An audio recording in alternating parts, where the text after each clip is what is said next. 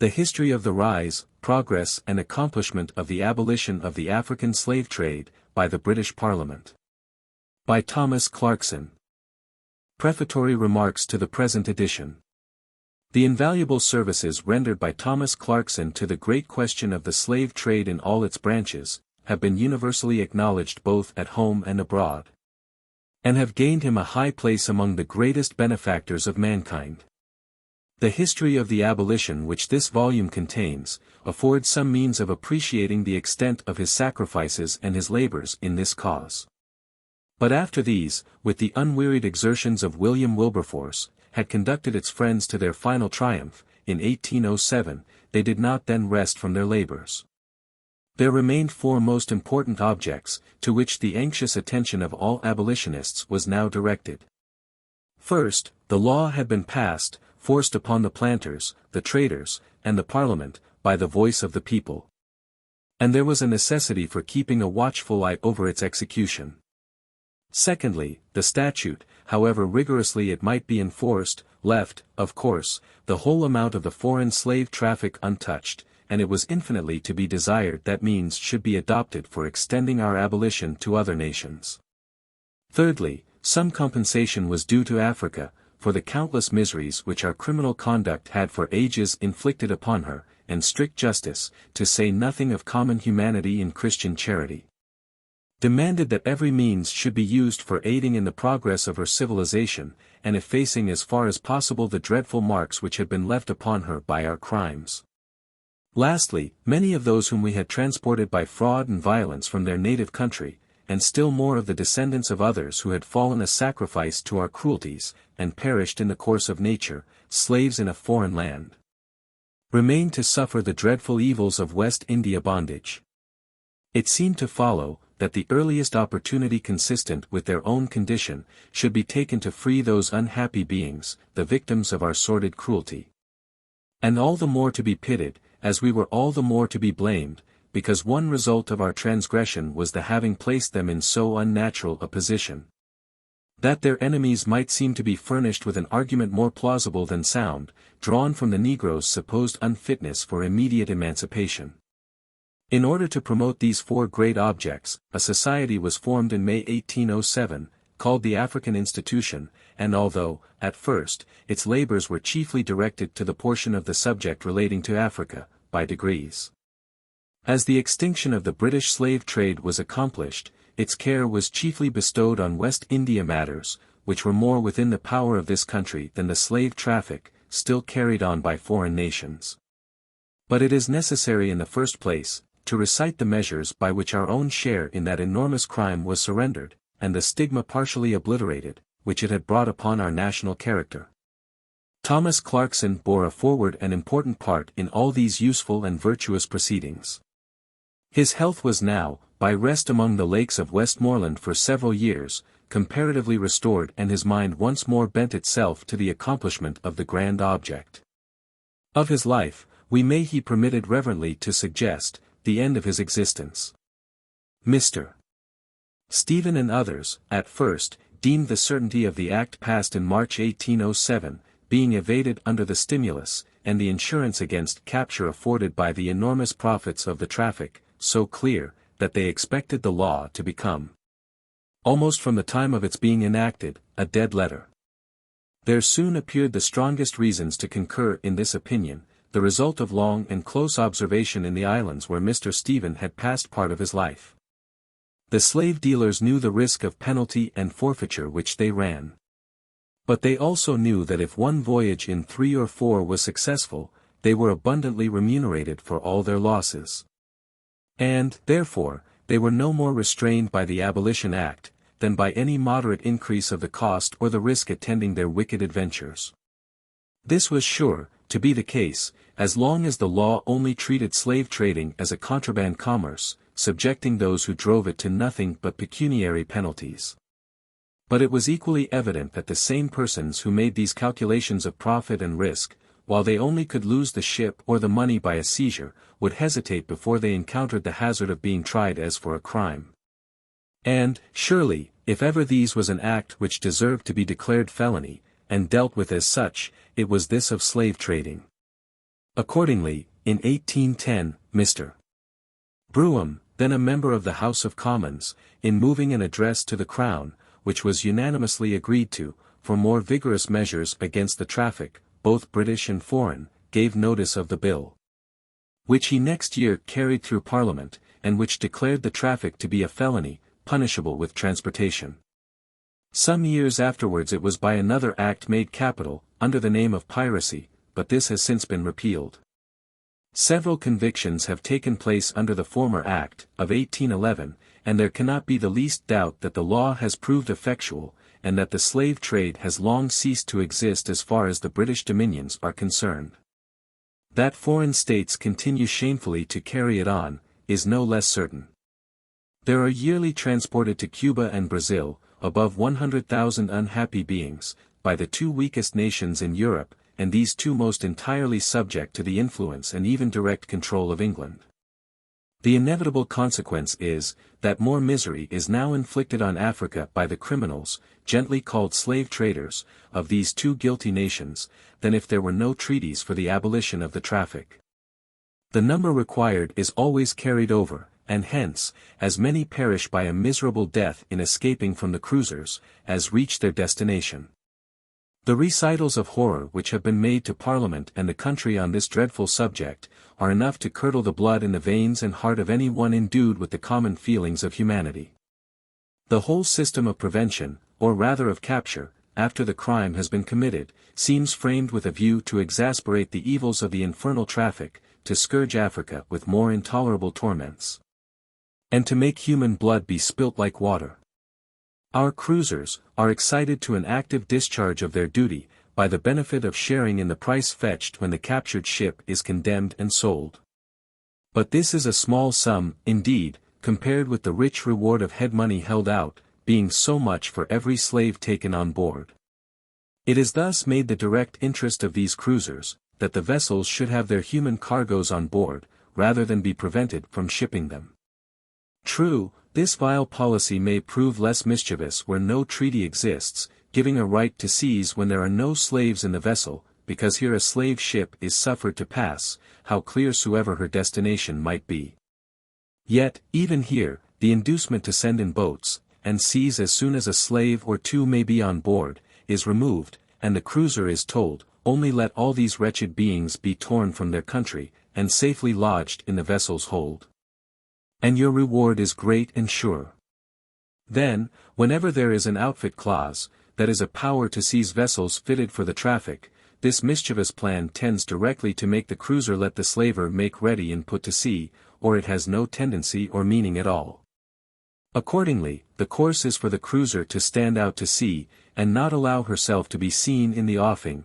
The crime is consummated, the slaves are stowed away, the pirate, captain weighs anchor, the pirate vessel freighted with victims, and manned by criminals fares forth, the cruiser, the British cruiser, gives chase, and then begin those scenes of horror, surpassing all that the poet ever conceived, whose theme was the torments of the damned and the wickedness of the fiends. Casks are filled with the slave, and in these they are stowed away, or to lighten the vessel, they are flung overboard by the score.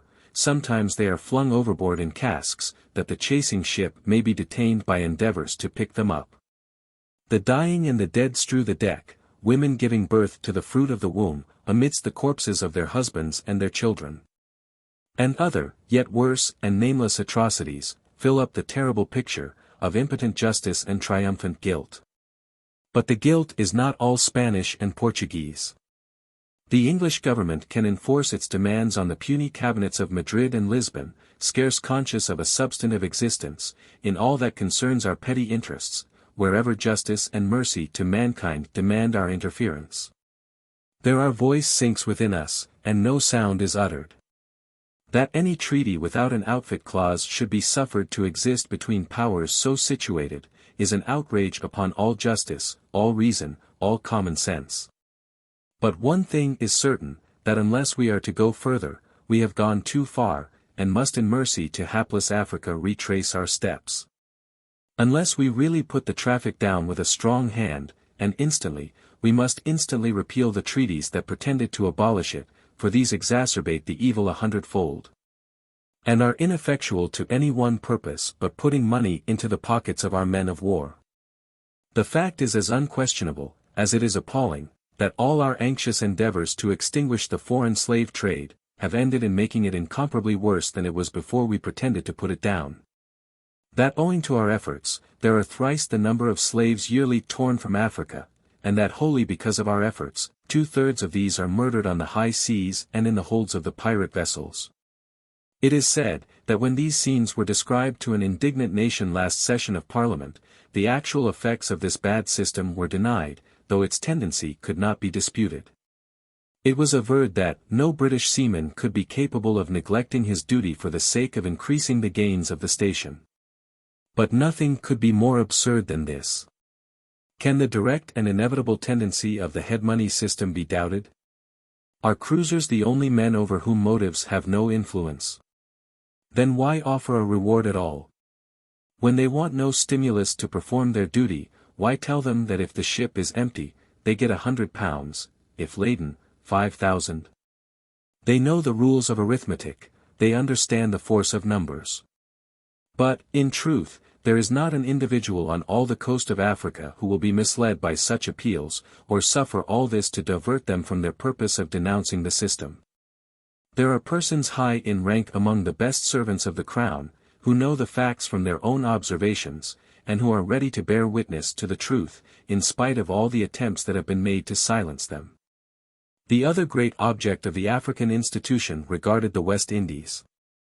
The preparation of the Negroes for that freedom which was their absolute right, and could only be withheld for an hour, on the ground of their not being prepared for it, and therefore being better without it, was the first thing to be accomplished. Here the friends of the abolition, all but Mr. Stephen, suffered a great disappointment. He alone had uniformly foretold that the hopes held out, as it seemed very reasonably, of better treatment resulting from the stoppage of the supply of hands, were fallacious. All else had supposed that interest might operate on men whom principle had failed to sway.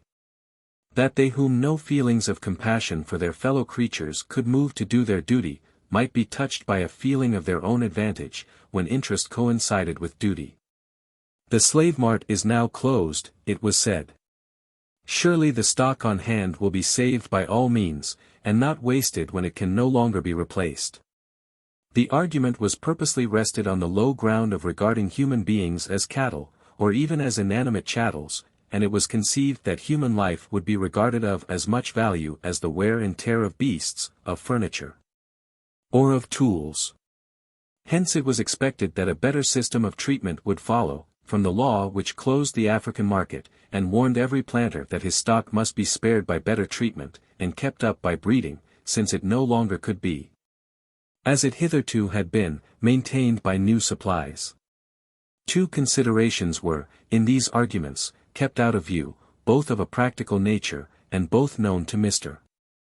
Stephen: the cultivation of the islands by agents having wholly different interests from their masters, and the gambling spirit of trading and culture which long habit had implanted in the West Indian nature.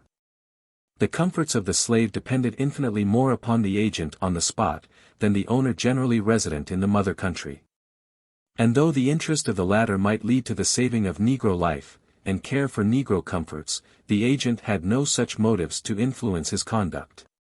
Besides, it was with the eyes of this agent that the planter must see, and he gave no credence to any accounts but his. Now the consequence of cruelty is to make men at war with its objects. No one but a most irritable person feels angry with his beast, and even the anger of such a person is of a moment's duration. But towards an inanimate chattel even the most irritable of sane men can feel nothing like rage. Why? Because in the one case there is little, in the other no conflict or resistance at all. It is otherwise with a slave: he is human, and can disobey, can even resist. This feeling always rankles in his oppressor's bosom, and makes the tyrannical superior hate, and the more oppress his slave. The agent on the spot feels thus, and thus acts. Nor can the voice of the owner at a distance be heard, even if interest, clearly proved, were to prompt another course. But the chief cause of the evil is the spirit of speculation, and it affects and rules resident owners even more than absentees. Let sugar rise in price, and all cold calculations of ultimate loss to the gang are lost in the vehement thirst of great present gain. All, or nearly all, planters are in distressed circumstances.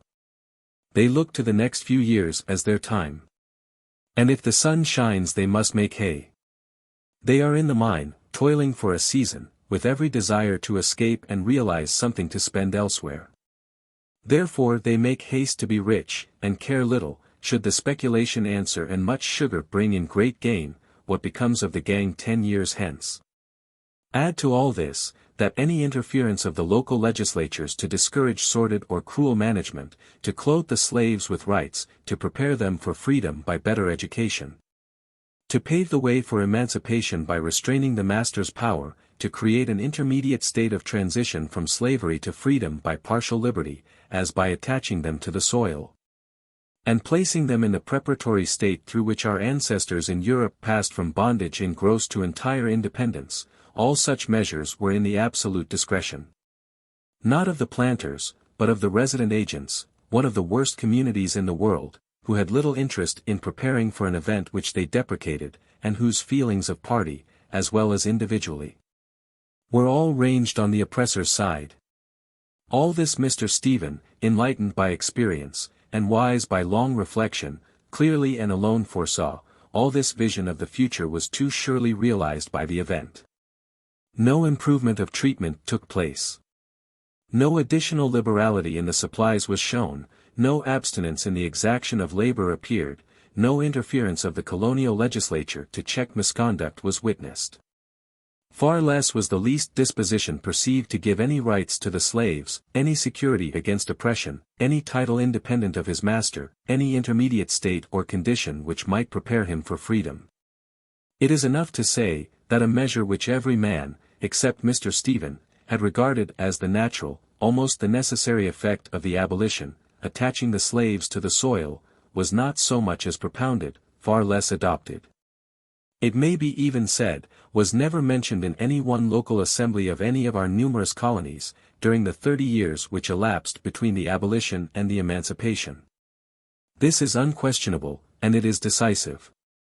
As soon as it began to be perceived that such was likely to be the result of the abolition in regard to the emancipation, Mr.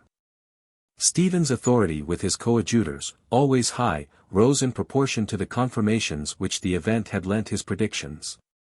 And his zealous endeavors and unwearied labors for the subversion of the accursed system became both more extensive and more effectual. If, however, strict justice requires the tribute which we have paid to this eminent person's distinguished services, justice also renders it imperative on the historian of the abolition in all its branches, to record an error into which he fell. Having originally maintained that the traffic would survive the Act of 1807, in which he was right, that act only imposing pecuniary penalties, he persisted in the same opinion after the Act of 1811 had made slave trading a felony. And long after it had been effectually put down in the British dominions, he continued to maintain that it was carried on nearly as much as ever, reasoning upon calculations drawn from the island returns. Hence he insisted upon a General Registry Act, as essential to prevent the continuance of an importation which had little or no real existence. The importance of such a measure was undeniable, with a view to secure the good treatment of the negroes in the islands, but the extinction of the slave trade had long before been effectually accomplished. In the efforts to obtain Negro emancipation, all the abolitionists were now prepared to join. The conduct of the colonial assemblies having long shown the fallacy of those expectations which had been entertained of the good work being done in the islands as soon as the supply of new hands should be stopped by the abolition. There remained no longer any doubt whatever, that the mother country alone could abate a nuisance hateful in the sight of God and man. Constant opportunities were therefore offered to agitate this great question, which was taken up by the enlightened, the humane, and the religious, all over the empire. The magnitude of the subject was indeed worthy of all the interest it excited. The destiny of nearly 1 million of human beings, nay, the question whether they should be treated as men with rational souls, or as the beasts which perish, should enjoy the liberty to which all God's creatures are entitled, as of right. Or be harassed, oppressed, tormented, and stinted, both as regarded bodily food, and spiritual instruction, whether the colonies should be peopled with tyrants and barbarians, or inhabited by civilized and improving Christian communities, was one calculated to put in action all the best principles of our nature, and to move all the noblest feelings of the human heart. Thomas Clarkson, as far as his means extended, aided this great excitement. He renewed his committees of correspondence all over the country. Aided by the Society of Friends, his early and steady coadjutors in this pious work, he recommenced the epistolary intercourse with the provinces, held for so many hopeless years on the slave trade, but now made far more promising by the victory which had been obtained, and by the unanimity with which all abolitionists now were resolved to procure emancipation.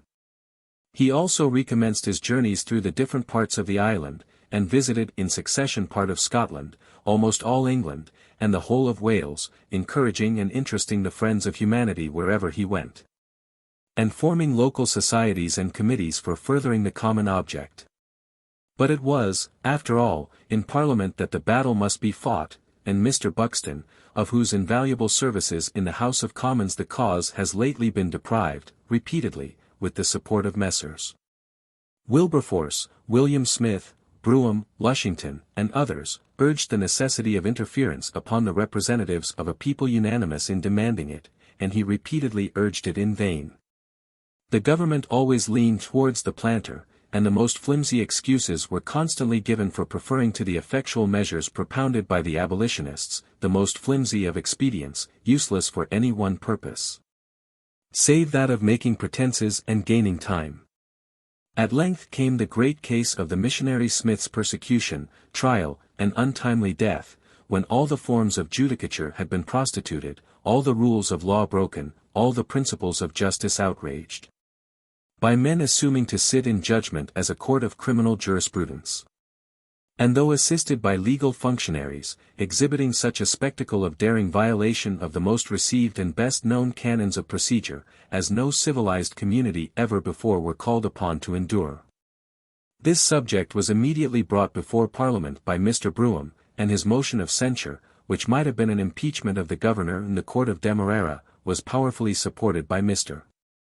Wilberforce, the amiable, eloquent, and venerable leader of the party, Mr. Denman, Mr. Williams, and Dr. Lushington, but rejected by a majority of the Commons, whom Mr. Canning led, in a speech little worthy of his former exertions against the slave trade, and far from being creditable either to his judgment or to his principles. Yet this memorable debate was of singular service to the cause. The great speeches delivered were spread through all parts of the country, the nakedness of the horrid system was exposed, the corruptions as well as cruelty of slavery were laid bare. The determination of colonies to protect its worst abuses was demonstrated, necessity of the mother country interfering with a strong hand was declared. And even the loss of the motion showed the people of England how much their own exertions were still required if they would see slavery extirpated, by proving that upon them alone the fate of the execrable system hung.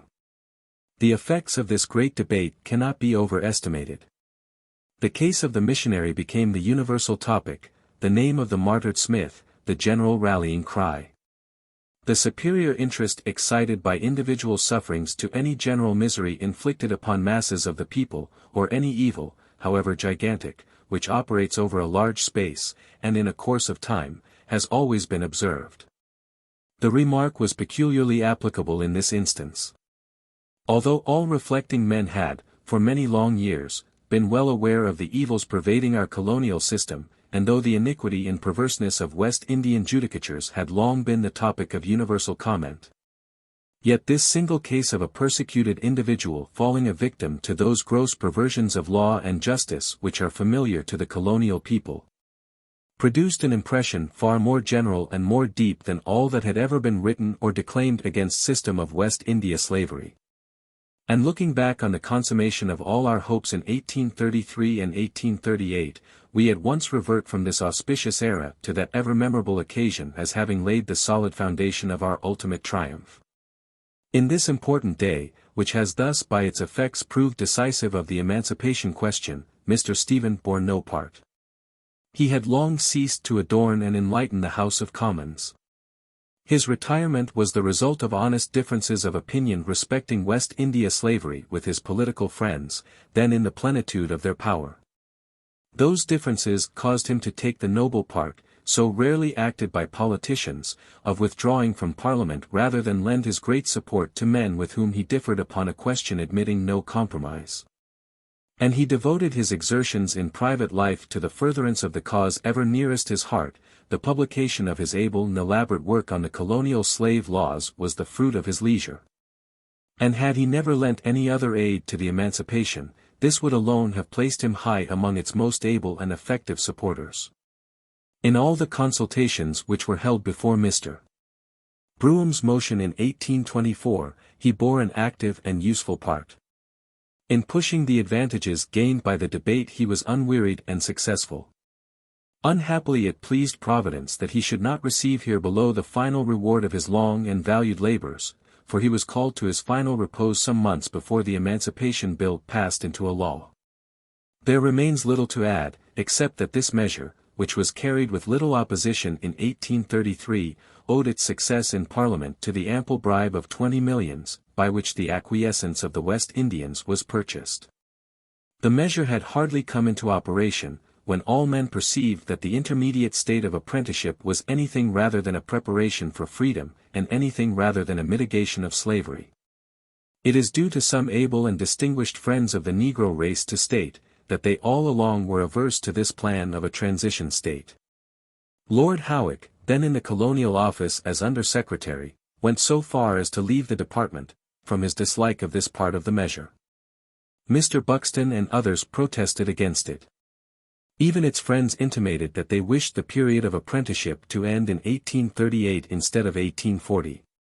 But there was a general belief of the preparatory step being necessary, a belief apparently founded on experience of the Negro character, and indeed of the vicious tendency of all slavery, to extinguish the power of voluntary labor, as well as to make the sudden change to freedom unsafe for the peace of the community.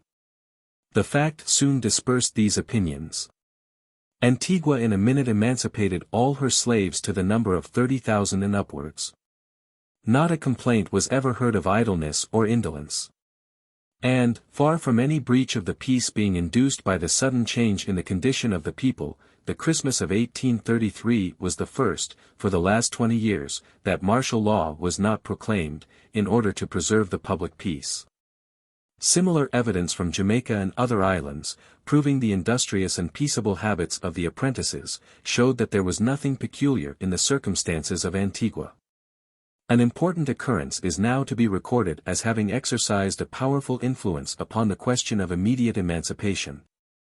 Joseph Sturge, of Birmingham, a member of the Society of Friends, stricken with a sense of the injustice perpetrated against the African race, repaired to the West Indies, in order that he might examine, with his own eyes, the real state of the question between the two classes.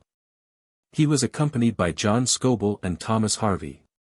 And these able, excellent, and zealous men returned in a few months with such ample evidence of the effects produced by apprenticeship, and the fitness of the Negroes for liberty, that the attention of the community was soon awakened to the subject, even more strenuously than it ever before had been. And the walls of Parliament were soon made once more to ring with the sufferings of the slave, only emancipated in name, and the injustice of withholding from him any longer the freedom which was his indefeasible right. As soon as he was shown capable of enjoying it beneficially for himself and safely for the rest of the community. In these transactions, both in Jamaica, where he is one of the largest planters, and in Parliament, where he is one of the most respected members, the Marquis of Sligo bore an eminent and an honourable part. His praise has been justly sounded by all who have supported the cause of Negro freedom, and his conduct was by all admitted to be as much marked by the disinterested virtue of a good citizen and amiable man, as it was by the sagacity and ability of an enlightened statesman. Both as governor of Jamaica, as the owner of slaves whom he voluntarily liberated, and as a peer of Parliament, his patriotism, his humanity, and his talents, shone conspicuously through this severe and glorious struggle. While such was the conduct of those eminent philanthropists, some difference of opinion prevailed among the other and older leaders of the cause, chiefly grounded upon doubts whether the arrangement made by Parliament in 1833 might not be regarded as a compact with the planters which it would be unjust to violate by terminating their right to the labor of the apprentices at a period earlier than the one fixed in the Emancipation Act. A little consideration of the question at issue soon dispelled those doubts, and removed every obstacle to united exertion, by restoring entire unanimity of opinion. The slaves, it was triumphantly affirmed, were no party to the compact. But moreover, the whole arrangement of the apprenticeship was intended as a benefit to them, by giving them the preparation thought to be required before they could, safely for themselves, be admitted to unrestricted freedom. Not as a benefit to the planters, whose acquiescence was purchased with the grant of 20 millions. Experience having shown that no preparation at all was required, it was preposterous to continue the restraint upon natural liberty an hour longer, as regarded the Negroes, the only party whom we had any right to consider in the question. And as for the planters, there was the grossest absurdity in further regarding any interests or any claims of theirs. The arrangement of 1833, as far as regards the transition or intermediate state, had been made under an error in fact, an error propagated by the representations of the masters. That error was now at an end, and an immediate alteration of the provisions to which it had given rise was thus a matter of strict justice, not to mention that the planters had failed to perform their part of the contract. The colonial assemblies had, except in Antigua, done nothing for the slave in return for the large sum bestowed upon the West India body. So that in any view there was an end of all pretext for the further delay of right and justice. The ground now taken by the whole abolitionists, therefore, both in and out of Parliament was, that the 2 years which remained of the indentured apprenticeship must immediately be cut off, and freedom given to the slaves in August, 1838, instead of 1840. The peace of the West Indian community, and the real interests of the planters, were affirmed to be as much concerned in this change as the rights of the Negroes themselves. Far from preparing them for becoming peaceable subjects and contented members of society at the end of their apprenticeship, those 2 years of compulsory labor would, it was justly observed, be a period of heart-burning discontent between master and servant, which must, in the meanwhile, be dangerous to the peace of society, and must leave, at the end of the time, a feeling of mutual ill-will and distrust. The question could no longer be kept from the cognizance of the Negro people. Indeed, their most anxious expectations were already pointed towards immediate liberty, and their strongest feelings were roused to obtain it. Of these sentiments the whole community partook, meetings were everywhere held, petitions crowded the tables of Parliament, the press poured forth innumerable tracts which were eagerly received, the pulpit lent its aid to this holy cause. And discussions upon petitions and upon incidental motions shook the walls of Parliament, while they stimulated the zeal of the people. The government adopted an unfortunate course, which contributed greatly to weaken their hold on the confidence and affections of the country. They resisted all the motions that were made on behalf of the slaves, and appeared to regard only the interests of the master, turning a deaf ear to the arguments of right and of justice. It was found, during the course of these debates, that a new slave trade had sprung up in the East Indies, with the sanction of an English order in council. Under pretense that hands were wanted to cultivate their estates, the Demerara planters had obtained permission to import what they termed, with a delicacy borrowed from the vocabulary of the African slave trade, laborers from Asia and from Africa east of the Cape, and to make them indentured apprentices for a term of years. No restrictions whatever were imposed by this unheard of order. No tonnage was required in proportion to the numbers shipped, no amount of provision, no medical assistance. No precautions were taken, or so much as thought of, to prevent kidnapping and fraud, nay, to prevent main force being used in any part of Eastern Africa, or of all Asia, in carrying on board the victims of West Indian avarice. In short, a worse slave trade than the African was established, and all the dominions of the East India Company, with all the African and Asiatic coasts, as yet independent, were given over to its ravages. This was repeatedly denounced by Lord Brougham in the House of Lords. And although his motion for rescinding the order was supported by Lord Lyndhurst, Lord Ellenborough, and Lord Warncliffe, the influence of the government and the planters prevailed, and the House rejected it. A bill was afterwards brought in to check the enormities complained of, but no remedy at all effectual is as yet applied. The official documents, however, prove that already men had been inveigled on board, by the agents of the Mauritius planters, in different parts of the East. And that the mortality on that comparatively short voyage exceeded even the dreadful waste of life which had characterized, and impressed with marks of horrid atrocity, the accursed Middle Passage. This subject, as might well be expected, once more roused the energies of Thomas Clarkson. He addressed an able and convincing letter to Lord Brougham, his old friend and coadjutor in the sacred cause, and it was printed and universally circulated. The subject still remains unsettled, and the labors of the enlightened philanthropist cannot now be directed to one more important, or more urgent. Meanwhile, in the spring of 1838, the question of immediate emancipation was agitated throughout the country. The government proved hostile. Immense meetings were held at Exeter Hall, which were attended by many members of Parliament, over which Lord Brougham presided. Among others who were present and bore a distinguished part, were certain representatives of Ireland who promised their strenuous support. It is a painful duty to add, that their fellow members from Ireland did not, on this great occasion, follow their good example. For 11 only of those, on whose votes reliance had been placed, opposed the government, while no less than 27 gave them support. The question was rejected by the House of Lords, when brought forward by Lord Brougham. But in spite of the efforts of the government, the defalcation of the Irish, of a still greater proportion of the Scotch representatives, 217 members of the House of Commons voted for immediate abolition, out of 489 who were present on the occasion. A second effort in the same session placed ministers in a minority, but they immediately gave notice, they should strenuously oppose any attempt to carry into practical effect this decision of the House. And in this determination they were supported by a majority on a third division. The word, however, had gone forth all over England, that the slave should be free. It had not only pervaded Europe, it had reached America. And the West Indians at length perceived that they could no longer resist the voice of the British people, when it spoke the accents of humanity and of justice.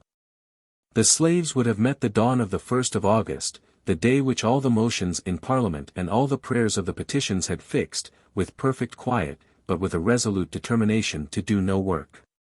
The peace would not have been broken, but no more would a clod have been turned after that appointed sun had risen. A handful of whites surrounded by myriads of Negroes, now substantially free, and free without a blow, must have been overwhelmed in an hour after sunrise on that day, had they resisted. The colonial legislatures, therefore, now listened to the voice of reason, and they, one after another, emancipated their slaves. The 1st of August saw not a bondsman, under whatever appellation, in any part of the Western Sea which owns the British rule.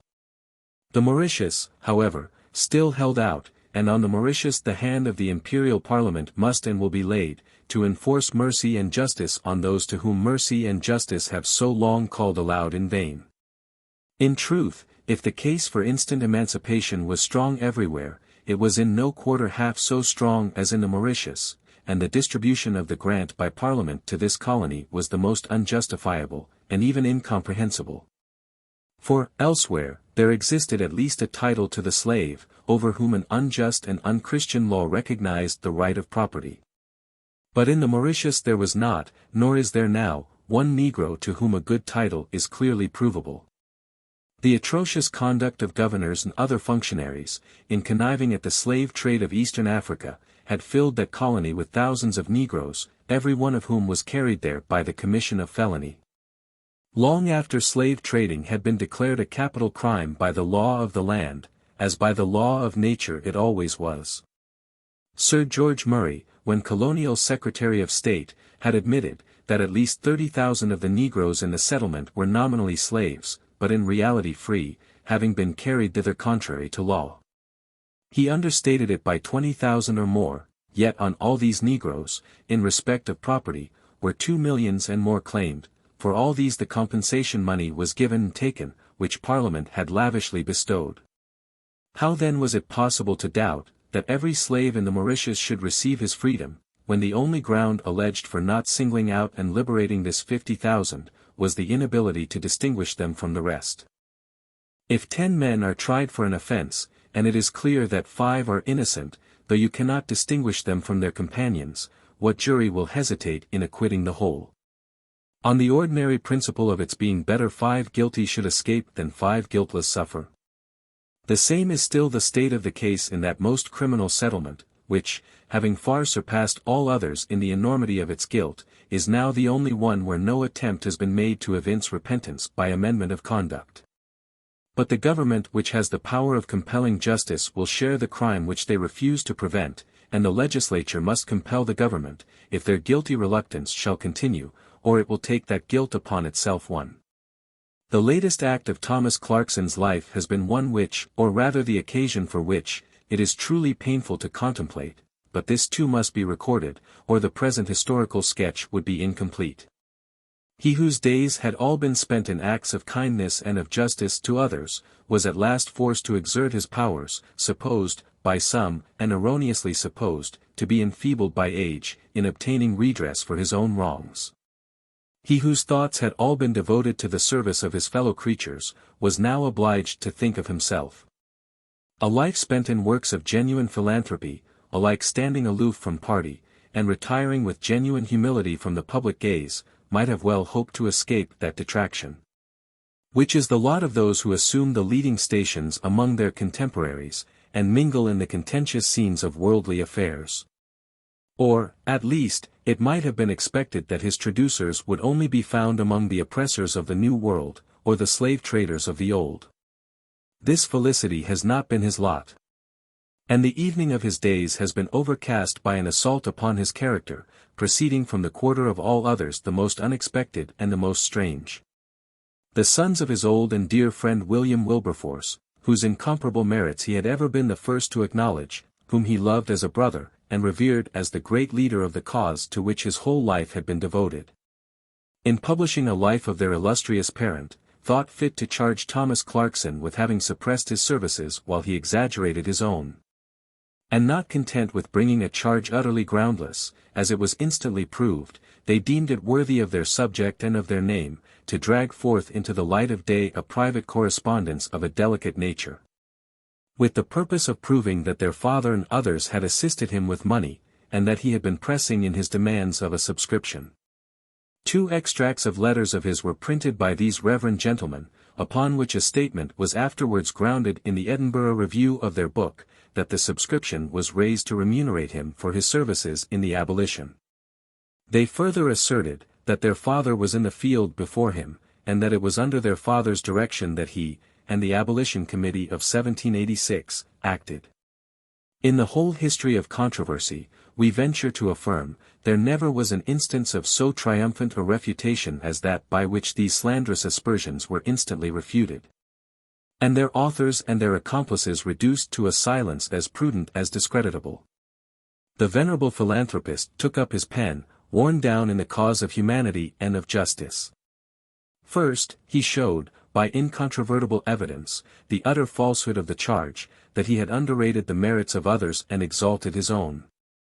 These proofs were the references to his volumes themselves, which it really seemed as if the 2 reverend authors had never even looked into. He then proved to demonstration that he had taken the field earlier than William Wilberforce. This was shown, first, by known dates, matter of history, next, by letters from the friends of both parties, as Archdeacon Corbett and William Smith. But, lastly, by the words of William Wilberforce himself, as well privately as at public meetings, asserting that he, William Wilberforce, came into the field after his valued friend. But a striking fact may be cited, as a sample at once of the course pursued by the assailants, and the completeness of the defense.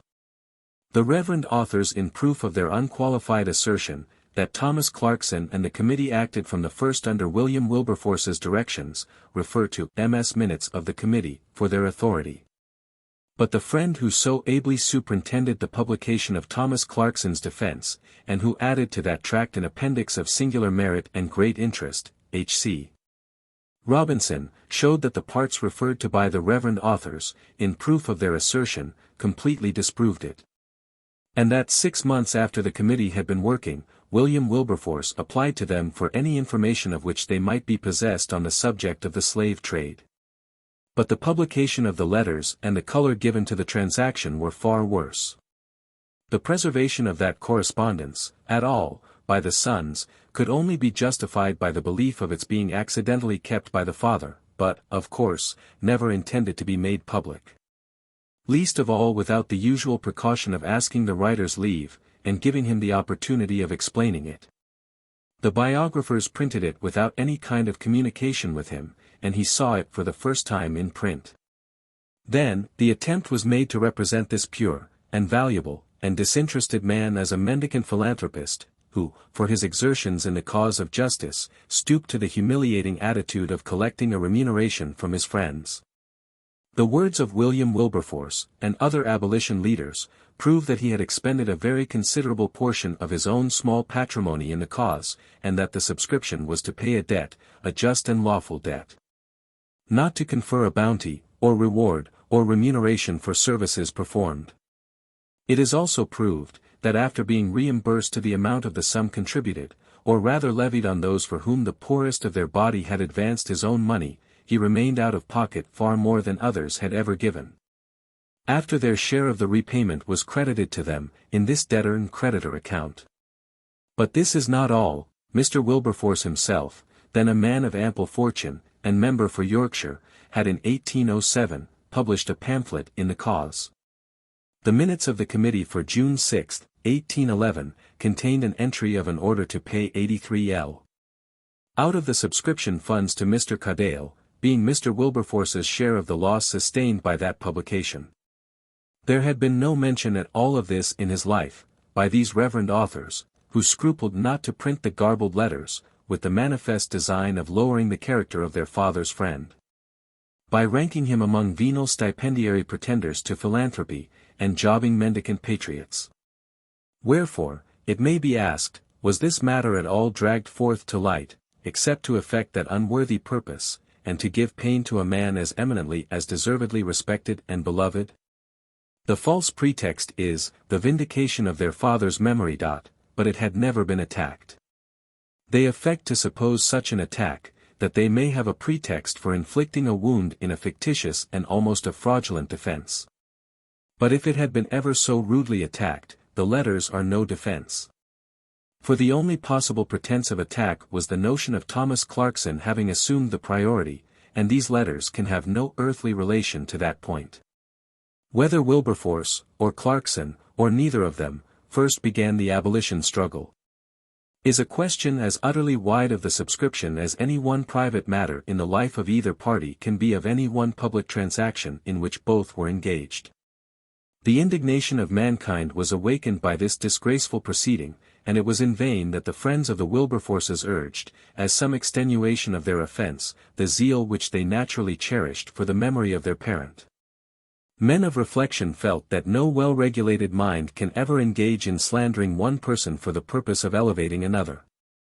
Men of ordinary discernment perceived that the assaults on Clarkson's reputation had no possible tendency to raise Wilberforce's reputation.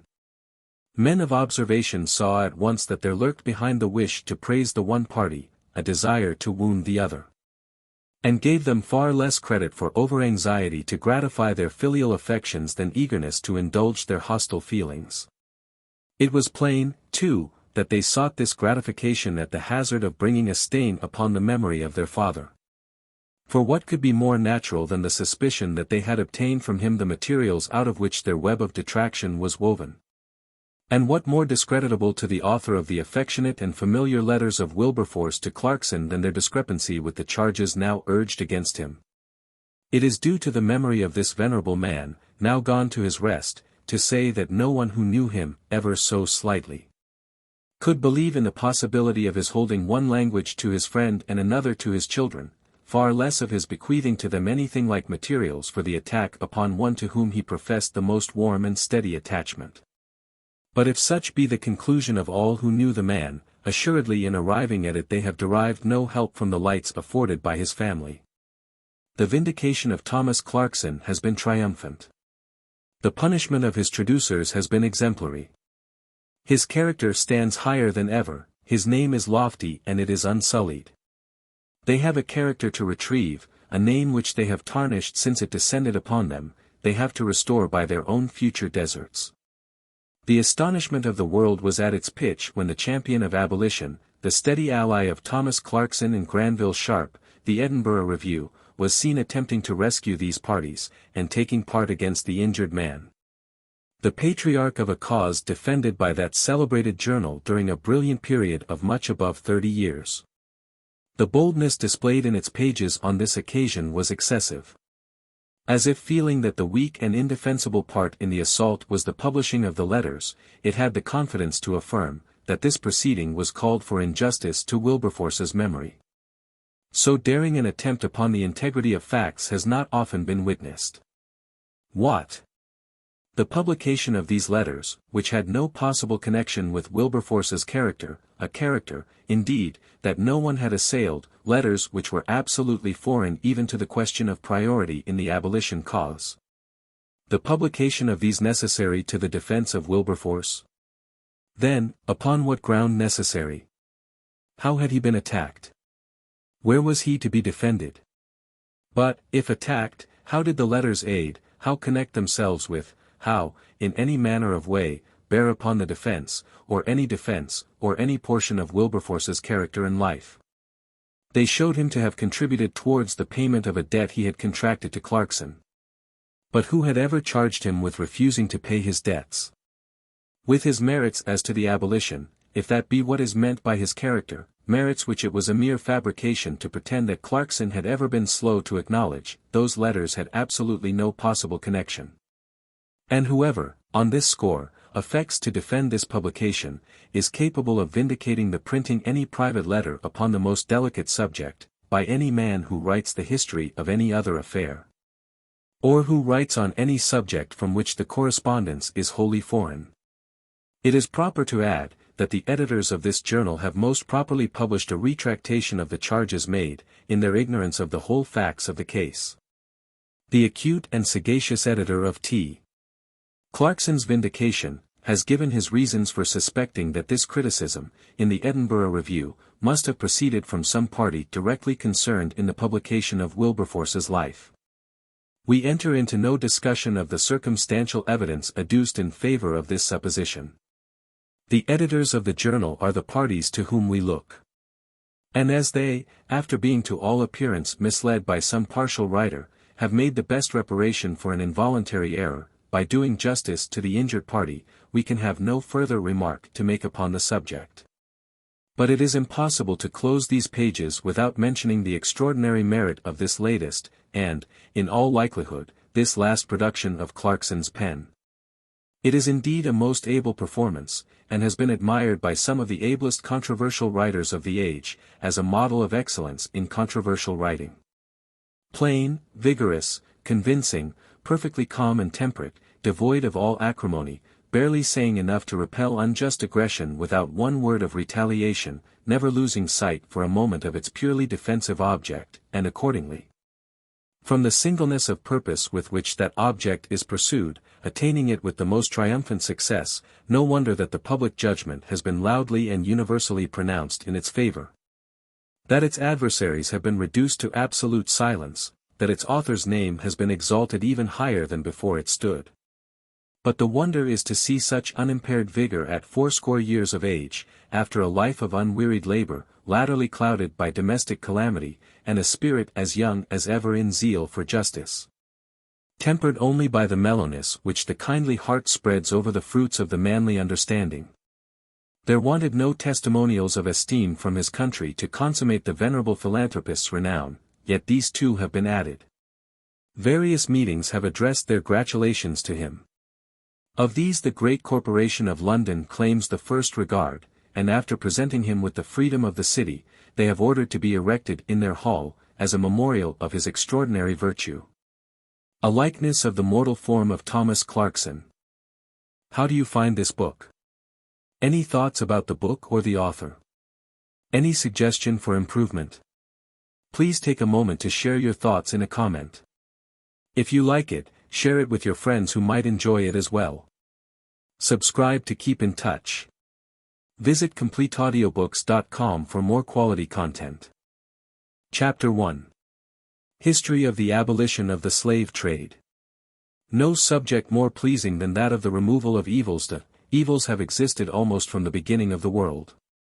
But there is a power in our nature to counteract them, this power increased by Christianity. Of the evils removed by Christianity, one of the greatest is the slave trade.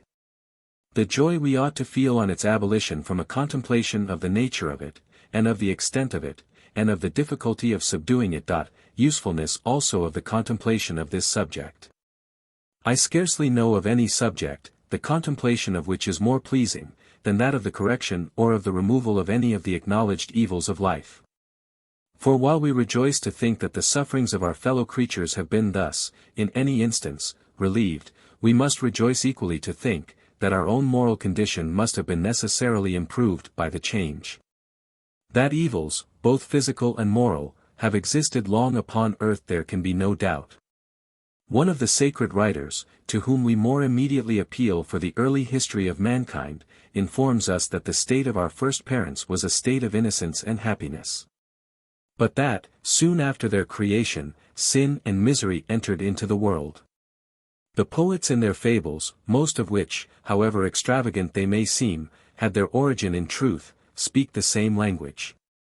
Some of these represent the first condition of man by the figure of the golden, and his subsequent degeneracy and subjection to suffering by that of the silver, and afterwards of the Iron Age. Others tell us that the first female was made of clay.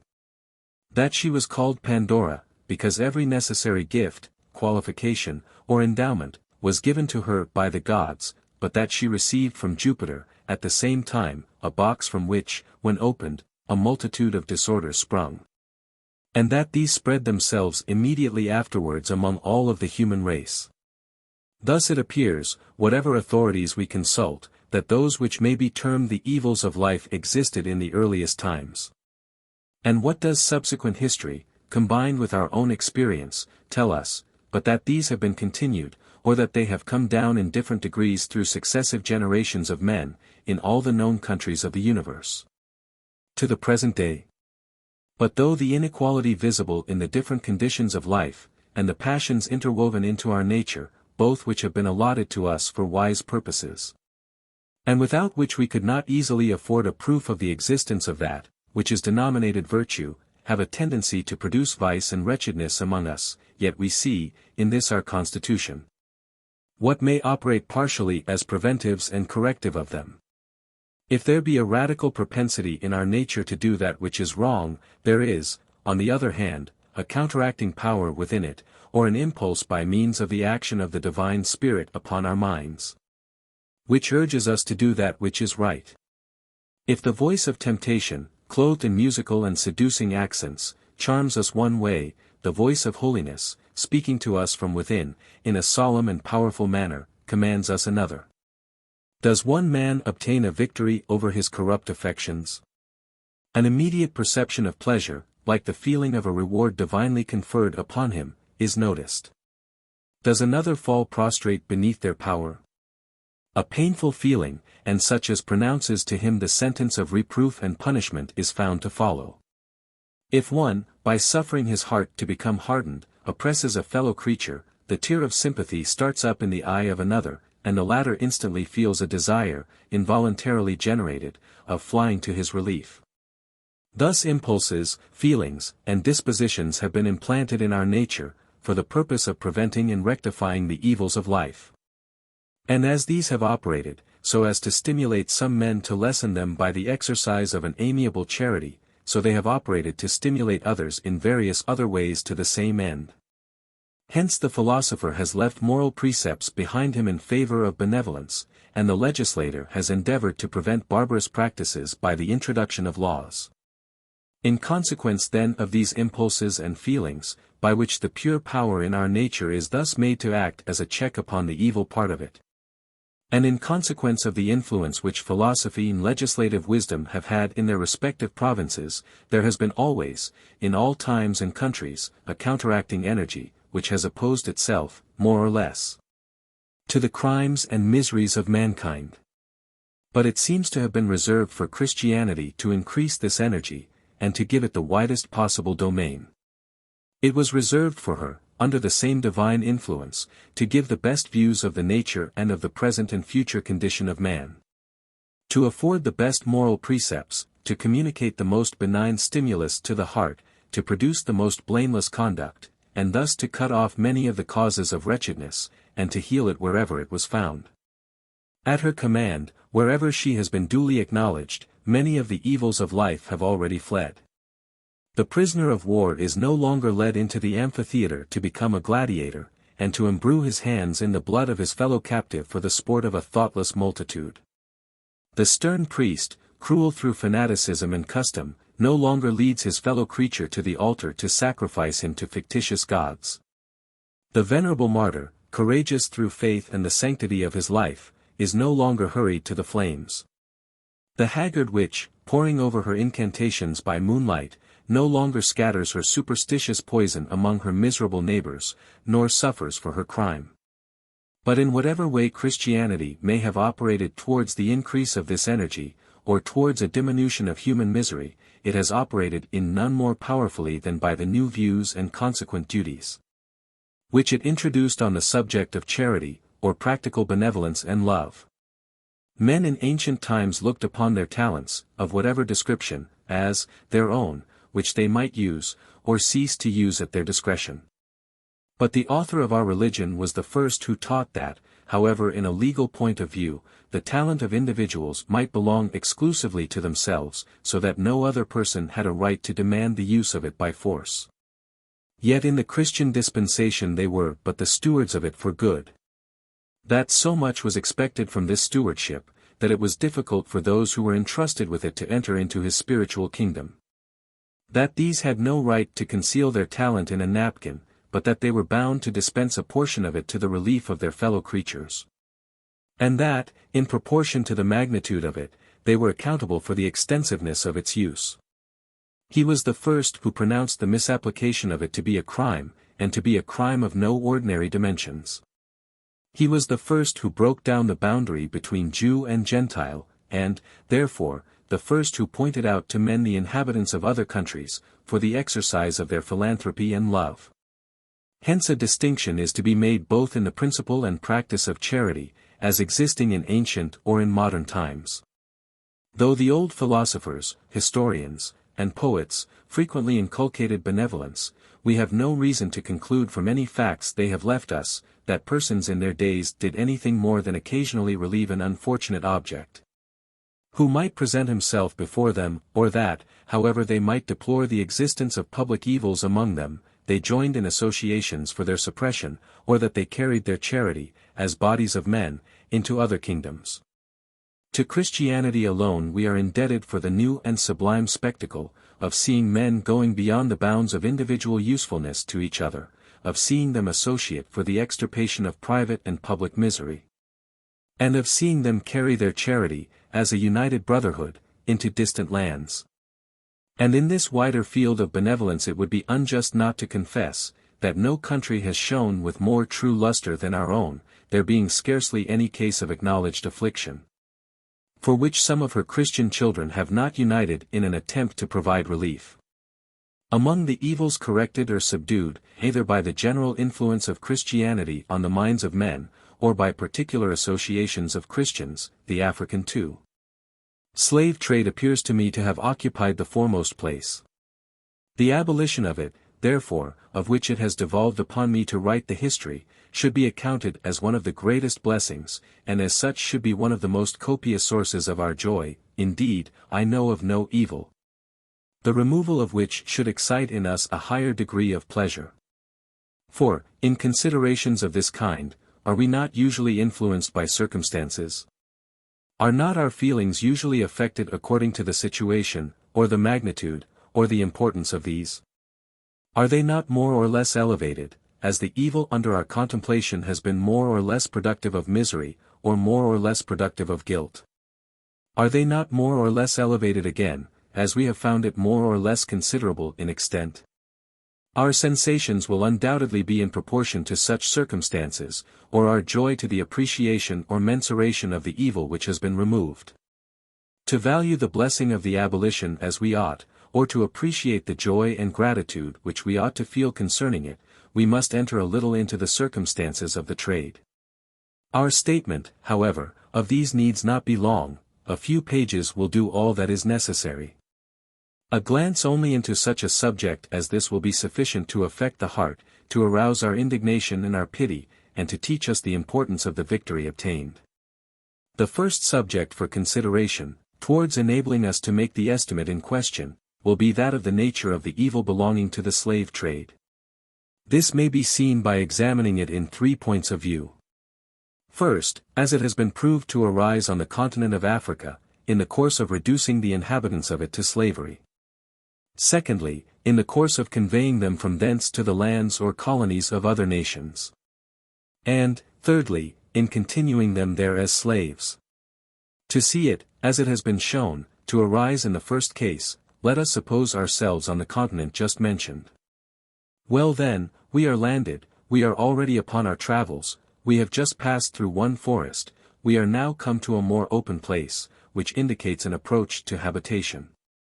And what object is that which first obtrudes itself upon our sight? Who is that wretched woman whom we discover under that noble tree, wringing her hands, and beating her breast, as if in the agonies of despair? 3 days has she been there, at intervals, to look and to watch. And this is the 4th morning, and no tidings of her children yet. Beneath its spreading boughs they were accustomed to play, but, alas! The savage man-stealer interrupted their playful mirth, and has taken them forever from her sight. But let us leave the cries of this unfortunate woman, and hasten into another district. And what do we first see here? Who is he that just now started across the narrow pathway, as if afraid of a human face? What is that sudden rustling among the leaves? Why are those persons flying from our approach, and hiding themselves in yon darkest thicket? Behold, as we get into the plain, a deserted village. The rice field has been just trodden down around it. An aged man, venerable by his silver beard, lies wounded and dying near the threshold of his hut. War, suddenly instigated by avarice, has just visited the dwellings which we see. The old have been butchered, because unfit for slavery, and the young have been carried off, except such as have fallen in the conflict, or have escaped among the woods behind us. But let us hasten from this cruel scene, which gives rise to so many melancholy reflections. Let us cross yon distant river, and enter into some new domain. But are we relieved even here from afflicting spectacles? Look at that immense crowd which appears to be gathered in a ring. See the accused innocent in the middle. The ordeal of poisonous water has been administered to him, as a test of his innocence or his guilt. He begins to be sick and pale. Alas! Yon mournful shriek of his relatives confirms that the loss of his freedom is now sealed. And whither shall we go now? The night is approaching fast. Let us find some friendly hut, where sleep may make us forget for a while the sorrows of the day. Behold a hospitable native ready to receive us at his door. Let us avail ourselves of his kindness. And now let us give ourselves to repose. But why, when our eyelids are but just closed, do we find ourselves thus suddenly awakened? What is the meaning of the noise around us, of the trampling of people's feet, of the rustling of the bow, the quiver, and the lance? Let us rise up and inquire. Behold! The inhabitants are all alarmed. A wakeful woman has shown them yon distant column of smoke and blaze. The neighboring village is on fire. The prince, unfaithful to the sacred duty of the protection of his subjects, has surrounded them. He is now burning their habitations, and seizing, as saleable booty, the fugitives from the flames. Such then are some of the scenes that have been passing in Africa, in consequence of the existence of the slave trade. Or such is the nature of the evil, as it has shown itself in the first of the cases we have noticed. Let us now estimate it as it has been proved to exist in the second. Or let us examine the state of the unhappy Africans reduced to slavery in this manner, while on board the vessels, which are to convey them across the ocean to other lands. And here I must observe at once, that, as far as this part of the evil is concerned, I am at a loss to describe it. Where shall I find words to express properly their sorrow, as arising from the reflection of being parted forever from their friends, their relatives, and their country? Where shall I find language to paint, in appropriate colors, the horror of mind brought on by thoughts of their future unknown destination, of which they can augur nothing but misery from all that they have yet seen? How shall I make known their situation, while laboring, under painful disease, or while struggling in the suffocating holds of their prisons, like animals enclosed in an exhausted receiver? How shall I describe their feelings as exposed to all the personal indignities, which lawless appetite or brutal passion may suggest? How shall I exhibit their sufferings as determining to refuse sustenance and die, or as resolving to break their chains, and, disdaining to live as slaves, to punish their oppressors? How shall I give an idea of their agony when under various punishments and tortures for their reputed crimes? Indeed, every part of this subject defies my powers, and I must, therefore, satisfy myself and the reader with a general representation, or in the words of a celebrated member of Parliament, that never was so much human suffering condensed in so small a space.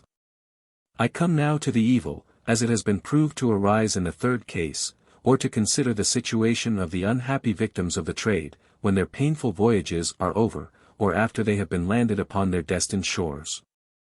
And here we are to view them, first under the degrading light of cattle, we are to see them examined, handled, selected, separated, and sold. Alas! Relatives are separated from relatives, as if, like cattle, they had no rational intellect, no power of feeling the nearness of relationship, nor sense of the duties belonging to the ties of life. We are next to see them laboring. And this for the benefit of those to whom they are under no obligation, by any law either natural or divine, to obey. We are to see them, if refusing the commands of their purchasers, however weary, or feeble, or indisposed, subject to corporal punishments, and if forcibly resisting them to death, we are to see them in a state of general degradation and misery. The knowledge which their oppressors have of their own crime, in having violated the rights of nature, and of the disposition of the injured to seek all opportunities of revenge, produces a fear which dictates to them the necessity of a system of treatment, by which they shall keep up a wide distinction between the two, and by which the noble feelings of the latter shall be kept down, and their spirits broken. We are to see them again subject to individual persecution, as anger, or malice, or any bad passion may suggest, hence the whip, the chain, the iron collar. Hence the various modes of private torture, of which so many accounts have been truly given. Nor can such horrible cruelties be discovered so as to be made punishable, while the testimony of any number of the oppressed is invalid against the oppressors, however they may be offences against the laws. And, lastly, we are to see their innocent offspring, against whose personal liberty the shadow of an argument cannot be advanced, inheriting all the miseries of their parents' lot. The evil then, as far as it has been hitherto viewed, presents to us, in its three several departments, a measure of human suffering not to be equalled, not to be calculated, not to be described. But would that we could consider this part of the subject as dismissed. Would that in each of the departments now examined there was no counterpart left us to contemplate. But this cannot be. For if there be persons who suffer unjustly there must be others who oppress, and if there be those who oppress, there must be to the suffering, which has been occasioned, a corresponding portion of immorality or guilt. We are obliged then to view the counterpart of the evil in question, before we can make a proper estimate of the nature of it. And, in examining this part of it, we shall find that we have a no less frightful picture to behold than in the former cases. Or that, while the miseries endured by the unfortunate Africans excite our pity on the one hand, the vices, which are connected with them, provoke our indignation and abhorrence on the other. The slave trade, in this point of view, must strike us as an immense mass of evil on account of the criminality attached to it, as displayed in the various branches of it, which have already been examined. For, to take the counterpart of the evil in the first of these, can we say that no moral turpitude is to be placed to the account of those, who, living on the continent of Africa, give birth to the enormities which take place in consequence of the prosecution of this trade? Is not that man made morally worse, who is induced to become a tiger to his species, or who, instigated by avarice, lies in wait in the thicket to get possession of his fellow man? Is no injustice manifest in the land, where the prince, unfaithful to his duty, seizes his innocent subjects, and sells them for slaves? Are no moral evils produced among those communities, which make war upon other communities for the sake of plunder, and without any previous provocation or offense? Does no crime attach to those, who accuse others falsely, or who multiply and divide crimes for the sake of the profit of the punishment, and who for the same reason continue the use of barbarous and absurd ordeals as a test of innocence or guilt? In the second of these branches, the counterpart of the evil is to be seen in the conduct of those who purchase the miserable natives in their own country, and convey them to distant lands. And here questions, similar to the former, may be asked. Do they experience no corruption of their nature, or become chargeable with no violation of right, who, when they go with their ships to this continent, know the enormities which their visits there will occasion, who buy their fellow creature man? And this, knowing the way in which he comes into their hands, and who chain, and imprison, and scourge him? Do the moral feelings of those persons escape without injury, whose hearts are hardened?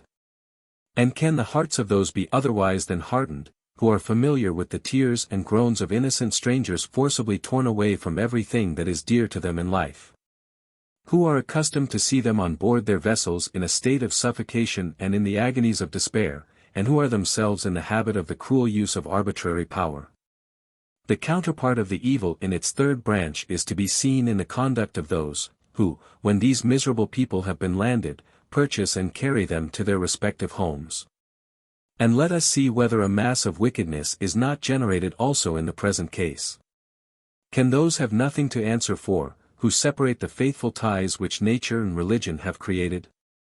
Can their feelings be otherwise than corrupted, who consider their fellow creatures as brutes, or treat those as cattle, who may become the temples of the Holy Spirit, and in whom the divinity disdains not himself to dwell? Is there no injustice in forcing men to labor without wages? Is there no breach of duty, when we are commanded to clothe the naked, and feed the hungry, and visit the sick and in prison, in exposing them to want, in torturing them by cruel punishment, and in grinding them down by hard labor, so as to shorten their days? Is there no crime in adopting a system, which keeps down all the noble faculties of their souls, and which positively debases and corrupts their nature? Is there no crime in perpetuating these evils among their innocent offspring? And finally, besides all these crimes, is there not naturally in the familiar sight of the exercise, but more especially in the exercise itself, of uncontrolled power, that which vitiates the internal man? In seeing misery stalk daily over the land, do not all become insensibly hardened?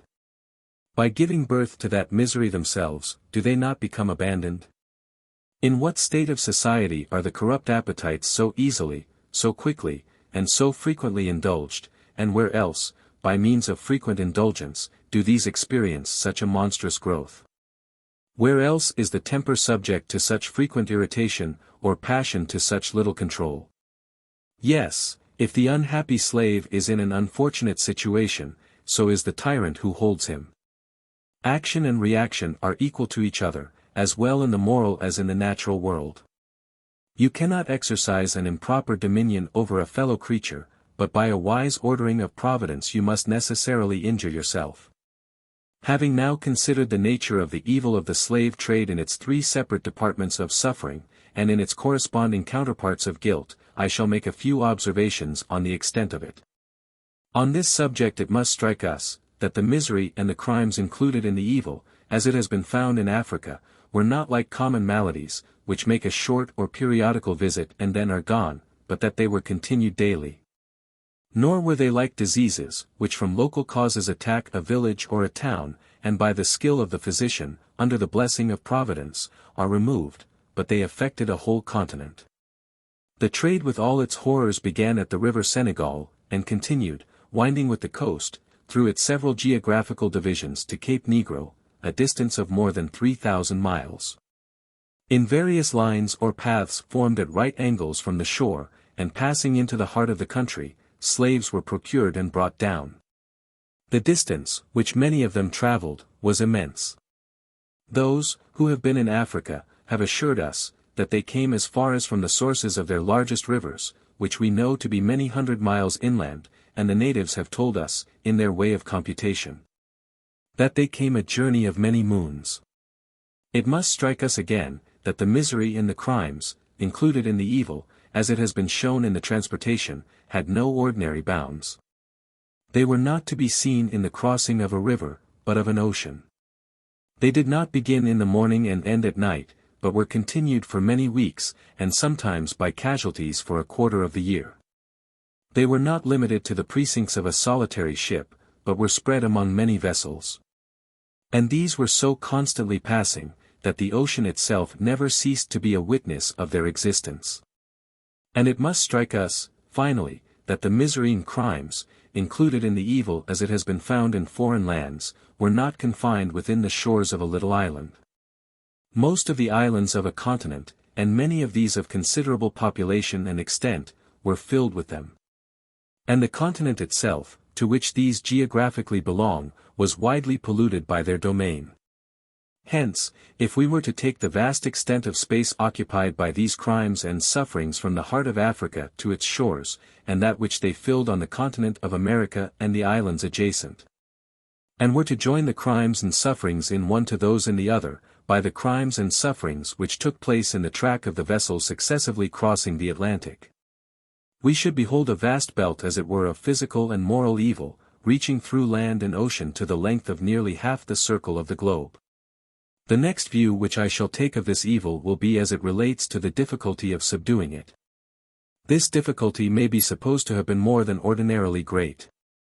Many evils of a public nature, which existed in former times, were the offspring of ignorance and superstition, and they were subdued of course by the progress of light and knowledge.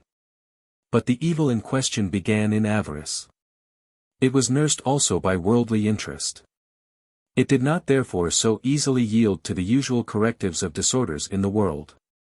We may observe also, that the interest by which it was thus supported, was not that of a few individuals, nor of one body, but of many bodies of men. It was interwoven again into the system of the commerce and of the revenue of nations. Hence the merchant, the planter, the mortgagee, the manufacturer, the politician, the legislator, the cabinet minister, lifted up their voices against the annihilation of it. For these reasons, the slave trade may be considered like the fabulous Hydra, to have 100 heads, every one of which it was necessary to cut off before it could be subdued. And as none but Hercules was fitted to conquer the one, so nothing less than extraordinary prudence, courage, labor, and patience, could overcome the other. To protection in this manner by his 100 interests, it was owing, that the monster stalked in security for so long a time. He stalked too in the open day, committing his mighty depredations. And when good men, whose duty it was to mark him as the object of their destruction, began to assail him, he did not fly, but gnashed his teeth at them, growling savagely at the same time, and putting himself into a posture of defiance. We see then, in whatever light we consider the slave trade, whether we examine into the nature of it, or whether we look into the extent of it, or whether we estimate the difficulty of subduing it, we must conclude that no evil more monstrous has ever existed upon earth. But if so, then we have proved the truth of the position, that the abolition of it ought to be accounted by us as one of the greatest blessings, and that it ought to be one of the most copious sources of our joy. Indeed, I do not know how we can sufficiently express what we ought to feel upon this occasion. It becomes us, as individuals, to rejoice. It becomes us, as a nation, to rejoice. It becomes us even to perpetuate our joy to our posterity. I do not mean, however, by anniversaries, which are to be celebrated by the ringing of bells and convivial meetings, but by handing down this great event so impressively to our children, as to raise in them, if not continual, yet frequently renewed thanksgivings, to the great Creator of the universe, for the manifestation of this His favor, in having disposed our legislators to take away such a portion of suffering from our fellow creatures, and such a load of guilt from our native land. And as the contemplation of the removal of this monstrous evil should excite in us the most pleasing and grateful sensations, so the perusal of the history of it should afford us lessons, which it must be useful to us to know or to be reminded of. For it cannot be otherwise than useful to us to know the means which have been used, and the different persons who have moved in so great a cause. It cannot be otherwise than useful to us to be impressively reminded of the simple axiom which the perusal of this history will particularly suggest to us, that the greatest works must have a beginning. Because the fostering of such an idea in our minds cannot but encourage us to undertake the removal of evils, however vast they may appear in their size, or however difficult to overcome. It cannot, again, be otherwise than useful to us to be assured, and this history will assure us of it, that in any work, which is a work of righteousness, however small the beginning may be, or however small the progress may be that we may make in it, we ought never to despair. For that, whatever checks and discouragements we may meet with, no virtuous effort is ever ultimately lost. And finally, it cannot be otherwise than useful to us, to form the opinion, which the contemplation of this subject must always produce, namely, that many of the evils which are still left among us, may, by an union of wise and virtuous individuals, be greatly alleviated, if not entirely done away. For if the great evil of the slave trade, so deeply entrenched by its 100 interests, has fallen prostrate before the efforts of those who attacked it, what evil of a less magnitude shall not be more easily subdued? Oh, may reflections of this sort always enliven us, always encourage us, always stimulate us to our duty. May we never cease to believe, that many of the miseries of life are still to be remedied, or to rejoice that we may be permitted, if we will only make ourselves worthy by our endeavors, to heal them. May we encourage for this purpose every generous sympathy that arises in our hearts, as the offspring of the divine influence for our good, convinced that we are not born for ourselves alone, and that the divinity never so fully dwells in us, as when we do His will, and that we never do His will more agreeably, as far as it has been revealed to us, than when we employ our time in works of charity towards the rest of our fellow creatures. Chapter 2. As it is desirable to know the true sources of events in history, so this will be realized in that of the abolition of the slave trade. Inquiry as to those who favored the cause of the Africans previously to the year 1787. All these to be considered as necessary forerunners in that cause. First forerunners were Cardinal Ximenes, the Emperor Charles V, Pope Leo X, Elizabeth, Queen of England, Louis XIII, of France. It would be considered by many, who have stood at the mouth of a river, and witnessed its torrent there, to be both an interesting and a pleasing journey to go to the fountain head, and then to travel on its banks downwards, and to mark the different streams in each side, which should run into it and feed it. So I presume the reader will not be a little interested and entertained, in viewing with me the course of the abolition of the slave trade, in first finding its source, and then in tracing the different springs which have contributed to its increase. And here I may observe that, in doing this, we shall have advantages, which historians have not always had in developing the causes of things. Many have handed down to us, events, for the production of which they have given us but their own conjectures. There has been often, indeed, such a distance between the events themselves, and the lives of those who have recorded them, that the different means and motives belonging to them have been lost through time. On the present occasion, however, we shall have the peculiar satisfaction of knowing, that we communicate the truth, or that those which we unfold, are the true causes and means. For the most remote of all the human springs, which can be traced as having any bearing upon the great event in question, will fall within the period of 3 centuries, and the most powerful of them within the last 20 years. These circumstances indeed have had their share in inducing me to engage in the present history. Had I measured it by the importance of the subject, I had been deterred. But believing that most readers love the truth, and that it ought to be the object of all writers to promote it, and believing, moreover, that I was in possession of more facts on this subject than any other person, I thought I was peculiarly called to undertake it. In tracing the different streams from whence the torrent arose, which has now happily swept away the slave trade, I must begin with an inquiry as to those who favored the cause of the injured Africans, from the year 1516 to the year 1787. At which latter period, a number of persons associated themselves, in England, for its abolition. For though they, who belonged to this association, may, in consequence of having pursued a regular system, be called the principal actors, yet it must be acknowledged, that their efforts would never have been so effectual. if the minds of men had not been prepared by others, who had moved before them. Great events have never taken place without previously disposing causes. So it is in the case before us. Hence they, who lived even in early times, and favored this great cause, may be said to have been necessary precursors in it. And here it may be proper to observe, that it is by no means necessary that all these should have been themselves actors in the production of this great event. Persons have contributed towards it in different ways, some have written expressly on the subject, who have had no opportunity of promoting it by personal exertions. Others have only mentioned it incidentally in their writings. Others, in an elevated rank and station, have cried out publicly concerning it, whose sayings have been recorded. All these, however, may be considered as necessary forerunners in their day. For all of them have brought the subject more or less into notice. They have more or less enlightened the mind upon it, they have more or less impressed it. And therefore each may be said to have had his share in diffusing and keeping up a certain portion of knowledge and feeling concerning it, which has been eminently useful in the promotion of the cause.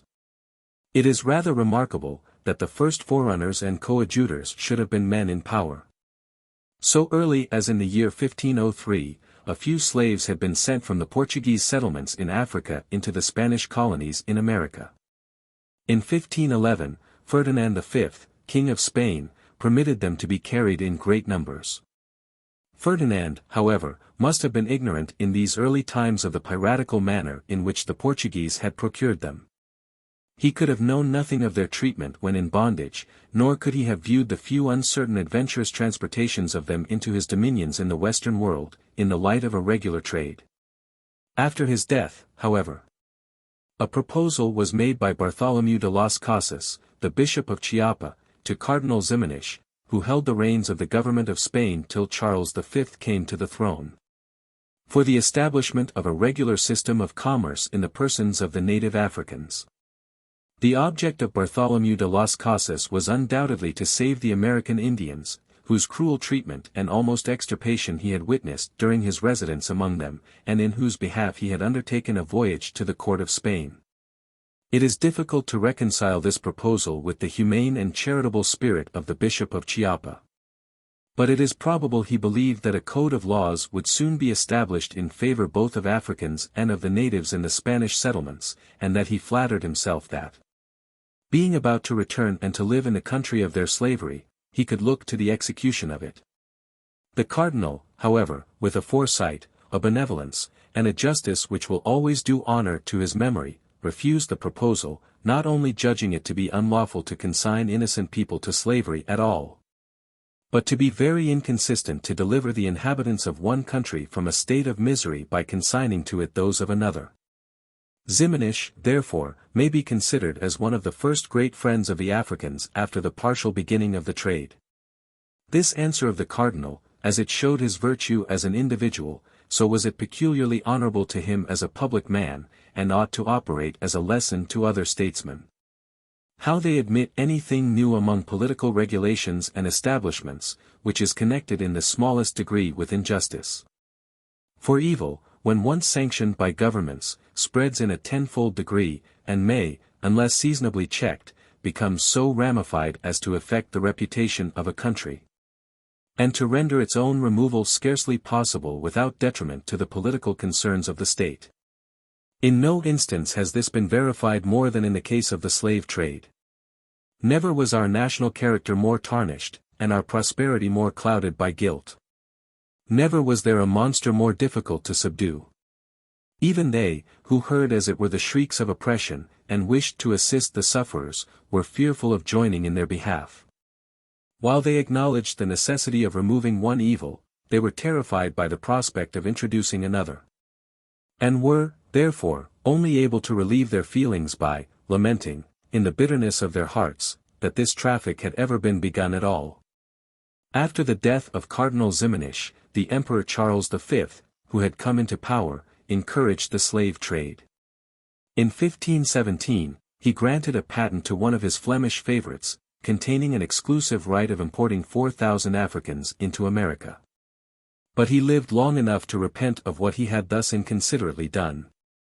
For in the year 1542, he made a code of laws for the better protection of the unfortunate Indians in his foreign dominions, and he stopped the progress of African slavery by an order that all slaves in his American islands should be made free. This order was executed by Pedro de la Gasca.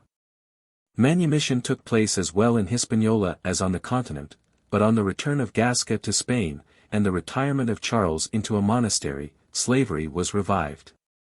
It is impossible to pass over this instance of the abolition of slavery by Charles, in all his foreign dominions, without some comments. It shows him, first, to have been a friend both to the Indians and the Africans, as a part of the human race. It shows he was ignorant of what he was doing when he gave his sanction to this cruel trade. It shows when legislators give one set of men undue power over another, how quickly they abuse it, or he never would have found himself obliged, in the short space of 25 years, to undo that which he had countenanced as a great state measure. And while it confirms the former lesson to statesmen of watching the beginnings or principles of things in their political movements, it should teach them never to persist in the support of evils, through the false shame of being obliged to confess that they had once given them their sanction, nor to delay the cure of them because, politically speaking, neither this nor that is the proper season, but to do them away instantly, as there can only be one fit or proper time in the eye of religion, namely, on the conviction of their existence. From the opinions of Cardinal Ximenes and of the Emperor Charles V, I hasten to that which was expressed much about the same time, in a public capacity, by Pope Leo X. The Dominicans in Spanish America, witnessing the cruel treatment which the slaves underwent there, considered slavery as utterly repugnant to the principles of the gospel, and recommended the abolition of it. The Franciscans did not favor the former in this their scheme of benevolence, and the consequence was, that a controversy on this subject sprung up between them, which was carried to this pope for his decision. Leo exerted himself, much to his honor, in behalf of the poor sufferers, and declared that not only the Christian religion, but that nature herself cried out against a state of slavery. This answer was certainly worthy of one who was deemed the head of the Christian Church. It must, however, be confessed that it would have been strange if Leo, in his situation as pontiff, had made a different reply. He could never have denied that God was no respecter of persons. He must have acknowledged that men were bound to love each other as brethren. And, if he admitted the doctrine that all men were accountable for their actions hereafter, he could never have prevented the deduction that it was necessary they should be free. Nor could he, as a man of high attainments, living early in the 16th century, have been ignorant of what had taken place in the 12th. Or that, by the latter end of this latter century, Christianity had obtained the undisputed honor of having extirpated slavery from the western part of the European world. From Spain and Italy I come to England. The first importation of slaves from Africa, by our countrymen, was in the reign of Elizabeth, in the year 1562. This great princess seems on the very commencement of the trade to have questioned its lawfulness. She seems to have entertained a religious scruple concerning it, and, indeed, to have revolted at the very thought of it. She seems to have been aware of the evils to which its continuance might lead, or that, if it were sanctioned, the most unjustifiable means might be made use of to procure the persons of the natives of Africa. And in what light she would have viewed any acts of this kind, had they taken place, we may conjecture from this fact, that when Captain, afterward Sir John, Hawkins returned from his first voyage to Africa and Hispaniola, whither he had carried slaves, she sent for him, and, as we learn from Hill's naval history, expressed her concern lest any of the Africans should be carried off without their free consent, declaring that it would be detestable, and call down the vengeance of heaven upon the undertakers. Captain Hawkins promised to comply with the injunctions of Elizabeth in this respect, but he did not keep his word. For when he went to Africa again, he seized many of the inhabitants and carried them off as slaves, which occasioned Hill, in the account he gives of his second voyage. To use these remarkable words, here began the horrid practice of forcing the Africans into slavery, an injustice and barbarity which, so sure as there is vengeance in heaven for the worst of crimes, will some time be the destruction of all who allow or encourage it. That the trade should have been suffered to continue under such a princess, and after such solemn expressions as those which she has been described to have uttered, can be only attributed to the pains taken by those concerned in it to keep her ignorant of the truth. From England I now pass over to France.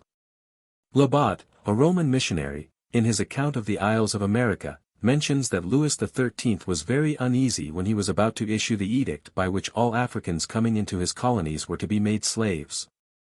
And that this uneasiness continued till he was assured that the introduction of them in this capacity into his foreign dominions was the readiest way of converting them to the principles of the Christian religion.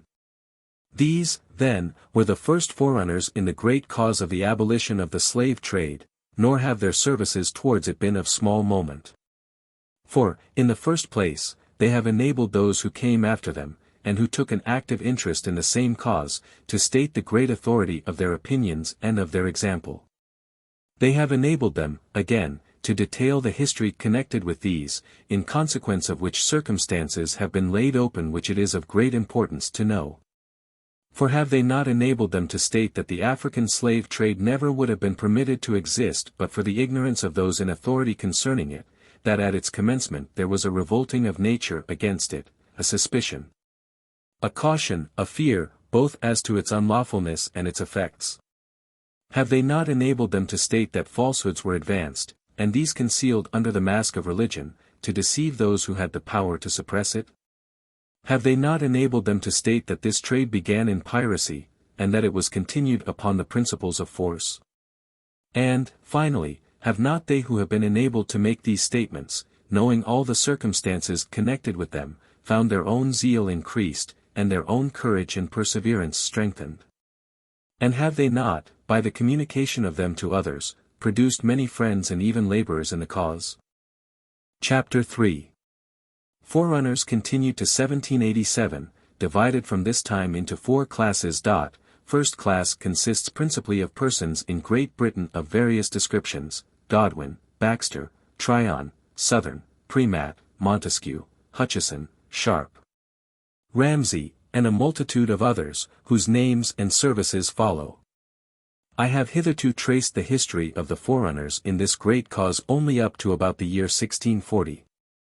If I am to pursue my plan, I am to trace it to the year 1787. But in order to show what I intend in a clearer point of view, I shall divide those who have lived within this period, and who will now consist of persons in a less elevated station, into 4 classes, and I shall give to each class a distinct consideration by itself. Several of our old English writers, though they have not mentioned the African slave trade, or the slavery consequent upon it, in their respective works, have yet given their testimony of condemnation against both. Thus our great Milton: O execrable son, so to aspire, above his brethren, to himself assuming authority usurped, from God not given. He gave us only over beast, fish, fowl, dominion absolute, that right we hold by his donation. But man over men he made not Lord, such title to himself, reserving, human left from human free. I might mention Bishop Saunderson and others, who bore a testimony equally strong against the lawfulness of trading in the persons of men, and of holding them in bondage. But as I mean to confine myself to those who have favored the cause of the Africans specifically, I cannot admit their names into any of the classes which have been announced. Of those, who compose the first class, defined as it has now been, I cannot name any individual who took a part in this cause till between the years 1670 and 1680.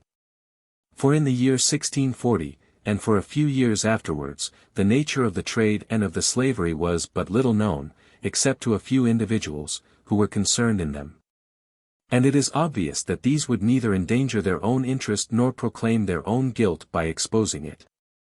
The first, whom I shall mention, is Morgan Godwin, a clergyman of the Established Church. This pious divine wrote a treatise upon the subject, which he dedicated to the then Archbishop of Canterbury. He gave it to the world, at the time mentioned, under the title of The Negroes and Indians Advocate.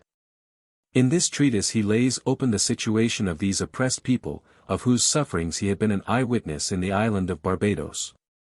He calls forth the pity of the reader in an affecting manner, and exposes with a nervous eloquence the brutal sentiments and conduct of their oppressors. This seems to have been the first work undertaken in England expressly in favour of the cause. The next person, whom I shall mention, is Richard Baxter, the celebrated divine among the nonconformists. In his Christian Directory, published about the same time as the Negroes and Indians Advocate, he gives advice to those masters in foreign plantations, who have Negroes and other slaves. In this he protests loudly against this trade. He says expressly that they, who go out as pirates, and take away poor Africans, or people of another land, who never forfeited life or liberty, and make them slaves and sell them, are the worst of robbers, and ought to be considered as the common enemies of mankind. And that they who buy them, and use them as mere beasts for their own convenience, regardless of their spiritual welfare, are fitter to be called demons than Christians.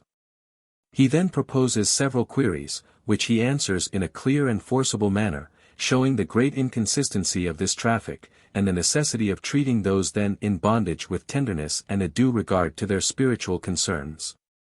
The Directory of Baxter was succeeded by a publication called Friendly Advice to the Planters in 3 parts.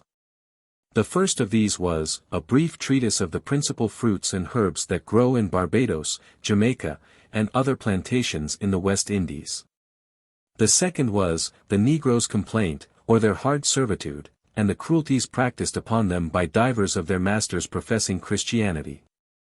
And the third was, a dialogue between an Ethiopian and a Christian, his master, in America. In the last of these, Thomas Tryon, who was the author, inveighs both against the commerce and the slavery of the Africans, and in a striking manner examines each by the touchstone of reason, humanity, justice, and religion. In the year 1696, Southern brought forward his celebrated tragedy of Orinoco, by means of which many became enlightened upon the subject, and interested in it. For this tragedy was not a representation of fictitious circumstances, but of such as had occurred in the colonies, and as had been communicated in a publication by Mrs. Benn. The person who seems to have noticed the subject next was Dr. Primat. In his dissertation on the duty of mercy, and on the sin of cruelty to brute animals, he takes occasion to advert to the subject of the African slave trade. It has pleased God, says he, to cover some men with white skins and others with black. But as there is neither merit nor demerit in complexion, the white man, notwithstanding the barbarity of custom and prejudice, can have no right by virtue of his color to enslave and tyrannize over the black man. For whether a man be white or black, such he is by God's appointment, and, abstractly considered, is neither a subject for pride, nor an object of contempt. After Dr. Primat, we come to Baron Montesquieu. Slavery, says he, is not good in itself. It is neither useful to the master nor to the slave, not to the slave, because he can do nothing from virtuous motives. Not to the master, because he contracts among his slaves all sorts of bad habits, and accustoms himself to the neglect of all the moral virtues. He becomes haughty, passionate, obdurate, vindictive, voluptuous, and cruel. And with respect to this particular species of slavery, he proceeds to say, it is impossible to allow the Negroes are men, because, if we allow them to be men, it will begin to be believed that we ourselves are not Christians. Hutcheson, in his System of Moral Philosophy, endeavors to show, that he who detains another by force in slavery, can make no good title to him, and adds, strange that in any nation where a sense of liberty prevails, and where the Christian religion is professed, custom and high prospect of gain can so stupefy the consciences of men, and all sense of natural justice, that they can hear such computations made about the value of their fellow-men and their liberty, without abhorrence and indignation. Foster, in his Discourses on Natural Religion and Social Virtue, calls the slavery under our consideration a criminal and outrageous violation of the natural rights of mankind. I am sorry that I have not room to say all that he says on this subject. Perhaps the following beautiful extracts may suffice. But notwithstanding this, we ourselves, who profess to be Christians, and boast of the peculiar advantages we enjoy by means of an express revelation of our duty from heaven, are in effect these very untaught and rude heathen countries. With all our superior light, we instill into those whom we call savage and barbarous, the most despicable opinion of human nature. We, to the utmost of our power, weaken and dissolve the universal tie that binds and unites mankind.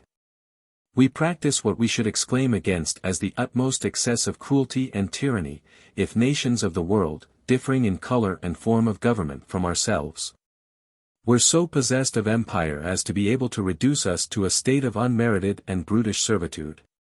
Of consequence, we sacrifice our reason, our humanity, our Christianity, to an unnatural sordid gain. We teach other nations to despise and trample under foot all the obligations of social virtue. We take the most effectual method to prevent the propagation of the gospel, by representing it as a scheme of power and barbarous oppression, and an enemy to the natural privileges and rights of man. Perhaps all that I have now offered may be of very little weight to restrain this enormity, this aggravated iniquity. However, I shall still have the satisfaction of having entered my private protest against a practice which, in my opinion, bids that God, who is the God and Father of the Gentiles unconverted to Christianity, most daring and bold defiance, and spurns at all the principles both of natural and revealed religion. The next author is Sir Richard Steele, who, by means of the affecting story of Incle and Jericho, holds up this trade again to our abhorrence. In the year 1735, Atkins, who was a surgeon in the navy, published his Voyage to Guinea, Brazil, and the West Indies, in His Majesty's ship Swallow in Weymouth. In this work he describes openly the manner of making the natives slaves, such as by kidnapping, by unjust accusations and trials, and by other nefarious means. He states also the cruelties practiced upon them by the white people, and the iniquitous ways and dealings of the latter, and answers their argument, by which they insinuated that the condition of the Africans was improved by their transportation to other countries. From this time, the trade beginning to be better known, a multitude of persons of various stations and characters sprung up, who by exposing it, are to be mentioned among the forerunners and coadjutors in the cause. Pope, in his Essay on Man, where he endeavors to show that happiness in the present depends, among other things, upon the hope of a future state, takes an opportunity of exciting compassion in behalf of the poor African, while he censures the avarice and cruelty of his master. Lo, the poor Indian, whose untutored mind sees God in clouds, or hears him in the wind, his soul proud science never taught to stray far as the solar walk, or Milky Way. Yet simple nature to his hope was given, behind the cloud-topped hill and humbler heaven, some safer world in depth of woods embraced, some happier island in the watery waste, where slaves once more their native land behold. No fiend's torment, no Christian's thirst for gold. Thomson also, in his Seasons, marks this traffic as destructive and cruel, introducing the well-known fact of sharks following the vessels employed in it, increasing still the sorrows of those storms. His jaws horrific armed with threefold fate. Here dwells the direful shark, lured by the scent of steaming crowds, of rank disease, and death. Behold, he rushing cuts the briny flood, swift as the gale can bear the ship along, and from the partners of that cruel trade, which spoils unhappy Guinea of her sons, demands his share of prey, demands themselves. The stormy fates descend, one death involves tyrants and slaves, when straight their mangled limbs, crashing at once, he dyes the purple seas with gore, and riots in the vengeful meal. Neither was Richard Savage forgetful in his poems of the injured Africans. He warns their oppressors of a day of retribution for their barbarous conduct. Having personified public spirit, he makes her speak on the subject in the following manner. Let by my specious name no tyrants rise, and cry, while they enslave, they civilize. No, liberty and I are still the same, congenial, ever mingling flame with flame. Why must I Afric's sable children see vended for slaves, though born by nature free? The nameless tortures cruel minds invent, those to subject whom nature equal meant. If these you dare, although unjust success empowers you now unpunished, to oppress, revolving empire you and yours may doom. Rome all subdued, yet Vandals vanquished Rome. Yes, empire may revolt, give them the day. And yoke may yoke. And blood may blood repay. Wallace, in his system of the laws of Scotland, maintains, that neither men nor governments have a right to sell those of their own species. Men and their liberty are neither purchasable nor saleable. And, after arguing the case, he says, this is the law of nature, which is obligatory on all men, at all times, and in all places. Would not any of us, who should be snatched by pirates from his native land, think himself cruelly abused, and at all times entitled to be free?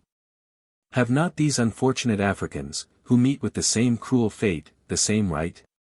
Are they not men as well as we? And have they not the same sensibility? Let us not, therefore, defend or support an usage, which is contrary to all the laws of humanity. In the year 1750, the Reverend Griffith Hughes, rector of St. Lucie, in Barbados, published his natural history of that island. He took an opportunity, in the course of it, of laying open to the world the miserable situation of the poor Africans, and the waste of them by hard labor and other cruel means. And he had the generosity to vindicate their capacities from the charge, which they who held them in bondage brought against them, as a justification of their own wickedness in continuing to deprive them of the rights of men. Edmund Burke, in his account of the European settlements, for this work is usually attributed to him, complains that the Negroes in our colonies endure a slavery more complete and attended with far worse circumstances than what any people in their condition suffer, in any other part of the world, or have suffered in any other period of time. Proofs of this are not wanting. The prodigious waste, which we experience in this unhappy part of our species, is a full and melancholy evidence of this truth. And he goes on to advise the planters, for the sake of their own interest, to behave like good men, good masters, and good Christians, and to impose less labor upon their slaves, and to give them recreation on some of the grand festivals. And to instruct them in religion, as certain preventives of their decrease. An anonymous author of a pamphlet, entitled, An Essay in Vindication of the Continental Colonies of America, seems to have come forward next. Speaking of slavery there, he says, it is shocking to humanity, violative of every generous sentiment, abhorrent utterly from the Christian religion. There cannot be a more dangerous maxim than that necessity is a plea for injustice, for who shall fix the degree of this necessity? What villain so atrocious, who may not urge this excuse, or, as Milton has happily expressed it, and with necessity, the tyrant's plea, excuse his devilish deed? That our colonies, he continues, want people, is a very weak argument for so inhuman a violation of justice. Shall a civilized, a Christian nation encourage slavery, because the barbarous, savage, lawless African hath done it? To what end do we profess a religion whose dictates we so flagrantly violate? Wherefore have we that pattern of goodness and humanity, if we refuse to follow it?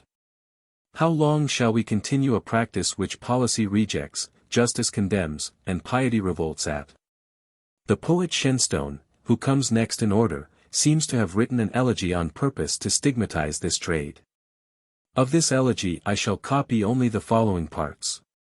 See the poor native quit the Libyan shores. Ah! Not in love's delightful fetters bound. No radiant smile his dying peace restores. No love, nor fame, nor friendship, heals his wound. Let vacant bards display their boasted woes. Shall I the mockery of grief display? No, let the muse his piercing pangs disclose. Who bleeds and weeps his sum of life away? On the wild heath in mournful guise he stood. Ere the shrill boatswain gave the hated sign. He dropped a tear unseen into the flood. He stole one secret moment to repine. Why am I ravished from my native strand? What savage race protects this impious gain? Shall foreign plagues infest this teeming land? And more than sea-born monsters plough the main? Here the dire locusts' horrid swarms prevail. Here the blue asps with livid poison swell. Here the dry dipsa writhes his sinuous mail. Can we not here secure from envy dwell? When the grim lion urged his cruel chase. When the stern panther sought his midnight prey. What fate reserved me for this Christian race? O race more polished, more severe than they. Yet shores there are, blessed shores for us remain. And favored isles, with golden fruitage crowned. Where tufted florets paint the verdant plain. And every breeze shall medicine every wound. In the year 1755, Dr. Hayter, Bishop of Norwich, preached a sermon before the Society for the Propagation of the Gospel, in which he bore his testimony against the continuance of this trade. Dyer, in his poem called The Fleece, expresses his sorrow on account of this barbarous trade, and looks forward to a day of retributive justice on account of the introduction of such an evil. In the year 1760, a pamphlet appeared, entitled, Two Dialogues on the Man Trade, by John Fillmore. This name is supposed to be an assumed one. The author, however, discovers himself to have been both an able and a zealous advocate in favor of the African race. Malachi Postlethwaite, in his Universal Dictionary of Trade and Commerce, proposes a number of queries on the subject of the slave trade. I have not room to insert them at full length, but I shall give the following as the substance of some of them to the reader: whether this commerce be not the cause of incessant wars among the Africans, whether the Africans, if it were abolished, might not become as ingenious, as humane, as industrious, and as capable of arts, manufactures, and trades, as even the bulk of Europeans, whether, if it were abolished, a much more profitable trade might not be substituted. And this to the very center of their extended country, instead of the trifling portion which now subsists upon their coasts, and whether the great hindrance to such a new and advantageous commerce has not wholly proceeded from that unjust, inhuman, unchristian-like traffic, called the slave trade, which is carried on by the Europeans. The public proposal of these and other queries by a man of so great commercial knowledge as Postlethwaite, and by one who was himself a member of the African Committee, was of great service in exposing the impolicy as well as immorality of the slave trade. In the year 1761, Thomas Jeffrey published an account of a part of North America, in which he lays open the miserable state of the slaves in the West Indies, both as to their clothing, their food, their labor, and their punishments. But, without going into particulars, the general account he gives of them is affecting. It is impossible, he says, for a human heart to reflect upon the slavery of these dregs of mankind, without in some measure feeling for their misery, which ends but with their lives. Nothing can be more wretched than the condition of this people. Sterne, in his account of the Negro girl in his Life of Tristram Shandy, took decidedly the part of the oppressed Africans. The pathetic, witty, and sentimental manner, in which he handled this subject, occasioned many to remember it, and procured a certain portion of feeling in their favor. Rousseau contributed not a little in his day to the same end. Bishop Warburton preached a sermon in the year 1766, before the Society for the Propagation of the Gospel, in which he took up the cause of the miserable Africans, and in which he severely reprobated their oppressors. The language in this sermon is so striking, that I shall make an extract from it. From the free savages, says he, I now come to the savages in bonds. By these I mean the vast multitudes yearly stolen from the opposite continent, and sacrificed by the colonists to their great idol, the god of gain. But what then say these sincere worshippers of Mammon? They are our own property which we offer up, gracious God. To talk, as of herds of cattle, of property in rational creatures, creatures endued with all our faculties, possessing all our qualities but that of color, our brethren both by nature and grace, shocks all the feelings of humanity, and the dictates of common sense. But, alas! What is there, in the infinite abuses of society, which does not shock them? Yet nothing is more certain in itself and apparent to all, than that the infamous traffic for slaves directly infringes both divine and human law. Nature created man free, and grace invites him to assert his freedom.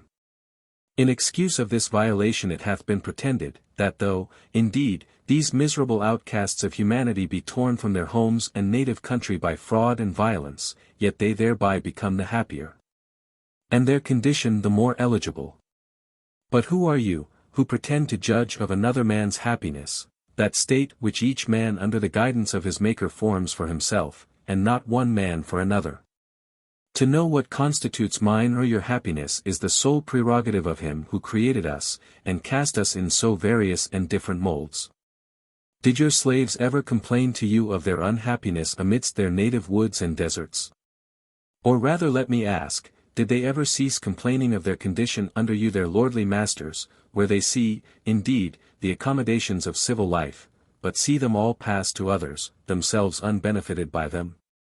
Be so gracious then, ye petty tyrants over human freedom, to let your slaves judge for themselves, what it is which makes their own happiness, and then see whether they do not place it in the return to their own country, rather than in the contemplation of your grandeur, of which their misery makes so large a part.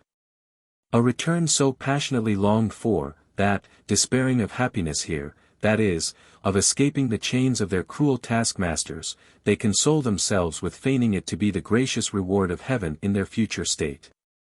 About this time certain cruel and wicked practices, which must now be mentioned, had arrived at such a height, and had become so frequent in the metropolis, as to produce of themselves other coadjutors to the cause. Before the year 1700, planters, merchants, and others, resident in the West Indies, but coming to England, were accustomed to bring with them certain slaves to act as servants with them during their stay. The latter, seeing the freedom and the happiness of servants in this country, and considering what would be their own hard fate on their return to the islands, frequently absconded. Their masters of course made search after them, and often had them seized and carried away by force. It was, however, thrown out by many on these occasions, that the English laws did not sanction such proceedings, for that all persons who were baptized became free. The consequence of this was, that most of the slaves, who came over with their masters, prevailed upon some pious clergyman to baptize them. They took of course godfathers of such citizens as had the generosity to espouse their cause. When they were seized they usually sent to these, if they had an opportunity, for their protection. And in the result, their godfathers, maintaining that they had been baptized, and that they were free on this account as well as by the general tenor of the law of England, dared those who had taken possession of them to send them out of the kingdom. The planters, merchants, and others, being thus circumstanced, knew not what to do. They were afraid of taking their slaves away by force, and they were equally afraid of bringing any of the cases before a public court. In this dilemma, in 1729, they applied to York and Talbot, the Attorney and Solicitor General for the time being, and obtained the following strange opinion from them: "We are of opinion that a slave by coming from the West Indies into Great Britain or Ireland, either with or without his master, does not become free, and that his master's right and property in him is not thereby determined or varied. And that baptism doth not bestow freedom on him, nor make any alteration in his temporal condition in these kingdoms.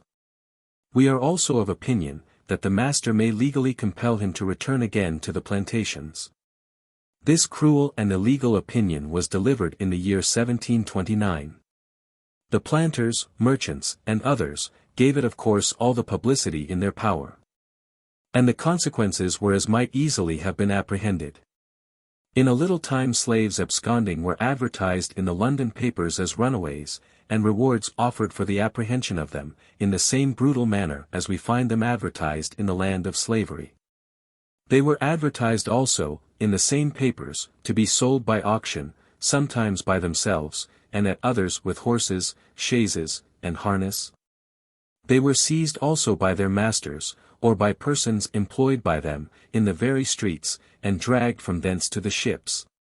And so unprotected now were these poor slaves, that persons in nowise concerned with them began to institute a trade in their persons, making agreements with captains of ships going to the West Indies to put them on board at a certain price. This last instance shows how far human nature is capable of going, and is an answer to those persons who have denied that kidnapping in Africa was a source of supplying the slave trade. It shows, as all history does from the time of Joseph, that where there is a market for the persons of human beings, all kinds of enormities will be practiced to obtain them. These circumstances then, as I observed before, did not fail of producing new coadjutors in the cause. And first they produced that able and indefatigable advocate, Mr. Granville Sharp. This gentleman is to be distinguished from those who preceded him by this particular, that, whereas these were only writers, he was both a writer and an actor in the cause. In fact, he was the first laborer in it in England. By the words, actor, and laborer, I mean that he determined upon a plan of action in behalf of the oppressed Africans, to the accomplishment of which he devoted a considerable portion of his time, talents, and substance. What Mr. Sharp has done to merit the title of coadjutor in this high sense, I shall now explain. The following is a short history of the beginning and of the course of his labors. In the year 1765, Mr. David Lyle had brought over from Barbados Jonathan Strong, an African slave, as his servant. He used the latter in a barbarous manner at his lodgings in Wapping, but particularly by beating him over the head with a pistol, which occasioned his head to swell. When the swelling went down, a disorder fell into his eyes, which threatened the loss of them. To this an ague and fever succeeded, and a lameness in both his legs. Jonathan Strong, having been brought into this deplorable situation, and being therefore wholly useless, was left by his master to go whither he pleased. He applied accordingly to Mr. William Sharp, the surgeon, for his advice, as to one who gave up a portion of his time to the healing of the diseases of the poor. It was here that Mr. Granville Sharp, the brother of the former, saw him. Suffice it to say, that in process of time he was cured. During this time Mr. Granville Sharp, pitying his hard case, supplied him with money, and he afterwards got him a situation in the family of Mr. Brown, an apothecary, to carry out medicines. In this new situation, when Strong had become healthy and robust in his appearance, his master happened to see him. The latter immediately formed the design of possessing him again. According, when he had found out his residence, he procured John Ross, keeper of the poultry counter, and William Miller, an officer under the Lord Mayor, to kidnap him. This was done by sending for him to a public house in Fenchurch Street, and then seizing him. By these he was conveyed, without any warrant, to the poultry counter, where he was sold by his master, to John Kerr, for £30. Strong, in this situation, sent, as was usual, to his godfathers, John London and Stephen Nail, for their protections. They went, but were refused admittance to him. At length he sent for Mr. Granville Sharp, the latter went, but they still refused access to the prisoner. He insisted, however, upon seeing him, and charged the keeper of the prison at his peril to deliver him up, till he had been carried before a magistrate. Mr. Sharp, immediately upon this, waited upon Sir Robert Kite, the then Lord Mayor, and entreated him to send for Strong and to hear his case. A day was accordingly appointed. Mr. Sharp attended, and also William McBean, a notary public, and David Laird, captain of the ship Thames, which was to have conveyed Strong to Jamaica, in behalf of the purchaser, John Kerr. A long conversation ensued, in which the opinion of York and Talbot was quoted. Mr. Sharp made his observations. Certain lawyers who were present seemed to be staggered at the case, but inclined rather to recommit the prisoner. The Lord Mayor, however, discharged Strong, as he had been taken up without a warrant. As soon as this determination was made known, the parties began to move off. Captain Laird, however, who kept close to Strong, laid hold of him before he had quitted the room, and said aloud, "Then I now seize him as my slave." Upon this Mr. Sharp put his hand upon Laird's shoulder, and pronounced these words, "I charge you, in the name of the King, with an assault upon the person of Jonathan Strong, and all these are my witnesses." Laird was greatly intimidated by this charge, made in the presence of the Lord Mayor and others, and, fearing a prosecution, let his prisoner go, leaving him to be conveyed away by Mr. Sharp. Mr.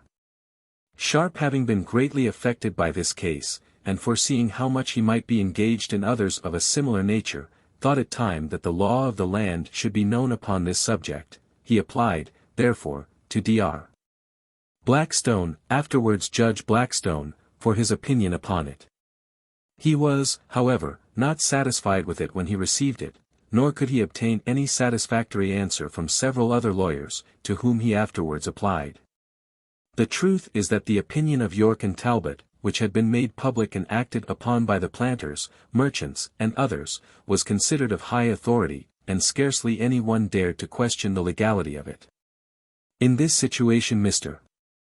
Sharp saw no means of help but in his own industry, and he determined immediately to give up 2 or 3 years to the study of the English law, that he might the better advocate the cause of these miserable people.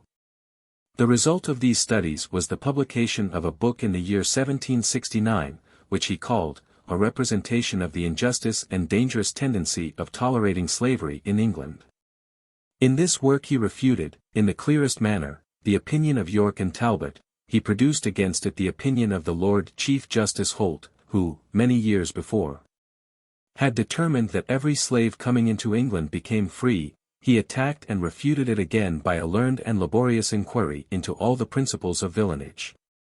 He refuted it again by showing it to be an axiom in the British Constitution, that every man in England was free to sue for and defend his rights, and that force could not be used without a legal process, leaving it to the judges to determine whether an African was a man. He attacked also the opinion of Judge Blackstone, and showed where his error lay. This valuable book, containing these and other kinds of arguments on the subject, he distributed, but particularly among the lawyers, giving them an opportunity of refuting or acknowledging the doctrines it contained. While Mr.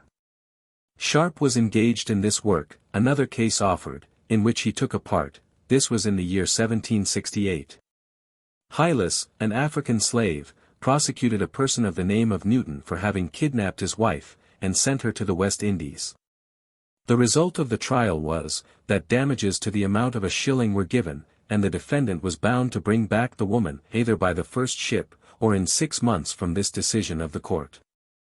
But soon after the work just mentioned was out, and when Mr. Sharp was better prepared, a third case occurred. This happened in the year 1770.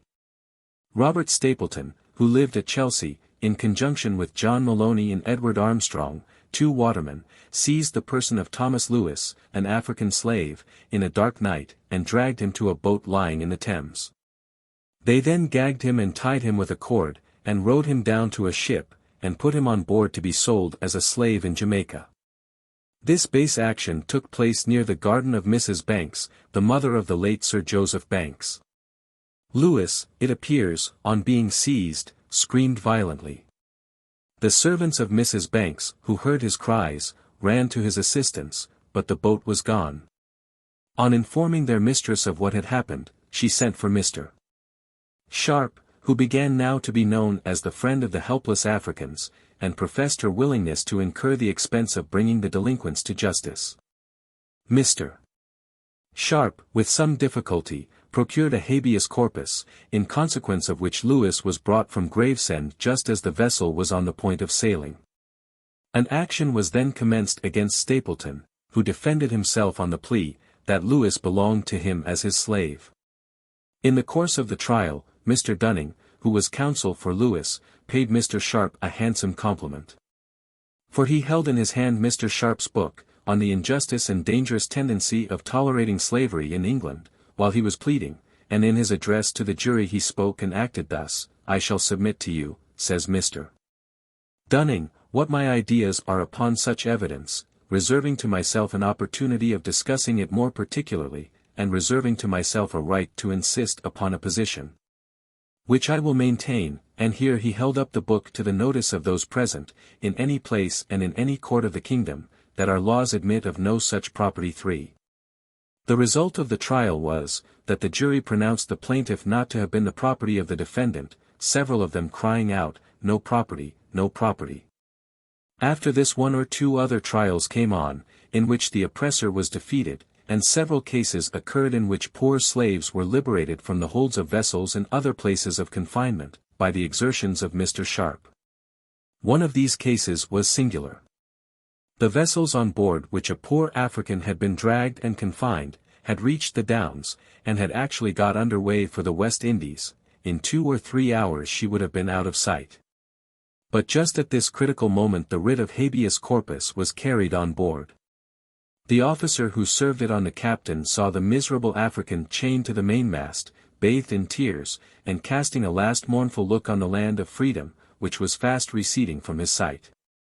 The captain, on receiving the writ, became outrageous, but knowing the serious consequences of resisting the law of the land, he gave up his prisoner, whom the officer carried safe, but now crying for joy, to the shore. But though the injured Africans, whose causes had been tried, escaped slavery, and though many who had been forcibly carried into dungeons, ready to be transported into the colonies, had been delivered out of them, Mr. Sharp was not easy in his mind. Not one of the cases had yet been pleaded on the broad ground, whether an African slave, coming into England, became free. This great question had been hitherto studiously avoided. It was still, therefore, left in doubt. Mr. Sharp was almost daily acting as if it had been determined, and as if he had been following the known law of the land. He wished, therefore, that the next cause might be argued upon this principle. Lord Mansfield too, who had been biased by the opinion of York and Talbot, began to waver in consequence of the different pleadings he had heard on this subject. He saw also no end of trials like these, till the law should be ascertained. And he was anxious for a decision on the same basis as Mr. Sharp. In this situation the following case offered, which was agreed upon for the determination of this important question. James Somerset, an African slave, had been brought to England by his master, Charles Stuart, in November 1769. Somerset in process of time left him. Stuart took an opportunity of seizing him, and had him conveyed on board the Anne and Mary, Captain Knowles, to be carried out of the kingdom and sold as a slave in Jamaica. The question was, whether a slave, by coming into England, became free. In order that time might be given for ascertaining the law fully on this head, the case was argued at 3 different sittings. First, in January, 1772, secondly, in February, 1772, and thirdly, in May, 1772. And that no decision otherwise than what the law warranted might be given, the opinion of the judges was taken upon the pleadings. The great and glorious result of the trial was, that as soon as ever any slave set his foot upon English territory, he became free. Thus ended the great case of Somerset, which, having been determined after so deliberate an investigation of the law, can never be reversed while the British Constitution remains. The eloquence displayed in it by those who were engaged on the side of liberty, was perhaps never exceeded on any occasion. And the names of the councillors Davy, Glynn, Hargrave, Mansfield, and Aline, ought always to be remembered with gratitude by the friends of this great cause.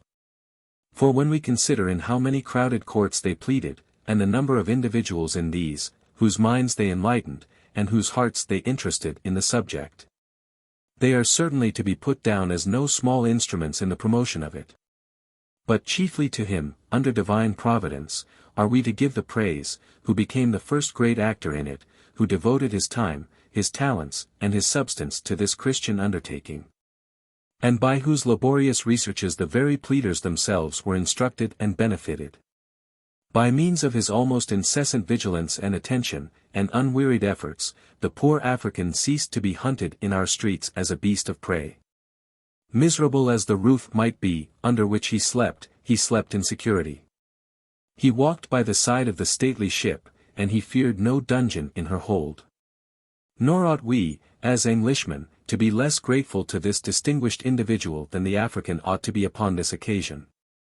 To him we owe it, that we no longer see our public papers polluted by hateful advertisements of the sale of the human species.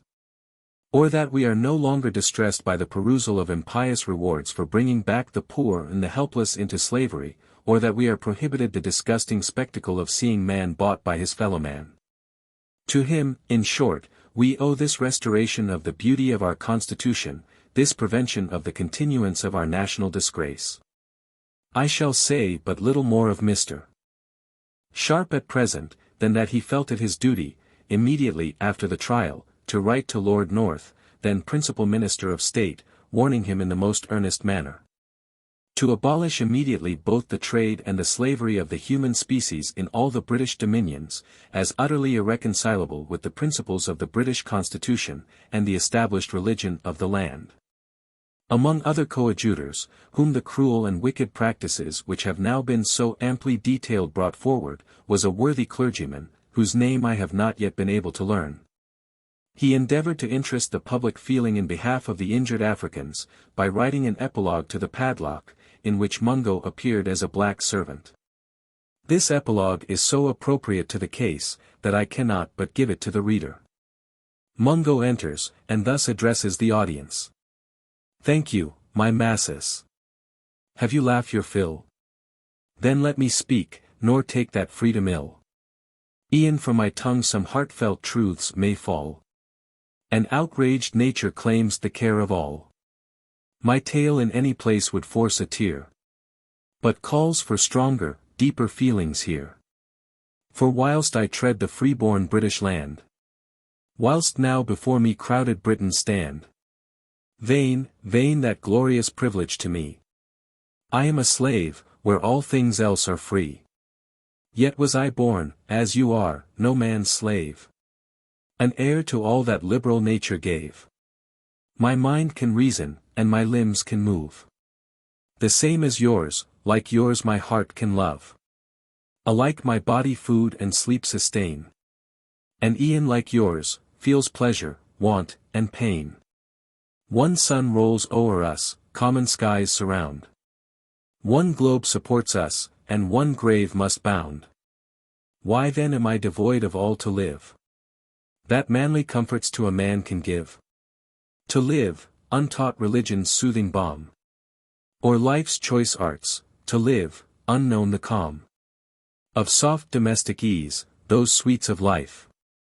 The duteous offspring, and endearing wife. To live, to property and rights unknown. Not e'en the common benefits my own. No arm to guard me from oppression's rod.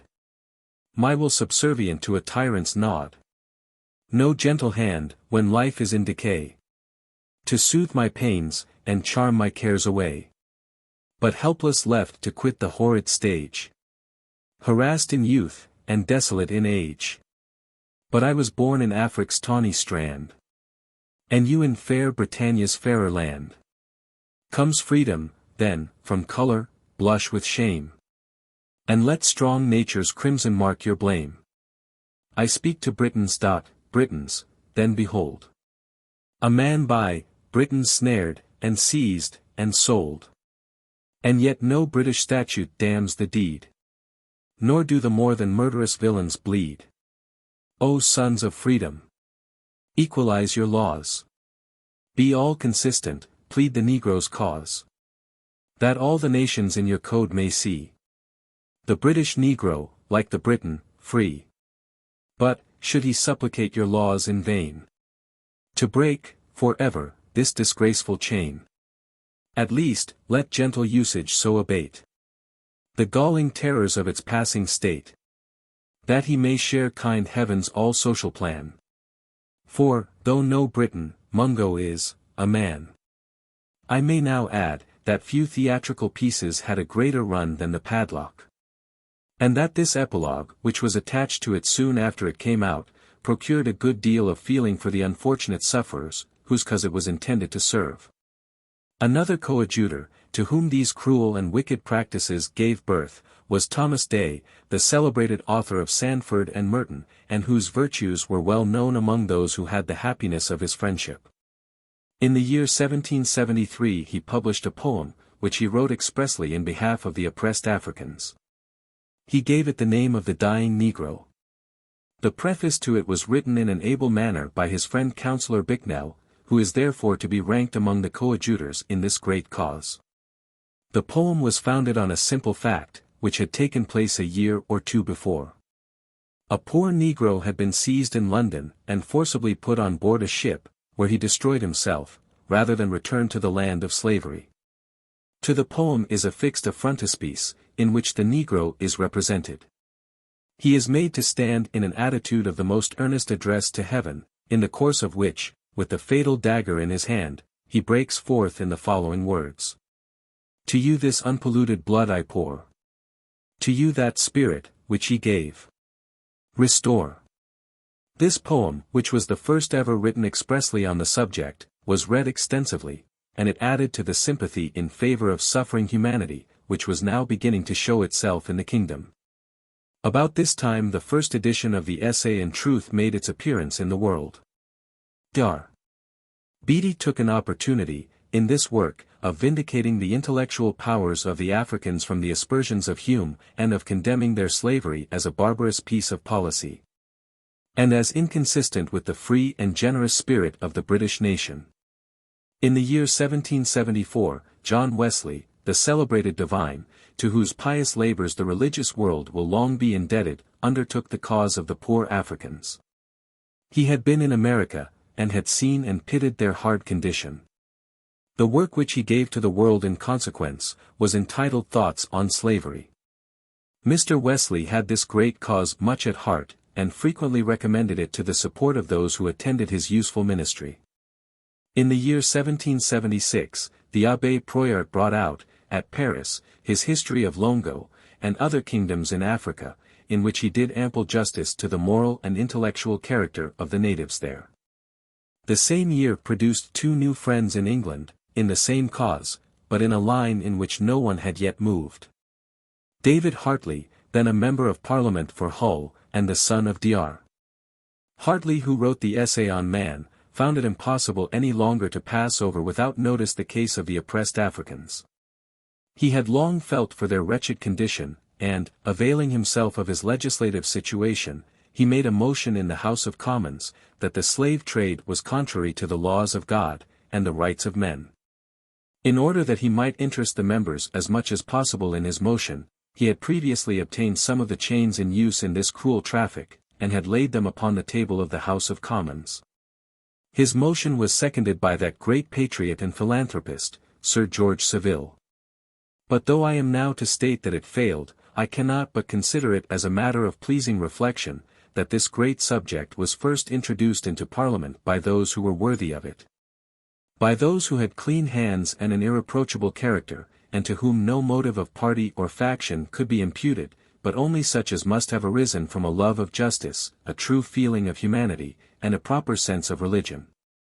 About this time two others, men of great talents and learning, promoted the cause of the injured Africans, by the manner in which they introduced them to notice in their respective works. Dr. Adam Smith, in his Theory of Moral Sentiments, had, so early as the year 1759, held them up in an honorable, and their tyrants in a degrading light. There is not a Negro from the coast of Africa, who does not, in this respect, possess a degree of magnanimity which the soul of his sordid master is too often scarce capable of conceiving. Fortune never exerted more cruelly her empire over mankind, than when she subjected those nations of heroes to the refuse of the jails of Europe, to wretches who possessed the virtue neither of the countries they came from, nor of those they go to, and whose levity, brutality, and baseness so justly exposed them to the contempt of the vanquished. And now, in 1776, in his Wealth of Nations he showed in a forcible manner, for he appealed to the interest of those concerned, the dearness of African labor, or the impolicy of employing slaves. Professor Miller, in his Origin of Ranks, followed Dr. Smith on the same ground. He explained the impolicy of slavery in general, by its bad effects upon industry, population, and morals. These effects he attached to the system of agriculture as followed in our islands.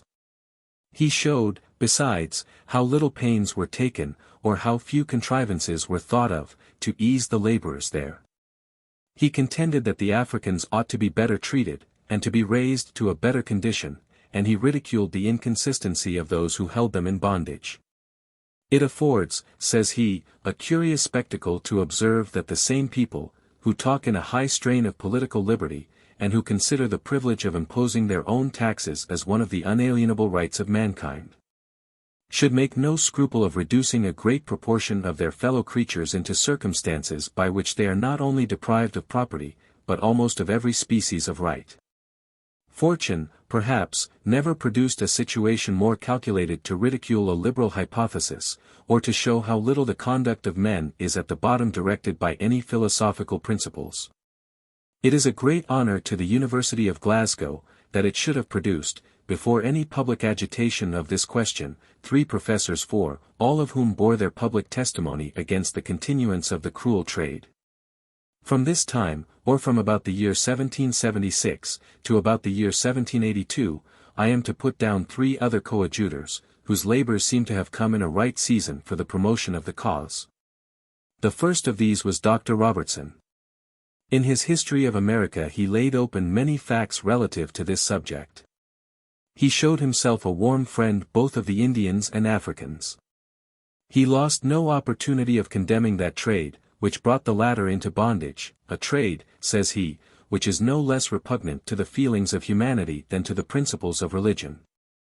And in his Charles V, he showed in a manner that was clear, and never to be controverted, that Christianity was the great cause in the 12th century of extirpating slavery from the west of Europe. By the establishment of this fact, he rendered important services to the oppressed Africans. For if Christianity, when it began to be felt in the heart, dictated the abolition of slavery, it certainly became those who lived in a Christian country, and who professed the Christian religion, to put an end to this cruel trade. The second was the Abbé Raynal. This author gave an account of the laws, government, and religion of Africa, of the produce of it, of the manners of its inhabitants, of the trade in slaves, of the manner of procuring these, with several other particulars relating to the subject. And at the end of his account, fearing lest the good advice he had given for making the condition of the slaves more comfortable should be construed into an approbation of such a traffic, he employed several pages in showing its utter inconsistency with sound policy, justice, reason, humanity, and religion. I will not here, says he, so far debase myself as to enlarge the ignominious list of those writers who devote their abilities to justify by policy what morality condemns. In an age where so many errors are boldly laid open, it would be unpardonable to conceal any truth that is interesting to humanity. If whatever I have hitherto advanced hath seemingly tended only to alleviate the burden of slavery, the reason is, that it was first necessary to give some comfort to those unhappy beings whom we cannot set free, and convince their oppressors that they were cruel, to the prejudice of their real interests. But, in the meantime, till some considerable revolution shall make the evidence of this great truth felt, it may not be improper to pursue this subject further. I shall then first prove that there is no reason of state which can authorize slavery. I shall not be afraid to cite to the tribunal of reason and justice those governments which tolerate this cruelty, or which even are not ashamed to make it the basis of their power. And a little further on he observes, will it be said that he, who wants to make me a slave, does me no injury, but that he only makes use of his rights? Where are those rights? Who hath stamped upon them so sacred a character as to silence mine? In the beginning of the next paragraph he speaks thus: he who supports the system of slavery is the enemy of the whole human race. He divides it into 2 societies of legal assassins, the oppressors, and the oppressed. It is the same thing as proclaiming to the world, if you would preserve your life, instantly take away mine, for I want to have yours. Going on 2 pages further, we find these words: but the Negroes, they say, are a race born for slavery. Their dispositions are narrow, treacherous, and wicked, they themselves allow the superiority of our understandings, and almost acknowledge the justice of our authority. Yes. The minds of the Negroes are contracted, because slavery destroys all the springs of the soul. They are wicked, but not equally so with you. They are treacherous, because they are under no obligation to speak truth to their tyrants. They acknowledge the superiority of our understanding, because we have abused their ignorance. They allow the justice of our authority, because we have abused their weakness. But these Negroes, it is further urged, were born slaves. Barbarians. Will you persuade me that a man can be the property of a sovereign, a son the property of a father, a wife the property of a husband, a domestic the property of a master, a Negro the property of a planter? But I have no time to follow this animated author, even by short extracts, through the varied strains of eloquence which he displays upon this occasion. I can only say that his labors entitle him to a high station among the benefactors to the African race. The third was Dar. Paley, whose genius, talents, and learning have been so eminently displayed in his writings in the cause of natural and revealed religion. Dr. Paley did not write any essay expressly in favor of the Africans. But in his moral philosophy, where he treated on slavery, he took an opportunity of condemning, in very severe terms, the continuance of it. In this work he defined what slavery was, and how it might arise consistently with the law of nature. But he made an exception against that which arose from the African trade. The slave trade, says he, upon the coast of Africa, is not excused by these principles. When slaves in that country are brought to market, no questions, I believe, are asked about the origin or justice of the vendor's title. It may be presumed, therefore, that this title is not always, if it be ever, founded in any of the causes above assigned. But defect of right in the first purchase is the least crime with which this traffic is chargeable. The natives are excited to war and mutual depredation, for the sake of supplying their contracts, or furnishing the markets with slaves. With this the wickedness begins. The slaves, torn away from their parents, wives, and children, from their friends and companions, from their fields and flocks, from their home and country, are transported to the European settlements in America, with no other accommodation on shipboard than what is provided for brutes. This is the second stage of the cruelty, from which the miserable exiles are delivered, only to be placed, and that for life, in subjection to a dominion-ad system of laws, the most merciless and tyrannical that ever were tolerated upon the face of the earth, and from all that can be learned by the accounts of people upon the spot. The inordinate authority which the plantation laws confer upon the slaveholder is exercised, by the English slaveholder especially, with rigor and brutality. But necessity is pretended, the name under which every enormity is attempted to be justified, and after all, what is the necessity? It has never been proved that the land could not be cultivated there, as it is here, by hired servants. It is said, that it could not be cultivated with quite the same conveniency and cheapness, as by the labor of slaves. By which means, a pound of sugar, which the planter now sells for 6 pence, could not be afforded under 6 pence halfpenny, and this is the necessity. The great revolution which has taken place in the Western world, may, probably, conduce, and who knows but that it was designed, to accelerate the fall of this abominable tyranny, and now that this contest and the passions which attend it are no more, there may succeed, perhaps, a season for reflecting, whether a legislature, which had so long lent its assistance to the support of an institution replete with human misery, was fit to be trusted with an empire, the most extensive that ever obtained in any age or quarter of the world. The publication of these sentiments may be supposed to have produced an extensive effect. For the moral philosophy was adopted early by some of the colleges in our universities into the system of their education.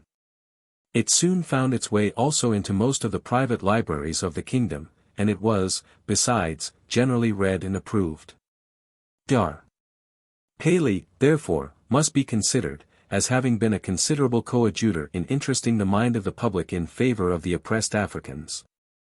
In the year 1783, we find Mr. Sharp coming again into notice. We find him at this time taking a part in a cause, the knowledge of which, in proportion as it was disseminated, produced an earnest desire among all disinterested persons for the abolition of the slave trade. In this year, certain underwriters desired to be heard against Gregson and others of Liverpool, in the case of the ship's own, Captain Collingwood, alleging that the captain and officers of the said vessel threw overboard 132 slaves alive into the seas in order to defraud them, by claiming the value of the said slaves, as if they had been lost in a natural way. In the course of the trial which afterwards came on, it appeared, that the slaves on board the Zone were very sickly, that 60 of them had already died, and several were ill and likely to die, when the captain proposed to James Kelsall, the mate, and others, to throw several of them overboard, stating, that if they died a natural death, the loss would fall upon the owners of the ship, but that if they were thrown into the sea, it would fall upon the underwriters. He selected, accordingly, 132 of the most sickly of the slaves. 54 of these were immediately thrown overboard, and 42 were made to be partakers of their fate on the succeeding day. In the course of 3 days afterwards the remaining 26 were brought upon deck to complete the number of victims. The first 16 submitted to be thrown into the sea. But the rest, with a noble resolution, would not suffer the officers to touch them, but leaped after their companions and shared their fate. The plea which was set up in behalf of this atrocious and unparalleled act of wickedness was, that the captain discovered, when he made the proposal, that he had only 200 gallons of water on board, and that he had missed his port. It was proved, however, in answer to this, that no one had been put upon short allowance. And that, as if Providence had determined to afford an unequivocal proof of the guilt, a shower of rain fell and continued for 3 days immediately after the second lot of slaves had been destroyed. By means of which they might have filled many of their vessels 5 with water, and thus have prevented all necessity for the destruction of the third. Mr. Sharp was present at this trial, and procured the attendance of a shorthand writer to take down the facts, which should come out in the course of it. These he gave to the public afterwards. He communicated them also, with a copy of the trial, to the Lords of the Admiralty, as the guardians of justice upon the seas, and to the Duke of Portland, as principal Minister of State. No notice, however, was taken by any of these, of the information which had been thus sent them. But though nothing was done by the persons then in power, in consequence of the murder of so many innocent individuals, yet the publication of an account of it by Mr. Sharp, in the newspapers, made such an impression upon others, that new coadjutors rose up. For, soon after this, we find Thomas Day entering the lists again as the champion of the injured Africans. He had lived to see his poem of the Dying Negro, which had been published in 1773, make a considerable impression. In 1776, he had written a letter to a friend in America, who was the possessor of slaves, to dissuade him by a number of arguments from holding such property. And now, when the knowledge of the case of the ship Zone was spreading, he published that letter under the title of Fragment of an Original Letter on the Slavery of the Negroes. In this same year, Dr. Porteus, Bishop of Chester, but now Bishop of London, came forward as a new advocate for the natives of Africa. The way in which he rendered them service, was by preaching a sermon in their behalf, before the Society for the Propagation of the Gospel.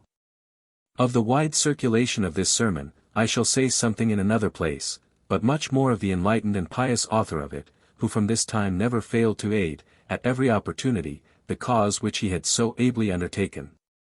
In the year 1784, Dr. Gregory produced his essays, historical and moral. He took an opportunity of disseminating in these a circumstantial knowledge of the slave trade, and an equal abhorrence of it at the same time. He explained the manner of procuring slaves in Africa, the treatment of them on the passage, in which he mentioned the case of the ship Zone, and the wicked and cruel treatment of them in the colonies.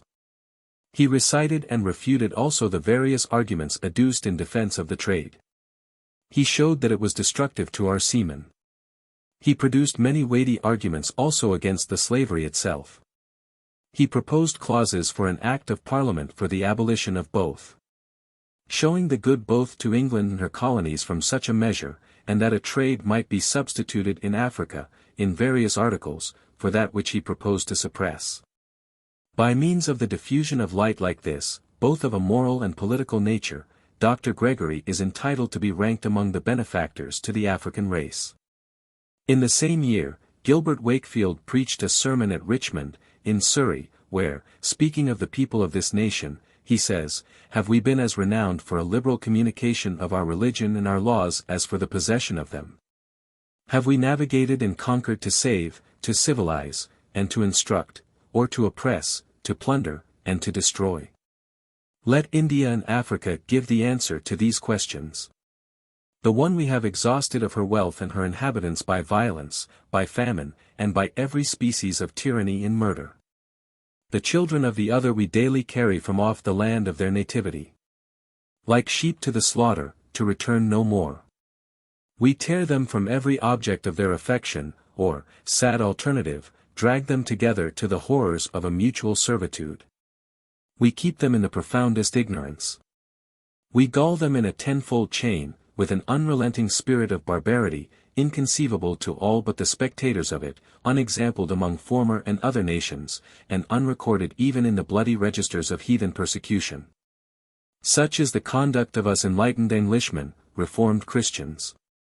Thus have we profited by our superior advantages, by the favor of God, by the doctrines and example of a meek and lowly Saviour. Will not the blessings which we have abused loudly testify against us? Will not the blood which we have shed cry from the ground for vengeance upon our sins? In the same year, James Ramsay, vicar of Teston in Kent, became also an able, zealous, and indefatigable patron of the African cause. This gentleman had resided 19 years in the island of St. Christopher, where he had observed the treatment of the slaves, and had studied the laws relating to them. On his return to England, yielding to his own feelings of duty and the solicitations of some amiable friends, he published a work, which he called an Essay on the Treatment and Conversion of the African Slaves in the British Sugar Colonies. After having given an account of the relative situation of master and slave in various parts of the world, he explained the low and degrading situation which the Africans held in society in our own islands. He showed that their importance would be increased, and the temporal interest of their masters promoted, by giving them freedom, and by granting them other privileges. He showed the great difficulty of instructing them in the state in which they then were, and such as he himself had experienced, both in his private and public attempts, and such as others had experienced also. He stated the way in which private attempts of this nature might probably be successful. He then answered all objections against their capacities, as drawn from philosophy, form, anatomy, and observation, and vindicated these from his own experience. And lastly, he threw out ideas for the improvement of their condition, by an establishment of a greater number of spiritual pastors among them, by giving them more privileges than they then possessed, and by extending towards them the benefits of a proper police. Mr. Ramsay had no other motive for giving this work to the public, than that of humanity, of a wish to serve this much injured part of the human species.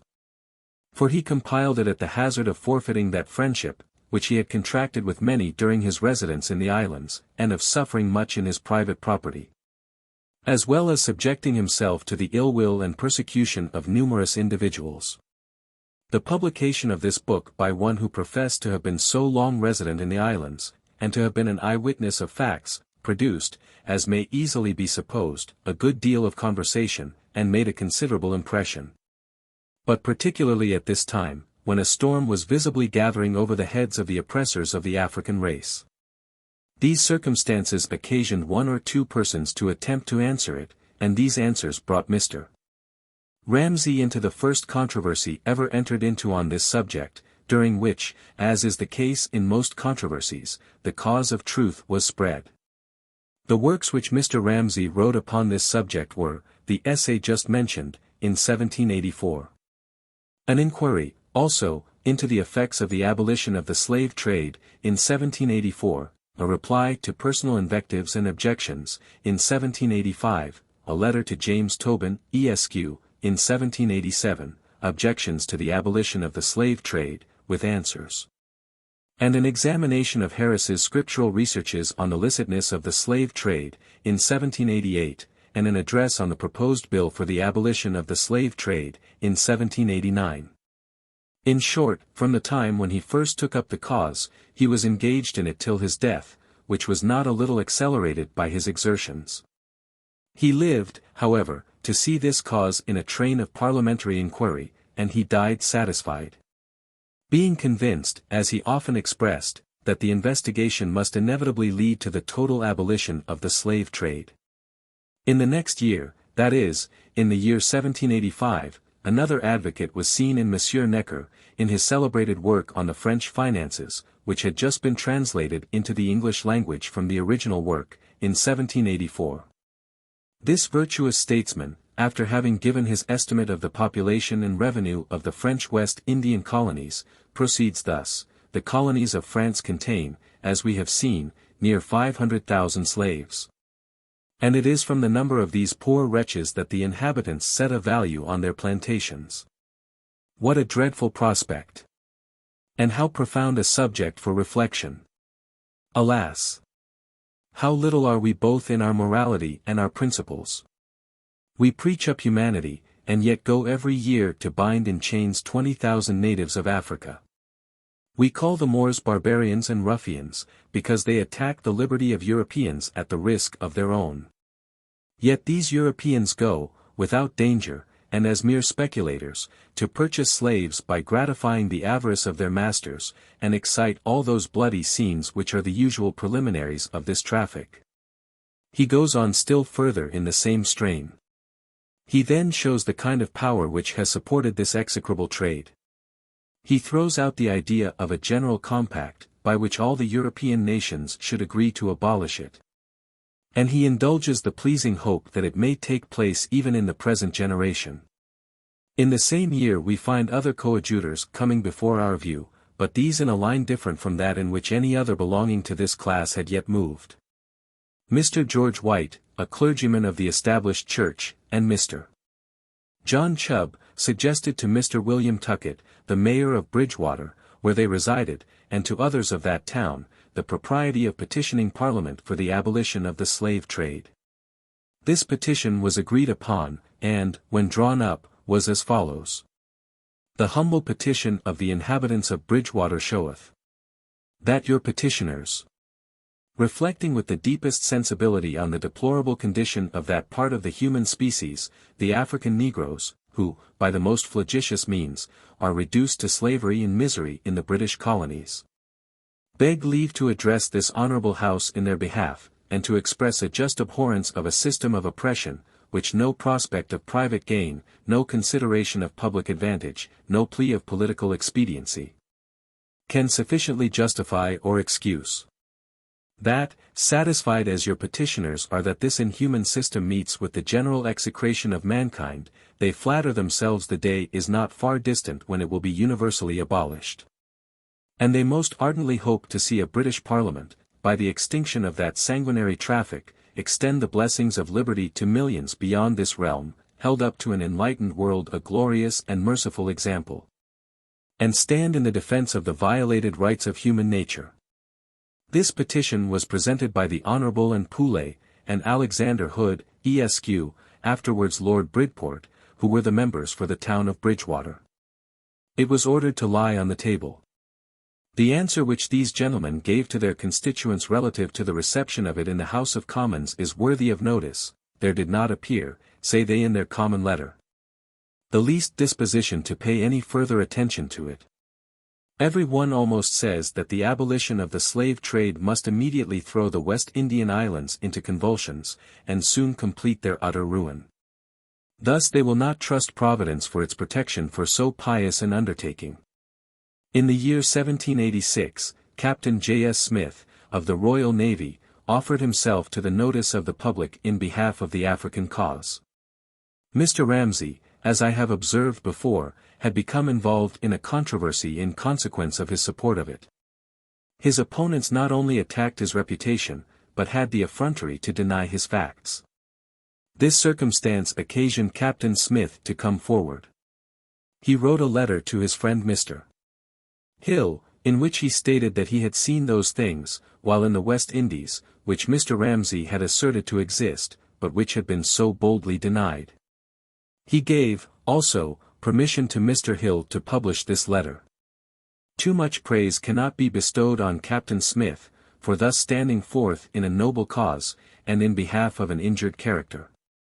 The last of the necessary forerunners and coadjutors of this class, whom I am to mention, was our much admired poet, Cooper.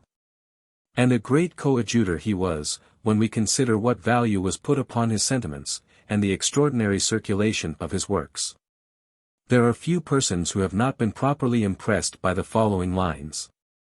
My ear is pained. My soul is sick with every day's report of wrong and outrage with which earth is filled. There is no flesh in man's obdurate heart. It does not feel for man. The natural bond of brotherhood is severed as the flax that falls asunder at the touch of fire. He finds his fellow guilty of a skin not colored like his own, and having power to enforce the wrong, for such a worthy cause. Dooms and devotes him as his lawful prey. Lands intersected by a narrow frith. Abhor each other. Mountains interposed. Make enemies of nations, who had else, like kindred drops, been mingled into one. Thus man devotes his brother, and destroys. And, worse than all, and most to be deplored, as human nature's broadest, foulest blot, chains him, and tasks him, and exacts his sweat with stripes, that mercy with a bleeding heart weeps, when she sees inflicted on a beast. Then what is man? And what man, seeing this, and having human feelings, does not blush, and hang his head to think himself a man? I would not have a slave to till my ground, to carry me, to fan me while I sleep, and tremble when I wake, for all the wealth that sinews bought and sold have ever earned. No, dear as freedom is, and in my heart's just estimation prized above all price, I had much rather be myself the slave, and wear the bonds, than fasten them on him.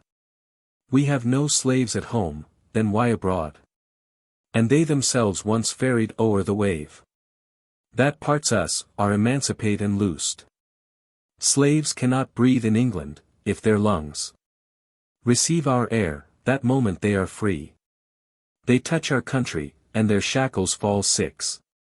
That's noble, and bespeaks a nation proud, and jealous of the blessing. Spread it, then, and let it circulate through every vein of all your empire, that where Britain's power is felt, mankind may feel her mercy too. Chapter 4. Second class of forerunners and coadjutors, up to May 1787, consists of the Quakers in England. Of George Fox and others. Of the body of the Quakers assembled at the yearly meeting in 1727, and at various other times. Quakers, as a body, petition Parliament, and circulate books on the subject. Individuals among them become laborers and associate in behalf of the Africans, Dilwyn, Harrison, and others. This the first association ever formed in England for the purpose. The second class of the forerunners and coadjutors in this great cause, up to May 1787, will consist of the Quakers in England. The first of this class was George Fox, the venerable founder of this benevolent society. George Fox was contemporary with Richard Baxter, being born not long after him, and dying much about the same time. Like him, he left his testimony against this wicked trade. When he was in the island of Barbados, in the year 1671, he delivered himself to those who attended his religious meetings in the following manner. Consider with yourselves, says he. If you were in the same condition as the poor Africans are, who came strangers to you, and were sold to you as slaves, I say, if this should be the condition of you or yours, you would think it a hard measure. Yea, and very great bondage and cruelty. And, therefore, consider seriously of this. And do you for them and to them, as you would willingly have them, or any others, do unto you, were you in the like slavish condition, and bring them to know the Lord Christ. And in his journal, speaking of the advice which he gave his friends at Barbados, he says, I desired also that they would cause their overseers to deal mildly and gently with their negroes, and not to use cruelty towards them, as the manner of some had been, and that after certain years of servitude they should make them free. William Edmondson, who was a minister of the society, and, indeed, a fellow-traveller with George Fox, had the boldness in the same island to deliver his sentiments to the governor on the same subject. Having been brought before him and accused of making the Africans Christians, or, in other words, of making them rebel and destroy their owners, he replied, that it was a good thing to bring them to the knowledge of God and Christ Jesus, and to believe in him who died for them and all men, and that this would keep them from rebelling, or cutting any person's throat. But if they did rebel and cut their throats, as the governor insinuated they would, it would be their own doing, in keeping them in ignorance and under oppression, in giving them liberty to be common with women like brutes, and, on the other hand, in starving them for want of meat and clothes convenient. Thus, giving them liberty in that which God restrained, and restraining them in that which was meat and clothing. I do not find any individual of this society moving in this cause, for some time after the death of George Fox and William Edmondson. The first circumstance of moment which I discover, is a resolution of the whole society on the subject, at their yearly meeting, held in London in the year 1727. The resolution was contained in the following words: "It is the sense of this meeting, that the importing of Negroes from their native country and relations by friends is not a commendable nor allowed practice, and is, therefore, censured by this meeting." In the year 1758, the Quakers thought it their duty, as a body, to pass another resolution upon this subject. At this time, the nature of the trade beginning to be better known, we find them more animated upon it, as the following extract will show. "We fervently warn all in profession with us, that they carefully avoid being any way concerned in reaping the unrighteous profits, arising from the iniquitous practice of dealing in Negro or other slaves. Whereby, in the original purchase, one man selleth another, as he doth the beasts that perish, without any better pretension to a property in him than that of superior force. In direct violation of the gospel rule, which teacheth all to do as they would be done by, and to do good to all.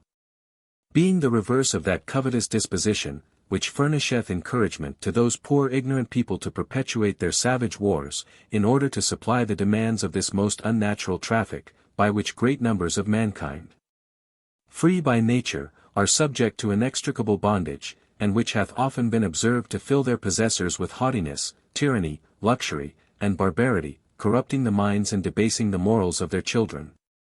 To the unspeakable prejudice of religion and virtue, and the exclusion of that holy spirit of universal love, meekness, and charity, which is the unchangeable nature and the glory of true Christianity. We, therefore, can do no less, than, with the greatest earnestness, impress it upon friends everywhere, that they endeavor to keep their hands clear of this unrighteous gain of oppression." The Quakers hitherto, as appears by the two resolutions which have been quoted, did nothing more than seriously warn all those in religious profession with them against being concerned in this trade. But in 3 years afterwards, or at the yearly meeting in 1761, they came to a resolution, as we find by the following extract from their minutes: "That any of their members haying a concern in it should be disowned, this meeting having reason to apprehend that divers under our name, are concerned in the unchristian traffic in Negroes, doth recommend it earnestly to the care of friends everywhere, to discourage, as much as in them lies, a practice so repugnant to our Christian profession, and to deal with all such as shall persevere in a conduct so reproachful to Christianity, and to disown them, if they desist not therefrom." The yearly meeting of 1761, having thus agreed to exclude from membership such as should be found concerned in this trade, that of 1763 endeavored to draw the cords still tighter, by attaching criminality to those who should aid and abet the trade in any manner. By the minute which was made on this occasion, I apprehend that no one belonging to the society could furnish even materials for such voyages. We renew our exhortation, that friends everywhere be especially careful to keep their hands clear of giving encouragement in any shape to the slave trade, it being evidently destructive of the natural rights of mankind, who are all ransomed by one Saviour, and visited by one divine light, in order to salvation. A traffic calculated to enrich and aggrandize some upon the misery of others, in its nature abhorrent to every just and tender sentiment, and contrary to the whole tenor of the gospel. Some pleasing intelligence having been sent on this subject, by the Society in America to the Society in England, the yearly meeting of 1772 thought it their duty to notice it, and to keep their former resolutions alive by the following minute. It appears that the practice of holding Negroes in oppressive and unnatural bondage hath been so successfully discouraged by friends in some of the colonies, as to be considerably lessened. We cannot but approve of these salutary endeavors, and earnestly entreat that they may be continued, that through the favor of divine providence a traffic, so unmerciful and unjust in its nature to a part of our own species made equally with ourselves, for immortality, may come to be considered by all in its proper light, and be utterly abolished as a reproach to the Christian name. I must beg leave to stop here for a moment, just to pay the Quakers a due tribute of respect for the proper estimation, in which they have uniformly held the miserable outcasts of society, who have been the subject of these minutes. What a contrast does it afford to the sentiments of many others concerning them! How have we been compelled to prove by a long chain of evidence, that they had the same feelings and capacities as ourselves? How many, professing themselves enlightened, even now view them as of a different species? But in the minutes which have been cited we have seen them uniformly represented, as persons ransomed by one and the same Saviour, as visited by one and the same light for salvation, and as made equally for immortality as others. These practical views of mankind, as they are highly honourable to the members of this society, so they afford a proof both of the reality and of the consistency of their religion. But to return, from this time, there appears to have been a growing desire in this benevolent society to step out of its ordinary course in behalf of this injured people. It had hitherto confined itself to the keeping of its own members unpolluted by any gain from their oppression. But it was now ready to make an appeal to others, and to bear a more public testimony in their favour. Accordingly, in the month of June, 1783, when a bill had been brought into the House of Commons for certain regulations to be made with respect to the African trade, the Society sent the following petition to that branch of the legislature. Your petitioners, met in this their annual assembly, having solemnly considered the state of the enslaved Negroes, conceive themselves engaged, in religious duty, to lay the suffering situation of that unhappy people before you, as a subject loudly calling for the humane interposition of the legislature. Your petitioners regret that a nation, professing the Christian faith, should so far counteract the principles of humanity and justice, as by the cruel treatment of this oppressed race to fill their minds with prejudices against the mild and beneficent doctrines of the gospel. Under the countenance of the laws of this country, many thousand of these our fellow creatures, entitled to the natural rights of mankind, are held as personal property in cruel bondage. And your petitioners being informed that a bill for the regulation of the African trade is now before the House, containing a clause which restrains the officers of the African Company from exporting Negroes, your petitioners, deeply affected with a consideration of the rapine, oppression, and bloodshed, attending this traffic, humbly request that this restriction may be extended to all persons whomsoever, or that the House would grant such other relief in the premises as in its wisdom may seem meet. This petition was presented by Sir Cecil Ray, who, on introducing it, spoke very respectfully of the Society.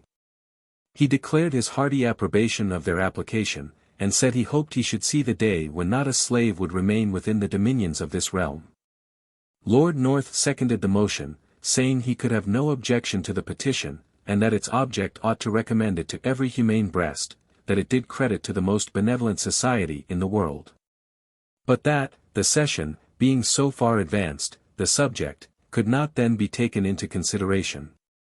And he regretted that the slave trade, against which the petition was so justly directed, was in a commercial view become necessary to almost every nation of Europe. The petition was then brought up and read, after which it was ordered to lie on the table. This was the first petition, being 2 years earlier than that from the inhabitants of Bridgewater, which was ever presented to Parliament for the abolition of the slave trade.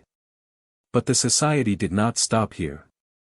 For having at the yearly meeting of 1783 particularly recommended the cause to a standing committee, appointed to act at intervals, called the Meeting for Sufferings, the latter in this same year resolved upon an address to the public, entitled, The Case of Our Fellow Creatures, the Oppressed Africans, respectfully recommended to the serious consideration of the Legislature of Great Britain, by the people called Quakers, in which they endeavoured, in the most pathetic manner, to make the reader acquainted with the cruel nature of this trade. And they ordered 2,000 copies of it to be printed. In the year 1784, they began the distribution of this case. The first copy was sent to the King through Lord Carmarthen, and the second and the third, through proper officers, to the Queen and the Prince of Wales. Others were sent by a deputation of 2 members of the Society to Mr. Pitt, as Prime Minister. To the Lord Chancellor Thurlow, to Lord Gower, as President of the Council, to Lords Carmarthen and Sidney, as Secretaries of State, to Lord Chief Justice Mansfield, to Lord Howe, as First Lord of the Admiralty, and to C.F. Cornwall, Esq., as Speaker of the House of Commons. Copies were sent also to every member of both Houses of Parliament. The Society, in the same year, anxious that the conduct of its members should be consistent with its public profession on this great subject, recommended it to the quarterly and monthly meetings to inquire through their respective districts whether any, bearing its name, were in any way concerned in the traffic, and to deal with such, and to report the success of their labors in the ensuing year. Orders were also given for the reprinting and circulation of 10,000 other copies of the case. In the year 1785, the Society interested itself again in a similar manner. For the meeting for sufferings, as representing it, recommended to the quarterly meetings to distribute a work, written by Anthony Benezet, in America, called A Caution to Great Britain and Her Colonies. In a short representation of the calamitous state of the enslaved Negroes in the British dominions. This book was accordingly forwarded to them for this purpose. On receiving it, they sent it among several public bodies, the regular and dissenting clergy, justices of the peace, and particularly among the great schools of the kingdom, that the rising youth might acquire a knowledge, and at the same time a detestation, of this cruel traffic. In this latter base, a deputation of the Society waited, upon the masters, to know if they would allow their scholars to receive it. The schools of Westminster, the Charter House, St. Paul, Merchant Taylors, Eton, Winchester, and Harrow, were among those visited. Several academies also were visited for this purpose. But I must now take my leave of the Quakers as a public body and go back to the year 1783, to record an event, which will be found of great importance in the present history, and in which only individuals belonging to the Society were concerned. This event seems to have arisen naturally out of existing or past circumstances. For the Society, as I have before stated, had sent a petition to Parliament in this year, praying for the abolition of the slave trade. It had also laid the foundation for a public distribution of the books as just mentioned, with a view of enlightening others on this great subject. The case of the ship Zone, which I have before had occasion to explain, had occurred this same year. A letter also had been presented, much about the same time, by Benjamin West, from Anthony Benezet, before mentioned, to our Queen, in behalf of the injured Africans, which she had received graciously. These subjects occupied at this time the attention of many Quaker families, and among others, that of a few individuals, who were in close intimacy with each other. These, when they met together, frequently conversed upon them. They perceived, as facts came out in conversation, that there was a growing knowledge and hatred of the slave trade, and that the temper of the times was ripening towards its abolition. Hence a disposition manifested itself among these, to unite as laborers for the furtherance of so desirable an object. An union was at length proposed and approved of, and the following persons, placed in alphabetical order, came together to execute the offices growing out of it.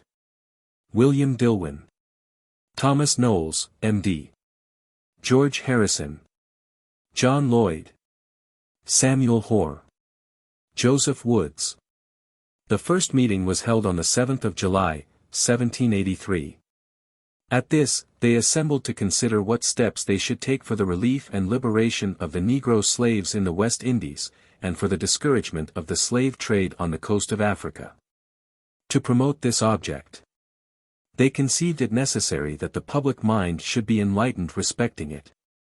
They had recourse, therefore, to the public papers, and they appointed their members in turn to write in these, and to see that their productions were inserted. They kept regular minutes for this purpose. It was not however known to the world that such an association existed. It appears that they had several meetings in the course of this year. Before the close of it they had secured a place in the General Evening Post, in Lloyd's Evening Post, in the Norwich, Bath, York, Bristol, Sherborne, Liverpool, Newcastle, and other provincial papers, for such articles as they chose to send to them. These consisted principally of extracts from such authors, both in prose and verse, as they thought would most enlighten and interest the mind upon the subject of their institution. In the year 1784 they pursued the same plan. But they began now to print books. The first was from a manuscript composed by Joseph Woods, one of the committee. It was entitled, Thoughts on the Slavery of the Negroes. This manuscript was well put together. It was a manly and yet feeling address in behalf of the oppressed Africans. It contained a sober and dispassionate appeal to the reason of all, without offending the prejudices of any. It was distributed at the expense of the association, and proved to be highly useful to the cause which it was intended to promote. A communication having been made to the committee, that Dr.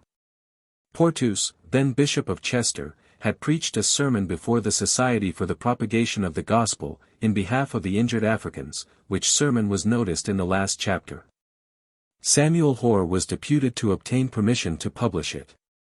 This led him to a correspondence with Mr. Ramsay before mentioned. The latter applied in consequence to the bishop, and obtained his consent. Thus this valuable sermon was also given to the world. In the year 1785, the association continued their exertions as before, but I have no room to specify them.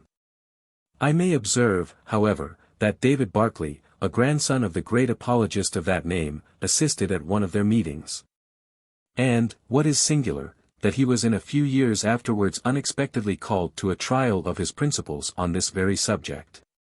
For he and his brother John became, in consequence of a debt due to them, possessed of a large grazing farm, or pen, in Jamaica, which had 32 slaves upon it. Convinced, however, that the retaining of their fellow creatures in bondage was not only irreconcilable with the principles of Christianity, but subversive of the rights of human nature, they determined upon the emancipation of these. And they performed this generous office to the satisfaction of their minds, to the honor of their characters, to the benefit of the public, and to the happiness of the slave nine. I mention this anecdote, not only to gratify myself, by paying a proper respect to those generous persons who sacrificed their interest to principle, but also to show the sincerity of David Barclay, who is now the only surviving brother. As he actually put in practice what at one of these meetings he was desirous of recommending to others. Having now brought up the proceedings of this little association towards the year 1786, I shall take my leave of it, remarking, that it was the first ever formed in England for the promotion of the abolition of the slave trade. That Quakers have had this honor is unquestionable. Nor is it extraordinary that they should have taken the lead on this occasion, when we consider how advantageously they have been situated for so doing. For the slave trade, as we have not long ago seen, came within the discipline of the Society in the year 1727. From thence it continued to be an object of it till 1783. In 1783 the Society petitioned Parliament, and in 1784 it distributed books to enlighten the public concerning it. Thus we see that every Quaker, born since the year 1727, was nourished as it were in a fixed hatred against it. He was taught, that any concern in it was a crime of the deepest dye.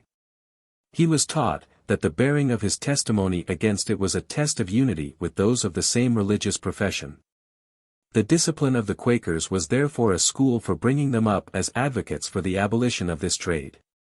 To this it may be added, that the Quakers knew more about the trade and the slavery of the Africans, than any other religious body of men, who had not been in the land of their sufferings. For there had been a correspondence between the Society in America and that in England on the subject, the contents of which must have been known to the members of each. American ministers also were frequently crossing the Atlantic on religious missions to England. These, when they traveled through various parts of our island, frequently related to the Quaker families in their way the cruelties they had seen and heard of in their own country. English ministers were also frequently going over to America on the same religious errand. These, on their return, seldom failed to communicate what they had learned or observed, but more particularly relative to the oppressed Africans, in their travels. The journals also of these, which gave occasional accounts of the sufferings of the slaves, were frequently published. Thus situated in point of knowledge, and brought up moreover from their youth in a detestation of the trade, the Quakers were ready to act whenever a favorable opportunity should present itself. Chapter 5. Third class of forerunners and coadjutors, up to 1787, consists of the Quakers and others in America. The yearly meeting for Pennsylvania and the Jerseys takes up the subject in 1696, and continue it till 1787. Other 5 yearly meetings take similar measures. Quakers, as individuals, also become laborers. William Burling and others. Individuals of other religious denominations take up the cause also, Judge Sewall and others. Union of the Quakers with others in a Society for Pennsylvania, in 1774, James Pemberton, Dr. Rush. Similar union of the Quakers with others for New York and other provinces. The next class of the forerunners and coadjutors, up to the year 1787, will consist, first, of the Quakers in America, and then of others, as they were united to these for the same object. It may be asked, how the Quakers living there should have become forerunners and coadjutors in the great work now under our consideration. I reply, first, that it was an object for many years with these to do away the slave trade as it was carried on in their own ports. But this trade was conducted in part, both before and after the independence of America, by our own countrymen. It was, secondly, an object with these to annihilate slavery in America, and this they have been instruments in accomplishing to a considerable extent. But any abolition of slavery within given boundaries must be a blow to the slave trade there. The American Quakers, lastly, living in a land where both the commerce and slavery existed, were in the way of obtaining a number of important facts relative to both, which made for their annihilation. And communicating many of these facts to those in England, who espoused the same cause, they became fellow laborers with these in producing the event in question. The Quakers in America, it must be owned, did most of them originally as other settlers there with respect to the purchase of slaves. They had lands without a sufficient number of laborers, and families without a sufficient number of servants, for their work. Africans were poured in to obviate these difficulties, and these were bought promiscuously by all. In these days, indeed, the purchase of them was deemed favorable to both parties, for there was little or no knowledge of the manner in which they had been procured as slaves. There was no charge of inconsistency on this account, as in later times. But though many of the Quakers engaged, without their usual consideration, in purchases of this kind, yet those constitutional principles, which belonged to the society, occasioned the members of it in general to treat those whom they purchased with great tenderness, considering them, though of a different color, as brethren, and as persons for whose spiritual welfare it became them to be concerned. So that slavery, except as to the power legally belonging to it, was in general little more than servitude in their hands. This treatment, as it was thus mild on the continent of America where the members of this society were the owners of slaves, so it was equally mild in the West India Islands where they had a similar property. In the latter countries, however, where only a few of them lived, it began soon to be productive of serious consequences. For it was so different from that which the rest of the inhabitants considered to be proper, that the latter became alarmed at it. Hence in Barbados an act was passed in 1676, under Governor Atkins, which was entitled, An Act to Prevent the People called Quakers from bringing their Negroes into their meetings for worship, though they held these in their own houses. This act was founded on the pretense, that the safety of the island might be endangered, if the slaves were to imbibe the religious principles of their masters.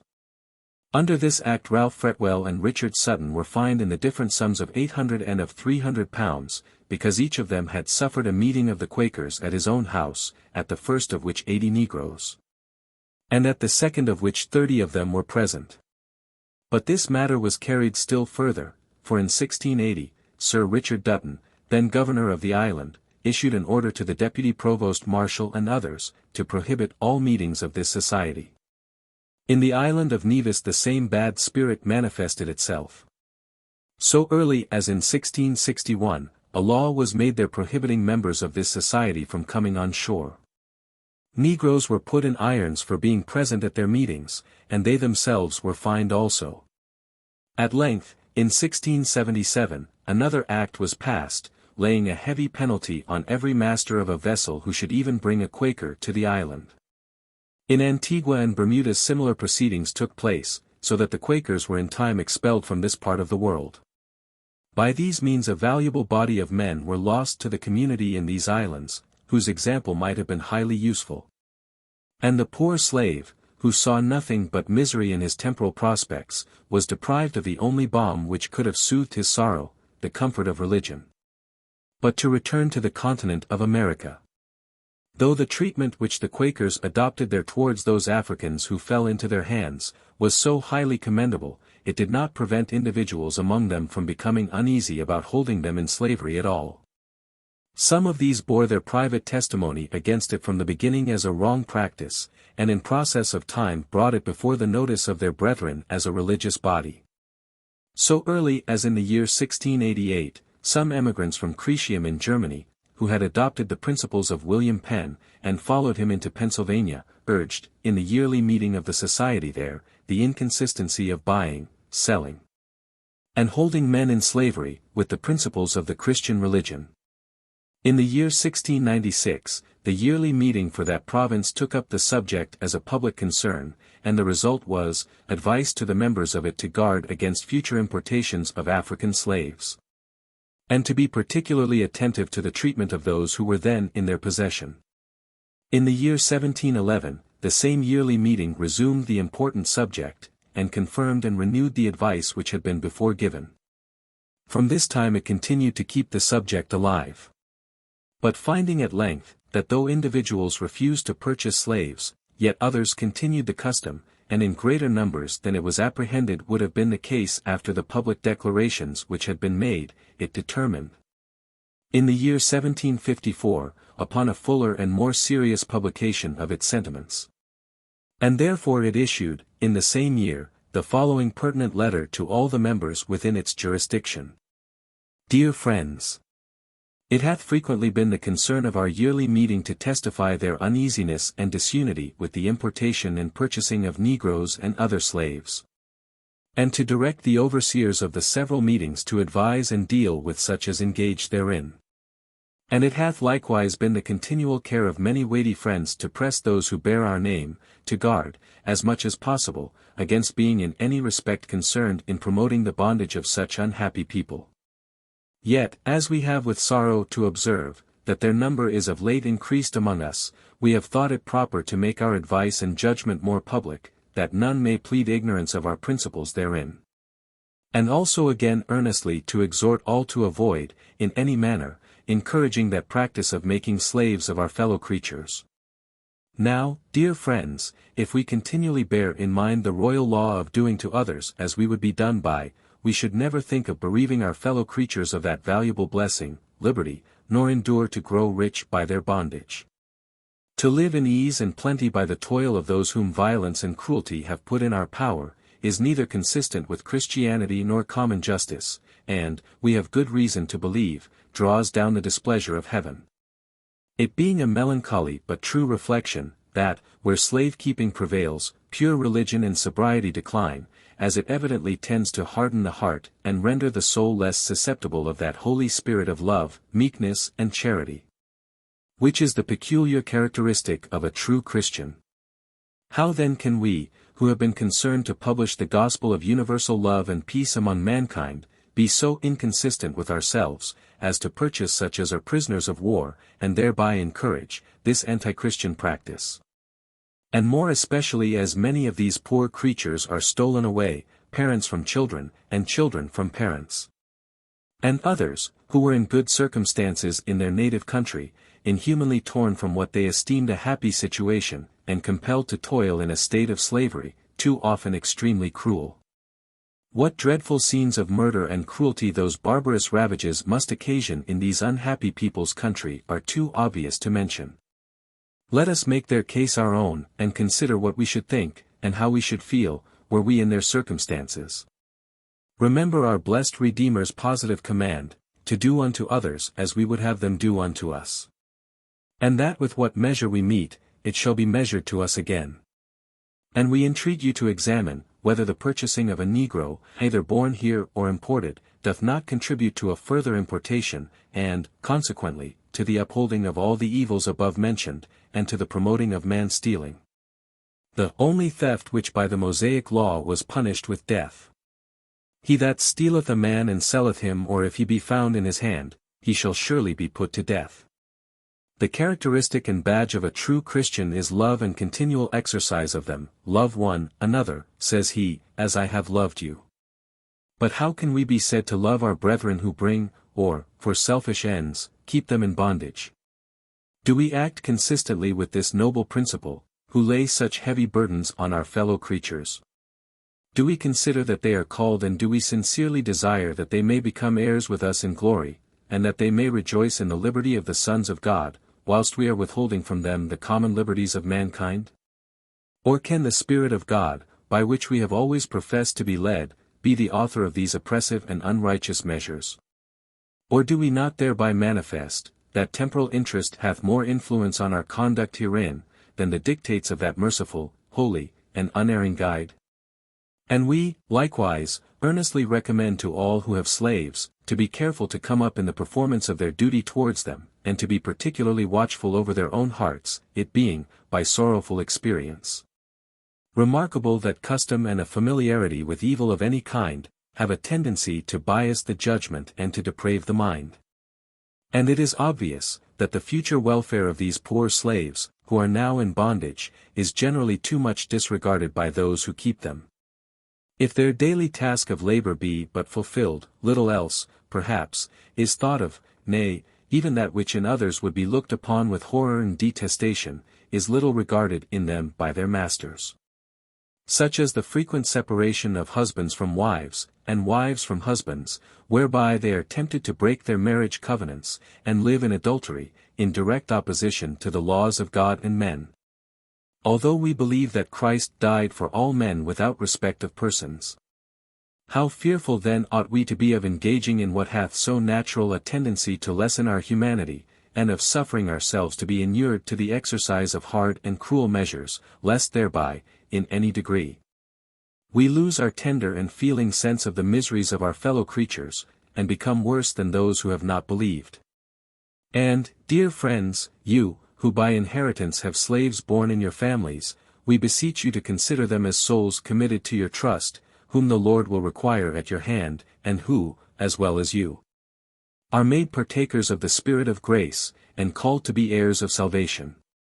And let it be your constant care to watch over them for good, instructing them in the fear of God and the knowledge of the gospel of Christ, that they may answer the end of their creation, and that God may be glorified and honored by them, as well as by us.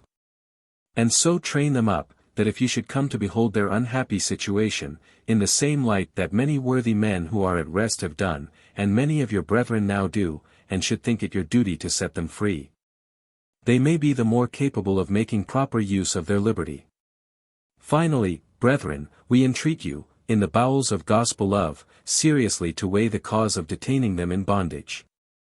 If it be for your own private gain, or any other motive than their good, it is much to be feared that the love of God, and the influence of the Holy Spirit, are not the prevailing principles in you. And that your hearts are not sufficiently redeemed from the world, which, that you with ourselves may more and more come to witness, through the cleansing virtue of the Holy Spirit of Jesus Christ, is our earnest desire. With the salutation of our love, we are your friends and brethren. Signed, in behalf of the yearly meeting, by John Evans, Abraham Farrington, John Smith, Joseph Noble, Thomas Carlton, James Daniel, William Trimble, Joseph Gibson, John Scarborough, John Shotwell, Joseph Hampton, Joseph Parker. This truly Christian letter, which was written in the year 1754, was designed, as we collect from the contents of it, to make the sentiments of the Society better known and attended to on the subject of the slave trade. It contains, as we see, exhortations to all the members within the yearly meeting of Pennsylvania and the Jerseys, to desist from purchasing and importing slaves, and, where they possess them, to have a tender consideration of their condition. But that the first part of the subject of this exhortation might be enforced, the yearly meeting for the same provinces came to a resolution in 1755, that if any of the members belonging to it bought or imported slaves, the overseers were to inform their respective monthly meetings of it, that these might treat with them, as they might be directed in the wisdom of truth. In the year 1774, we find the same yearly meeting legislating again on the same subject. By the preceding resolution they who became offenders, were subjected only to exclusion from the meetings for discipline, and from the privilege of contributing to the pecuniary occasions of the society. But, by the resolution of the present year, all members concerned in importing, selling, purchasing, giving, or transferring Negro or other slaves, or otherwise acting in such manner as to continue them in slavery beyond the term limited by law, 10 or custom, were directed to be excluded from membership or disowned. At this meeting also all the members of it were cautioned and advised against acting as executors or administrators to estates, where slaves were bequeathed, or likely to be detained in bondage. In the year 1776, the same yearly meeting carried the matter still further. It was enacted, that the owners of slaves, who refused to execute proper instruments for giving them their freedom, were to be disowned likewise. In 1778 it was enacted by the same meeting, that the children of those who had been set free by members, should be tenderly advised, and have a suitable education given them. It is not necessary to proceed further on this subject. It may be sufficient to say, that from this time the minutes of the yearly meeting for Pennsylvania and the Jerseys exhibit proofs of an almost incessant attention, year after year 11. To the means not only of wiping away the stain of slavery from their religious community, but of promoting the happiness of those restored to freedom, and of their posterity also. And as the yearly meeting of Pennsylvania and the Jerseys set this bright example, so those of New England, New York, Maryland, Virginia, and of the Carolinas and Georgia, in process of time followed it. But, whilst the Quakers were making these exertions at their different yearly meetings in America, as a religious body, to get rid both of the commerce and slavery of their fellow creatures, others, in the same profession, were acting as individuals, that is, on their own grounds, and independently of any influence from their religious communion, in the same cause, whose labors it will now be proper, in a separate narrative, to detail. The first person of this description in the society, was William Burling, of Long Island. He had conceived an abhorrence of slavery from early youth. In process of time he began to bear his testimony against it, by representing the unlawfulness of it to those of his own society, when assembled at one of their yearly meetings. This expression of his public testimony, he continued annually on the same occasion. He wrote also several tracts with the same design, one of which, published in the year 1718, he addressed to the elders of his own church, on the inconsistency of compelling people and their posterity to serve them continually and arbitrarily, and without any proper recompense for their services. The next was Ralph Sandiford, a merchant in Philadelphia. This worthy person had many offers of pecuniary assistance, which would have advanced him in life, but he declined them all because they came from persons who had acquired their independence by the oppression of their slaves. He was very earnest in endeavoring to prevail upon his friends, both, in and out of the society, to liberate those whom they held in bondage. At length he determined upon a work called The Mystery of Iniquity, in a brief examination of the practice of the times. This he published in the year 1780, though the chief judge had threatened him if he should give it to the world, and he circulated it free of expense wherever he believed it would be useful. The above work was excellent as a composition. The language of it was correct, the style manly and energetic, and it abounded with facts, sentiments, and quotations, which, while they showed the virtue and talents of the author, rendered it a valuable appeal in behalf of the African cause. The next public advocate was Benjamin Lay 12, who lived at Abington, at the distance of 12 or 14 miles from Philadelphia. Benjamin Lay was known, when in England, to the royal family of that day, into whose private presence he was admitted. On his return to America, he took an active part in behalf of the oppressed Africans. In the year 1737, he published a treatise on slave-keeping. This he gave away among his neighbors and others, but more particularly among the rising youth, many of whom he visited in their respective schools. He applied also to several of the governors for interviews, with whom he held conferences on the subject. Benjamin Lay was a man of strong understanding and of great integrity, but of warm and irritable feelings, and more particularly so when he was called forth on any occasion in which the oppressed Africans were concerned. For he had lived in the island of Barbados, and he had witnessed their scenes of cruelty towards them which had greatly disturbed his mind, and which unhinged it, as it were, whenever the subject of their sufferings was brought before him. Hence, if others did not think precisely as he did, when he conversed with them on the subject, he was apt to go out of due bounds. In bearing what he believed to be his testimony against this system of oppression, he adopted sometimes a singularity of manner, by which, as conveying demonstration of a certain eccentricity of character, he diminished in some degree his usefulness to the cause which he had undertaken. As far, indeed, as this eccentricity might have the effect of preventing others from joining him in his pursuit, lest they should be thought singular also, so far it must be allowed that he ceased to become beneficial. But there can be no question, on the other hand, that his warm and enthusiastic manners awakened the attention of many to the cause, and gave them first impressions concerning it, which they never afterwards forgot, and which rendered them useful to it in the subsequent part of their lives. The person who labored next in the society, in behalf of the oppressed Africans, was John Woolman. John Woolman was born at Northampton, in the county of Burlington and province of western New Jersey, in the year 1720. In his very early youth he attended, in an extraordinary manner, to the religious impressions which he perceived upon his mind, and began to have an earnest solicitude about treading in the right path. From what I had read and heard, says he, in his Journal 13, I believed there had been in past ages, people who walked in uprightness before God in a degree exceeding any, that I knew or heard of, now living. And the apprehension of there being less steadiness and firmness among people of this age, than in past ages, often troubled me while I was a child. An anxious desire to do away, as far as himself was concerned, this merited reproach, operated as one among other causes to induce him to be particularly watchful over his thoughts and actions, and to endeavor to attain that purity of heart, without which he conceived there could be no perfection of the Christian character. Accordingly, in the 22nd year of his age, he had given such proof of the integrity of his life, and of his religious qualifications, that he became an acknowledged minister of the gospel in his own society.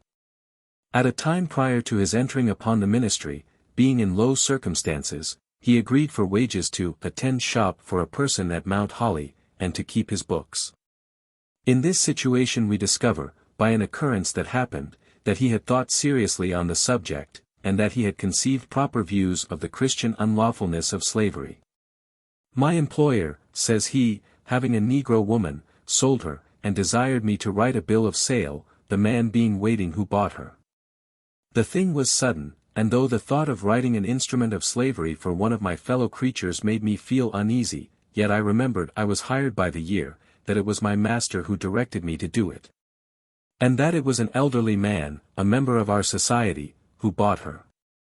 So through weakness I gave way and wrote, but, at executing it, I was so afflicted in my mind, that I said before my master and the friend, that I believed slave-keeping to be a practice inconsistent with the Christian religion.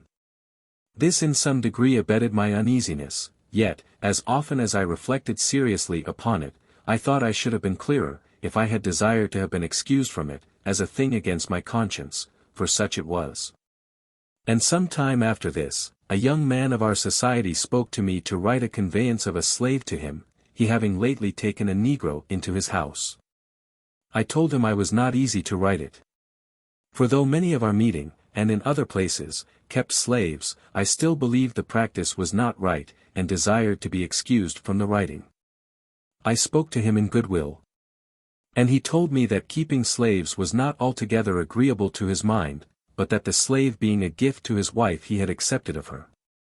We may easily conceive that a person so scrupulous and tender on this subject, as indeed John Woolman was on all others, was in the way of becoming in time more eminently serviceable to his oppressed fellow creatures. We have seen already the good seed sown in his heart, and it seems to have wanted only providential seasons and occurrences to be brought into productive fruit. Accordingly we find that a journey, which he took as a minister of the gospel in 1746 through the provinces of Maryland, Virginia, and North Carolina, which were then more noted than others for the number of slaves in them, contributed to prepare him as an instrument for the advancement of this great cause. The following are his own observations upon this journey. 2 things were remarkable to me in this journey. First, in regard to my entertainment. When I ate, drank, and lodged free cost, with people who lived in ease on the hard labor of their slaves, I felt uneasy. And, as my mind was inward to the Lord, I found, from place to place, this uneasiness returned upon me at times through the whole visit. Where the masters bore a good share of the burden and lived frugally, so that their servants were well provided for, and their labor moderate, I felt more easy. But where they lived in a costly way, and laid heavy burdens on their slaves, my exercise was often great, and I frequently had conversations with them in private concerning it. Secondly, this trade of importing slaves from their native country being much encouraged among them, and the white people and their children so generally living without much labor, was frequently the subject of my serious thoughts, and I saw in these southern provinces so many vices and corruptions, increased by this trade and this way of life, that it appeared to me as a gloom over the land. From the year 1747 to the year 1758, he seems to have been occupied chiefly as a minister of religion, but in the latter year he published a work upon slave-keeping. And in the same year, while traveling within the compass of his own monthly meeting, a circumstance happened which kept alive his attention to the same subjects. About this time, says he, a person at some distance lying sick, his brother came to me to write his will. I knew he had slaves, and asking his brother was told he intended to leave them as slaves to his children.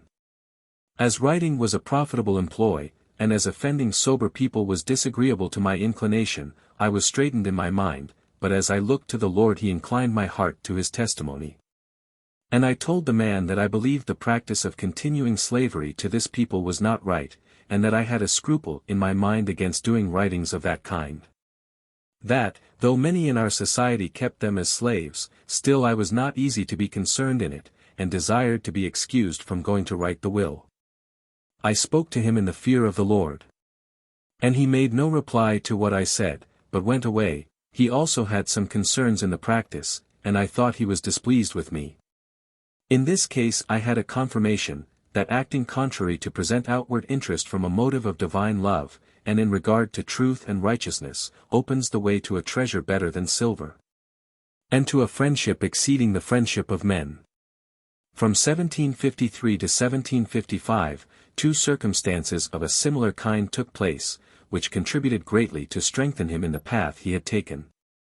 For in both these cases the persons who requested him to make their wills were so impressed by the principle upon which he refused them, and by his manner of doing it, that they bequeathed liberty to their slaves. In the year 1756, he made a religious visit to several of the society in Long Island. Here it was that the seed, now long fostered by the genial influences of heaven, began to burst forth into fruit. Till this time he seems to have been a passive instrument, attending only to such circumstances as came in his way on this subject. But now he became an active one, looking out for circumstances for the exercise of his labors.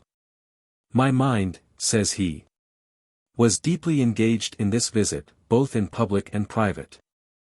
And at several places, observing that members kept slaves, I found myself under a necessity, in a friendly way, to labor with them, on that subject, expressing, as the way opened, the inconsistency of that practice with the parity of the Christian religion, and the ill effects of it as manifested amongst us. In the year 1757, he felt, his mind so deeply interested on the same subject, that he resolved to travel over Maryland, Virginia, and North Carolina, in order to try to convince persons, principally in his own society, of the inconsistency of holding slaves. He joined his brother with him in this arduous service. Having passed the Susquehanna into Maryland, he began to experience great agitation of mind. Soon after I entered this province, says he, a deep and painful exercise came upon me, which I often had some feeling of since my mind was drawn towards these parts, and with which I had acquainted my brother, before we agreed to join as companions. As the people in this and the southern provinces live much on the labor of slaves, many of whom are used hardly, my concern was that I might attend with singleness of heart to the voice of the true shepherd, and be so supported as to remain unmoved at the faces of men. It is impossible for me to follow him in detail, through this long and interesting journey, when I consider the bounds I have prescribed to myself in this work. I shall say, therefore, what I propose to offer generally, and in a few words. It appears that he conversed with persons occasionally, who were not of his own society, with a view of answering their arguments, and of endeavoring to evince the wickedness and impolicy of slavery. In discoursing with these, however strenuous he might appear, he seems never to have departed from a calm, modest, and yet dignified and even friendly demeanor.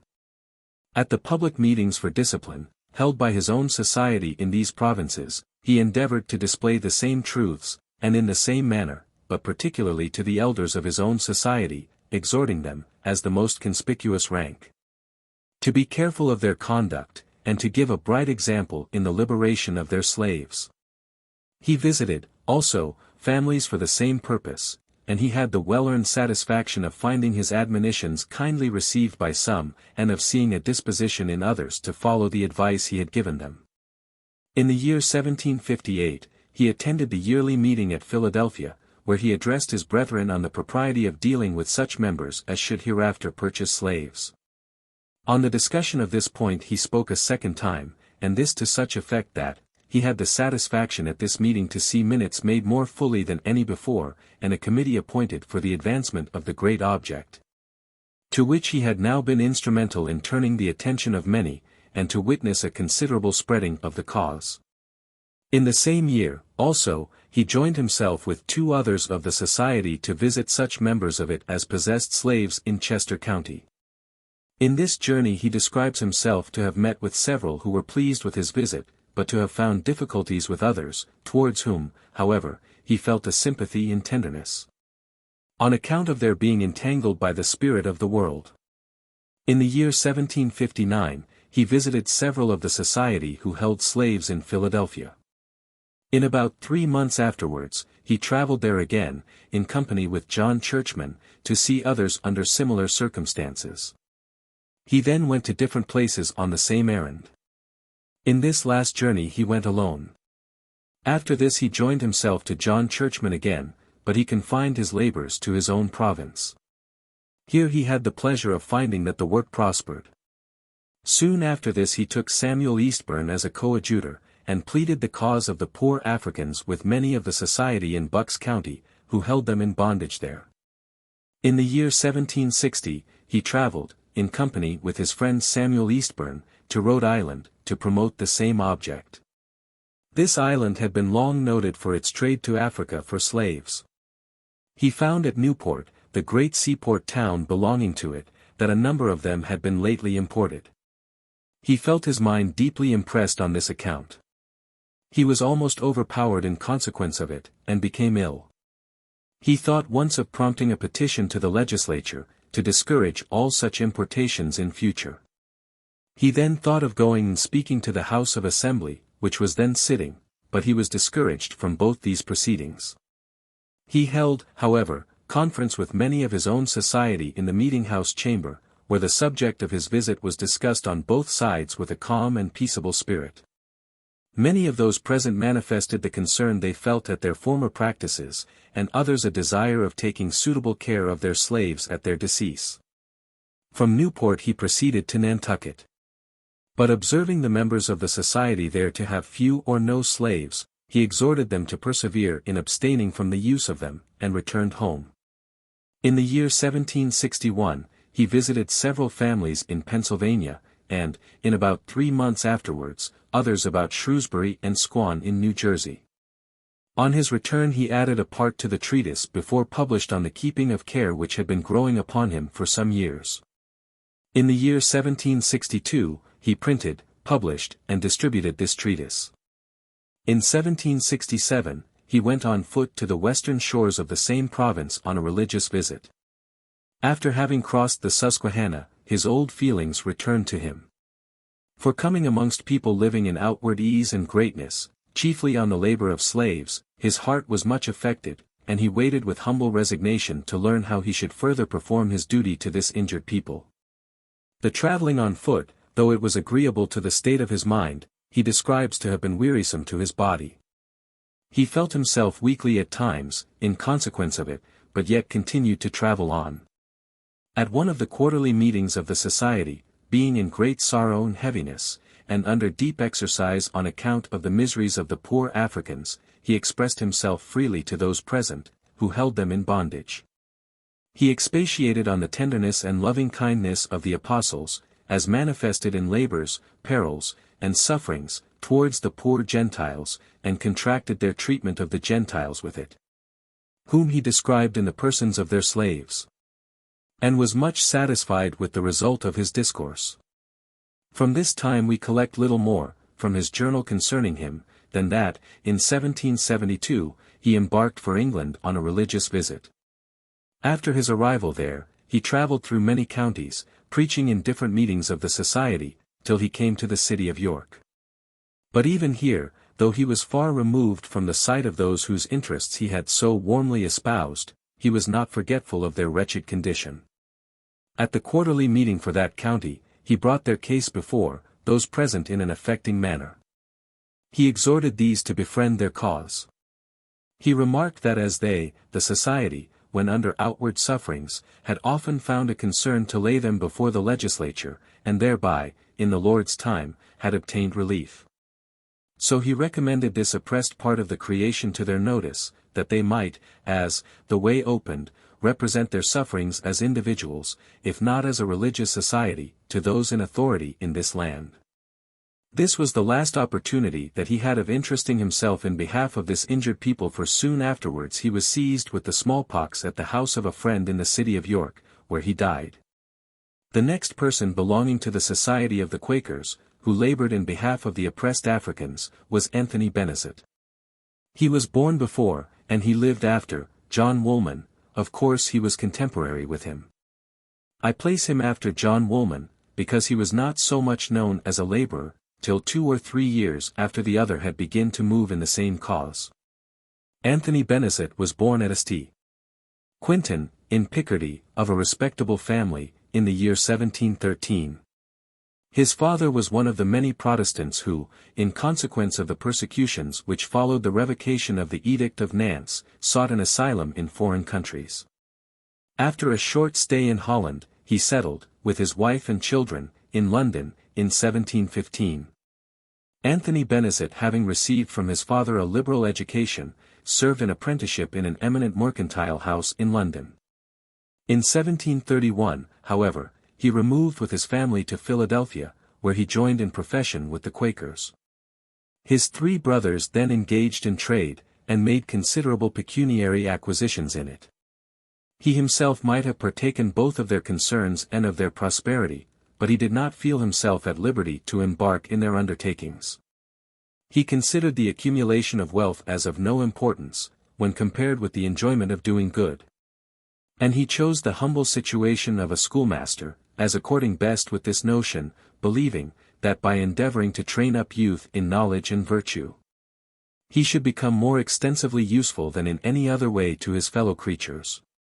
He had not been long in his new situation, before he manifested such an uprightness of conduct, such a courtesy of manners, such a purity of intention, and such a spirit of benevolence, that he attracted the notice, and gained the good opinion of the inhabitants among whom he lived.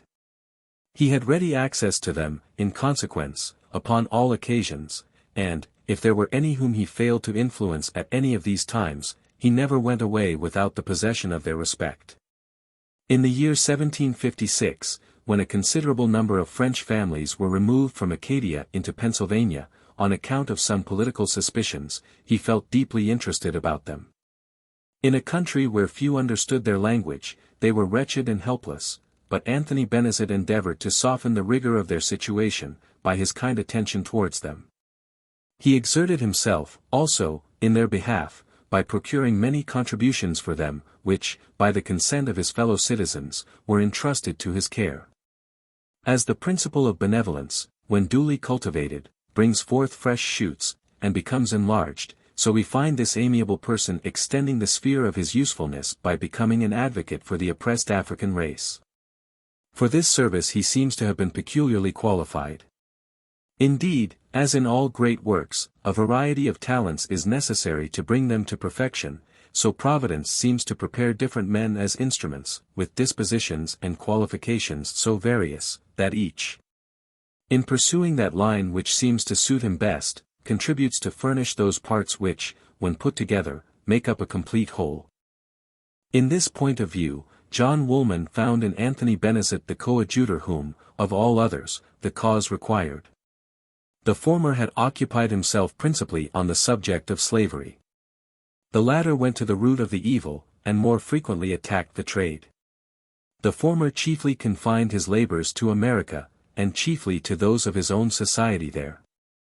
The latter, when he wrote, did not write for America only, but for Europe also, and endeavored to spread a knowledge and hatred of the traffic through the great society of the world.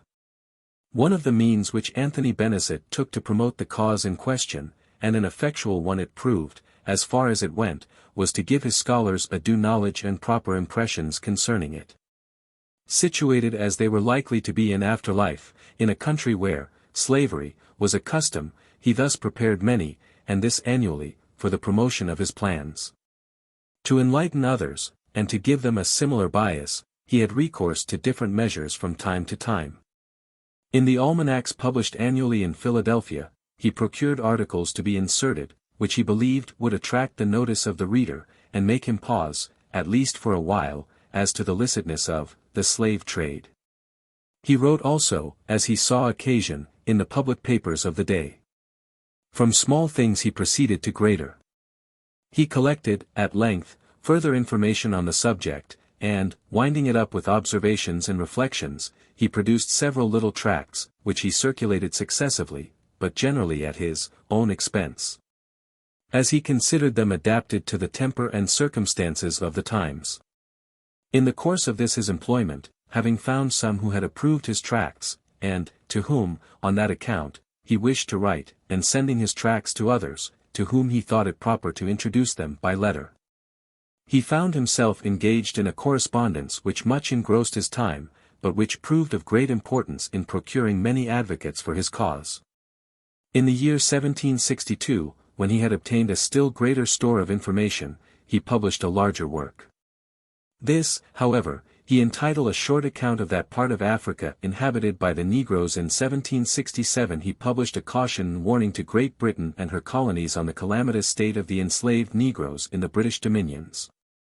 And soon after this appeared, an historical account of Guinea, its situation, produce, and the general disposition of its inhabitants, with an inquiry into the rise and progress of the slave trade, its nature, and calamitous effects.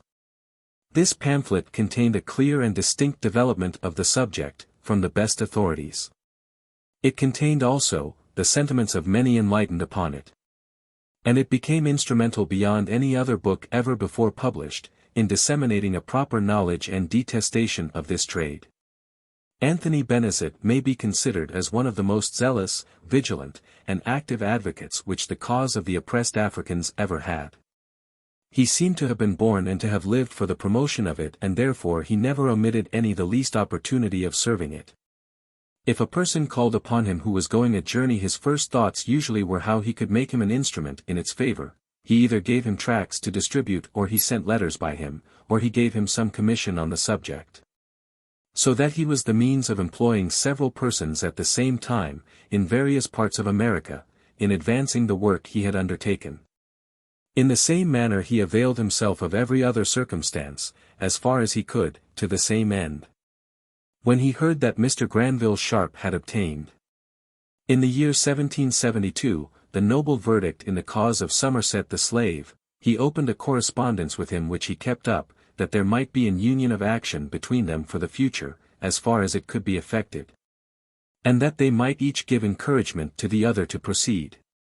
He opened also a correspondence with George Whitfield and John Wesley, that these might assist him in promoting the cause of the oppressed. He wrote also a letter to the Countess of Huntingdon on the following subject. She had founded a college, at the recommendation of George Whitfield, called the Orphan House near Savannah, in Georgia, and had endowed it. The object of this institution was to furnish scholastic instruction to the poor, and to prepare some of them for the ministry. George Whitfield, ever attentive to the cause of the poor Africans, thought that this institution might have been useful to them also. But soon after his death, they who succeeded him bought slaves, and these in unusual numbers, to extend the rice and indigo plantations belonging to the college. The letter then in question was written by Anthony Benezet, in order to lay before the Countess, as a religious woman, the misery she was occasioning in Africa, by allowing the managers of her college in Georgia to give encouragement to the slave trade. The Countess replied, that such a measure should never have her countenance, and that she would take care to prevent it. On discovering that the Abbé Raynal had brought out his celebrated work, in which he manifested a tender feeling in behalf of the injured Africans, he entered into a correspondence with him, hoping to make him yet more useful to their cause. Finding, also, in the year 1783 that the slave trade, which had greatly declined during the American War, was reviving, he addressed a pathetic letter to our Queen, as I mentioned in the last chapter, who, on hearing the high character of the writer of it from Benjamin West, received it with marks of peculiar condescension and attention. The following is a copy of it. To Charlotte, Queen of Great Britain.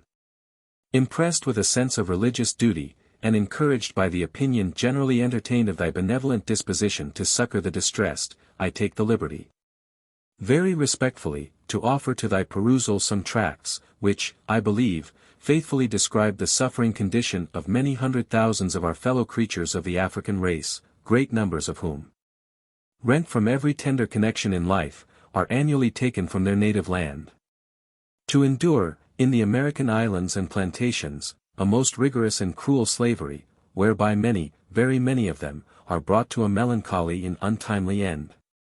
When it is considered that the inhabitants of Great Britain, who are themselves so eminently blessed in the enjoyment of religious and civil liberty, have long been, and yet are, very deeply concerned in this flagrant violation of the common rights of mankind, and that even its national authority is exerted in support of the African slave trade, there is much reason to apprehend that this has been, and, as long as the evil exists, will continue to be, an occasion of drawing down the divine displeasure on the nation and its dependencies. May these considerations induce thee to interpose thy kind endeavors in behalf of this greatly injured people, whose abject situation gives them an additional claim to the pity and assistance of the generous mind, inasmuch as they are altogether deprived of the means of soliciting effectual relief for themselves. That so thou mayest not only be a blessed instrument in the hand of him, by whom kings reign and princes decree justice, to avert the awful judgments by which the empire has already been so remarkably shaken, but that the blessings of thousands ready to perish may come upon thee, at a time when the superior advantages attendant on thy situation in this world will no longer be of any avail to thy consolation and support. To the tracts on this subject to which I have thus ventured to crave thy particular attention, I have added some which at different times I have believed it my duty to publish 14, and which, I trust, will afford thee some satisfaction. Their design being for the furtherance of that universal peace and goodwill amongst men, which the gospel was intended to introduce. I hope thou wilt kindly excuse the freedom used on this occasion by an ancient man, whose mind, for more than 40 years past, has been much separated from the common intercourse of the world, and long painfully exercised in the consideration of the miseries under which so large a part of mankind, equally with us the objects of redeeming love, are suffering the most unjust and grievous oppression, and who sincerely desires thy temporal and eternal felicity, and that of thy royal consort. Anthony Benezet. Anthony Benezet, besides the care he bestowed upon forwarding the cause of the oppressed Africans in different parts of the world, found time to promote the comforts, and improve the condition of those, in the state in which he lived.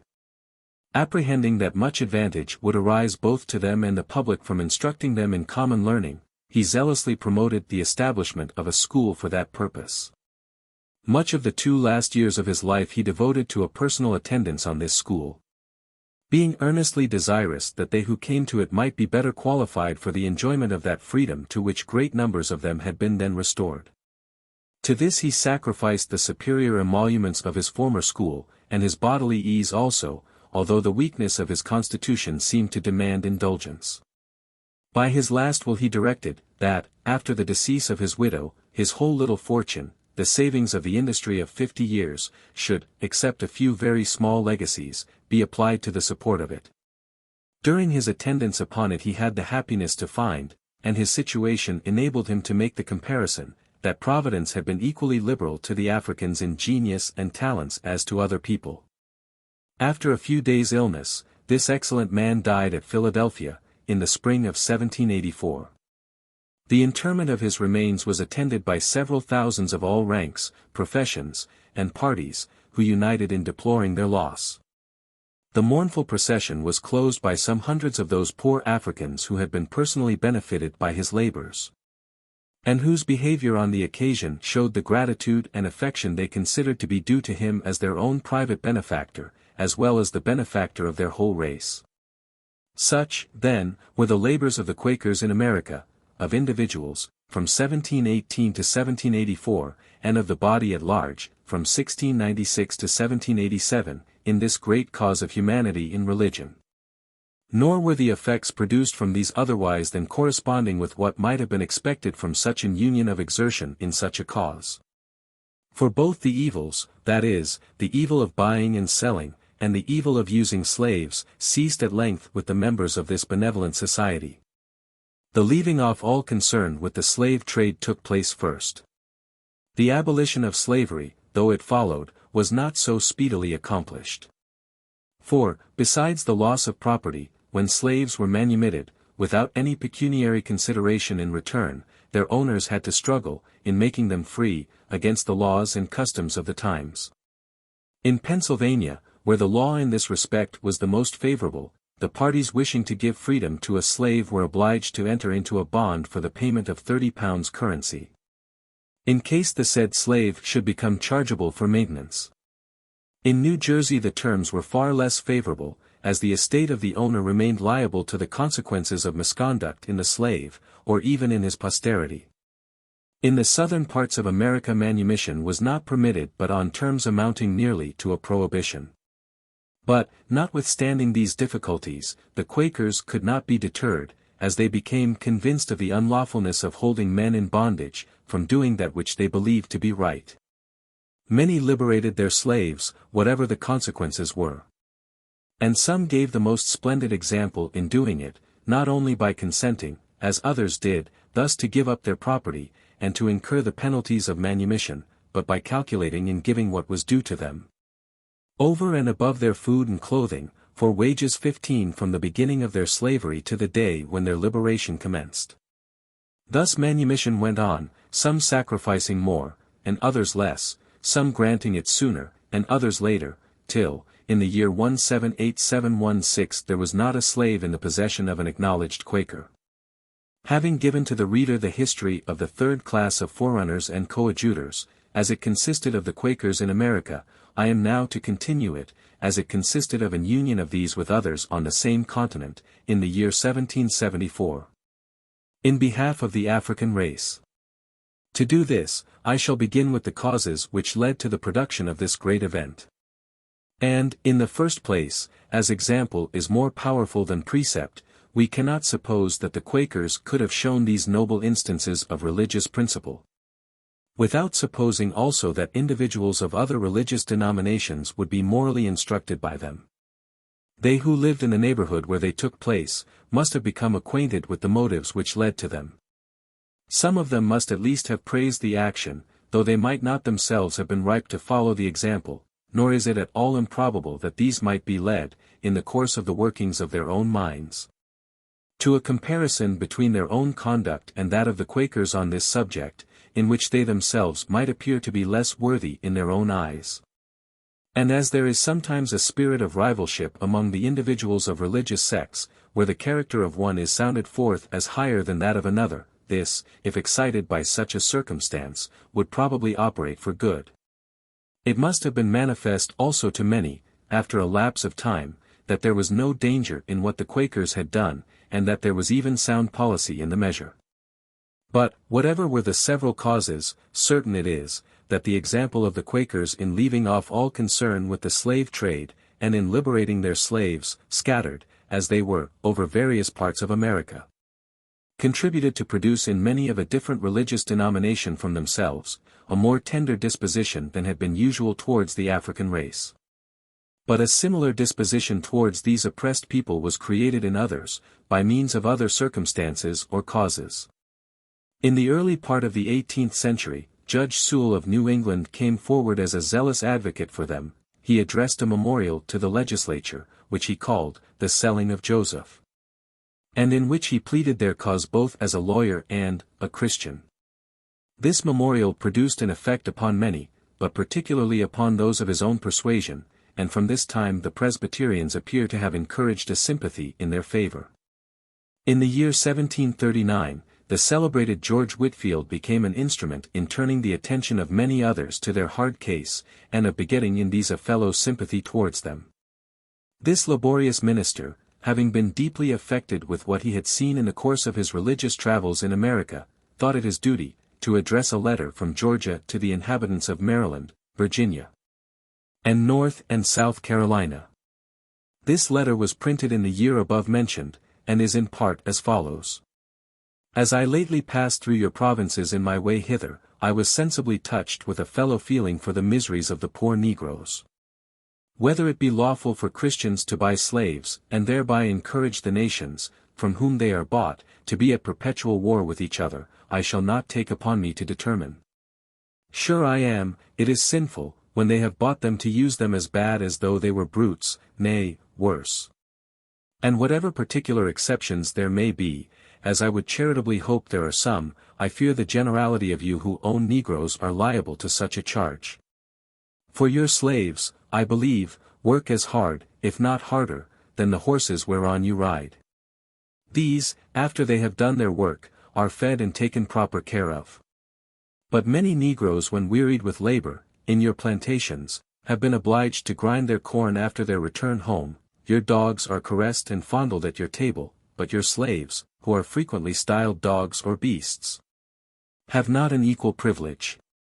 They are scarce permitted to pick up the crumbs which fall from their master's table, not to mention what numbers have been given up to the inhuman usage of cruel taskmasters, who, by their unrelenting scourges have ploughed their backs and made long furrows, and at length brought them even unto death.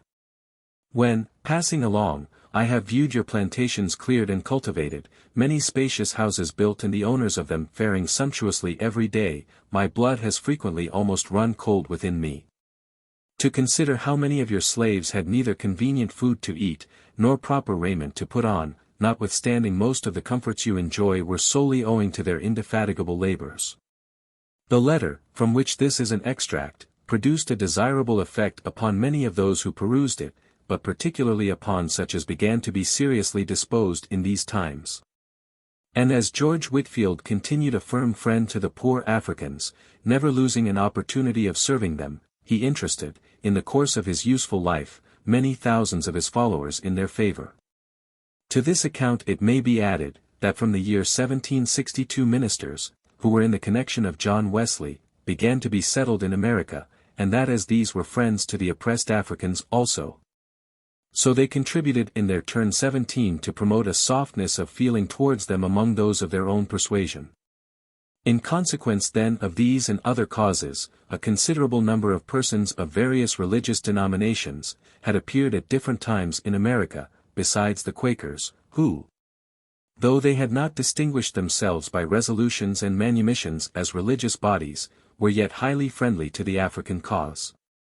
This friendly disposition began to manifest itself about the year 1770. For when a few Quakers, as individuals, began at that time to form little associations in the middle provinces of North America, to discourage the introduction of slaves among people in their own neighborhoods, who were not of their own society, and to encourage the manumission of those already in bondage, they were joined as colleagues by several persons of this description 18, who cooperated with them in the promotion of their design. This disposition, however, became more manifest in the year 1772. For the House of Burgesses of Virginia presented a petition to the King, beseeching His Majesty to remove all those restraints on his governors of that colony, which inhibited their assent to such laws as might check that inhuman and impolitic commerce, the slave trade, and it is remarkable, that the refusal of the British government to permit the Virginians to exclude slaves from among them by law, was enumerated afterwards among the public reasons for separating from the mother country. But this friendly disposition was greatly increased in the year 1773, by the literary labors of Dr. Benjamin Rush, of Philadelphia 19, who, I believe, is a member of the Presbyterian Church, for in this year, at the instigation of Anthony Benezet, he took up the cause of the oppressed Africans in a little work, which he entitled An Address to the Inhabitants of the British Settlements, on the Slavery of the Negroes. And soon afterwards in another, which was a vindication of the first, in answer to an acrimonious attack by a West Indian planter. These publications contained many new observations, they were written in a polished style. And while they exhibited the erudition and talents, they showed the liberality and benevolence of the author. Having had a considerable circulation, they spread conviction among many, and promoted the cause for which they had been so laudably undertaken. Of the great increase of friendly disposition towards the African cause in this very year, we have this remarkable proof, that when the Quakers, living in East and West Jersey, wished to petition the legislature to obtain an act of assembly for the more equitable manumission of slaves in that province, so many others of different persuasions joined them, that the petition was signed by upwards of 3,000 persons. But in the next year, or in the year 177420, the increased goodwill towards the Africans became so apparent, but more particularly in Pennsylvania, where the Quakers were more numerous than in any other state, that they, who considered themselves more immediately as the friends of these injured people, thought it right to avail themselves of it, and accordingly James Pemberton, one of the most conspicuous of the Quakers in Pennsylvania, and Dr. Rush, one of the most conspicuous of those belonging to the various other religious communities in that province, undertook, in conjunction with others, the important task of bringing those into a society who were friendly to this cause. In this undertaking they succeeded. And hence arose that union of the Quakers with others, to which I have been directing the attention of the reader, and by which the third class of forerunners and coadjutors becomes now complete. This society, which was confined to Pennsylvania, was the first ever formed in America, in which there was an union of persons of different religious denominations in behalf of the African race. But this society had scarcely begun to act, when the war broke out between England and America, which had the effect of checking its operations. This was considered as a severe blow upon it. But as those things which appear most to our disadvantage, turn out often the most to our benefit, so the war, by giving birth to the independence of America, was ultimately favorable to its progress. For as this contrast had produced during its continuance, so it left, when it was over, a general enthusiasm for liberty. Many talked of little else but of the freedom they had gained. These were naturally led to the consideration of those among them who were groaning in bondage. They began to feel for their hard case.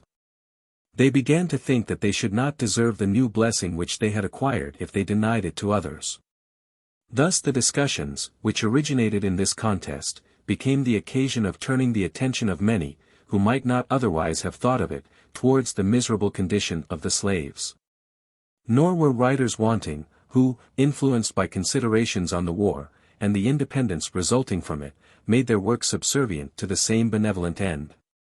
A work, entitled A Serious Address to the Rulers of America on the Inconsistency of Their Conduct Respecting Slavery, forming a contrast between the encroachments of England on American liberty and American injustice in tolerating slavery, which appeared in 1783, was particularly instrumental in producing this effect. This excited a more than usual attention to the case of these oppressed people, and where most of all it could be useful. For the author compared in two opposite columns the animated speeches and resolutions of the members of Congress in behalf of their own liberty with their conduct in continuing slavery to others. Hence the legislature began to feel the inconsistency of the practice. And so far had the sense of this inconsistency spread there, that when the delegates met from each state to consider of a federal union, there was a desire that the abolition of the slave trade should be one of the articles in it. This was, however, opposed by the delegates from North and South Carolina, Virginia, Maryland, and Georgia, the 5 states which had the greatest concern in slaves. But even these offered to agree to the article, provided a condition was annexed to it, which was afterwards done, that the power of such abolition should not commence in the legislature till the 1st of January, 1808. In consequence then of these different circumstances, the Society of Pennsylvania, the object of which was, for promoting the abolition of slavery and the relief of free Negroes unlawfully held in bondage, became so popular that in the year 1787 it was thought desirable to enlarge it. Accordingly several new members were admitted into it. The celebrated Dr. Franklin, who had long warmly espoused the cause of the injured Africans, was appointed president. James Pemberton and Jonathan Penrose were appointed vice presidents, Dr. Benjamin Rush and Tench Cox, secretaries, James Starr, treasurer, William Lewis, John D. Cox, Myers Fisher, and William Rawle, counselors. Thomas Harrison, Nathan Boys, James Whitehall, James Reed, John Todd, Thomas Armit, Norris Jones, Samuel Richards, Francis Bailey, Andrew Carson, John Warner, and Jacob Shoemaker, Jr., an electing committee. And Thomas Shields, Thomas Parker, John Old Den, William Zane, John Warner, and William McElhenney, an acting committee for carrying on the purposes of the institution. I shall now only observe further upon this subject, that as a society, consisting of an union of the Quakers, with others of other religious denominations, was established for Pennsylvania in behalf of the oppressed Africans. So different societies, consisting each of a similar union of persons, were established in New York, Connecticut, New Jersey, Delaware, Maryland, and other states for the same object. And that these afterwards held a correspondence and personal communion with each other for the promotion of it. Chapter 6. Observations on the three classes already introduced. Coincidence of extraordinary circumstances. Individuals in each of these classes, who seem to have had an education as it were to qualify them for promoting the cause of the abolition, Sharp and Ramsay in the first, Dillwyn in the second, Pemberton and Rush in the third. These, with their respective classes, acted on motives of their own, and independently of each other, and yet, from circumstances neither foreseen nor known by them, they were in the way of being easily united in 1787. William Dillwyn, the great medium of connection between them all. If the reader will refer to his recollection, he will find that I have given the history of three of the classes of the forerunners and coadjutors in the great cause of the abolition of the slave trade up to the time proposed. He will of course expect that I should proceed with the history of the fourth. But, as I foresee that, by making certain observations upon the classes already introduced in the present, rather than in any future place, I shall be able to give him clearer views on the subject. I shall postpone the history of the remaining class to the next chapter. The account which I shall now give, will exhibit a concurrence of extraordinary and important circumstances.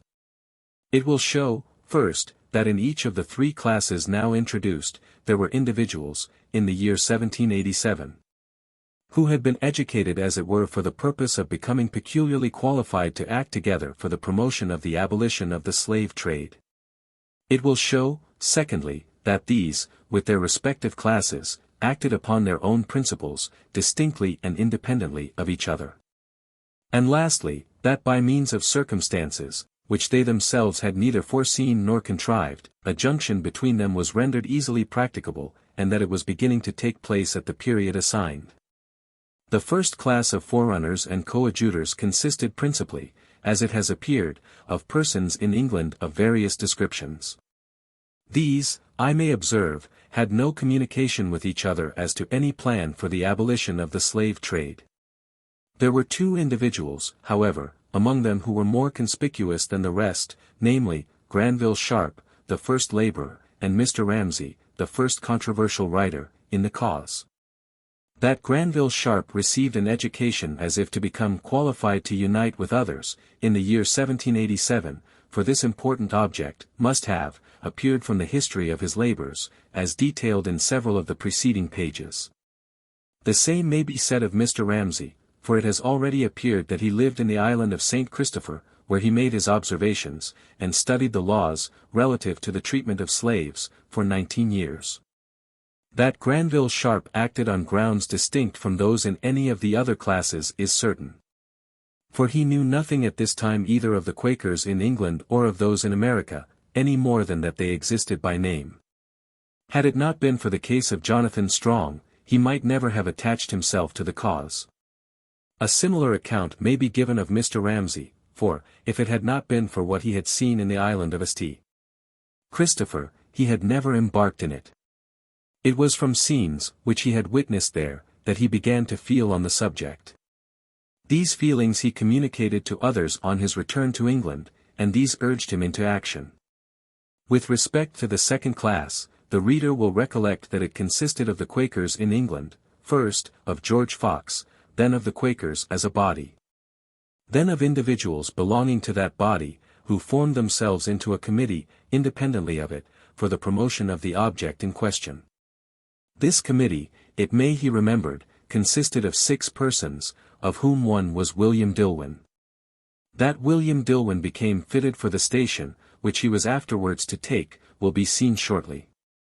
He was born in America, and was a pupil of the Venerable Benezet, who took pains very early to interest his feelings on this great subject. Benezet employed him occasionally, I mean in a friendly manner, as his amanuensis, to copy his manuscripts for publication, as well as several of his letters written in behalf of the cause. This gave his scholar an insight into the subject.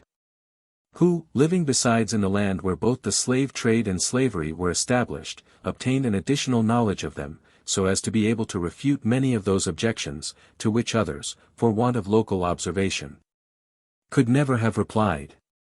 In the year 1772, Anthony Benezet introduced William Dillwyn by letter to several of the principal people of Carolina, with whom he had himself corresponded on the sufferings of the poor Africans, and desired him to have interviews with them on the subject. He charged him also to be very particular in making observations as to what he should see there. This journey was of great use to the latter, in fixing him as the friend of these oppressed people. For he saw so much of their cruel treatment in the course of it, that he felt an anxiety ever afterwards, amounting to a duty, to do everything in his power for their relief. In the year 1773, William Dillwyn, in conjunction with Richard Smith and Daniel Wells, 2 of his own society, wrote a pamphlet in answer to arguments then prevailing, that the manumission of slaves would be injurious. This pamphlet, which was entitled, Brief Considerations on Slavery, and the Expediency of its Abolition, with some hints on the means whereby it may be gradually effected, proved that in lieu of the usual security required, certain sums paid at the several periods of manumission would amply secure the public, as well as the owners of the slaves, from any future burdens. In the same year also, when the Society, joined by several hundreds of others in New Jersey, presented a petition to the legislature, as mentioned in the former chapter, to obtain an act of assembly for the more equitable manumission of slaves in that province, William Dillwyn was one of a deputation, which was heard at the bar of the assembly for that purpose. In 1774, he came to England, but his attention was still kept alive to the subject, for he was the person by whom Anthony Benezet sent his letter to the Countess of Huntingdon, as before related. He was also the person to whom the same venerable defender of the African race sent his letter, before spoken of, to be forwarded to the Queen. That William Dillwyn, and those of his own class in England, acted upon motives very distinct from those of the former class, may be said with truth.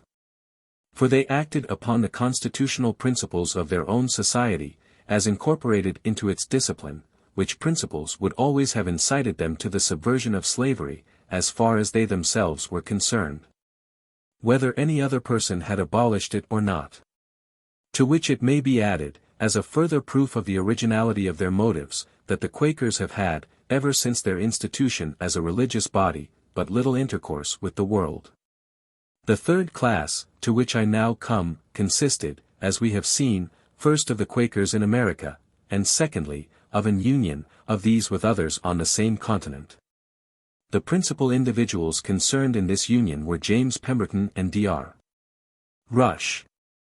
The former of these, having taken an active part in several of the yearly meetings of his own society relative to the oppressed Africans, and having been in habits of intimacy and friendship with John Woolman and Anthony Benezet, with the result of whose labors he was acquainted, may be supposed to have become qualified to take a leading station in the promotion of their cause.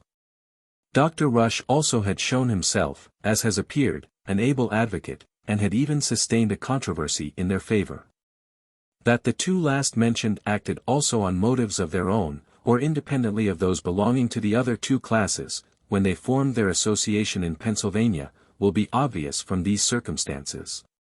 First, that most of those of the first class, who contributed to throw the greatest light and odium upon the slave trade, had not then made their public appearance in the world. And, with respect to the second class, the little committee belonging to it had neither been formed nor thought of. And as the individuals in each of the three classes, who have now been mentioned, had an education as it were to qualify them for acting together in this great cause, and had moved independently of each other. So it will appear that, by means of circumstances, which they themselves had neither foreseen nor contrived, a junction between them was rendered easily practicable, and that it was beginning to take place at the period assigned. To show this, I must first remind the reader, that Anthony Benezet, as soon as he heard of the result of the case of Somerset, opened a correspondence with Granville Sharp, which was kept up to the encouragement of both. In the year 1774, when he learned that William Dillwyn was going to England, he gave him letters to that gentleman. Thus one of the most conspicuous of the second class was introduced, accidentally as it were, to one of the most conspicuous of the first. In the year 1775, William Dillwyn went back to America, but, on his return to England to settle, he renewed his visits to Granville Sharp. Thus the connection was continued. To these observations I may now add, that Samuel Hoare, of the same class as William Dillwyn, had, in consequence of the Bishop of Chester's sermon, begun a correspondence in 1784, as before mentioned, with Mr. Ramsay, who was of the same class as Mr. Sharp. Thus 4 individuals of the 2 first classes were in the way of an union with one another. But circumstances equally natural contributed to render an union between the members of the second and the third classes easily practicable also. For what was more natural than that William Dillwyn, who was born and who had resided long in America, should have connections there? He had long cultivated a friendship, not then knowing to what it would lead, with James Pemberton. His intimacy with him was like that of a family connection. They corresponded together, they corresponded also as kindred hearts, relative to the slave trade. Thus 2 members of the second and third classes had opened an intercourse on the subject, and thus was William Dillwyn the great medium, through whom the members of the 2 classes now mentioned, as well as the members of all the 3, might be easily united also, if a fit occasion should offer. Chapter 7. Fourth class of forerunners and coadjutors up to 1787. Dr. Peckard, Vice-Chancellor of the University of Cambridge, the first of these, gives out the slave trade as the subject for one of the annual prizes. Author writes and obtains the first of these, reads his dissertation in the Senate House in the summer of 1785, his feelings on the subject during his return home, is desirous of aiding the cause of the Africans, but sees great difficulties. Determines to publish his prize essay for this purpose, is accidentally thrown into the way of James Phillips, who introduces him to W. Dillwyn, the connecting medium of the 3 classes before mentioned, and to G. Sharp and Mr. Ramsay, and to R. Phillips. I proceed now to the 4th class of forerunners and coadjutors up to the year 1787 in the great cause of the abolition of the slave trade. The first of these was Dr. Peckard. This gentleman had distinguished himself in the earlier part of his life by certain publications on the intermediate state of the soul, and by others in favor of civil and religious liberty. To the latter cause he was a warm friend, seldom omitting any opportunity of declaring his sentiments in its favor. In the course of his preferment he was appointed by Sir John Griffin, afterwards Lord Howard of Walden, to the mastership of Magdalen College in the University of Cambridge. In this high office he considered it to be his duty to support those doctrines which he had espoused when in an inferior station. And accordingly, when in the year 1784 it devolved upon him to preach a sermon, before the University of Cambridge, he chose his favorite subject, in the handling of which he took an opportunity of speaking of the slave trade in the following nervous manner. Now, whether we consider the crime with respect to the individuals concerned in this most barbarous and cruel traffic, or whether we consider it as patronized and encouraged by the laws of the land, it presents to our view an equal degree of enormity. A crime, founded on a dreadful preeminence in wickedness, a crime, which being both of individuals and the nation, must sometime draw down upon us the heaviest judgment of Almighty God, who made of one blood all the sons of men. And who gave to all equally a natural right to liberty. And who, ruling all the kingdoms of the earth with equal providential justice, cannot suffer such deliberate, such monstrous iniquity, to pass long unpunished. But Dr. Packard did not consider this delivery of his testimony, though it was given before a learned and religious body, as a sufficient discharge of his duty, while any opportunity remained of renewing it with effect. And, as such an one offered in the year 1785, when he was vice-chancellor of the university, he embraced it. In consequence of his office, it devolved upon him to give out 2 subjects for Latin dissertations, one to the middle bachelors, and the other to the senior bachelors of arts. They who produced the best were to obtain the prizes. To the latter he proposed the following, and liceat invitos in servitudem dare. Or, is it right to make slaves of others against their will? This circumstance of giving out subjects for the prizes, though only an ordinary measure, became the occasion of my own labors.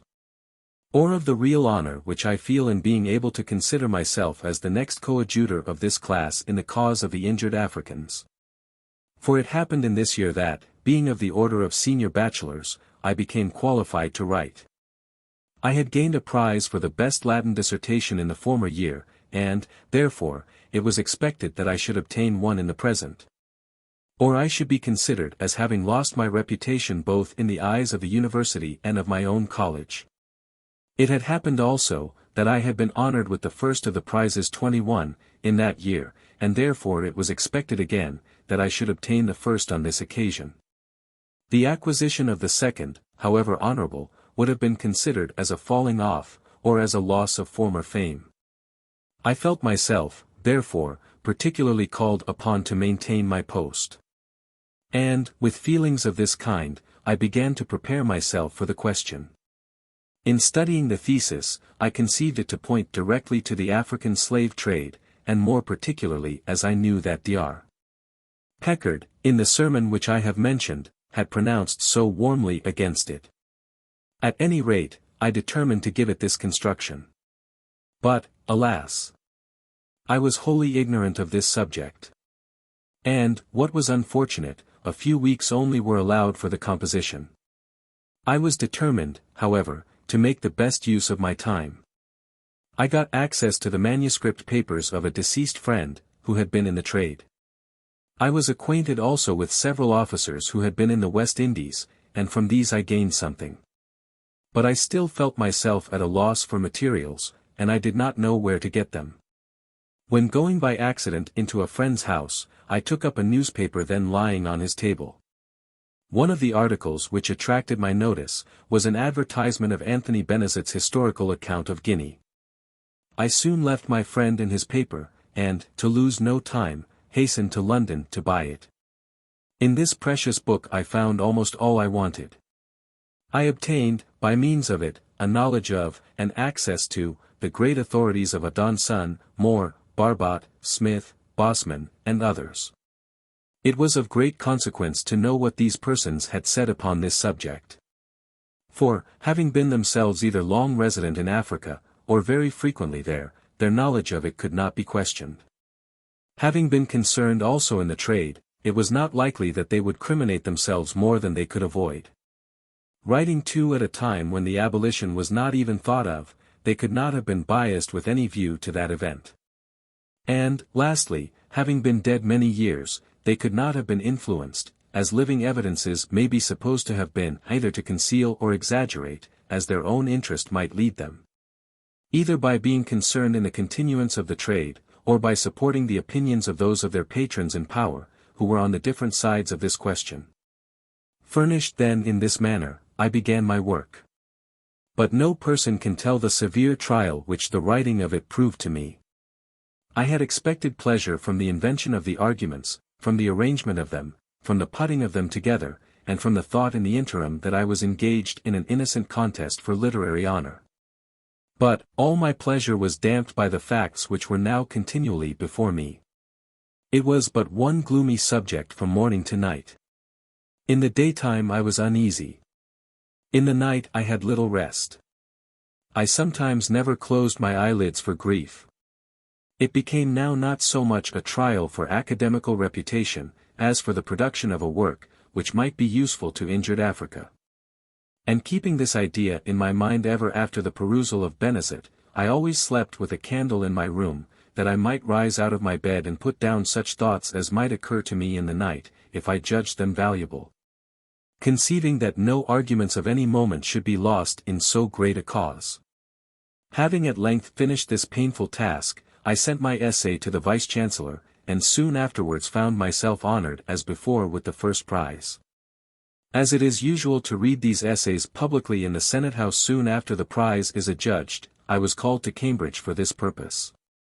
I went and performed my office. On returning however to London, the subject of it almost wholly engrossed my thoughts. I became at times very seriously affected while upon the road. I stopped my horse occasionally, and dismounted and walked. I frequently tried to persuade myself in these intervals that the contents of my essay could not be true. The more, however, I reflected upon them, or rather upon the authorities on which they were founded, the more I gave them credit. Coming in sight of Wade's Mill, in Hertfordshire, I sat down disconsolate on the turf by the roadside and held my horse. Here a thought came into my mind, that if the contents of the essay were true, it was time some person should see these calamities to their end. Agitated in this manner, I reached home. This was in the summer of 1785. In the course of the autumn of the same year I experienced similar impressions. I walked frequently into the woods, that I might think on the subject in solitude, and find relief to my mind there. But there the question still recurred, are these things true? Still the answer followed as instantaneously, they are. Still the result accompanied it, then surely some person should interfere.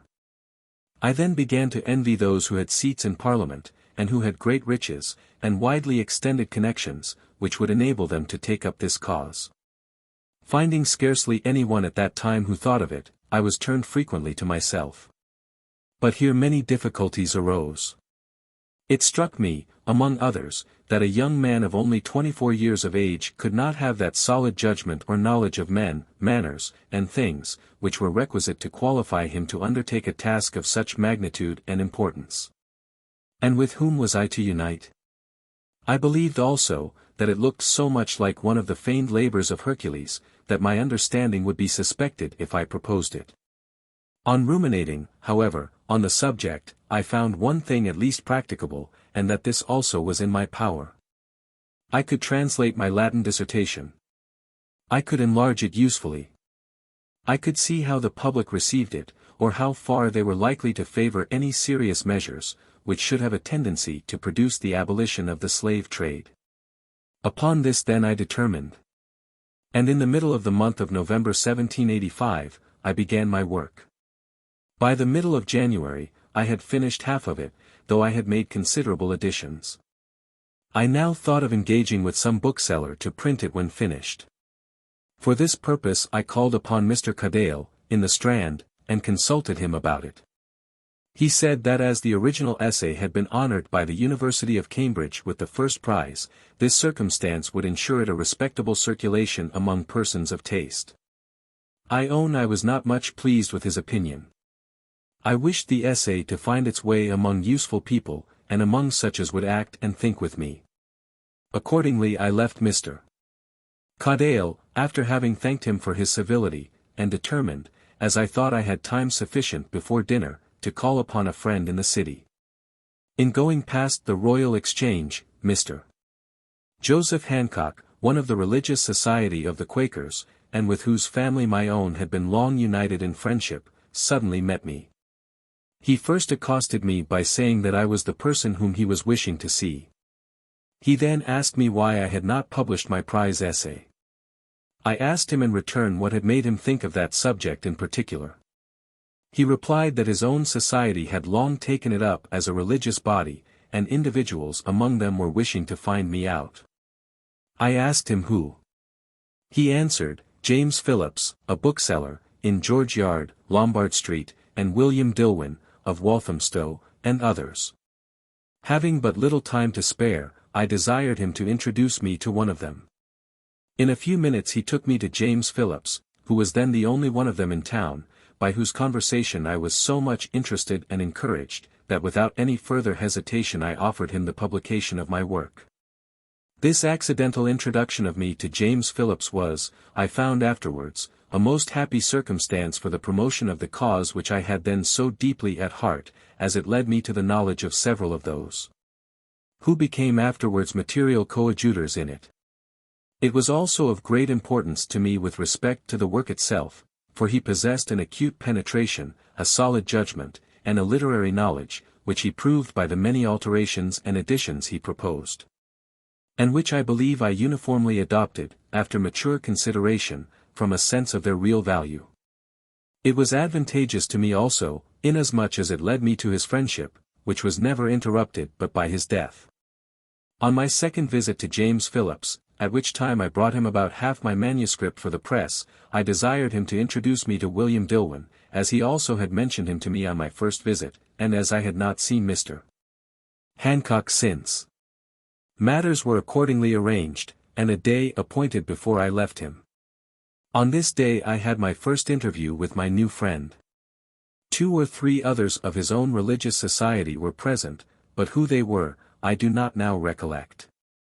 There seemed to be a great desire among them to know the motive, by which I had been actuated in contending for the prize.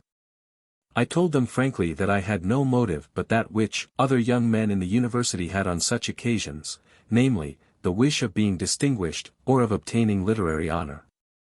But that I had felt so deeply on the subject of it, that I had lately interested myself in it from a motive of duty. My conduct seemed to be highly approved by those present, and much conversation ensued, but it was of a general nature. As William Dillwyn wished very much to see me at his house at Walthamstow, I appointed the 13th of March to spend the day with them there. We talked for the most part, during my stay, on the subject of my essay. I soon discovered the treasure I had met with in his local knowledge, both of the slave trade and of slavery, as they existed in the United States, and I gained from him several facts, which, with his permission, I afterwards inserted in my work. But how surprised was I to hear, in the course of our conversation, of the labors of Granville Sharp, of the writings of Ramsay, and of the controversy in which the latter was engaged, of all which I had hitherto known nothing. How surprised was I to learn that William Dillwyn himself had, 2 years before, associated himself with 5 others for the purpose of enlightening the public mind upon this great subject. How astonished was I to find that a society had been formed in America for the same object, with some of the principal members of which he was intimately acquainted. And how still more astonished at the inference which instantly rushed upon my mind, that he was capable of being made the great medium of connection between them all. These thoughts almost overpowered me. I believe that after this I talked but little more to my friend. My mind was overwhelmed with the thought that I had been providentially directed to his house, that the finger of Providence was beginning to be discernible, that the day-star of African liberty was rising, and that probably I might be permitted to become an humble instrument in promoting it. In the course of attending to my work, as now in the press, James Phillips introduced me also to Granville Sharp, with whom I had afterwards many interesting interviews from time to time, and whom I discovered to be a distant relation by my father's side. He introduced me also by letter to a correspondence with Mr. Ramsay, who in a short time afterwards came to London to see me. He introduced me also to his cousin, Richard Phillips, of Lincoln's Inn, who was at that time, on the point of joining the religious society of Quakers. In him I found much sympathy, and a willingness to co-operate with me. When dull and disconsolate, he encouraged me. When in spirits, he stimulated me further. Him I am now to mention as a new, but soon afterwards as an active and indefatigable, coadjutor in the cause. But I shall say more concerning him in a future chapter. I shall only now add that my work was at length printed. That it was entitled An Essay on the Slavery and Commerce of the Human Species, particularly the African, translated from a Latin dissertation, which was honored with the first prize in the University of Cambridge, for the year 1785. With additions, and that it was ushered into the world in the month of June, 1786, or in about a year after it had been read in the Senate House in its first form. Chapter 8. Continuation of the fourth class of forerunners and coadjutors up to 1787, Bennet Langton, Dr. Baker, Lord and Lady Scarsdale. Author visits Ramsay at Testonde, Lady Middleton and Sir Charles, afterward Lord Barham. Author declares himself at the house of the latter ready now to devote himself to the cause, reconsiders this declaration or pledge, his reasoning and struggle upon it, persists in it, returns to London, and pursues the work as now a business of his life. I had purposed, as I said before, when I determined to publish my essay, to wait to see how the world would receive it, or what disposition there would be in the public to favor my measures for the abolition of the slave trade. But the conversation which I had held on the 13th of March with William Dillwyn, continued to make such an impression upon me, that I thought now there could be no occasion for waiting for such a purpose. It seemed now only necessary to go forward. Others I found had already begun the work. I had been thrown suddenly among these, as into a new world of friends. I believed, also, that a way was opening under Providence for support. And I now thought that nothing remained for me but to procure as many coadjutors as I could. I had long had the honor of the friendship of Mr. Bennet Langton, and I determined to carry him one of my books, and to interest his feelings in it, with a view of procuring his assistance in the cause. Mr. Langton was a gentleman of an ancient family and respectable fortune in Lincolnshire, but resided then in Queen Square, Westminster. He was known as the friend of Dr. Johnson, Jonas Hanway, Edmund Burke, Sir Joshua Reynolds, and others. Among his acquaintance, indeed, were most of the literary, and eminent professional, and public-spirited men of the times. At court, also, he was well known, and had the esteem of His Majesty, George III, with whom he frequently conversed. His friends were numerous also, in both houses of the legislature. As to himself, he was much noted for his learning, but most of all for the great example he gave, with respect to the usefulness and integrity of his life. By introducing my work to the sanction of a friend of such high character and extensive connections, I thought I should be doing great things. And so the event proved. For when I went to him after he had read it, I found that it had made a deep impression upon his mind. As a friend to humanity, he lamented over the miseries of the oppressed Africans, and over the crimes of their tyrants, as a friend to morality and religion. He cautioned me, however, against being too sanguine in my expectations, as so many thousands were interested in continuing the trade. Justice, however, which he said weighed with him beyond all private or political interest, demanded a public inquiry, and he would assist me to the utmost of his power in my attempts towards it. From this time he became a zealous and active coadjutor in the cause, and continued so to the end of his valuable life. The next person, to whom I gave my work with a like view, was Dr. Baker, a clergyman of the establishment, and with whom I had been in habits of intimacy for some time. Dr. Baker was a learned and pious man. He had performed the duties of his profession, from the time of his initiation into the Church, in an exemplary manner. Not only by paying a proper attention to the customary services, but by the frequent visitation of the sick and the instruction of the poor. This he had done, too, to admiration in a particularly extensive parish. At the time I knew him, he had Mayfair Chapel, of which an unusual portion of the congregation consisted then of persons of rank and fortune. With most of these he had a personal acquaintance. This was of great importance to me in the promotion of my views. Having left him my book for a month, I called upon him. The result was that which I expected from so good a man. He did not wait for me to ask him for his cooperation, but he offered his services in any way which I might think most eligible. Feeling it his duty, as he expressed it, to become an instrument in exposing such a complication of guilt and misery to the world. Dr. Baker became from this time an active coadjutor also, and continued so to his death. The person to whom I sent my work next, was the late Lord Scarsdale, whose family I had known for about 2 years. Both he and his lady read it with attention. They informed me, after the perusal of it, that both of them were desirous of assisting me in promoting the cause of the poor Africans.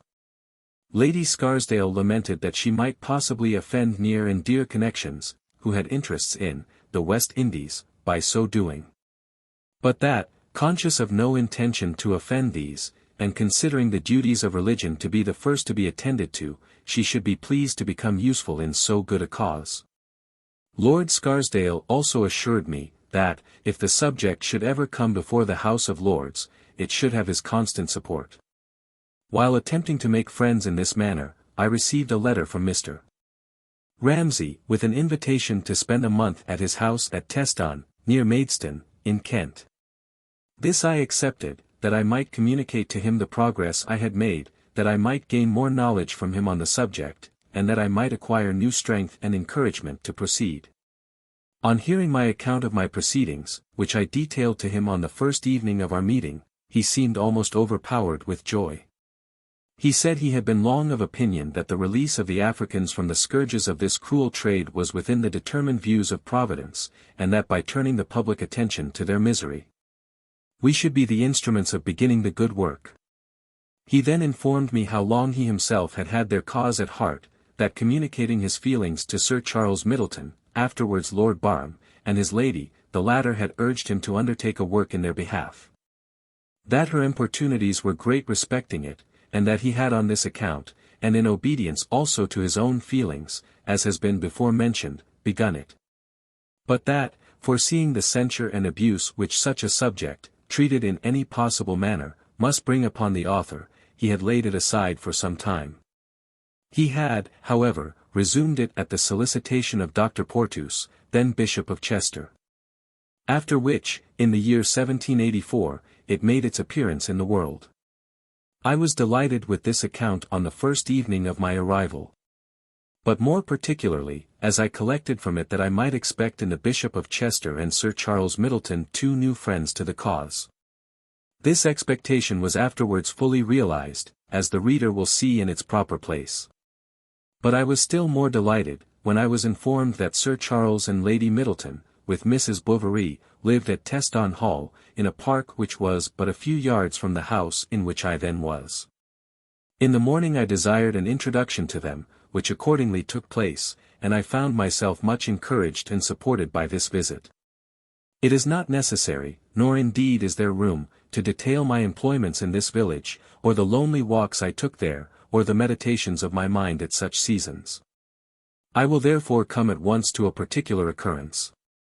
When at dinner one day with the family at Teston Hall, I was much pleased with the turn which the conversation had taken on the subject, and in the joy of my heart I exclaimed, that I was ready to devote myself to the cause. This brought great commendation from those present.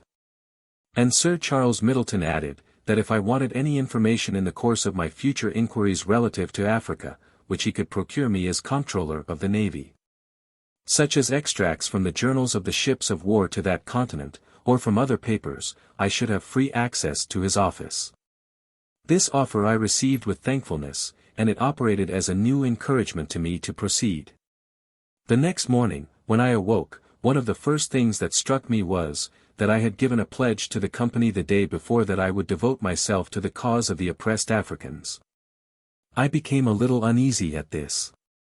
I questioned whether I had considered matters sufficiently to be able to go so far with propriety.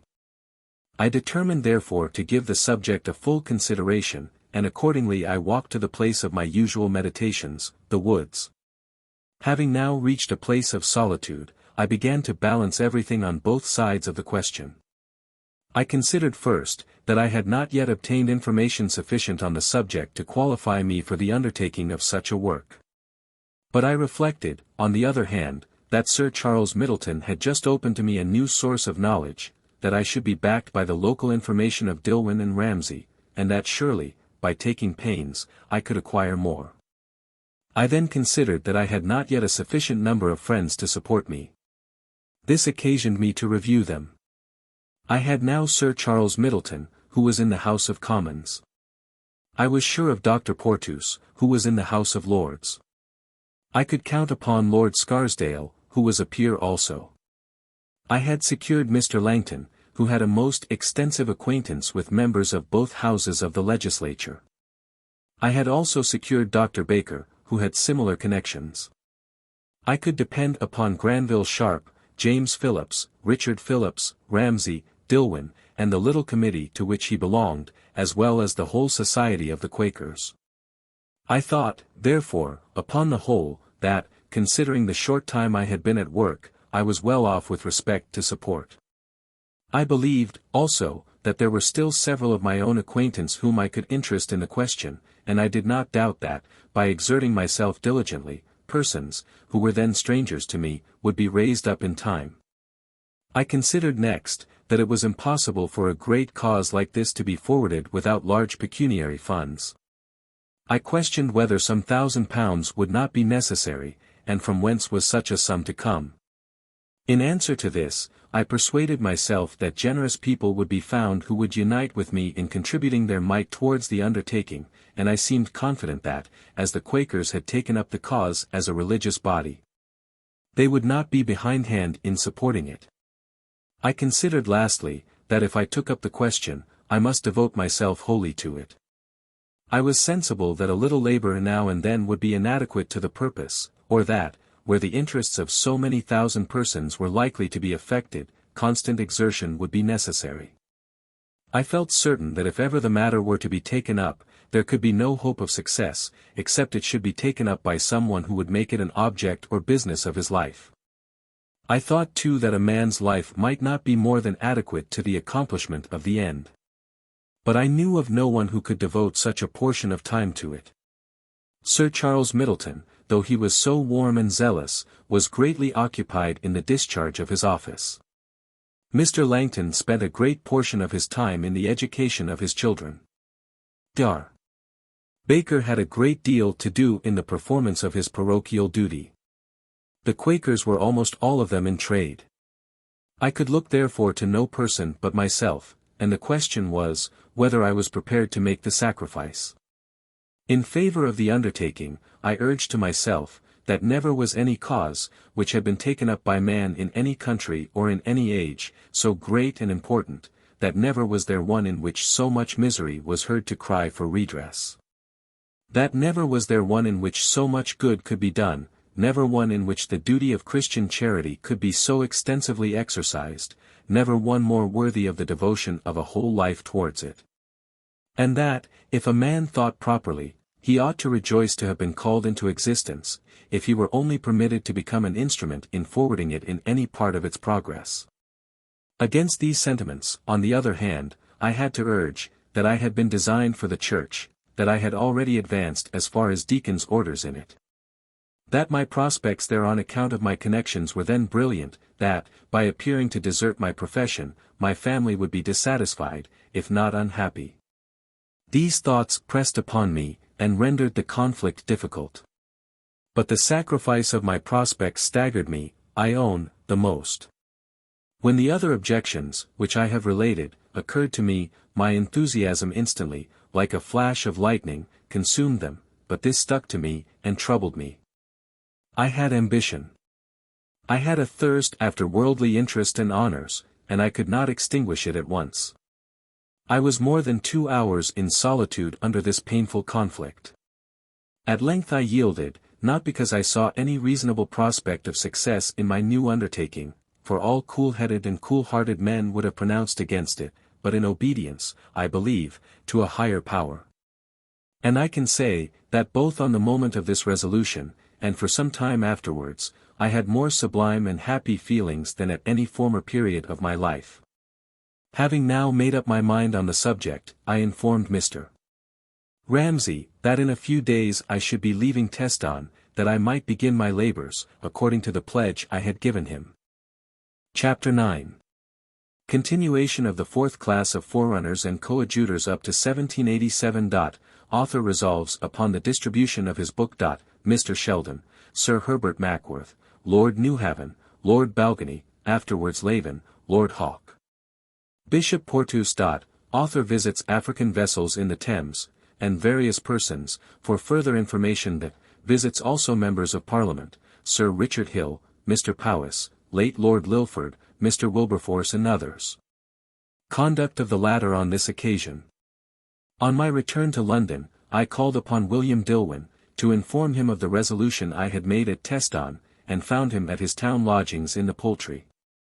I informed him also, that I had a letter of introduction in my pocket from Sir Charles Middleton to Samuel Hoare, with whom I was to converse on the subject. The latter gentleman had interested himself the year before as one of the Committee for the Black Poor in London, whom Mr. Sharp was sending under the auspices of government to Sierra Leone. He was also, as the reader may see by looking back, a member of the second class of coadjutors, or of the little committee which had branched out of the Quakers in England as before described. William Dillwyn said he would go with me and introduce me himself. On our arrival in Lombard Street, I saw my new friend, with whom we conversed for some time. From thence I proceeded, accompanied by both, to the house of James Phillips in George Yard, to whom I was desirous of communicating my resolution also. We found him at home, conversing with a friend of the same religious society, whose name was Joseph Gurney Bevan. I then repeated my resolution before them all. We had much friendly and satisfactory conversation together. I received much encouragement on every side, and I fixed to meet them again at the place where we then were in 3 days. On the evening of the same day, I waited upon Granville Sharp to make the same communication to him. He received it with great pleasure, and he hoped I should have strength to proceed. From thence I went to the Baptist Head Coffee House, in Chancery Lane, and having engaged with the master of the house that I should always have one private room to myself when I wanted it, I took up my abode there. In order to be near my friend Richard Phillips of Lincoln's Inn, from whose advice and assistance I had formed considerable expectations. The first matter for our deliberation, after we had thus become neighbors, was, what plan I ought to pursue to give effect to the resolution I had taken. After having discussed the matter 2 or 3 times at his chambers, it seemed to be our opinion, that, as members of the legislature could do more to the purpose in this question, than any other persons, it would be proper to circulate all the remaining copies of my work among these, in order that they might thus obtain information upon the subject. Secondly, that it would be proper that I should wait personally upon several of these also. And thirdly, that I should be endeavoring in the interim to enlarge my own knowledge, that I might thus be enabled to answer the various objections which might be advanced on the other side of the question, as well as become qualified to be a manager of the cause. On the 3rd day, or at the time appointed, I went with Richard Phillips to George Yard, Lombard Street, where I met all my friends as before. I communicated to them the opinion we had formed at Lincoln's Inn, relative to my future proceedings in the 3 different branches as now detailed. They approved the plan. On desiring a number of my books to be sent to me at my new lodgings for the purpose of distribution, Joseph Gurney Bevan, who was stated to have been present at the former interview, seemed uneasy, and at length asked me if I was going to distribute these at my own expense. I replied, I was. He appealed immediately to those present whether it ought to be allowed. He asked whether, when a young man was giving up his time from morning till night, they who applauded his pursuit and seemed desirous of cooperating with him, should allow him to make such a sacrifice, or whether they should not at least secure him from loss. And he proposed directly that the remaining part of the edition should be taken off by subscription, and, in order that my feelings might not be hurt from any supposed stain arising from the thought of gaining anything by such a proposal, they should be paid for only at the prime cost. I felt myself much obliged to him for this tender consideration about me, and particularly for the latter part of it, under which alone I accepted the offer. Samuel Hoare was charged with the management of the subscription, and the books were to be distributed as I had proposed, and in any way which I myself might prescribe. This matter having been determined upon, my first care was that the books should be put into proper hands. Accordingly I went round among my friends from day to day, wishing to secure this before I attended to any of the other objects.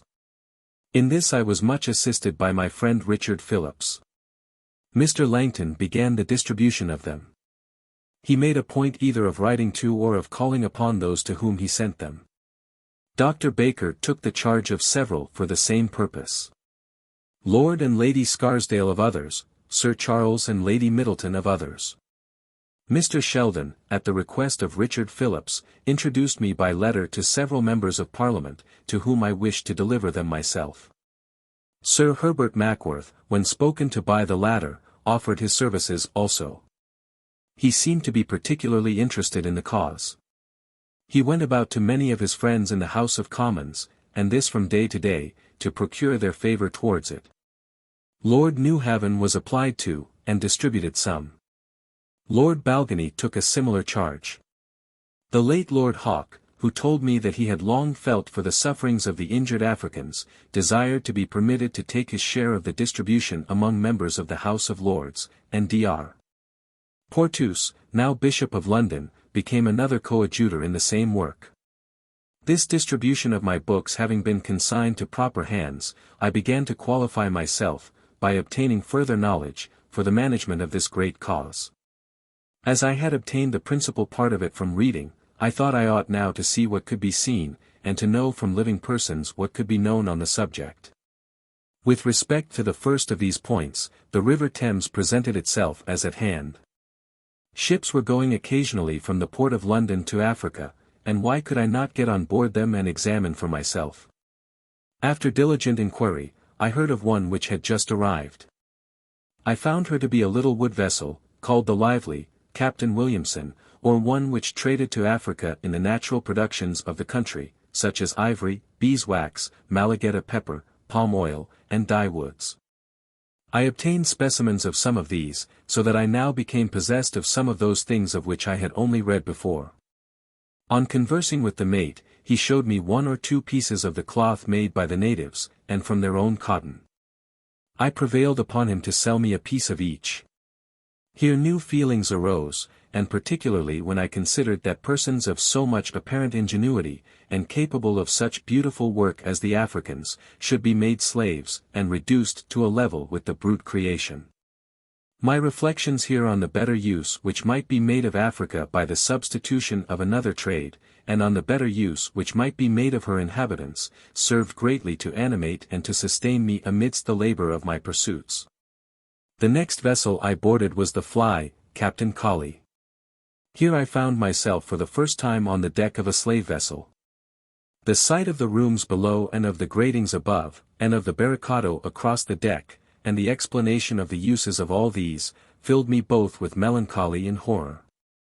I found soon afterwards a fire of indignation kindling within me. I had now scarce patience to talk with those on board. I had not the coolness this first time to go leisurely over the places that were open to me. I got away quickly. But that which I thought I saw horrible in this vessel had the same effect upon me as that which I thought I had seen agreeable in the other, namely, to animate and to invigorate me in my pursuit. But I will not trouble the reader with any further account of my water expeditions, while attempting to perfect my knowledge on this subject. I was equally assiduous in obtaining intelligence wherever it could be had. And being now always on the watch, I was frequently falling in with individuals, from whom I gained something. My object was to see all who had been in Africa, but more particularly those who had never been interested, or who at any rate were not then interested, in the trade. I gained accordingly access very early to General Rooke, to Lieutenant Dalrymple, of the Army, to Captain Fiddes, of the Engineers, to the Reverend Mr. Newton, to Mr. Nisbet, a surgeon in the Minories, to Mr. Devanes, who was then in Parliament, and to many others. And I made it a rule to put down in writing, after every conversation, what had taken place in the course of it. By these means, things began to unfold themselves to me more and more, and I found my stock of knowledge almost daily on the increase. While, however, I was forwarding this, I was not inattentive to the other object of my pursuit, which was that of waiting upon members personally. The first I called upon was Sir Richard Hill. At the first interview he espoused the cause. I waited then upon others, and they professed themselves friendly, but they seemed to make this profession more from the emotion of good hearts, revolting at the bare mention of the slave trade, than from any knowledge concerning it. One, however, whom I visited, Mr. Powys, the late Lord Lilford, with whom I had been before acquainted in Northamptonshire, seemed to doubt some of the facts in my book, from a belief that human nature was not capable of proceeding to such a pitch of wickedness. I asked him to name his facts. He selected the case of the 132 slaves who were thrown alive into the sea to defraud the underwriters. I promised to satisfy him fully upon this point, and went immediately to Granville Sharp, who lent me his account of the trial, as reported at large from the notes of the shorthand writer, whom he had employed on the occasion. Mr. Powys read the account. He became, in consequence of it, convinced, as, indeed, he could not otherwise be, of the truth of what I had asserted, and he declared at the same time that, if this were true, there was nothing so horrible related of this trade, which might not immediately be believed. Mr. Powys had been always friendly to this question, but now he took a part in the distribution of my books. Among those whom I visited was Mr. Wilberforce. On my first interview with him, he stated frankly, that the subject had often employed his thoughts, and that it was near his heart. He seemed earnest about it, and also very desirous of taking the trouble of inquiring further into it. Having read my book, which I had delivered to him, in person, he sent for me. He expressed a wish that I would make him acquainted with some of my authorities for the assertions in it, which I did afterwards to his satisfaction. He asked me if I could support it by any other evidence. I told him I could. I mentioned Mr. Newton, Mr. Nisbet, and several others to him. He took the trouble of sending for all these. He made memorandums of their conversation, and, sending for me afterwards, showed them to me. On learning my intention to devote myself to the cause, he paid me many handsome compliments. He then desired me to call upon him often, and to acquaint him with my progress from time to time. He expressed also his willingness to afford me any assistance in his power in the prosecution of my pursuits. The carrying on of these different objects, together with the writing which was connected with them, proved very laborious, and occupied almost all my time. I was seldom engaged less than 16 hours in the day. When I left Teston to begin the pursuit as an object of my life, I promised my friend Mr. Ramsay a weekly account of my progress. At the end of the first week my letter to him contained little more than a sheet of paper. At the end of the second it contained 3, at the end of the third, 6, and at the end of the fourth I found it would be so voluminous, that I was obliged to decline writing it. Chapter 10. Continuation of the fourth class of forerunners and coadjutors up to 1787. Author goes on to enlarge his knowledge in the different departments of the subject, communicates more frequently with Mr. Wilberforce. Meetings now appointed at the house of the latter. Dinner at Mr. Langton's. Mr. Wilberforce pledges himself there to take up the subject in Parliament. Remarkable junction, in consequence, of all the 4 classes of forerunners and coadjutors before mentioned. Committee formed out of these on the 22nd of May, 1787, for the abolition of the slave trade. The manner in which Mr. Wilberforce had received me, and the pains which he had taken, and was still taking, to satisfy himself of the truth of those enormities which had been charged upon the slave trade, tended much to enlarge my hope that they might become at length the subject of a parliamentary inquiry. Richard Phillips, also, to whom I made a report at his chambers almost every evening of the proceedings of the day, had begun to entertain a similar expectation. Of course we unfolded our thoughts to one another. From hence a desire naturally sprung up in each of us to inquire whether any alteration in consequence of this new prospect should be made in my pursuits.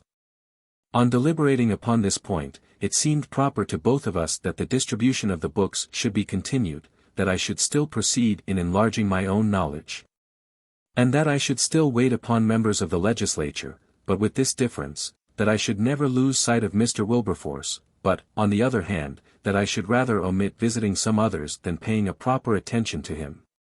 One thing however appeared now to be necessary, which had not yet been done. This was to inform our friends in the city, upon whom I had all along occasionally called, that we believed the time was approaching when it would be desirable that we should unite our labors, if they saw no objection to such a measure. For, if the slave trade were to become a subject of parliamentary inquiry with a view to the annihilation of it, no individual could perform the work which would be necessary for such a purpose. This work must be a work of many. And who so proper to assist in it as they, who had before so honorably labored in it? In the case of such an event large funds also would be wanted, and who so proper to procure and manage them as these? A meeting was accordingly called at the house of James Phillips, when these our views were laid open. When I stated that from the very time of my hopes beginning to rise I had always had those present in my eye as one day to be fellow laborers, William Dillwyn replied, that from the time they had first heard of the prize essay, they also had had their eyes upon me, and, from the time they had first seen me, had conceived a desire of making the same use of me as I had now expressed a wish of making of them, but that matters did not appear ripe at our first interview.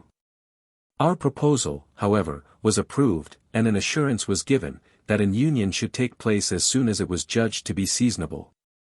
It was resolved also, that one day in the week 22 should be appointed for a meeting at the house of James Phillips, where as many might attend as had leisure, and that I should be there to make a report of my progress, by which we might all judge of the fitness of the time of calling ourselves an united body.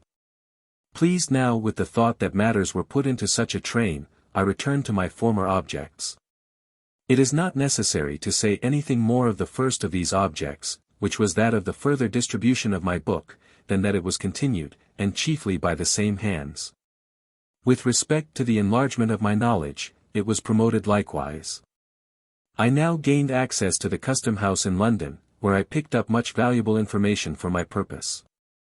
Having had reason to believe that the slave trade was peculiarly fatal to those employed in it, I wished much to get copies of many of the muster rolls from the Custom House at Liverpool for a given time. James Phillips wrote to his friend William Rathbone, who was one of his own religious society, and who resided there, to procure them. They were accordingly sent up. The examination of these, which took place at the chambers of Richard Phillips, was long and tedious. We looked over them together. We usually met for this purpose at 9 in the evening, and we seldom parted till 1, and sometimes not till 3 in the morning. When our eyes were inflamed by the candle, or tired by fatigue, we used to relieve ourselves by walking out within the precincts of Lincoln's Inn, when all seemed to be fast asleep, and thus, as it were, in solitude and in stillness to converse upon them, as well as upon the best means of the further promotion of our cause. These scenes of our early friendship and exertions I shall never forget. I often think of them both with astonishment and with pleasure. Having recruited ourselves in this manner, we used to return to our work. From these muster rolls, I may now observe that we gained the most important information. We ascertained, beyond the power of contradiction, that more than half of the seamen who went out with the ships in the slave trade did not return with them, and that of these so many perished, as amounted to 1/5 of all employed. As to what became of the remainder, the muster rolls did not inform us. This, therefore, was left to us as a subject for our future inquiry. In endeavoring to enlarge my knowledge, my thoughts were frequently turned to the West Indian part of the question, and in this department my friend Richard Phillips gained me important intelligence. He put into my hands several documents concerning estates in the West Indies, which he had mostly from the proprietors themselves, where the slaves by mild and prudent usage had so increased in population as to supersede the necessity of the slave trade. By attending to these and to various other parts of the subject, I began to see as it were with new eyes. I was enabled to make several necessary discriminations, to reconcile things before seemingly contradictory, and to answer many objections which had hitherto put on a formidable shape. But most of all was I rejoiced at the thought that I should soon be able to prove that which I had never doubted, but which had hitherto been beyond my power in this case, that Providence, in ordaining laws relative to the agency of man, had never made that to be wise which was immoral, and that the slave trade would be found as impolitic as it was inhuman and unjust. In keeping up my visits to members of Parliament, I was particularly attentive to Mr. Wilberforce, whom I found daily becoming more interested in the fate of Africa. I now made to him a regular report of my progress, of the sentiments of those in Parliament whom I had visited, of the disposition of my friends in the city, of whom he had often heard me speak, of my discoveries from the custom houses of London and Liverpool, of my documents concerning West India estates, and of all, indeed, that had occurred to me worth mentioning. He had himself also been making his inquiries, which he communicated to me in return. Our intercourse had now become frequent, no 1 week elapsing without an interview. At one of these, I suggested to him the propriety of having occasional meetings at his own house, consisting of a few friends in Parliament, who might converse on the subject. Of this he approved. The persons present at the first meeting were Mr. Wilberforce, the Honourable John Villiers, Mr. Powys, Sir Charles Middleton, Sir Richard Hill, Mr. Granville Sharp, Mr. Ramsay, Dar. Gregory, who had written on the subject, as before mentioned, and myself. At this meeting I read a paper, giving an account of the light I had collected in the course of my inquiries, with observations as well on the impolicy as on the wickedness of the trade. Many questions arose out of the reading of this little essay. Many answers followed. Objections were started and canvassed. In short, this measure was found so useful, that certain other evenings as well as mornings were fixed upon for the same purpose. On reporting my progress to my friends in the city, several of whom now assembled once in the week, as I mentioned before to have been agreed upon, and particularly on reporting the different meetings which had taken place at the house of Mr. Wilberforce on the subject, they were of opinion that the time was approaching when we might unite, and that this union might prudently commence as soon as ever Mr. Wilberforce would give his word that he would take up the question in Parliament. Upon this I desired to observe, that though the latter gentleman had pursued the subject with much earnestness, he had never yet dropped the least hint that he would proceed so far in the matter. But I would take care that the question should be put to him, and I would bring them his answer. In consequence of the promise I had now made, I went to Mr. Wilberforce.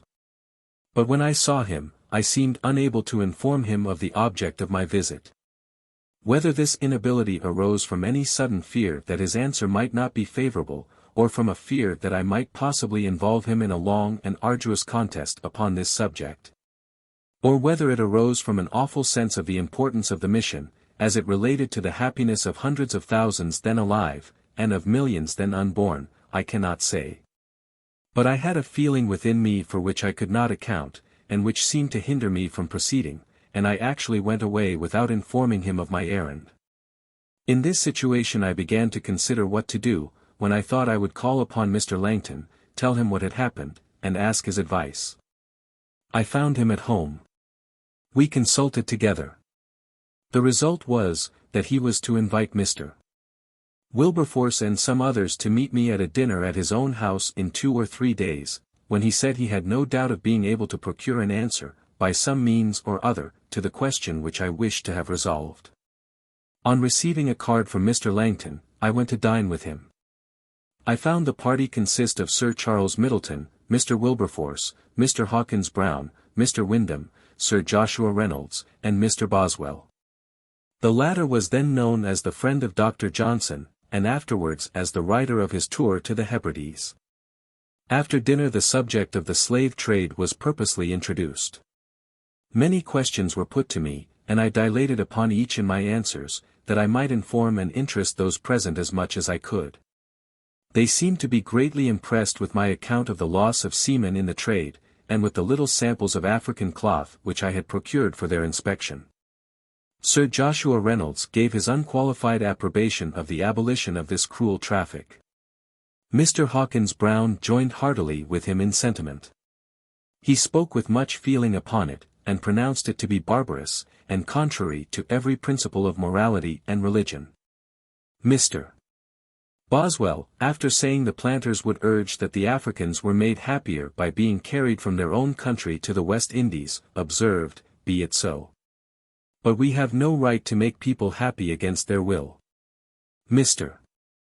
Wyndham, when it was suggested that the great importance of our West Indian islands, and the grandeur of Liverpool, would be brought against those who should propose the abolition of the slave trade, replied, "We have nothing to do with the policy of the measure. Rather let Liverpool and the islands be swallowed up in the sea, than this monstrous system of iniquity be carried on. 23, while such conversation was passing, and when all appeared to be interested in the cause, Mr. Langton put the question, about the proposal of which I had been so diffident, to Mr. Wilberforce, in the shape of a delicate compliment.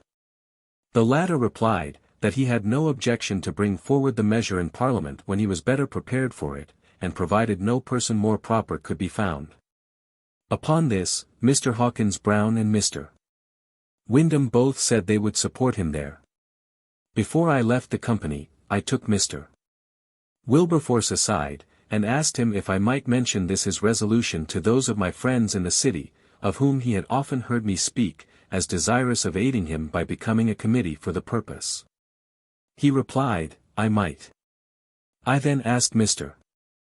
Langton, privately, if he had any objection to belong to a society of which there might be a committee for the abolition of the slave trade. He said he should be pleased to become a member of it. Having received these satisfactory answers, I returned home. The next day, having previously taken down the substance of the conversation at the dinner, I went to James Phillips and desired that our friends might be called together as soon as they conveniently could to hear my report. In the interim I wrote to Dr. Peckard, and waited upon Lord Scarsdale, Dr. Baker, and others, to know, supposing a society were formed for the abolition of the slave trade, if I might say they would belong to it. All of them replied in the affirmative, and desired me to represent them, if there should be any meeting for this purpose. At the time appointed I met my friends. I read over the substance of the conversation which had taken place at Mr. Langton's. No difficulty occurred. All were unanimous for the formation of a committee. On the next day we met by agreement for this purpose. It was then resolved unanimously, among other things, that the slave trade was both impolitic and unjust. It was resolved, also, that the following persons be a committee for procuring such information and evidence, and publishing the same, as may tend to the abolition of the slave trade. And for directing the application of such moneys as have been already, and may hereafter be collected for the above purpose. Granville Sharp, Thomas Clarkson, Richard Phillips, William Dillwyn, Samuel Hoare, John Barton, George Harrison, Joseph Hooper, John Lloyd, James Phillips, Joseph Woods, Philip Sansom. All these were present. Granville Sharp, who stands at the head of the list, and who, as the father of the cause in England, was called to the chair, may be considered as representing the first class of forerunners and coadjutors, as it has been before described. The 5 next, of whom Samuel Hoare was chosen as the treasurer, were they who had been the committee of the second class, or of the Quakers in England, with the exception of Dr. Knowles, who was then dying, but who, having heard of our meeting, sent a message to us to exhort us to proceed. The third class, or that of the Quakers in America, may be considered as represented by William Dillwyn, by whom they were afterwards joined to us in correspondence. The 2 who stand next, and in which I am included, may be considered as representing the fourth, most of the members of which we had been the means of raising. Thus, on the 22nd of May, 1787, the representatives of all the 4 classes, of which I have been giving a history from the year 1516, met together, and were united in that committee, to which I have been all along directing the attention of the reader. A committee, which, laboring afterwards with Mr. Wilberforce as a parliamentary head, did, under Providence, in the space of 20 years, contribute to put an end to a trade, which, measuring its magnitude by its crimes and sufferings, was the greatest practical evil that ever afflicted the human race. After the formation of the Committee 24, notice was sent to Mr. Wilberforce of the event, and a friendship began, which has continued uninterruptedly between them, from that to the present day. Chapter 11. The preceding history of the different classes of the forerunners and coadjutors, to the time of the formation of the committee, collected into one view by means of a map. Explanation of this map, and observations upon it. As the preceding history of the different classes of the forerunners and coadjutors, to the time of their junction, or to the formation of the committee, as just explained, may be thought interesting by many, I have endeavored, by means of the annexed map, so to bring it before the reader, that he may comprehend the whole of it at a single view. The figure beginning at A and reaching down to X represents the first class of forerunners and coadjutors up to the year 1787, as consisting of so many springs or rivulets, which assisted in making and swelling the torrent which swept away the slave trade. The figure from B to C and from C to X represents the second class, or that of the Quakers in England, up to the same time. The stream on the right hand represents them as a body, and that on the left the 6 individuals belonging to them, who formed the committee in 1783. The figure from B to D represents the third class, or that of the Quakers in America when joined with others in 1774. The stream passing from D through E to X shows how this class was conveyed down, as it were, so as to unite with the second. That passing from D to Y shows its course in its own country, to its enlargement in 1787. And here I may observe, that as the different streams which formed a junction at X, were instrumental in producing the abolition of the slave trade in England, in the month of March, 1807, so those, whose effects are found united at Y, contributed to produce the same event in America, in the same month of the same year. The figure from F to X represents the fourth class up to 1787. X represents the junction of all the four classes in the committee instituted in London on the 22nd day of May, 1787. The parallel lines G, H, I, K, represent different periods of time, showing when the forerunners and coadjutors lived. The space between G and H includes the space of 50 years, in which we find but few laborers in this cause. That between H and I includes the same portion of time, in which we find them considerably increased, or nearly doubled. That between I and K represents the next 37 years. But here we find their increase beyond all expectation, for we find 4 times more laborers in this short term, than in the whole of the preceding century. In looking over the map, as thus explained, a number of thoughts suggested themselves, some of which it may not be improper to detail. And first, in looking between the first and second parallel, we perceive, that Morgan Godwin, Richard Baxter, and George Fox, the first a clergyman of the established church, the second a divine at the head of the nonconformists, and the third the founder of the religious society of the Quakers, appeared each of them the first in his own class, and all of them, about the same time, in behalf of the oppressed Africans. We see then this great truth first apparent, that the abolition of the slave trade took its rise, not from persons who set up a cry for liberty, when they were oppressors themselves, nor from persons who were led to it by ambition, or a love of reputation among men, but where it was most desirable, namely, from the teachers of Christianity in those times. This account of its rise will furnish us with some important lessons. And first, it shows us the great value of religion.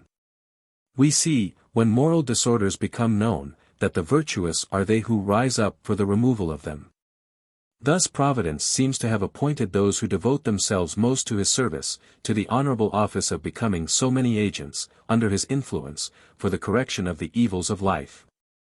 And as this account of the rise of the abolition of the slave trade teaches us the necessity of a due cultivation of religion, so it should teach us to have a brotherly affection for those, who, though they may differ from us in speculative opinions concerning it, do yet show by their conduct that they have a high reward for it. For though Godwin, and Baxter, and Fox, differed as to the articles of their faith, we find them impelled by the spirit of Christianity, which is of infinitely more importance than a mere agreement in creeds, to the same good end. In looking over the different streams in the map, as they are discoverable both in Europe and America, we are impressed with another truth on the same subject, which is that the Christian religion is capable of producing the same good fruit in all lands. However men may differ on account of climate, or language, or government, or laws, or however they may be situated in different quarters of the globe, it will produce in them the same virtuous disposition, and make them instruments for the promotion of happiness in the world. In looking between the two first parallels, where we see so few laborers, and in contemplating the great increase of these between the others, we are taught the consoling lesson, that however small the beginning and slow the progress may appear in any good work which we may undertake, we need not be discouraged as to the ultimate result of our labors. For though our cause may appear stationary, it may only become so, in order that it may take a deeper root, and thus be enabled to stand better against the storms which may afterwards beat about it. In taking the same view again, we discover the manner in which light and information proceed under a free government in a good cause. An individual, for example, begins, he communicates his sentiments to others. Thus, while alive, he enlightens. When dead, he leaves his works behind him. Thus, though departed, he yet speaks, and his influence is not lost. Of those enlightened by him, some become authors, and others actors in their turn. While living, they instruct, like their predecessors. When dead, they speak also. Thus a number of dead persons are encouraging us in libraries, and a number of living are conversing and diffusing zeal among us at the same time. This, however, is not true in any free and enlightened country, with respect to the propagation of evil. The living find no permanent encouragement, and the dead speak to no purpose in such a case. This account of the manner in which light and information proceed in a free country, furnishes us with some valuable knowledge. It shows us, first, the great importance of education, for all they who can read may become enlightened. They may gain as much from the dead as from the living. They may see the sentiments of former ages. Thus they may contract, by degrees, habits of virtuous inclination, and become fitted to join with others in the removal of any of the evils of life. It shows us, secondly, how that encouraging maxim may become true, that no good effort is ever lost. For if he, who makes the virtuous attempt, should be prevented by death from succeeding in it, can he not speak, though in the tomb? Will not his work still breathe his sentiments upon it? May not the opinions, and the facts, which he has recorded, meet the approbation of 10,000 readers, of whom it is probable, in the common course of things, that some will branch out of him as authors, and others as actors or laborers in the same cause? And, lastly, it will show us the difficulty, if any attempt should be made, of reversing permanently the late noble act of the legislature for the abolition of the slave trade. For let us consider how many, both of the living and the dead, could be made to animate us. Let us consider, too, that this is the cause of mercy, justice, and religion, that as such, it will always afford renewed means of rallying. And that the dead will always be heard with interest, and the living with enthusiasm upon it. Chapter 12. Author devotes this chapter to considerations relative to himself, fears that by the frequent introduction of himself to the notice of the reader he may incur the charge of ostentation. Observations on such a charge. Having brought my history of the abolition of the slave trade up to the month of May 1787, I purpose taking the liberty, before I proceed with it, to devote this chapter to considerations relative to myself. This, indeed, seems to be now necessary. For I have been fearful for some pages past, and, indeed, from the time when I began to introduce myself to the notice of the reader, as one of the forerunners and coadjutors in this great cause, that I might appear to have put myself into a situation too prominent, so as even to have incurred the charge of ostentation. But if there should be some who, in consequence of what they have already read of this history, should think thus unfavorably of me, what must their opinion ultimately be, when, unfortunately, I must become still more prominent in it? Nor do I know in what manner I shall escape their censure, for if, to avoid egotism, I should write, as many have done, in the third person, what would this profit me? The delicate situation, therefore, in which I feel myself to be placed, makes me desirous of saying a few words to the reader on this subject. And first, I may observe, that several of my friends urged me from time to time, and this long before the abolition of the slave trade had been effected, to give a history of the rise and progress of the attempt, as far as it had been then made. But I uniformly resisted their application. When the question was decided last year, they renewed their request. They represented to me, that no person knew the beginning and progress of this great work so well as myself. That it was a pity that such knowledge should die with me, that such a history would be useful, that it would promote good feelings among men, that it would urge them to benevolent exertions, that it would supply them with hope in the midst of these, that it would teach them many valuable lessons. These and other things were said to me. But, encouraging as they were, I never lost sight of the objection, which is the subject of this chapter, nor did I ever fail to declare, that though, considering the part one had taken in this great cause, I might be qualified better than some others, yet it was a task too delicate for me to perform. I always foresaw that I could not avoid making myself too prominent an object in such a history, and that I should be liable, on that account, to the suspicion of writing it for the purpose of sounding my own praise.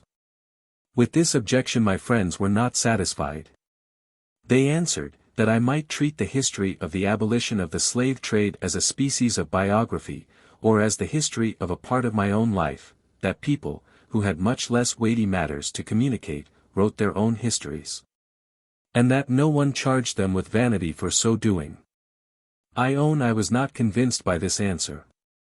I determined, however, in compliance with their wishes, to examine the objection more minutely, and to see if I could overcome it more satisfactorily to my own mind.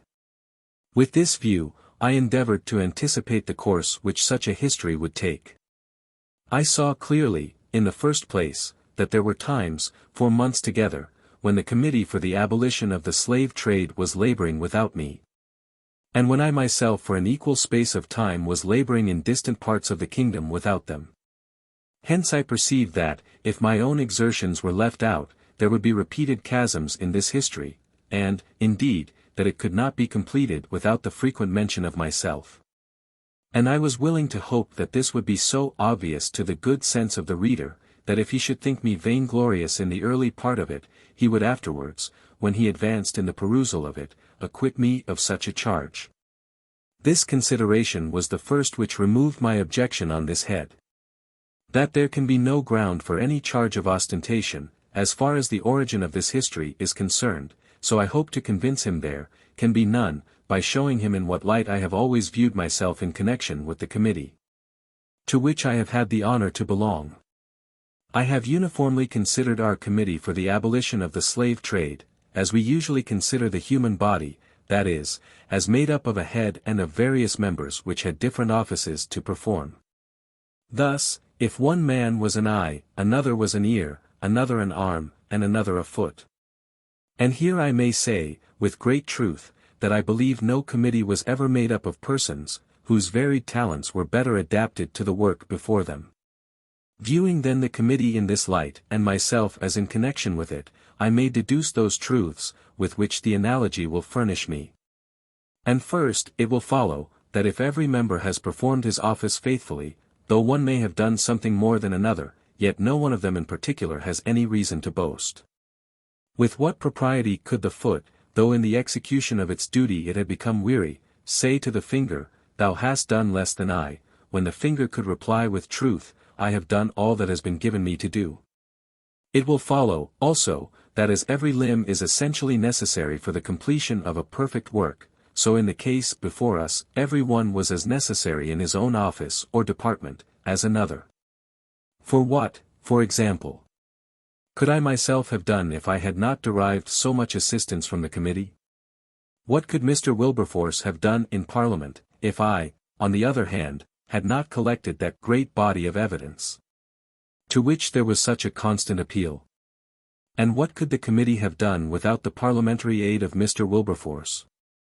And in mentioning this necessity of distinct offices and talents for the accomplishment of the great work, in which we have been all of us engaged, I feel myself bound by the feelings of justice to deliver it as my opinion in this place, for, perhaps, I may have no other opportunity, that knowing, as I have done, so many members of both houses of our legislature, for many of whom I have had a sincere respect, there was never yet one, who appeared to me to be so properly qualified, in all respects, for the management of the great cause of the abolition of the slave trade, as he, whose name I have just mentioned.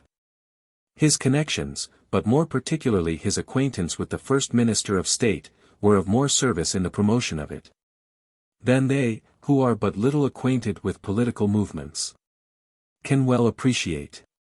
His habits also of diligent and persevering inquiry made him master of all the knowledge that was requisite for conducting it. His talents both in and out of Parliament made him a powerful advocate in its favour.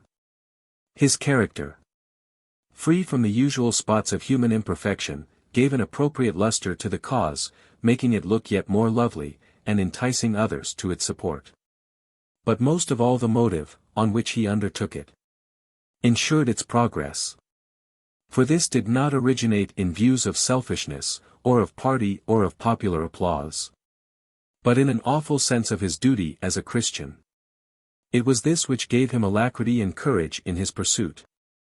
It was this which made him continue in his elevated situation of a legislator, though it was unfavorable, if not to his health, at least to his ease and comfort.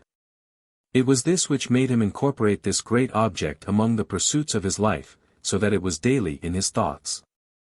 It was this which, when year after year of unsuccessful exertion returned, occasioned him to be yet fresh and vigorous in spirit, and to persevere till the day of triumph. But to return, there is yet another consideration, which I shall offer to the reader on this subject, and with which I shall conclude it.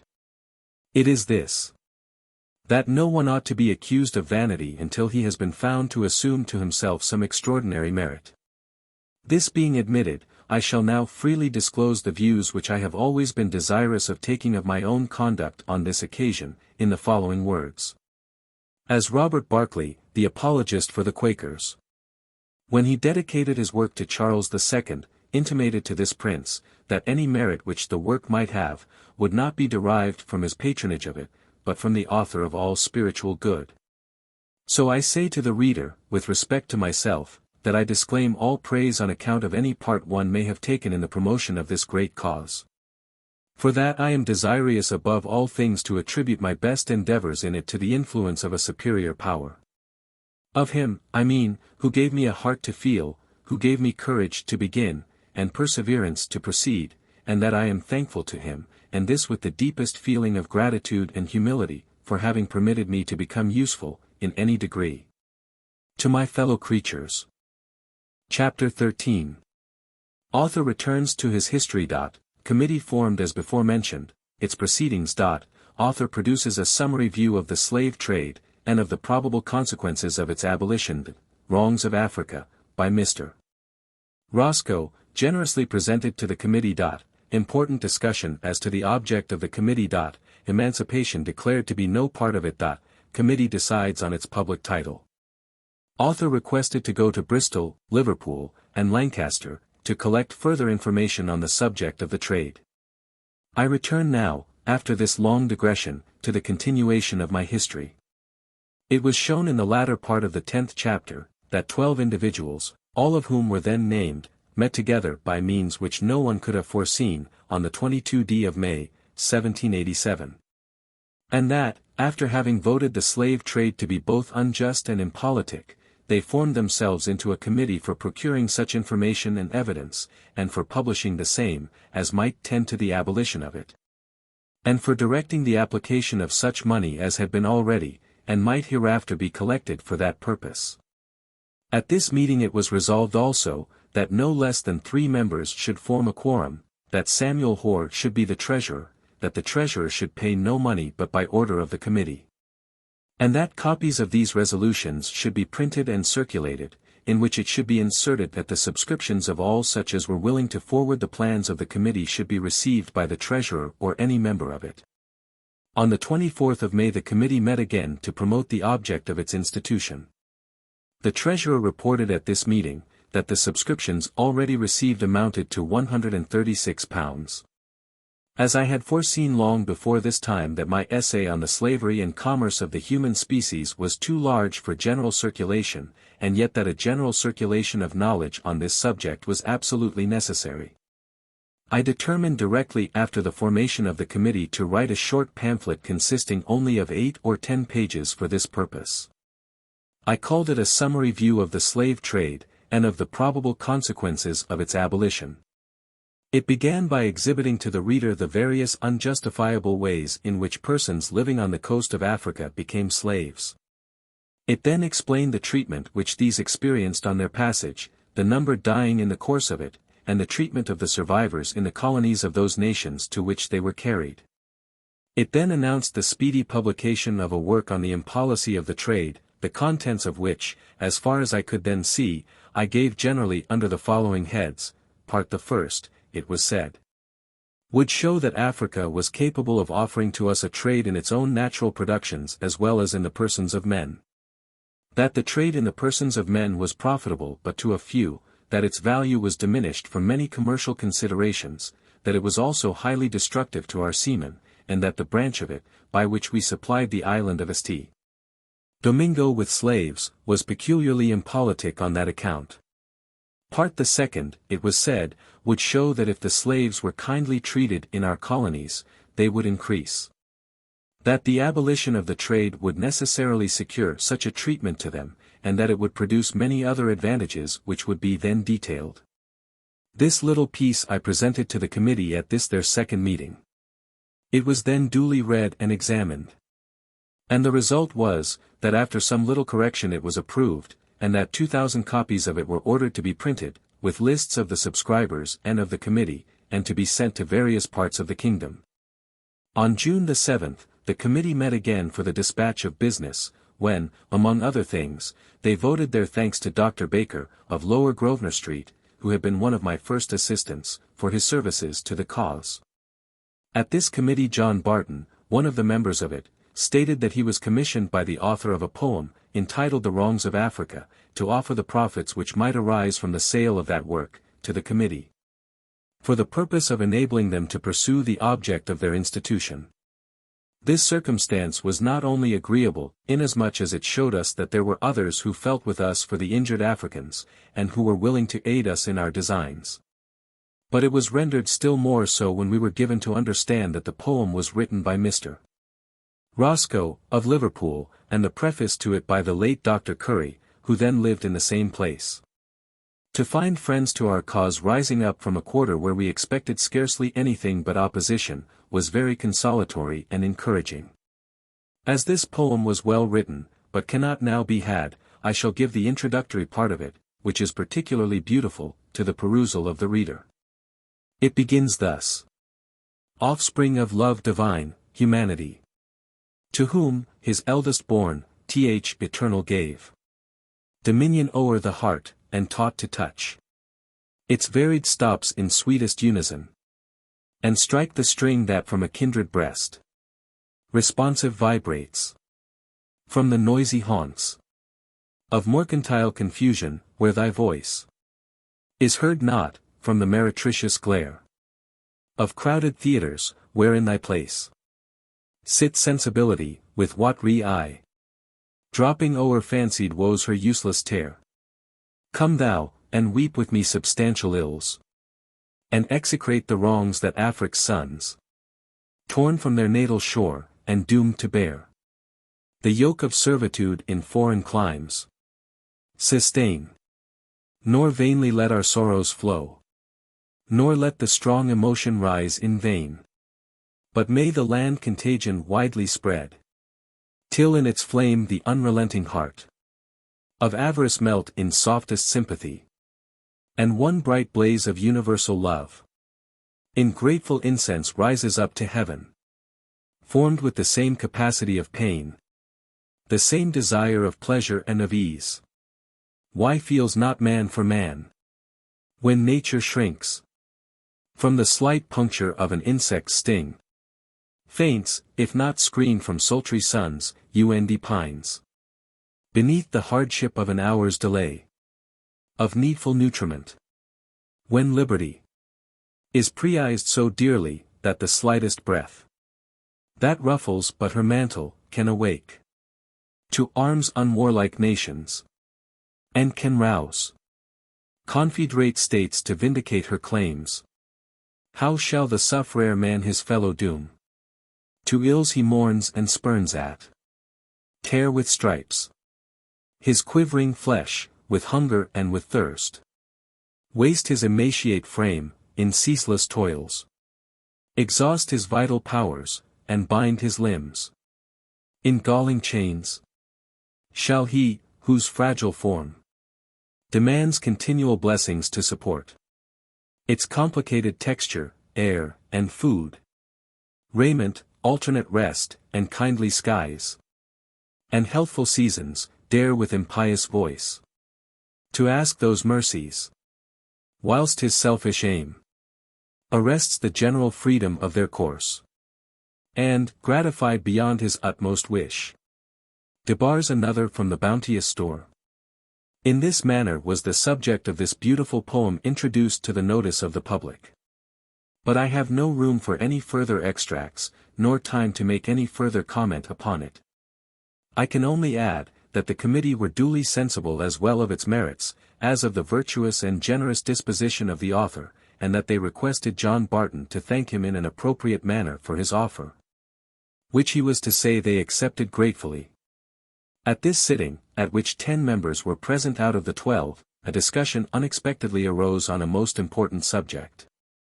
The committee, finding that their meetings began to be approved by many, and that the cause under their care was likely to spread, and foreseeing, also, the necessity there would soon be of making themselves known as a public body throughout the kingdom, thought it right that they should assume some title, which should be a permanent one, and which should be expressive of their future views.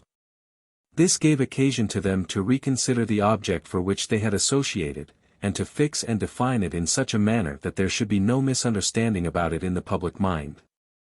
In looking into the subject, it appeared to them that there were two evils quite distinct from each other, which it might become their duty to endeavor to remove.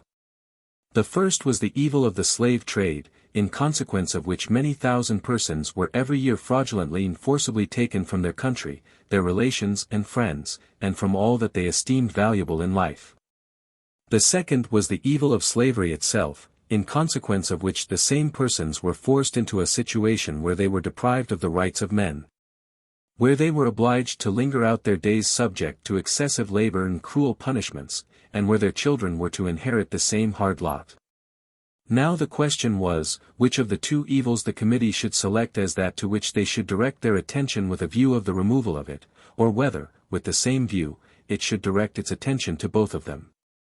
It appeared soon to be the sense of the committee, that to aim at the removal of both, would be to aim at too much, and that by doing this we might lose all. The question then was, which of the two they were to take as their object. Now, in considering this question, it appeared that it did not matter where they began, or which of them they took, as far as the end to be produced was the thing desired. For first, if the slave trade should be really abolished, the bad usage of the slaves in the colonies, that is, the hard part of their slavery, if not the slavery itself, would fall. For the planters and others being unable to procure more slaves from the coast of Africa, it would follow directly, whenever this great event should take place, that they must treat those better whom they might then have. They must render marriage honorable among them. They must establish the union of one man with one wife. They must give the pregnant women more indulgences. They must pay more attention to the rearing of their offspring. They must work and punish the adults with less rigor. Now it was to be apprehended that they could not do these things, without seeing the political advantages which would arise to themselves from so doing.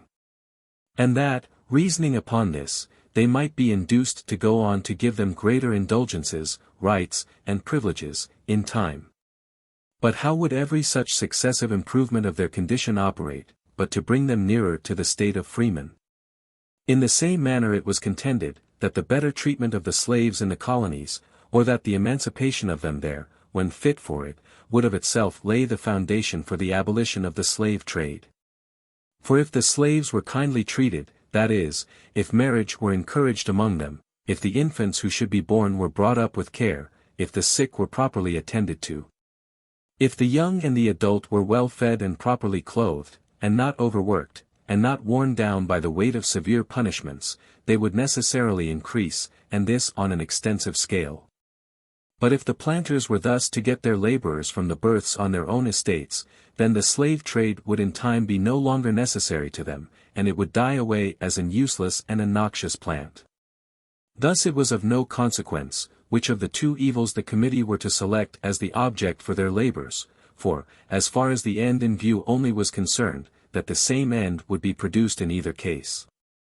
But in looking further into this question, it seemed to make a material difference which of the two they selected, as far as they had in view the due execution of any laws, which might be made respecting them, and their own prospect of success in the undertaking. For, by aiming at the abolition of the slave trade, they were laying the axe at the very root. By doing this, and this only, they would not incur the objection, that they were meddling with the property of the planters, and letting loose an irritated race of beings, who, in consequence of all the vices and infirmities which a state of slavery entails upon those who undergo it, were unfit for their freedom. By asking the government of the country to do this, and this only, they were asking for that which it had an indisputable right to do. Namely, to regulate or abolish any of its branches of commerce, whereas it was doubtful, whether it could interfere with the management of the internal affairs of the colonies, or whether this was not wholly the province of the legislatures established there. By asking the government, again, to do this, and this only, they were asking what it could really enforce. It could station its ships of war, and command its custom houses, so as to carry any act of this kind into effect. But it could not ensure that an act to be observed in the heart of the islands should be enforced. 25.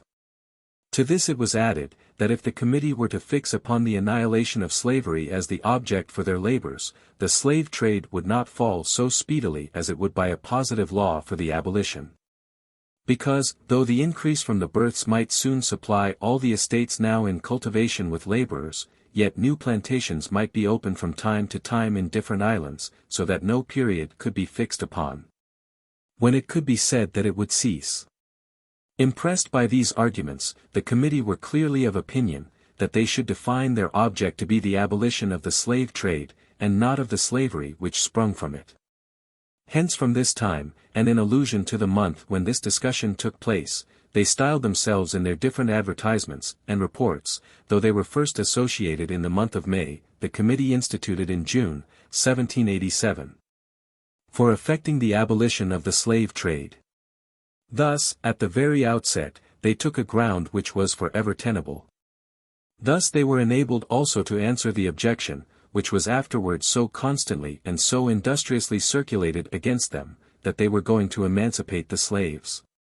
And I have no doubt that this wise decision contributed greatly to their success, for I am persuaded that, if they had adopted the other object, they could not for years to come, if ever, have succeeded in their attempt. Before the committee broke up, I represented to them the necessity there was of obtaining further knowledge on all those individual points which might be said to belong to the great subject of the abolition of the slave trade. In the first place, this knowledge was necessary for me, if I were to complete my work on the impolicy of this trade, which work, the summary view, just printed, had announced to the world.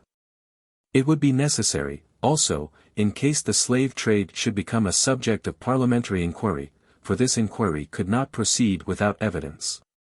And if any time was peculiarly fit for the procuring of such information or evidence, it was the present. At this time the passions of men had not been heated by any public agitation of the question, nor had interest felt itself biased to conceal the truth. But as soon as ever it should be publicly understood, that a parliamentary inquiry was certain, which we ourselves believed would be the case, but which interested men did not then know, we should find many of the avenues to information closed against us.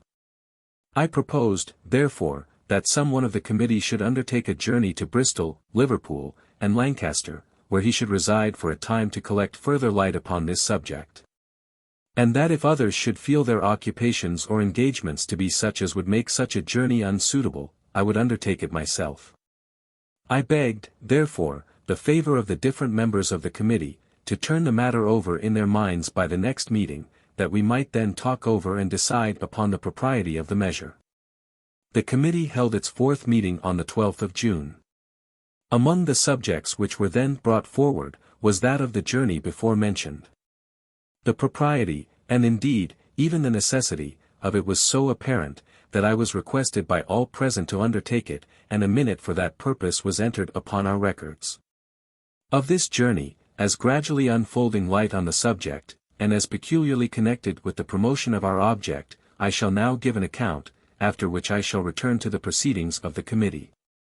Chapter 14. Author arrives at Bristol, Introduction to Quaker families there. Objects of his inquiry. Ill usage of seamen on board the ship Brothers. Obtains a knowledge of several articles of African produce. Dr. Canaplin, Dean Tucker, Mr. Henry Sulger. Procures an authenticated account of the treacherous massacre at Calabar. Ill usage of the seamen of the ship Alfred. Painful feelings of the author on this occasion. Having made preparations for my journey, I took my leave of the different individuals of the committee. I called upon Mr. Wilberforce, also, with the same design. He was then very ill, and in bed. Sir Richard Hill and others were sitting by his bedside. After conversing as much as he well could in his weak state, he held out his hand to me and wished me success. When I left him I felt much dejected. It appeared to me as if it would be in this case, as it is often in that of other earthly things, that we scarcely possess what we repute a treasure when it is taken from us. I determined to take this journey on horseback, not only on account of the relaxed state in which I found myself after such close and constant application, but because I wished to have all my time to myself upon the road. In order the better to reflect upon the proper means of promoting this great cause. The first place I resolved to visit was Bristol, accordingly I directed my course thither. On turning a corner, within about a mile of that city, at about 8 in the evening, I came within sight of it. The weather was rather hazy, which occasioned it to look of unusual dimensions. The bells of some of the churches were then ringing, the sound of them did not strike me till I had turned the corner before mentioned, when it came upon me at once. It filled me, almost directly, with a melancholy for which I could not account. I began now to tremble, for the first time, at the arduous task I had undertaken, of attempting to subvert one of the branches of the commerce of the great place which was then before me. I began to think of the host of people I should have to encounter in it, I anticipated much persecution in it also, and I questioned whether I should even get out of it alive. But in journeying on I became more calm and composed. My spirits began to return. In these latter moments I considered my first feelings as useful, inasmuch as they impressed upon me the necessity of extraordinary courage, and activity, and perseverance, and of watchfulness, also, over my own conduct. That I might not throw any stain upon the cause I had undertaken.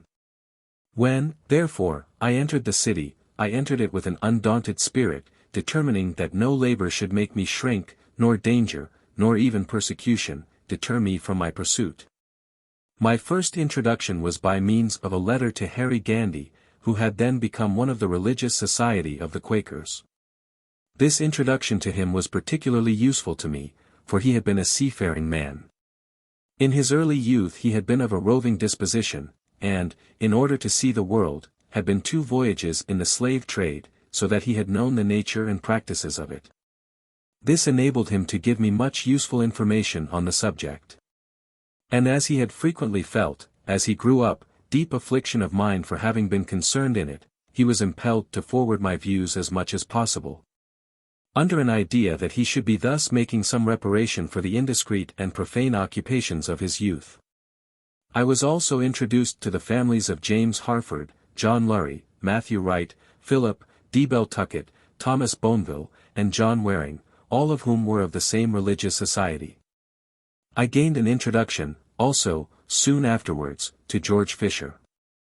These were my first and only acquaintance at Bristol for some time. I derived assistance in the promotion of my object from all of them. And it is a matter of pleasing reflection, that the friendships then formed have been kept alive to the present time. The objects I had marked down as those to be attended to, were, to ascertain what were the natural productions of Africa, and, if possible, to obtain specimens of them. With the view of forming a cabinet or collection, to procure as much information as I could relative to the manner of obtaining slaves on continent of Africa, of transporting them to the West Indies, and of treating them there, to prevail upon persons, having a knowledge of any or all of these circumstances, to come forward to be examined as evidences before Parliament. If such an examination should take place, to make myself still better acquainted with the loss of seamen in the slave trade, also with the loss of those who were employed in the other trades from the same port, to know the nature, and quantity, and value of the imports and exports of goods in the former case. There were some other objects which I classed under the head of miscellaneous. In my first movements about this city, I found that people talked very openly on the subject of the slave trade. They seemed to be well acquainted with the various circumstances belonging to it. There were facts, in short, in everybody's mouth concerning it, and everybody seemed to execrate it, though no one thought of its abolition. In this state of things I perceived that my course was obvious. For I had little else to do, in pursuing 2 or 3 of my objects, than to trace the foundation of those reports which were in circulation.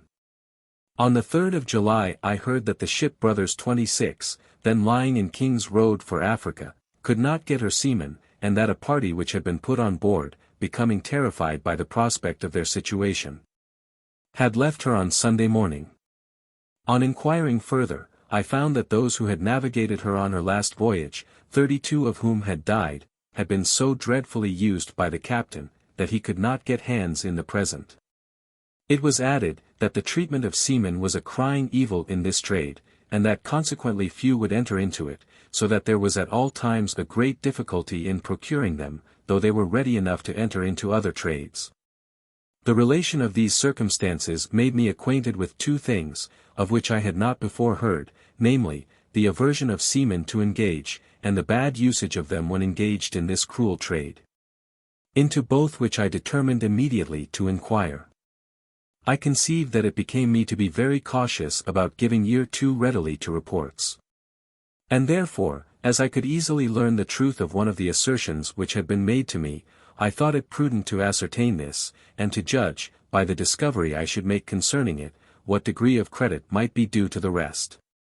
Accordingly, by means of my late friend, Truman Harford, the eldest son of the respectable family of that name, to which I have already mentioned myself to have been introduced, I gained access to the muster-roll of the ship Brothers. On looking over the names of her last crew, I found the melancholy truth confirmed, that 32 of them had been placed among the dead. Having ascertained this circumstance, I became eager to inquire into the truth of the others, but more particularly of the treatment of one of the seamen, which, as it was reported to me, exceeded all belief. His name was John Dean. He was a black man, but free. The report was, that for a trifling circumstance, for which he was in no wise to blame, the captain had fastened him with his belly to the deck, and that, in this situation, he had poured hot pitch upon his back, and made incisions in it with hot tongs. Before however I attempted to learn the truth of this barbarous proceeding, I thought I would look into the ship's muster-roll, to see if I could find the name of such a man. On examination I found it to be the last on the list. John Dean, it appeared, had been one of the original crew, having gone on board, from Bristol, on the 22nd day of July, 1785. On inquiring where Dean was to be found, my informant told me that he had lately left Bristol for London. I was shown, however, to the house where he had lodged. The name of his landlord was Donovan. On talking with him on the subject, he assured me that the report I had heard was true. For that while he resided with him he had heard an account of his usage from some of his shipmates, and that he had often looked at his scarred and mutilated back. On inquiring of Donovan if any other person in Bristol could corroborate this account, he referred me to a reputable tradesman living in the marketplace. Having been introduced to him, he told me that he had long known John Dean to be a sober and industrious man, that he had seen the terrible indentures on his back, and that they were said to have been made by the captain, in the manner related, during his last voyage. While I was investigating this matter further, I was introduced to Mr. Sydenham Teast, a respectable shipbuilder in Bristol, and the owner of vessels trading to Africa in the natural productions of that country. I mentioned to him by accident what I had heard relative to the treatment of John Dean. He said it was true. An attorney 27 in London had then taken up his cause, in consequence of which the captain had been prevented from sailing till he could find persons who would be answerable for the damages which might be awarded against him in a court of law. Mr. Teast further said, that, not knowing at that time the cruelty of the transaction to its full extent, he himself had been one of the securities for the captain at the request of the purser 28 of the ship. Finding, however, afterwards, that it was as the public had stated, he was sorry that he had ever interfered, in such a barbarous case. This transaction, which I now believe to be true, had the effect of preparing me for crediting whatever I might hear concerning the barbarities said to be practiced in this trade. It kindled also a fire of indignation within me, and produced in me both anxiety and spirit, to proceed. But that which excited these feelings the most, was the consideration that the purser of this ship, knowing, as he did, of this act of cruelty, should have sent out this monster again. This, I own, made me think that there was a system of bad usage to be deliberately practiced upon the seamen in this employment, for some purpose or other which I could then neither comprehend nor ascertain. But while I was in pursuit of this one object, I was not unmindful of the others which I had marked out for myself. I had already procured an interview, as I have mentioned, with Mr. Sydenham Teast. I had done this with a view of learning from him what were the different productions of the continent of Africa, as far as he had been able to ascertain from the imports by his own vessels. He was very open and communicative. He had imported ivory, redwood, camwood, and gum copal. He purposed to import palm oil.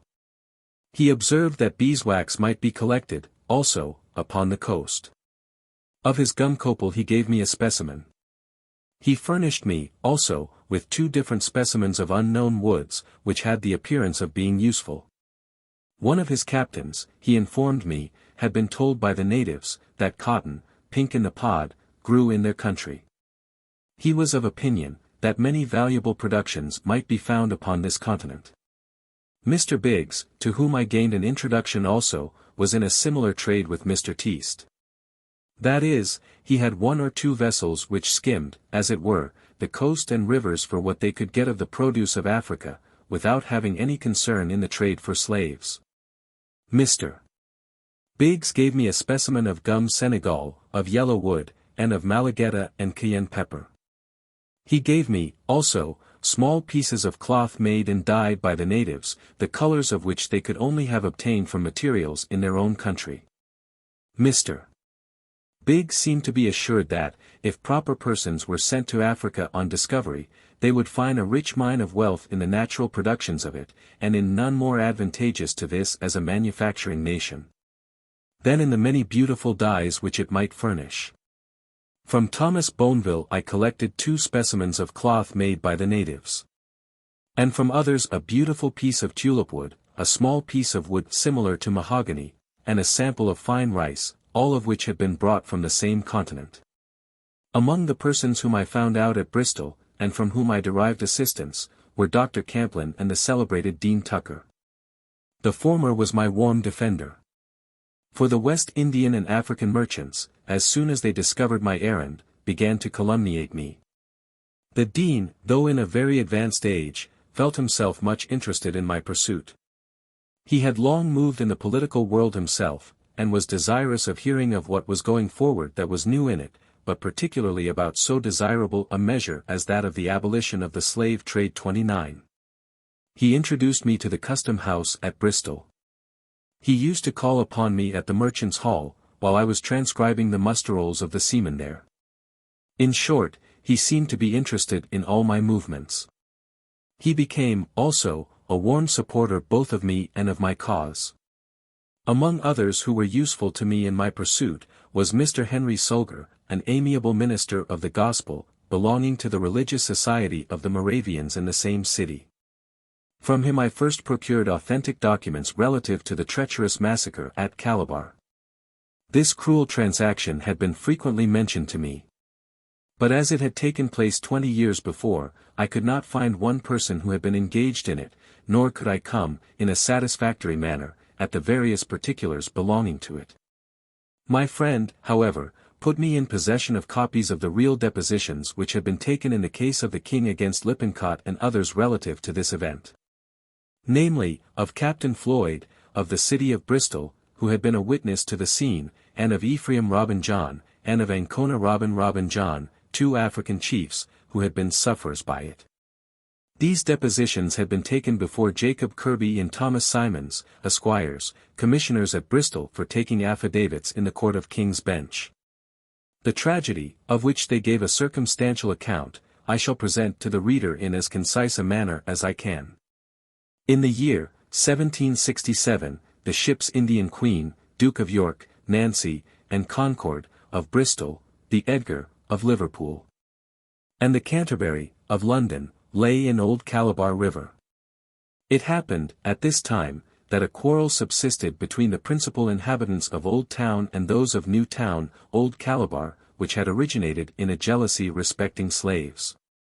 The captains of the vessels now mentioned, joined in sending several letters to the inhabitants of Old Town, but particularly to Ephraim Robin John, who was at that time a grandee, or principal inhabitant of the place. The tenor of these letters was, that they were sorry that any jealousy or quarrel should subsist between the 2 parties, that if the inhabitants of Old Town would come on board, they would afford them security and protection. adding, at the same time, that their intention in inviting them was, that they might become mediators, and thus heal their disputes. The inhabitants of Old Town, happy to find that their differences were likely to be accommodated, joyfully accepted the invitation. The three brothers of the grandee just mentioned, the eldest of whom was Ambo Robin John, first entered their canoe, attended by 27 others, and, being followed by 9 canoes, directed their course to the Indian Queen. They were dispatched from thence the next morning to the Edgar, and afterwards to the Duke of York, on board of which they went, leaving their canoe and attendants by the side of the same vessel. In the meantime, the people on board the other canoes were either distributed on board, or lying close to, the other ships. This being the situation of the three brothers, and of the principal inhabitants of the place, the treachery now began to appear. The crew of the Duke of York, aided by the captain and mates, and armed with pistols and cutlasses, rushed into the cabin, with an intent to seize the persons of their 3 innocent and unsuspicious guests. The unhappy men, alarmed at this violation of the rights of hospitality, and struck with astonishment at the behavior of their supposed friends, attempted to escape through the cabin windows. But, being wounded, were obliged to desist, and to submit to be put in irons. In the same moment in which this atrocious attempt had been made, an order had been given to fire upon the canoe, which was then lying by the side of the Duke of York. The canoe soon filled and sunk, and the wretched attendants were either seized, killed, or drowned. Most of the other ships followed the example. Great numbers were additionally killed and drowned on the occasion, and others were swimming to the shore. At this juncture, the inhabitants of New Town, who had concealed themselves in the bushes by the waterside, and between whom and the commanders of the vessels the plan had been previously concerted, came out from their hiding places, and, embarking in their canoes, made for such as were swimming from the fire of the ships. The ships' boats, also, were manned, and joined in the pursuit. They butchered the greatest part of those whom they caught. Many dead bodies were soon seen upon the sands, and others were floating upon the water. And including those who were seized and carried off, and those who were drowned and killed, either by the firing of the ships or by the people of New Town, 300 were lost to the inhabitants of Old Town on that day. The carnage which I have been now describing was scarcely over, when a canoe, full of the principal people of New Town, who had been the promoters of the scheme, dropped alongside of the Duke of York. They demanded the person of Ambo Robin John, the brother of the grandee of Old Town, and the eldest of the 3 on board. The unfortunate man put the palms of his hands together, and beseeched the commander of the vessel that he would not violate the rights of hospitality, by giving up an unoffending stranger to his enemies. But no entreaties could avail. The commander received from the New Town people a slave of the name of Ikong in his stead, and then forced him into the canoe, where his head was immediately struck off in the sight of the crew, and of his afflicted and disconsolate brothers. As for them, they escaped his fate, but they were carried off with their attendants to the West Indies, and sold for slaves. The knowledge of this tragical event now fully confirmed me in the sentiment, that the hearts of those who were concerned in this traffic became unusually hardened, and that I might readily believe any atrocities, however great, which might be related of them. It made also my blood boil, as it were, within me, it gave a new spring to my exertions, and I rejoiced, sorrowful as I otherwise was, that I had visited Bristol, if it had been only to gain an accurate statement of this one fact. In pursuing my objects, I found that reports were current, that the crew of the Alfred slave vessel, which had just returned, had been barbarously used, but particularly a young man of the name of Thomas, who had served as the surgeon's mate on board her. The report was, that he had been repeatedly knocked down by the captain. That he had become in consequence of his ill usage so weary of his life, that he had 3 times jumped overboard to destroy it. That on being taken up the last time he had been chained to the deck of the ship, in which situation he had remained night and day for some time, that in consequence of this his health had been greatly impaired. And that it was supposed he could not long survive this treatment. It was with great difficulty, notwithstanding all my inquiries, that I could trace this person. I discovered him, however, at last. He was confined to his bed when I saw him, and appeared to me to be delirious. I could collect nothing from himself relative to the particulars of his treatment. In his intervals of sense, he exclaimed against the cruelty both of the captain and of the chief mate, and pointing to his legs, thighs, and body, which were all wrapped up in flannel, he endeavored to convince me how much he had suffered there. At one time he said he forgave them. At another, he asked if I came to befriend him. At another, he looked wildly, and asked if I meant to take the captain's part, and to kill him. I was greatly affected by the situation of this poor man, whose image haunted me both night and day, and I was meditating how most effectually to assist him, when I heard that he was dead. I was very desirous of tracing something further on this subject, when Walter Chandler, of the Society of the Quakers, who had been daily looking out for intelligence for me, brought a young man to me of the name of Dixon. He had been one of the crew of the same ship. He told me the particulars of the treatment of Thomas, with very little variation from those contained in the public report. After cross-examining him in the best manner I was able, I could find no inconsistency in his account. I asked Dixon how the captain came to treat the surgeon's mate in particular so ill. He said he had treated them all much alike. A person of the name of Bulpin, he believed, was the only one who had escaped bad usage in the ship. With respect to himself, he had been cruelly used so early as in the outward bound passage, which had occasioned him to jump overboard. When taken up, he was put into irons, and kept in these for a considerable time. He was afterwards ill-used at different times, and even so late as within 3 or 4 days of his return to port. For just before the Alfred made the island of Lundy, he was struck by the captain, who cut his under lip into 2. He said that it had bled so much, that the captain expressed himself as if much alarmed.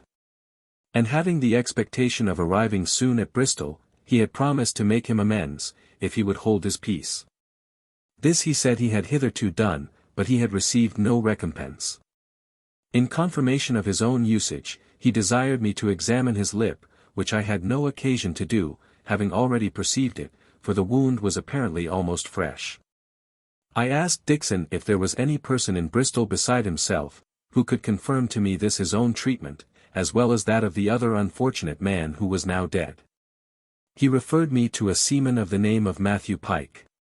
This person, when brought to me, not only related readily the particulars of the usage in both cases, as I have now stated them, but that which he received himself. He said that his own arm had been broken by the chief mate in Black River, Jamaica, and that he had also by the captain's orders, though contrary to the practice in merchant vessels, been severely flogged. His arm appeared to be then in pain. And I had a proof of the punishment by an inspection of his back.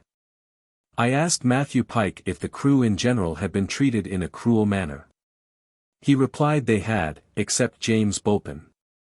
I then asked where James Bulpin was to be found. He told me where he had lodged, but feared he had gone home to his friends in Somersetshire, I think, somewhere in the neighbourhood of Bridgewater. I thought it prudent to institute an inquiry into the characters of Thomas, Dixon, and Matthew Pike, before I went further. The 2 former I found were strangers in Bristol, and I could collect nothing about them. The latter was a native of the place, had served his time as a seaman from the port, and was reputed of fair character. My next business was to see James Bulpin. I found him just setting off for the country. He stopped, however, to converse with me. He was a young man of very respectable appearance, and of mild manners. His appearance, indeed, gave me reason to hope that I might depend upon his statements. But I was most of all influenced by the consideration that, never having been ill-used himself, he could have no inducement to go beyond the bounds of truth on this occasion. He gave me a melancholy confirmation of all the 3 cases. He told me, also, that one Joseph Cunningham had been a severe sufferer, and that there was reason to fear that Charles Horseler, another of the crew, had been so severely beaten over the breast with a knotted end of a rope, which end was of the size of a large ball, and had been made on purpose, that he died of it. To this he added, that it was now a notorious fact, that the captain of the Alfred, when mate of a slave ship, had been tried at Barbados for the murder of one of the crew with whom he had sailed. But that he escaped by bribing the principal witness to disappear 30 The reader will see, the further I went into the history of this voyage, the more dismal it became. One miserable account, when examined, only brought up another. I saw no end to inquiry. The great question was, what was I to do? I thought the best thing would be to get the captain apprehended, and make him stand his trial either for the murder of Thomas or of Charles Horseler. I communicated with the late Mr. Burgess, an eminent attorney, and the deputy town clerk, on this occasion. He had shown an attachment to me on account of the cause I had undertaken, and had given me privately assistance in it. I say privately, because, knowing the sentiments of many of the corporate body at Bristol, under whom he acted, he was fearful of coming forward in an open manner. His advice to me was, to take notes of the case for my own private conviction, but to take no public cognizance of it. He said that seamen, as soon as their wages were expended, must be off to sea again. They could not generally, as landsmen do, maintain themselves on shore. Hence I should be obliged to keep the whole crew at my own expense till the day of trial, which might not be for months to come. He doubted not that, in the interim, the merchants and others would inveigle many of them away by making them boatswains and other inferior officers in some of their ships. So that, when the day of trial should come, I should find my witnesses dispersed and gone. He observed, moreover, that if any of the officers of the ship had any notion of going out again under the same owners 31, I should have all these against me. To which he added, that if I were to make a point of taking up the cause of those whom I found complaining of hard usage in this trade, I must take up that of nearly all who sailed in it. For that he only knew of one captain from the port in the slave trade, who did not deserve long ago to be hanged. Hence I should get into a labyrinth of expense, and difficulty, and uneasiness of mind, from whence I should not easily find a clue to guide me. This advice, though it was judicious, and founded on a knowledge of law proceedings, I found it very difficult to adopt. My own disposition was naturally such, that whatever I engaged in I followed with more than ordinary warmth. I could not be supposed, therefore, affected and interested as I then was, to be cool and tranquil on this occasion. And yet what would my worthy friend have said, if in this first instance I had opposed him? I had a very severe struggle in my own feelings on this account. At length, though reluctantly, I obeyed.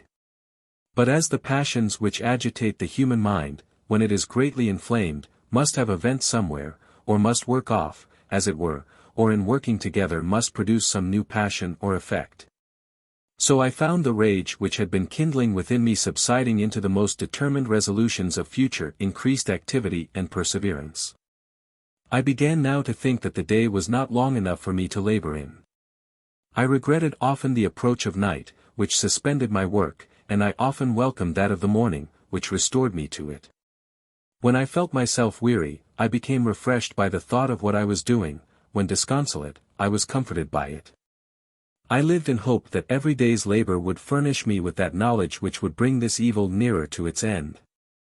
And I worked on under these feelings, regarding neither trouble nor danger in the pursuit. Chapter 15. Author confers with the inhabitants of Bridgewater relative to a petition to Parliament in behalf of the abolition, returns to Bristol, discovers a scandalous mode of procuring seamen for the slave trade, and of paying them. Makes a comparative view of their loss in this and in other trades, procures imports and exports. Examines the construction and admeasurement of slave ships, of the Fly and Neptune. Difficulty of procuring evidence. Case of Gardiner, of the Pilgrim. Of Arnold, of the Ruby, some particulars of the latter in his former voyages. Having heard by accident that the inhabitants of the town of Bridgewater had sent a petition to the House of Commons, in the year 1785, for the abolition of the slave trade, as has been related in a former part of the work, I determined, while my feelings were warm, to go there, and to try to find out those who had been concerned in it, and to confer with them as the tried friends of the cause. The time seemed to me to be approaching when the public voice should be raised against this enormous evil. I was sure that it was only necessary for the inhabitants of this favored island to know it to feel a just indignation against it. Accordingly I set off. My friend George Fisher, who was before mentioned to have been of the religious society of the Quakers, gave me an introduction to the respectable family of Ball, which was of the same religious persuasion. I called upon Mr. Seeley, Onstis, Crandon, Chubb, and others. I laid open to those whom I saw, the discoveries I had made relative to the loss and ill-treatment of seamen, at which they seemed to be much moved. And it was agreed that if it should be thought a proper measure, of which I would inform them when I had consulted the committee, a second petition should be sent to Parliament from the inhabitants, praying for the abolition of the slave trade. With this view I left them several of my summary view, before mentioned, to distribute, that the inhabitants might know more particularly the nature of the evil, against which they were going to complain. On my return to Bristol, I determined to inquire into the truth of the reports that seamen had an aversion to enter, and that they were inveigled, if not often forced, into this hateful employment. For this purpose I was introduced to a landlord of the name of Thompson, who kept a public house called the 7 Stars. He was a very intelligent man, was accustomed to receive sailors when discharged at the end of their voyages, and to board them till their vessels went out again, or to find them berths in others. He avoided, however, all connection with the slave trade, declaring that the credit of his house would be ruined if he were known to send those, who put themselves under his care, into it. From him I collected the truth of all that had been stated to me on this subject. But I told him I should not be satisfied until I had beheld those scenes myself which he had described to me. And I entreated him to take me into them, saying that I would reward him for all his time and trouble, and that I would never forget him while I lived. To this he consented. And as 3 or 4 slave vessels at this time were preparing for their voyages, it was time that we should begin our rounds. At about 12 at night we generally set out, and were employed till 2 and sometimes 3 in the morning. He led me from one of these public houses to another which the mates of the slave vessels used to frequent to pick up their hands. These houses were in Marsh Street, and most of them were then kept by Irishmen. The scenes witnessed in these houses were truly distressing to me, and yet, if I wished to know practically what I had purposed, I could not avoid them. Music, dancing, rioting, drunkenness, and profane swearing, were kept up from night to night. The young mariner, if a stranger to the port, and unacquainted with the nature of the slave trade, was sure to be picked up. The novelty of the voyages, the superiority of the wages in this over any other trades, and the privileges of various kinds, were set before him. Gulled in this manner, he was frequently enticed to the boat, which was waiting to carry him away.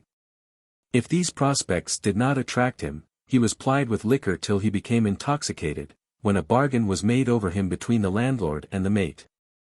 After this his senses were kept in such a constant state of stupefaction by the liquor, that in time the former might do with him what he pleased. Seamen, also, were boarded in these houses, who, when the slave ships were going out, but at no other time, were encouraged to spend more than they had money to pay for. And to these, when they had thus exceeded, but one alternative was given, namely, a slave vessel or a jail. These distressing scenes I found myself obliged frequently to witness, for I was no less than 19 times occupied in making these hateful rounds. And I can say from my own experience, and all the information I could collect from Thompson and others, that no such practices were in use to obtain seamen for other trades. The treatment of the seamen employed in the slave trade had so deeply interested me, and now the manner of procuring them, that I was determined to make myself acquainted with their whole history. For I found by report that they were not only personally ill-treated, as I have already painfully described, but that they were robbed by artifice of those wages, which had been held up to them as so superior in this service.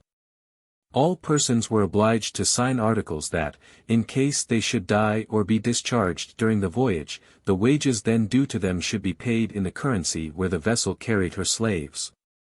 And that half of the wages due to them on their arrival there should be paid in the same manner, and that they were never permitted to read over the articles they had signed. By means of this iniquitous practice the wages in the slave trade, though nominally higher in order to induce seamen to engage in it, were actually lower than in other trades. All these usages I ascertained in such a manner, that no person could doubt the truth of them. I actually obtained possession of articles of agreement belonging to these vessels, which had been signed and executed in former voyages. I made the merchants themselves, by sending those seamen who had claims upon them to ask for their accounts current with their respective ships, furnish me with such documents as would have been evidence against them in any court of law. On whatever branch of the system I turned my eyes, I found it equally barbarous. The trade was, in short, one mass of iniquity from the beginning to the end. I employed myself occasionally in the merchant's hall, in making copies of the muster rolls of ships sailing to different parts of the world, that I might make a comparative view of the loss of seamen in the slave trade, with that of those in the other trades from the same port. The result of this employment showed me the importance of it, for, when I considered how partial the inhabitants of this country were to their fellow citizens, the seamen belonging to it, and in what estimation the members of the legislature held them, by enforcing the Navigation Act, which they considered to be the bulwark of the nation, and by giving bounties to certain trades, that these might become so many nurseries for the marine, I thought it of great importance, to be able to prove, as I was then capable of doing, that more persons would be found dead in 3 slave vessels from Bristol, in a given time, than in all the other vessels put together, numerous as they were, belonging to the same port. I procured also an account of the exports and imports for the year 1786, by means of which I was enabled to judge of the comparative value of this and the other trades. In pursuing another object, which was that of going on board the slave ships, and learning their construction and dimensions, I was greatly struck, and indeed affected, by the appearance of 2 little sloops, which were fitting out for Africa. The one of only 25 tons, which was said to be destined to carry 70, and the other of only 11, which was said to be destined to carry 30 slaves. I was told also that which was more affecting, namely, that these were not to act as tenders on the coast, by going up and down the rivers, and receiving 3 or 4 slaves at a time, and then carrying them to a large ship, which was to take them to the West Indies, but that it was actually intended, that they should transport their own slaves themselves. That one if not both of them were, on their arrival in the West Indies, to be sold as pleasure vessels, and that the seamen belonging to them were to be permitted to come home by what is usually called the run. This account of the destination of these little vessels, though it was distressing at first, appeared to me afterwards, on cool reasoning, to be incredible. I thought that my informants wished to impose upon me, in order that I might make statements which would carry their own refutation with them, and that thus I might injure the great cause which I had undertaken. And I was much inclined to be of this opinion, when I looked again at the least of the 2, for any person, who was tall, standing upon dry ground by the side of her, might have overlooked everything upon her deck. I knew also that she had been built as a pleasure boat for the accommodation of only 6 persons upon the Severn. I determined, therefore, to suspend my belief till I could take the admeasurement of each vessel. This I did. But lest, in the agitation of my mind on this occasion, should have made any mistake, I desired my friend George Fisher to apply to the builder for his admeasurement also. With this he kindly complied. When he obtained it he brought it me. This account, which nearly corresponded with my own, was as follows: in the vessel of 25 tons, the length of the upper part of the hold, or roof of the room, where the 70 slaves were to be stowed, was but little better than 10 yards, or 31 feet. The greatest breadth of the bottom, or floor, was 10 feet 4 inches, and the least 5. Hence, a grown person must sit down all the voyage, and contract his limbs within the narrow limits of 3 square feet. In the vessel of 11 tons, the length of the room for the 30 slaves was 22 feet. The greatest breadth of the floor was 8, and the least 4. The whole height from the keel to the beam was but 5 feet 8 inches, 3 feet of which were occupied by ballast, cargo, and provisions, so that 2 feet 8 inches remained only as the height between the decks. Hence, each slave would have only 4 square feet to sit in, and, when in this posture, his head, if he were a full-grown person, would touch the ceiling, or upper deck. Having now received this admeasurement from the builder, which was rather more favorable than my own, I looked upon the destination of these little vessels as yet more incredible than before. Still the different persons, whom I occasionally saw on board them, persisted in it that they were going to Africa for slaves, and also for the numbers mentioned, which they were afterwards to carry to the West Indies themselves. I desired, however, my friends, George Fisher, Truman Harford, Harry Gandy, Walter Chandler, and others, each to make a separate inquiry for me on this subject. And they all agreed that, improbable as the account both of their destination, and of the number they were to take, might appear, they had found it to be too true.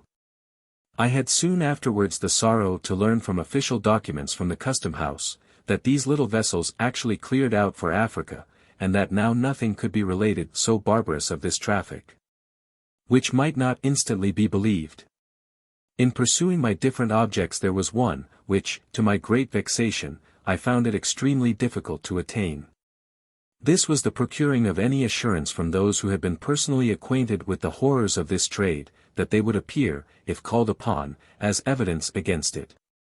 My friend Harry Gandy, to whom I had been first introduced, had been 2 voyages, as I before mentioned, and he was willing, though at an advanced age, to go to London, to state publicly all he knew concerning them. But with respect to the many others in Bristol, who had been to the coast of Africa, I had not yet found one who would come forward for this purpose. There were several old slave captains living there, who had a great knowledge of the subject. I thought it not unreasonable that I might gain 1 or 2 good evidences out of these, as they had probably long ago left the concern, and were not now interested in the continuance of it, but all my endeavors were fruitless. I sent messages to them by different persons. I met them in all ways. I stated to them, that if there was nothing objectionable in the trade, seeing it labored under such a stigma, they had an opportunity of coming forward and of wiping away the stain.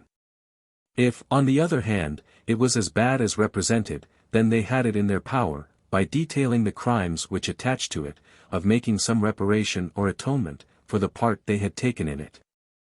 But no representations would do. All intercourse was positively forbidden between us, and whenever they met me in the street, they shunned me as if I had been a mad dog. I could not for some time account, for the strange disposition which they thus manifested towards me. But my friends helped me to unravel it, for I was assured that 1 or 2 of them, though they went no longer to Africa as captains, were in part owners of vessels trading there. And, with respect to all of them, it might be generally said, that they had been guilty of such enormities, that they would be afraid of coming forward in the way I proposed, lest anything should come out by which they might criminate themselves. I was obliged then to give up all hope of getting any evidence from this quarter, and I saw but little prospect of getting it from those, who were then actually deriving their livelihood from the trade, and yet I was determined to persevere. For I thought that some might be found in it who were not yet so hardened as to be incapable of being awakened on this subject. I thought that others might be found in it who wished to leave it upon principle, and that these would unbosom themselves to me, and I thought it not improbable that I might fall in with others, who had come unexpectedly into a state of independence, and that these might be induced, as their livelihood would be no longer affected by giving me information, to speak the truth. I persevered for weeks together under this hope, but could find no one of all those, who had been applied to, who would have anything to say to me. At length, Walter Chandler had prevailed upon a young gentleman, of the name of Gardiner, who was going out as surgeon of the Pilgrim, to meet me. The condition was, that we were to meet at the house of the former, but that we were to enter in and go out at different times, that is, we were not to be seen together. Gardiner, on being introduced to me, said at once, that he had often wished to see me on the subject of my errand, but that the owner of the Pilgrim had pointed me out to him as a person whom he would wish him to avoid. He then laid open to me the different methods of obtaining slaves in Africa, as he had learned from those on board his own vessel in his first, or former, voyage. He unfolded also the manner of their treatment in the Middle Passage, with the various distressing scenes which had occurred in it.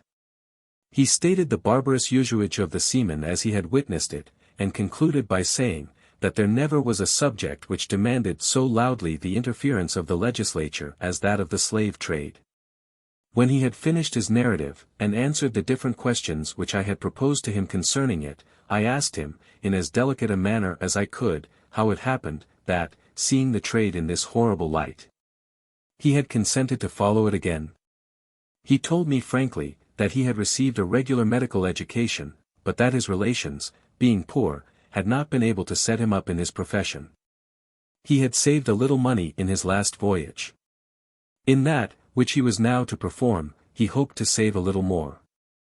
With the profits of both voyages together, he expected he should be able to furnish a shop in the line of his profession, when he would wipe his hands of this detestable trade.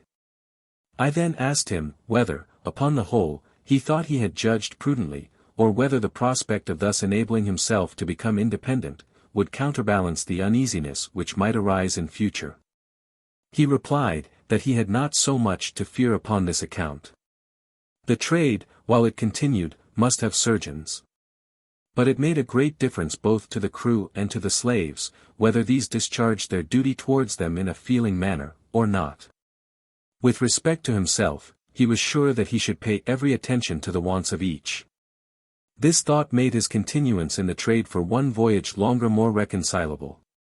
But he added, as if not quite satisfied, cruel necessity, and he fetched a deep sigh. We took our leave, and departed, the one a few minutes after the other. The conversation of this young man was very interesting. I was much impressed both by the nature and the manner of it. I wished to secure him, if possible, as an evidence for Parliament, and thus save him from his approaching voyage, but I knew not what to do. At first, I thought it would be easy to raise a subscription to set him up. But then, I was aware that this might be considered as bribery, and make his testimony worth nothing. I then thought that the committee might detain him as an evidence, and pay him, in a reasonable manner, for his sustenance, till his testimony should be called for.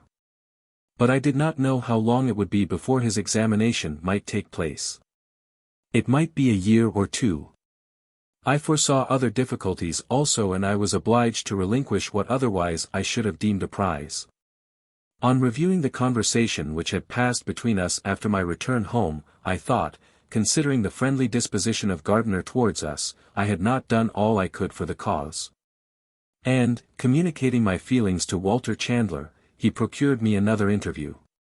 At this, I asked him, if he would become an evidence if he lived to return. He replied, very heartily, that he would.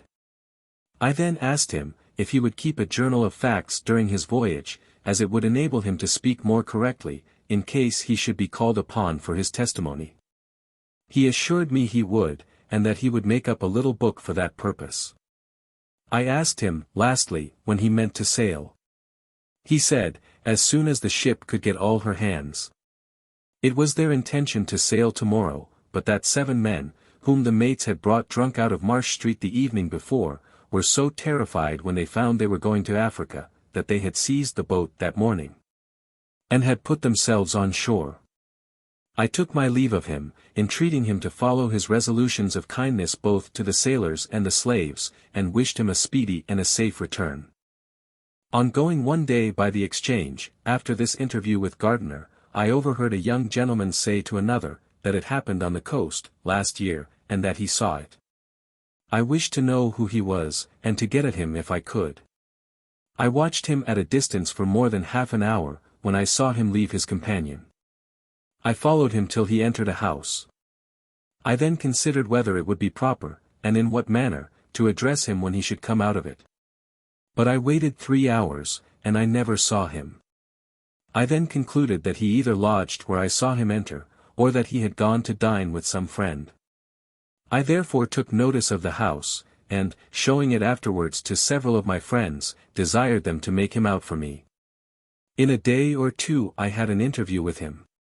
His name was James Arnold.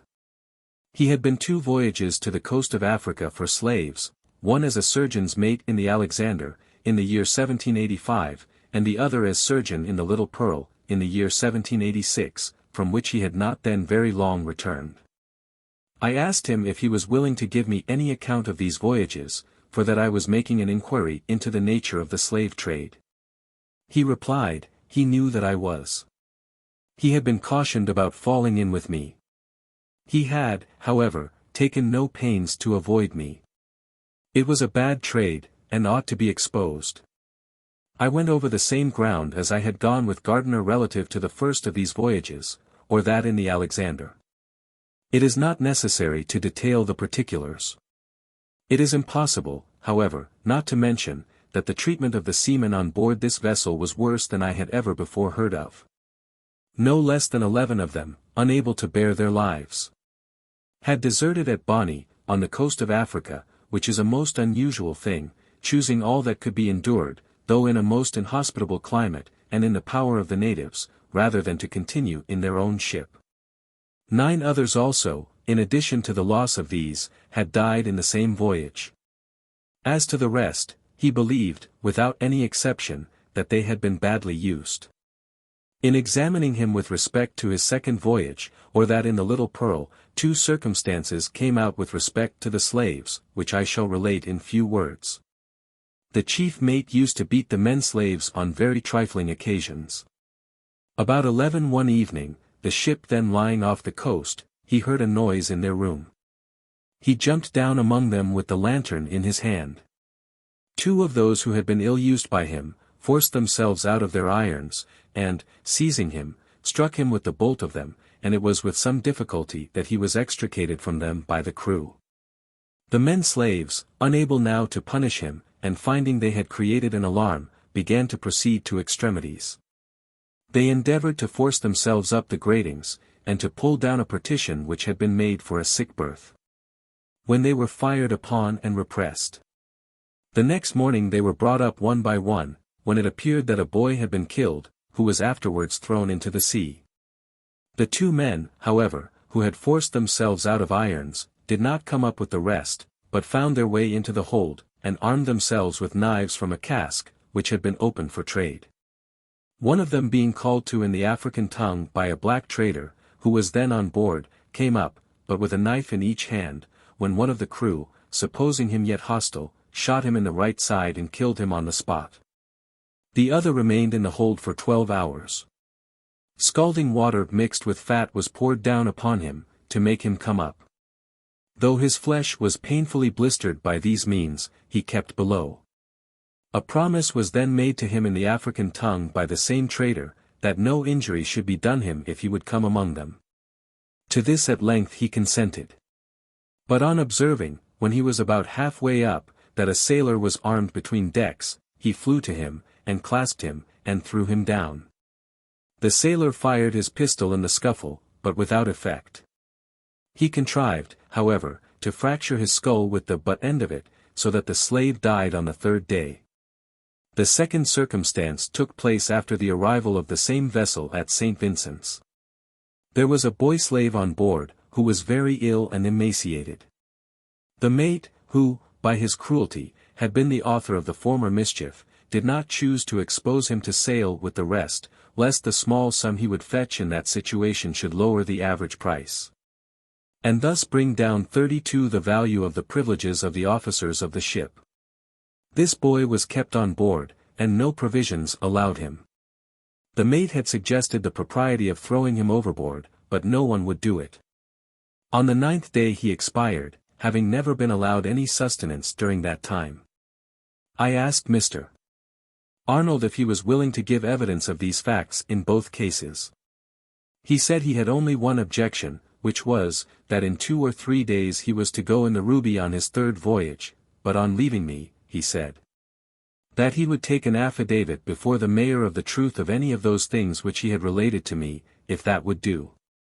But, from motives of safety, he should not choose to do this till within a few hours before he sailed.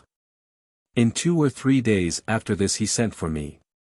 He said the Ruby would leave King Road the next day, and that he was ready to do as he had promised. Depositions were accordingly made out from his own words. I went with him to the residence of George Daubeny, Esq., who was then chief magistrate of the city, and they were sworn to in his presence, and witnessed as the law requires.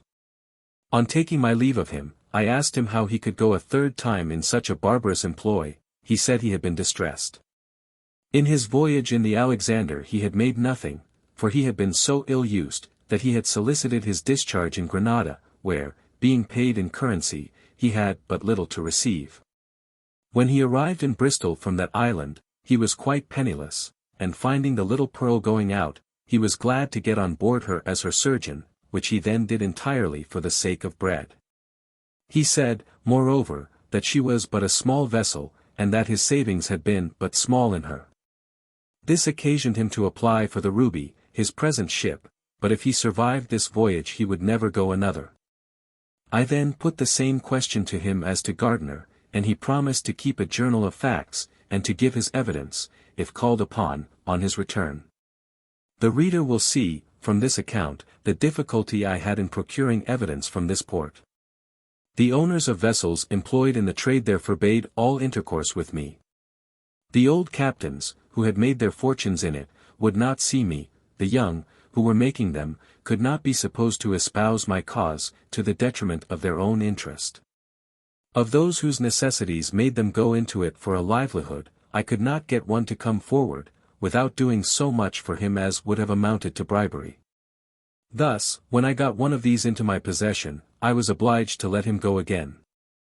I was, however, greatly consoled by the consideration, that I had procured 2 sentinels to be stationed in the enemy's camp, who keeping a journal of different facts, would bring me some important intelligence at a future period.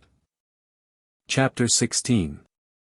Author goes to Monmouth, confers relative to a petition from that place, returns to Bristol, is introduced to Alexander Falconbridge, takes one of the mates of the Africa out of that ship, visits disabled seamen from the ship Thomas.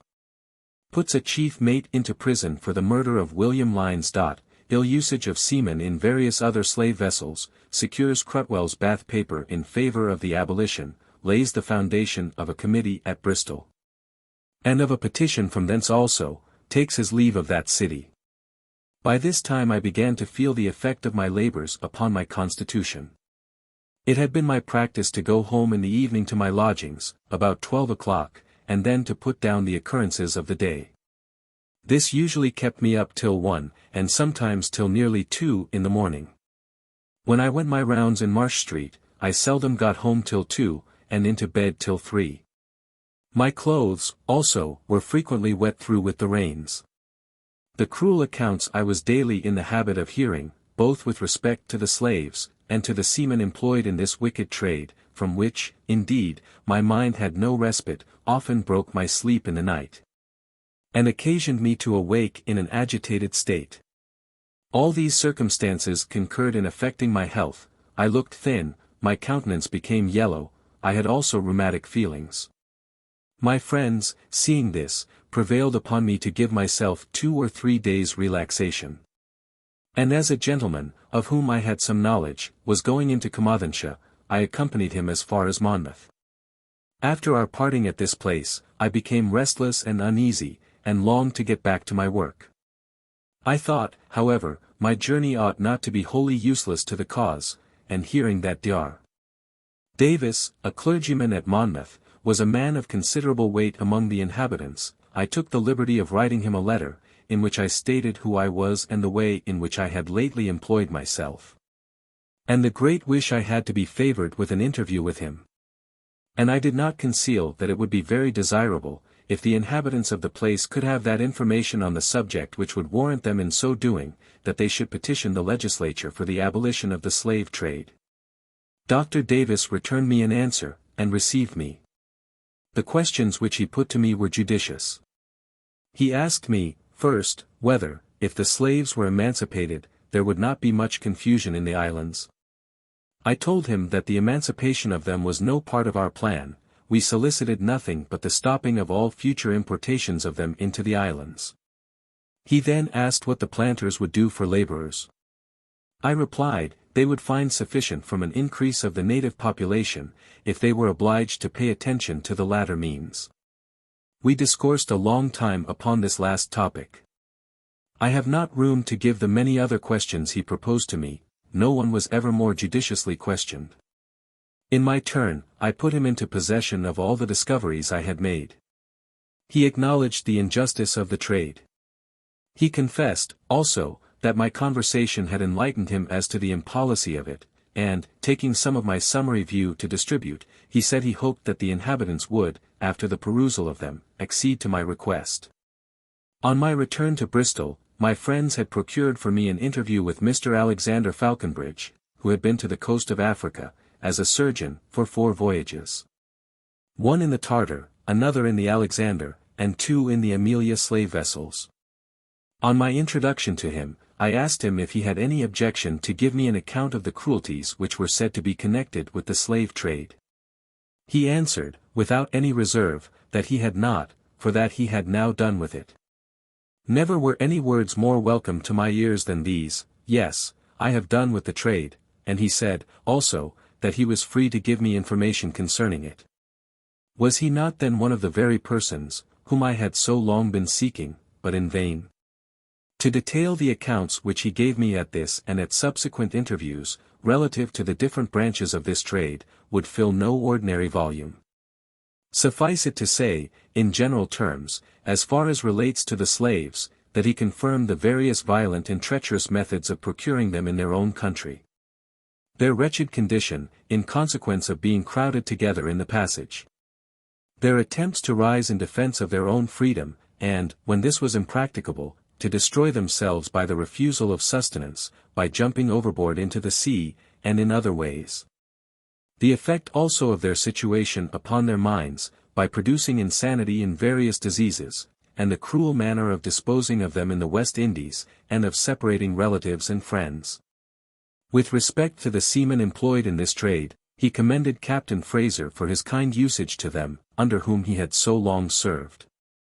The handsome way in which he spoke of the latter pleased me much, because I was willing to deduce from it his own impartiality, and because I thought I might infer from it, also, his regard to truth as to other parts of his narrative. Indeed, I had been before acquainted with this circumstance.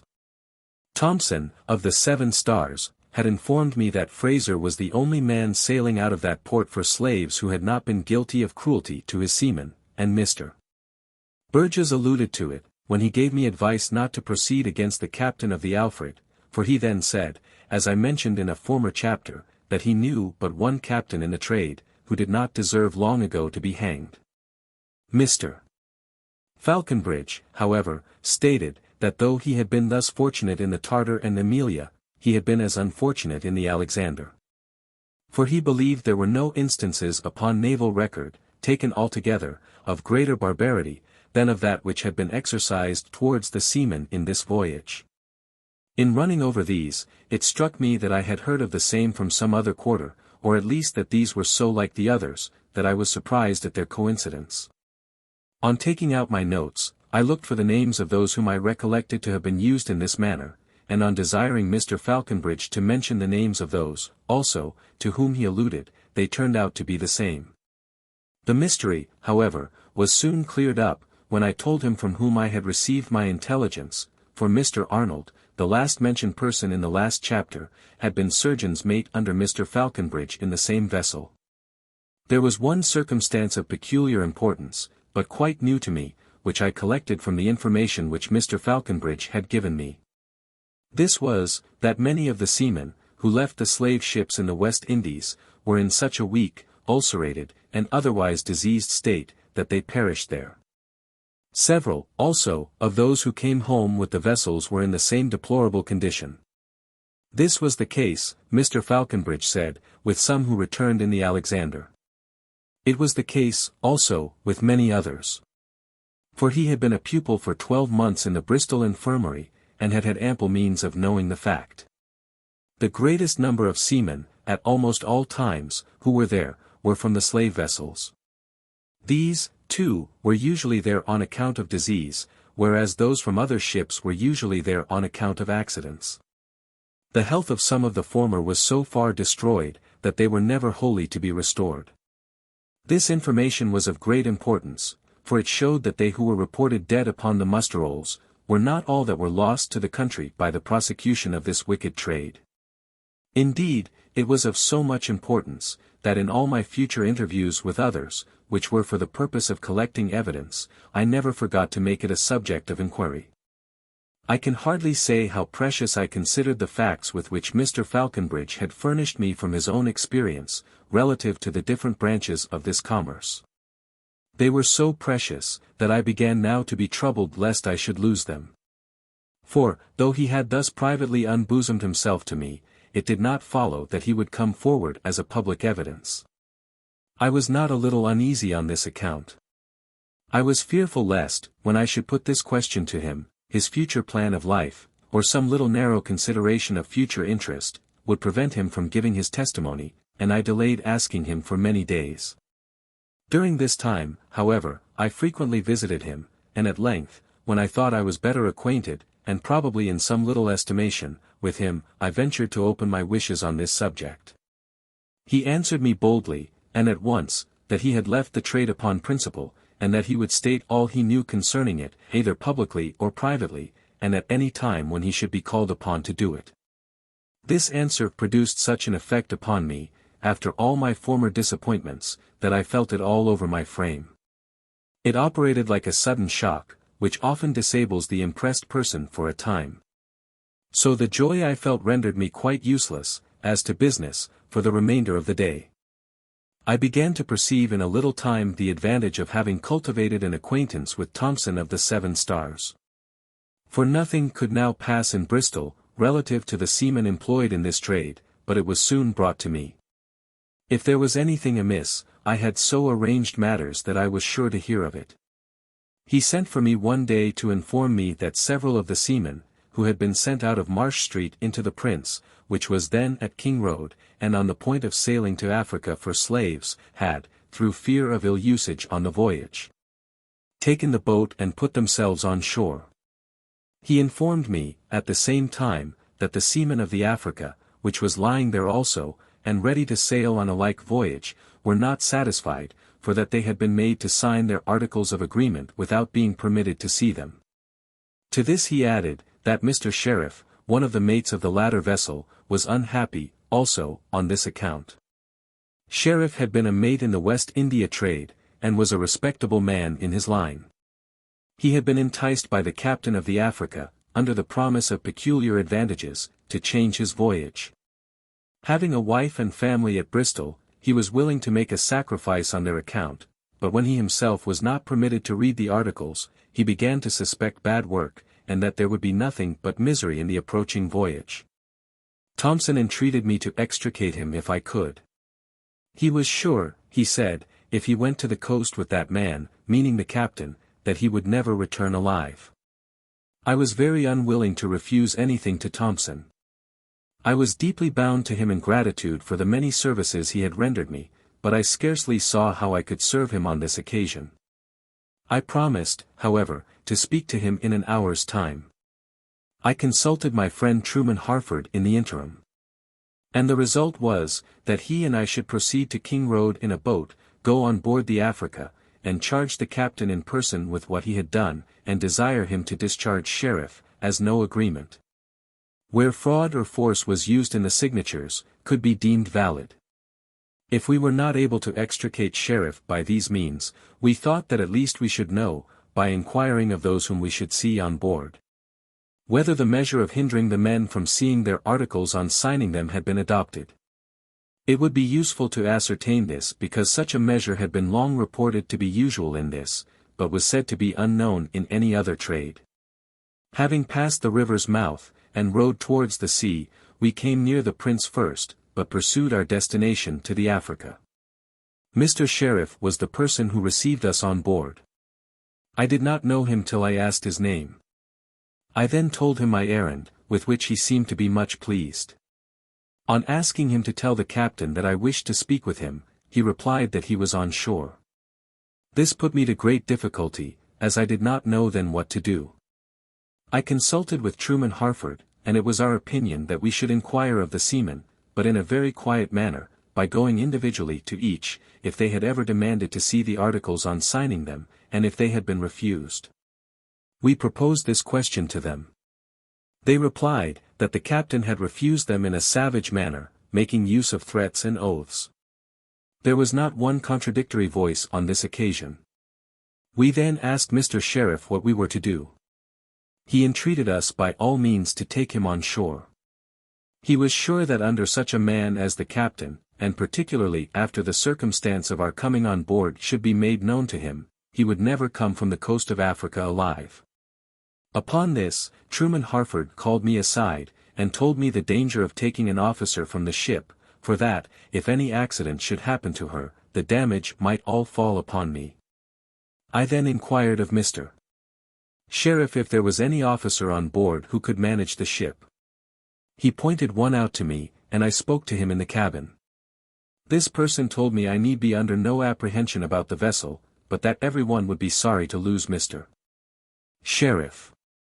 Upon this ground, Truman Harford, who had felt more for me than for himself, became now easy.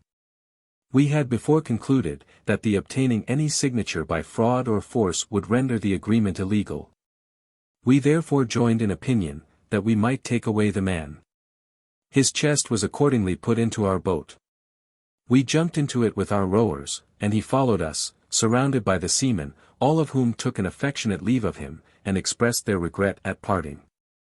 Soon after this there was a general cry of, "Will you take me, too," from the deck. And such a sudden movement appeared there, that we were obliged to push off directly from the side, fearing that many would jump into our boat and go with us. After having left the ship, Sheriff corroborated the desertion of the seamen from the Prince, as before related to me by Thompson. He spoke also of the savage disposition of his late captain, which he had even dared to manifest through lying in an English port. I was impressed by this account of his rough manners. And the wind having risen before and the surf now rolling heavily, I began to think what an escape I might have had. How easy it would have been for the savage captain, if he had been on board, or for any one at his instigation, to have pushed me over the ship's side. This was the first time I had ever considered the peril of the undertaking. But we arrived safe. And though on the same evening I left my name at the captain's house, as that of the person who had taken away his mate, I never heard more about it. In pursuing my inquiries into the new topic suggested by Mr. Falconbridge, I learnt that 2 or 3 of the seamen of the ship Thomas, which had arrived now nearly a year from the coast, were in a very crippled and deplorable state. I accordingly went to see them. One of them had been attacked by a fever, arising from circumstances connected with these voyages. The inflammation, which had proceeded from it, had reached his eyes, it could not be dispersed, and the consequence was, that he was then blind. The second was lame, he had badly ulcerated legs, and appeared to be very weak. The third was a mere spectre. I think he was the most pitiable object I ever saw. I considered him as irrecoverably gone. They all complained to me of their bad usage on board the Thomas. They said they had heard of my being in Bristol, and they hoped I would not leave it without inquiring into the murder of William Lynes. On inquiring who William Lynes was, they informed me that he had been one of the crew of the same ship, and that all on board believed that he had been killed by the chief mate.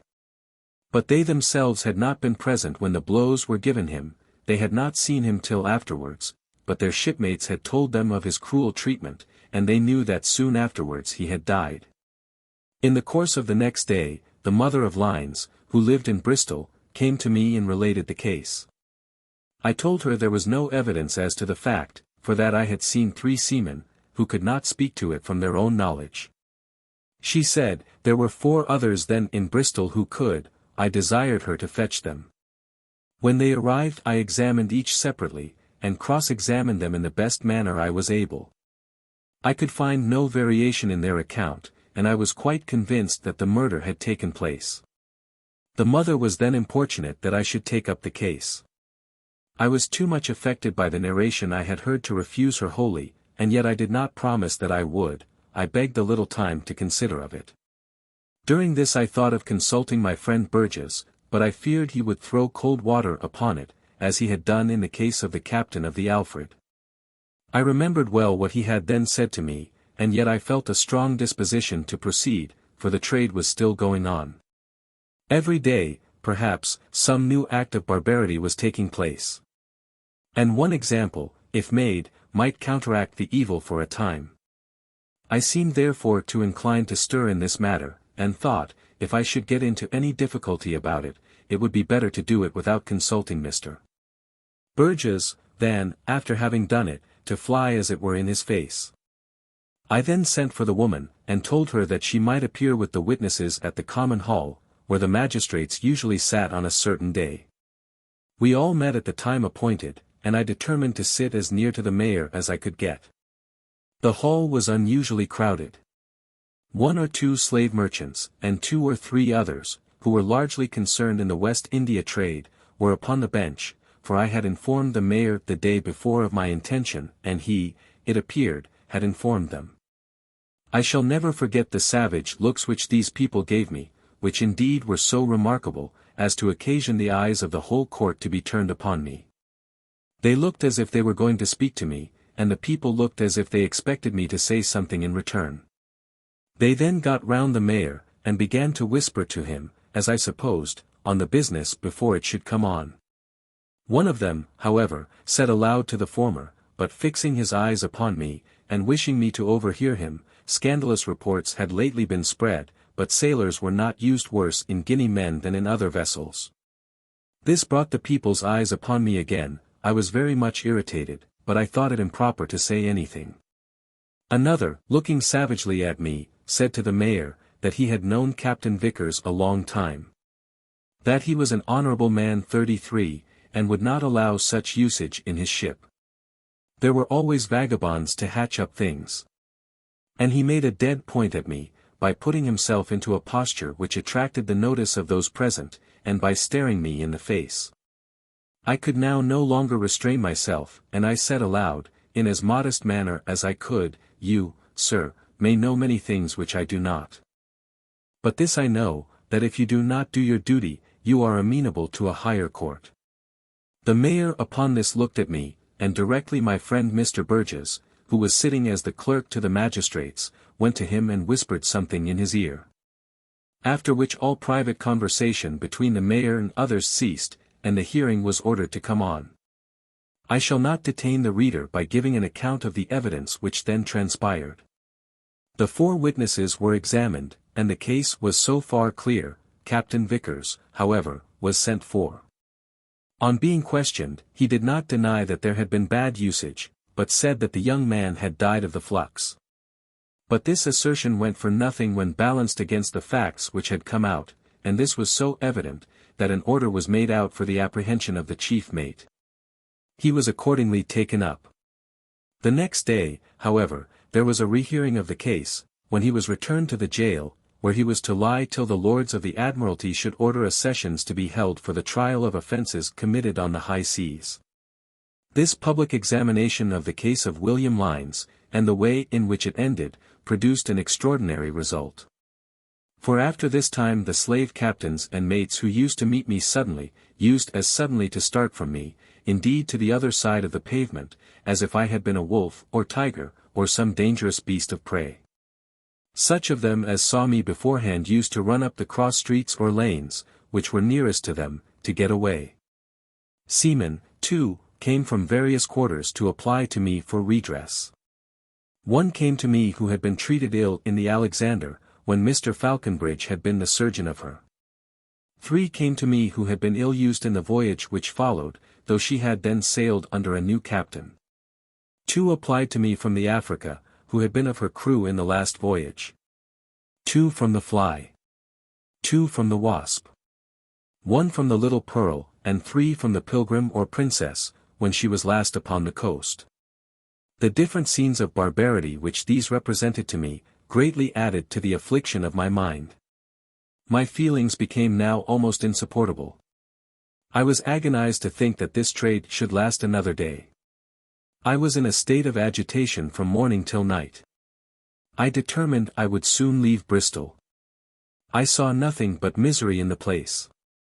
I had collected now, I believed, all the evidence it would afford. And to stay in it a day longer than was necessary, would be only an interruption for so much time both of my happiness and of my health. I determined therefore to do only 2 or 3 things, which I thought to be proper, and to depart in a few days. And first I went to Bath, where I endeavoured to secure the respectable paper belonging to that city in favour of the abolition of the slave trade. This I did entirely to my satisfaction, by relating to the worthy editor all the discoveries I had made, and by impressing his mind in a forcible manner on the subject. And it is highly to the honour of Mr. Crutwell, that from that day he never ceased to defend our cause, that he never made a charge for insertions of any kind. But that he considered all he did upon this occasion in the light of a duty, or as his mite given in charity to a poor and oppressed people. The next attempt was to lay the foundation of a committee in Bristol, and of a petition to Parliament from it for the abolition of the slave trade. I had now made many friends. A gentleman of the name of Painter had felt himself much interested in my labors. Mr. Joseph Harford, a man of fortune, of great respectability of character, and of considerable influence, had attached himself to the cause. Dr. Fox had assisted me in it. Mr. Hughes, a clergyman of the Baptist Church, was anxious and ready to serve it. Dr. Camplin, of the establishment, with several of his friends, continued steady. Matthew Wright, James Harford, Truman Harford, and all the Quakers to a man, were strenuous, and this on the best of principles, in its support. To all these I spoke, and I had the pleasure of seeing that my wishes were likely in a short time to be gratified in both these cases. It was now necessary that I should write to the committee in London. I had written to them only 2 letters during my absence, for I had devoted myself so much to the great object I had undertaken, that I could think of little else. Hence some of my friends among them were obliged to write to different persons at Bristol, to inquire if I was alive. I gave up a day or 2 therefore, to this purpose. I informed the committee of all my discoveries in the various branches to which my attention had been directed, and desired them in return to procure me various official documents for the port of London, which I then specified. Having done this, I conferred with Mr. Falconbridge, relative to being with me at Liverpool. I thought it right to make him no other offer than that his expenses should be paid. He acceded to my request on these disinterested terms. And I took my departure from Bristol, leaving him to follow me in a few days. Chapter 17. Author secures the Gloucester paper, and lays the foundation of a petition from that city, does the same at Worcester, and at Chester. Arrives at Liverpool, collects specimens of African produce. Also imports and exports, and muster rolls, and accounts of dock duties, and iron instruments used in the slave trade. His introduction to Mr. Norris, and others. Author and his errand become known. People visit him out of curiosity. Frequent controversies on the subject of the slave trade. On my arrival at Gloucester, I waited upon my friend Dean Tucker. He was pleased to hear of the great progress I had made since he left me. On communicating to him my intention of making interest with the editors of some provincial papers, to enlighten the public mind, and with the inhabitants of some respectable places, for petitions to Parliament. Relative to the abolition of the slave trade, he approved of it, and introduced me to Mr. Raikes, the proprietor of the respectable paper belonging to that city.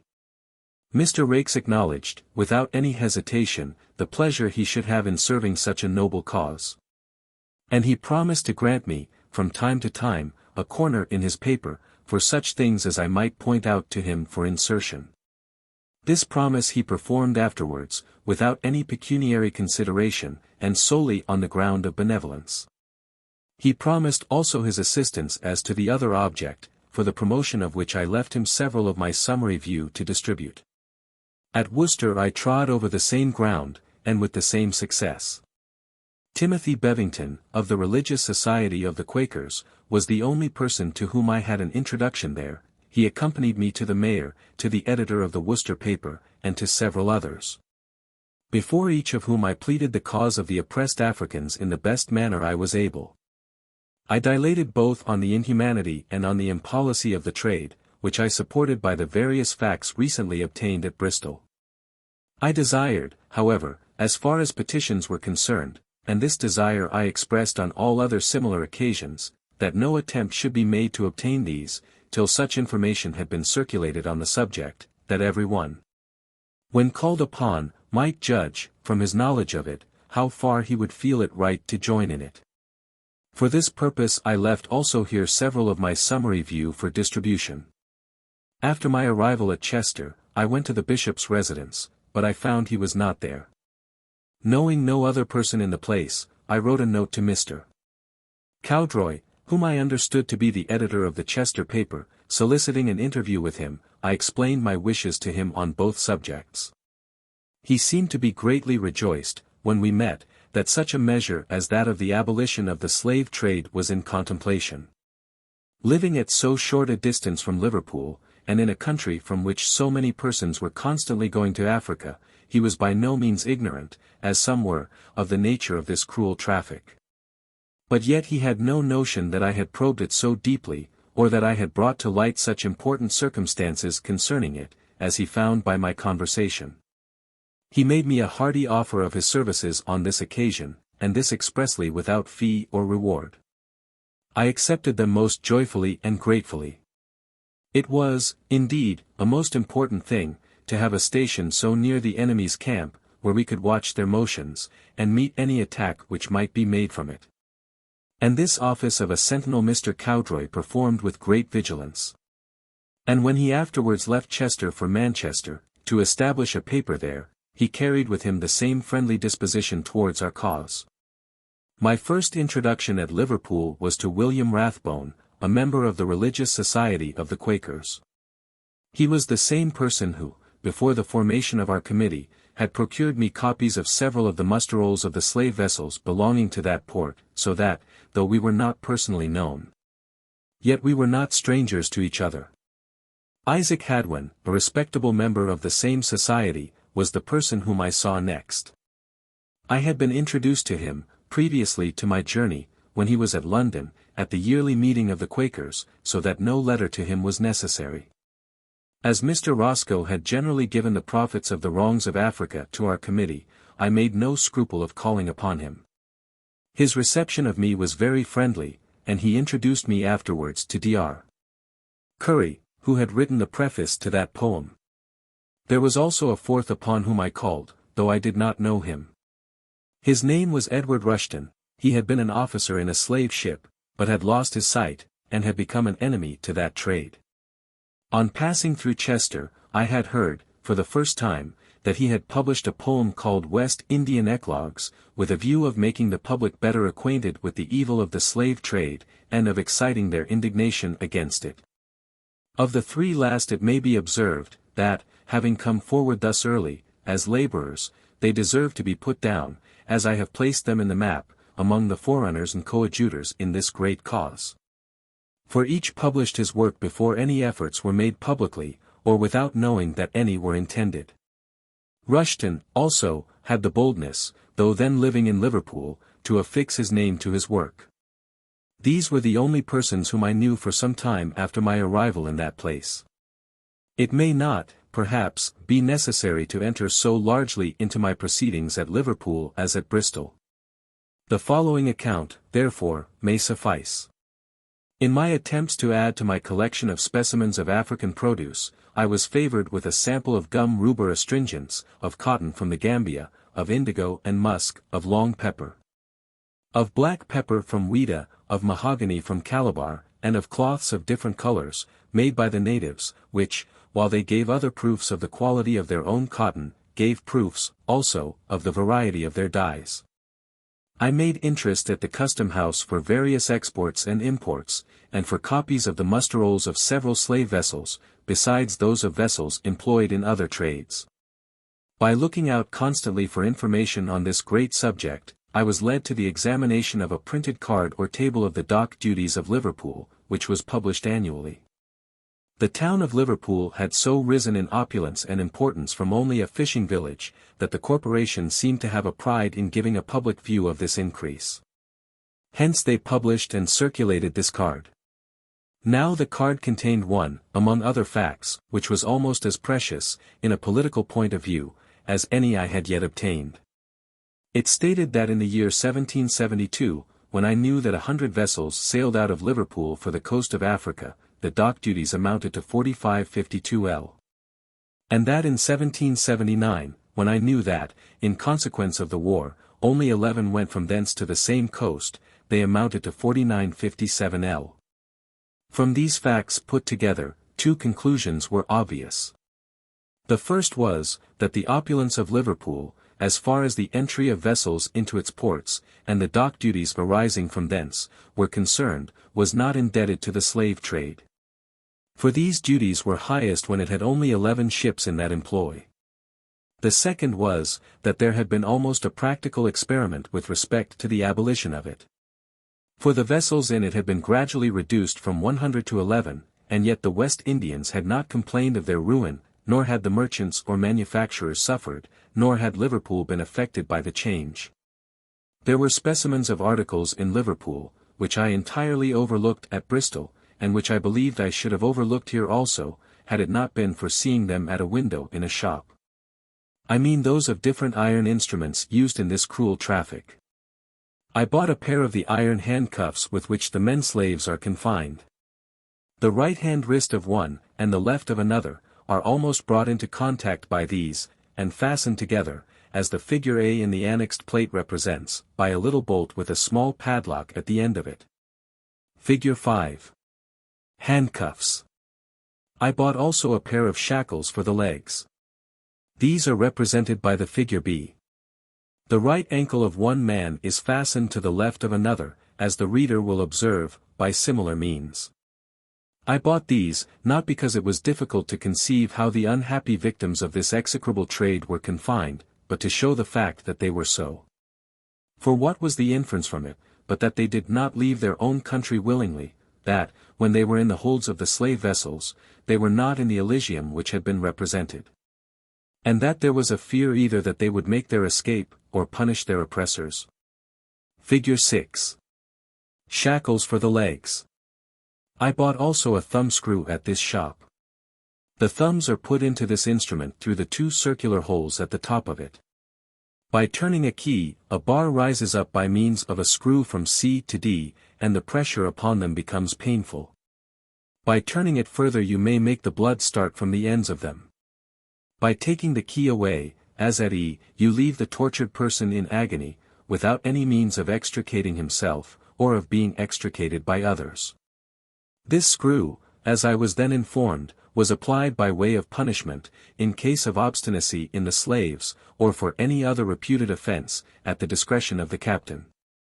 At the same place I bought another instrument which I saw. It was called a speculomoris. The dotted lines in the figure on the right hand of the screw represented when shut, the black lines when open. It is opened, as at GH, by a screw below with a knob at the end of it. This instrument is known among surgeons, having been invented to assist them in wrenching open the mouth as in the case of a locked jaw, but it had got into use in this trade. Figure 7. Thumb screw. Figure 8. Speculomoris. On asking the seller of the instruments on what occasion it was used there, he replied that the slaves were frequently so sulky as to shut their mouths against all sustenance, and this with a determination to die.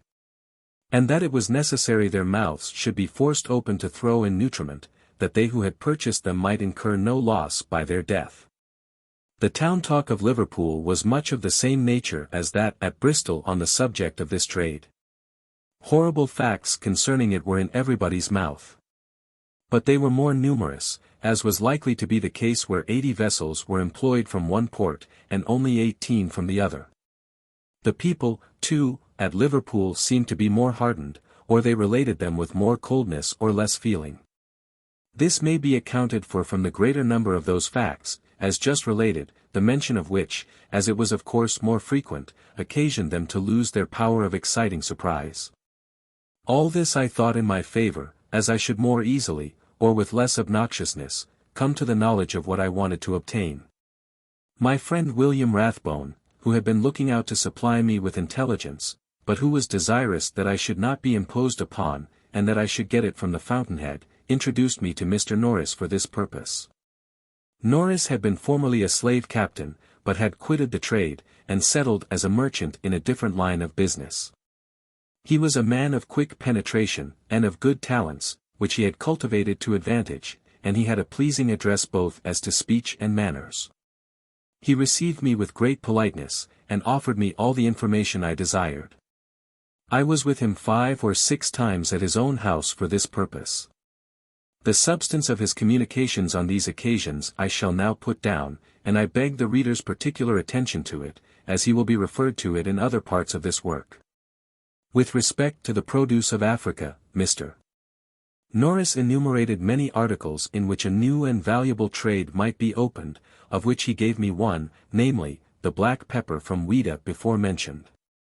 This he gave me, to use his own expressions, as one argument among many others of the impolicy of the slave trade, which, by turning the attention of the inhabitants to the persons of one another for sale, hindered foreigners from discovering, and themselves from cultivating, many of the valuable productions of their own soil. On the subject of procuring slaves, he gave it as his decided opinion that many of the inhabitants of Africa were kidnapped by each other, as they were traveling on the roads, or fishing in the creeks, or cultivating their little spots. Having learned their language, he had collected the fact from various quarters, but more particularly from the accounts of slaves whom he had transported in his own vessels. With respect, however, to Ouida, many came from thence who were reduced to slavery in a different manner. The king of Dahomey, whose life, with the wars and customs of the Dahomans, he said he was then writing, and who was a very despotic prince, made no scruple of seizing his own subjects, and of selling them, if he was in want of any of the articles which the slave vessels would afford him. The history of this prince's life he lent me afterwards to read, while it was yet in manuscript, in which I observed that he had recorded all the facts now mentioned. Indeed, he made no hesitation to state them either when we were by ourselves, or when others were in company with us. He repeated them at one time in the presence both of Mr. Cruden and Mr. Coupland. The latter was then a slave merchant at Liverpool. He seemed to be fired at the relation of these circumstances. Unable to restrain himself longer, he entered into a defense of the trade, both as to the humanity and the policy of it, but Mr. Norris took up his arguments in both these cases, and answered them in a solid manner. With respect to the slave trade as it affected the health of our seamen, Mr. Norris admitted it to be destructive. But I did not stand in need of this information, as I knew this part of the subject, in consequence of my familiarity with the muster rolls, better than himself. He admitted it also to be true, that they were too frequently ill-treated in this trade. A day or two after our conversation on this latter subject he brought me the manuscript journal of a voyage to Africa, which had been kept by a mate, with whom he was then acquainted. He brought it to me to read, as it might throw some light upon the subject on which we had talked last. In this manuscript various instances of cruel usage toward seamen were put down, from which it appeared that the mate, who wrote it, had not escaped himself. At the last interview we had, he seemed to be so satisfied of the inhumanity, injustice, and impolicy of the trade, that he made me a voluntary offer of certain clauses, which he had been thinking of, and which, he believed, if put into an Act of Parliament, would judiciously effect its abolition. The offer of these clauses I embraced eagerly. He dictated them, and I wrote. I wrote them in a small book which I had then in my pocket. They were these.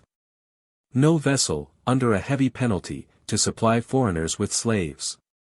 Every vessel to pay to government a tax for a register on clearing out to supply our own islands with slaves.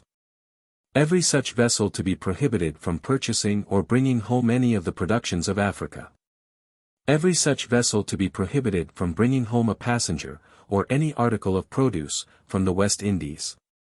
A bounty to be given to every vessel trading in the natural productions of Africa. This bounty to be paid in part out of the tax arising from the registers of the slave vessels. Certain establishments to be made by government in Africa, in the Bananas, in the Isles de Los, on the banks of the Camaranga, and in other places, for the encouragement and support of the new trade to be substituted there. Such then were the services, which Mr. Norris, at the request of William Rathbone, rendered me at Liverpool, during my stay there. And I have been very particular in detailing them, because I shall be obliged to allude to them, as I have before observed, on some important occasions in a future part of the work. On going my rounds one day, I met accidentally with Captain Chaffers. This gentleman either was or had been in the West India employ. His heart had beaten in sympathy with mine, and he had greatly favoured our cause. He had seen me at Mr. Norris's, and learned my errand there. He told me he could introduce me in a few minutes, as we were then near at hand, to Captain Lace, if I chose it. Captain Lace, he said, had been long in the slave trade, and could give me very accurate information about it. I accepted his offer. On talking to Captain Lace, relative to the productions of Africa, he told me that mahogany grew at Calabar. He began to describe a tree of that kind, which he had seen there. This tree was from about 18 inches to 2 feet in diameter, and about 60 feet high, or, as he expressed it, of the height of a tall chimney. As soon as he mentioned Calabar, a kind of horror came over me. His name became directly associated in my mind with the place. It almost instantly occurred to me, that he commanded the Edgar out of Liverpool, when the dreadful massacre there, as has been related, took place. Indeed, I seemed to be so confident of it, that, attending more to my feelings than to my reason at this moment, I accused him with being concerned in it. This produced great confusion among us. For he looked incensed at Captain Chaffers, as if he had introduced me to him for this purpose. Captain Chaffers again seemed to be all astonishment that I should have known of this circumstance, and to be vexed that I should have mentioned it in such a manner. I was also in a state of trembling myself. Captain Lace could only say it was a bad business. But he never defended himself, nor those concerned in it.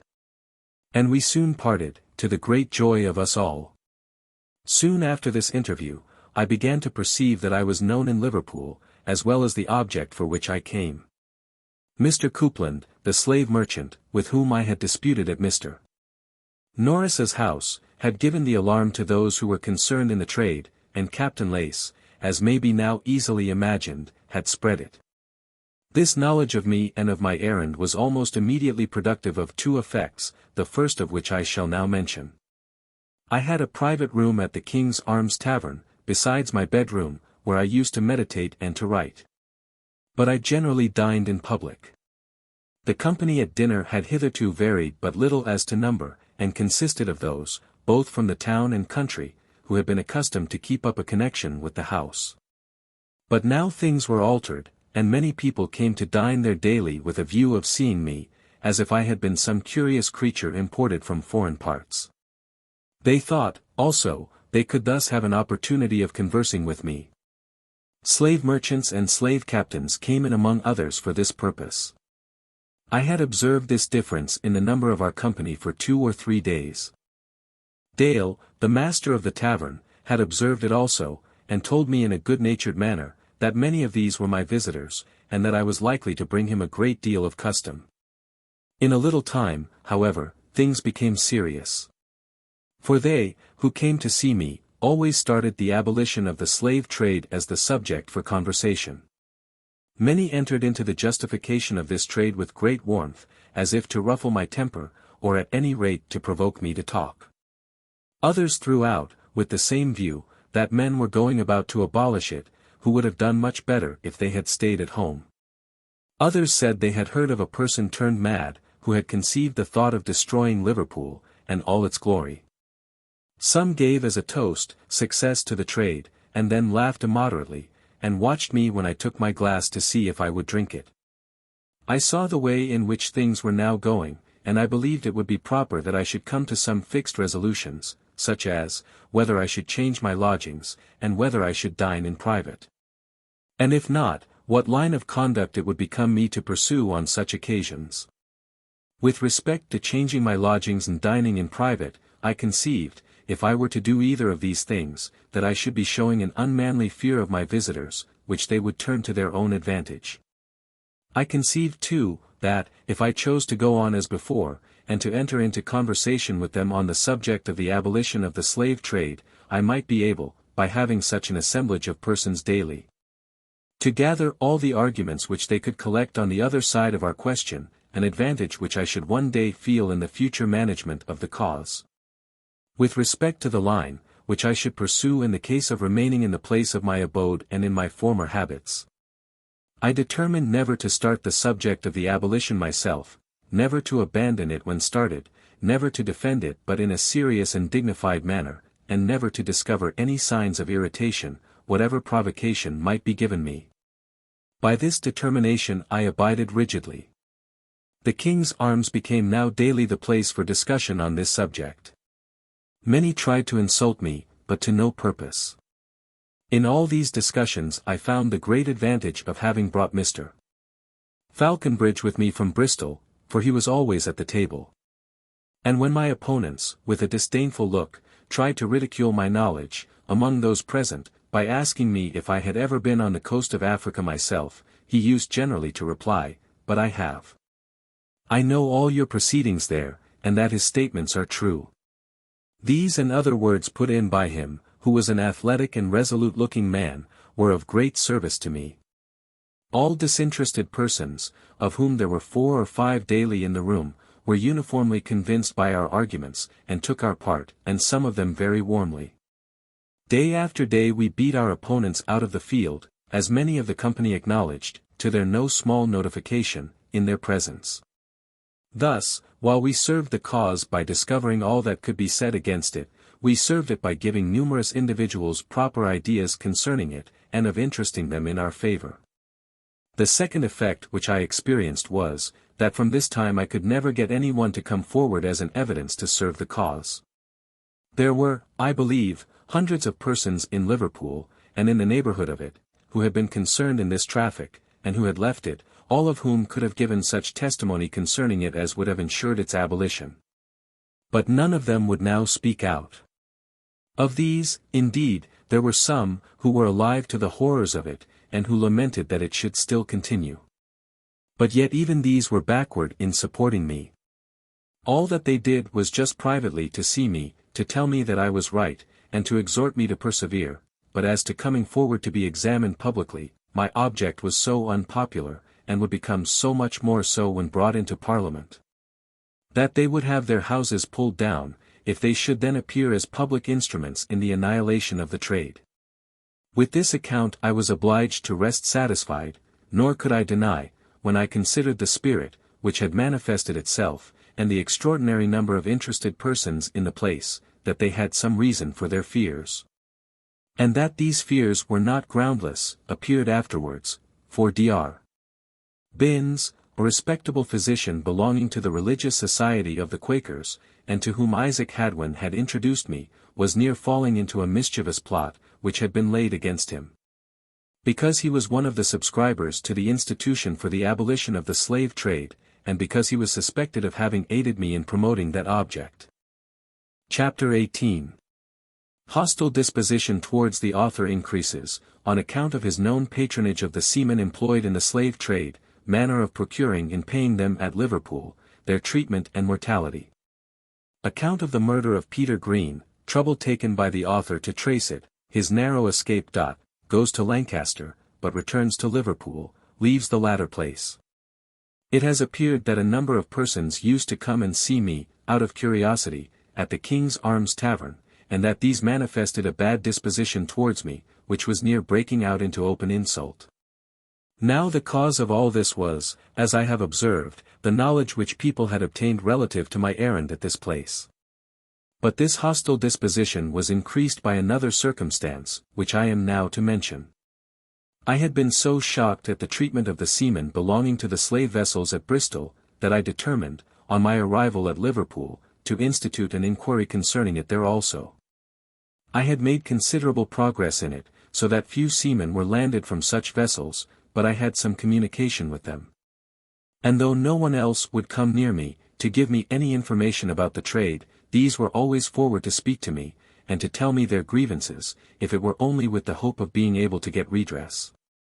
The consequence of this was, that they used to come to the King's Arms Tavern to see me. Hence, 1, 2, and 3, were almost daily to be found about the door. And this happened quite as frequently after the hostility just mentioned had shown itself, as before. They, therefore, who came to visit me out of curiosity, could not help seeing my sailor visitors. And on inquiring into their errand, they became more than ever incensed against me. The first result of this increased hostility towards me was an application from some of them to the master of the tavern, that he would not harbour me. This he communicated to me in a friendly manner, but he was by no means desirous that I should leave him. On the other hand, he hoped I would stay long enough to accomplish my object.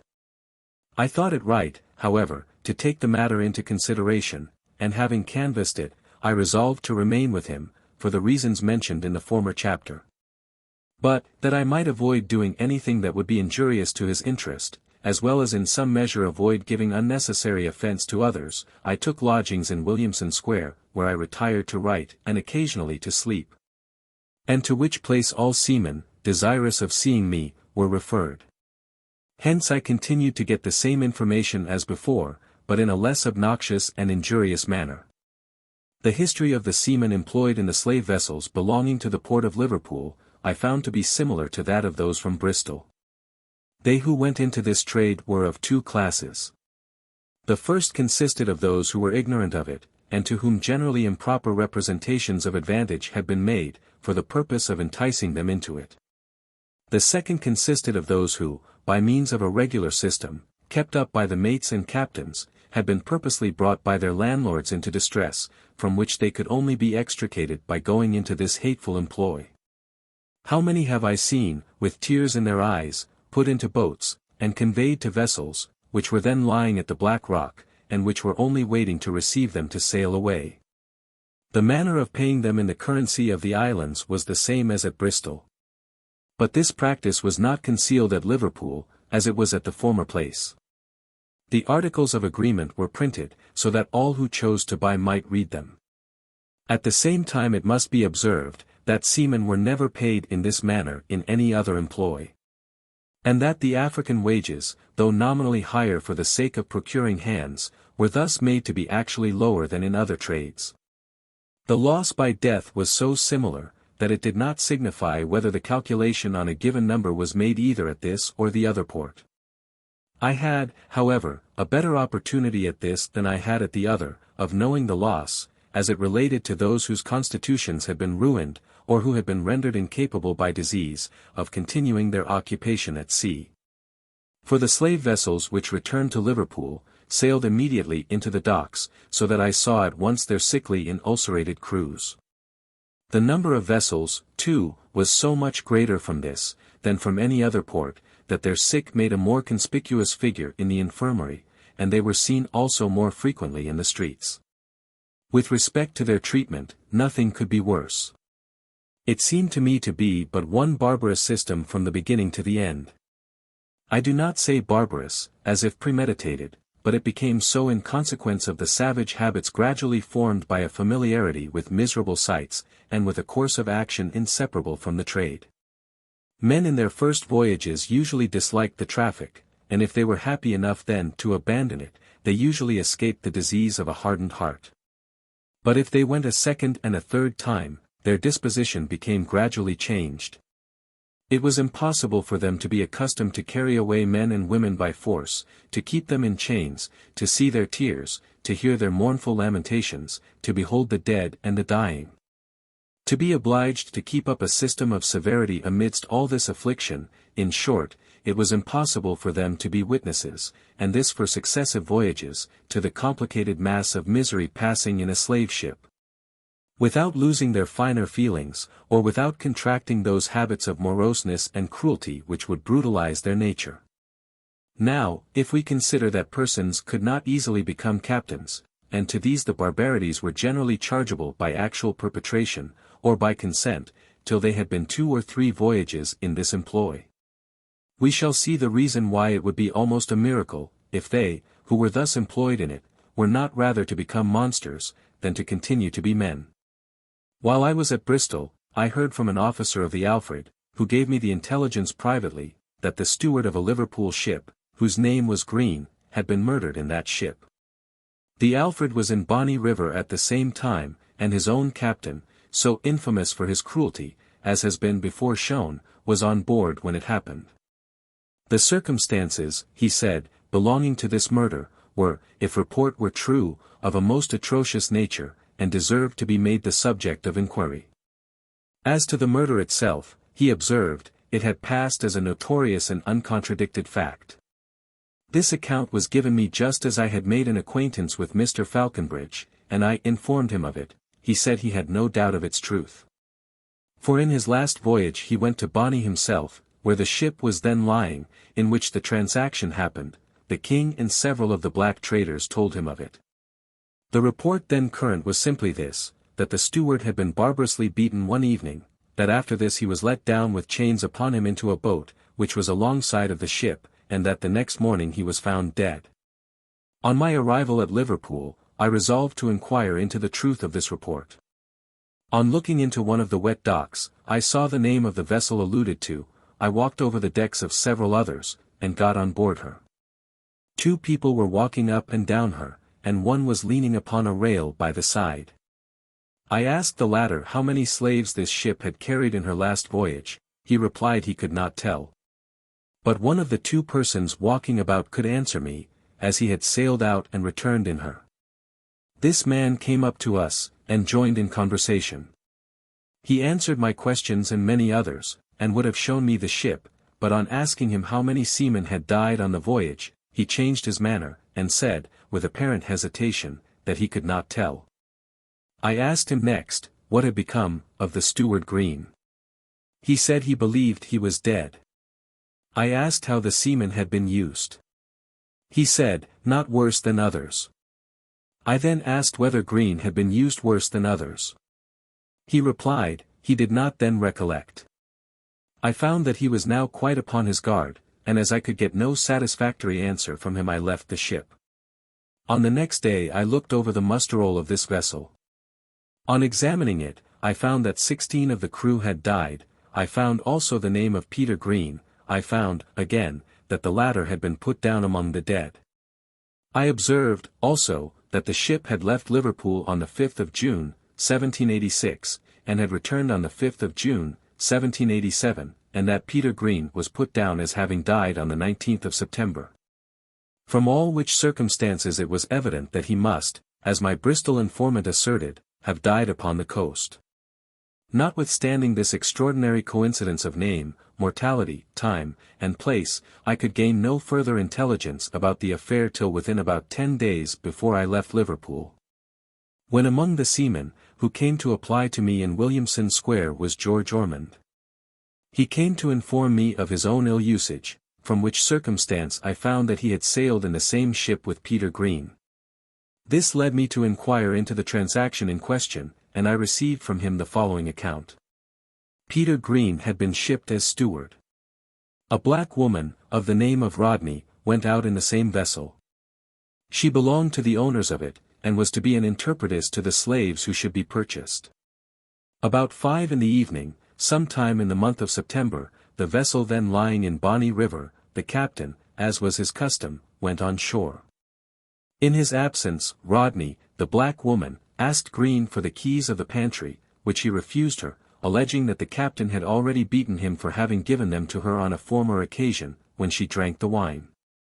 The woman, being passionate, struck him, and a scuffle ensued, out of which Green extricated himself as well as he could. When the scuffle was over the woman retired to the cabin, and appeared pensive. Between 8 and 9 in the evening, the captain, who was attended by the captain of the Alfred, came on board. Rodney immediately ran to him, and informed him that Green had made an assault upon her. The captain, without any inquiry, beat him severely, and ordered his hands to be made fast to some bolts on the starboard side of the ship and under the half-deck, and then flogged him himself. Using the lashes of the cat of nine tails upon his back at one time, and the double-walled knot at the end of it upon his head at another.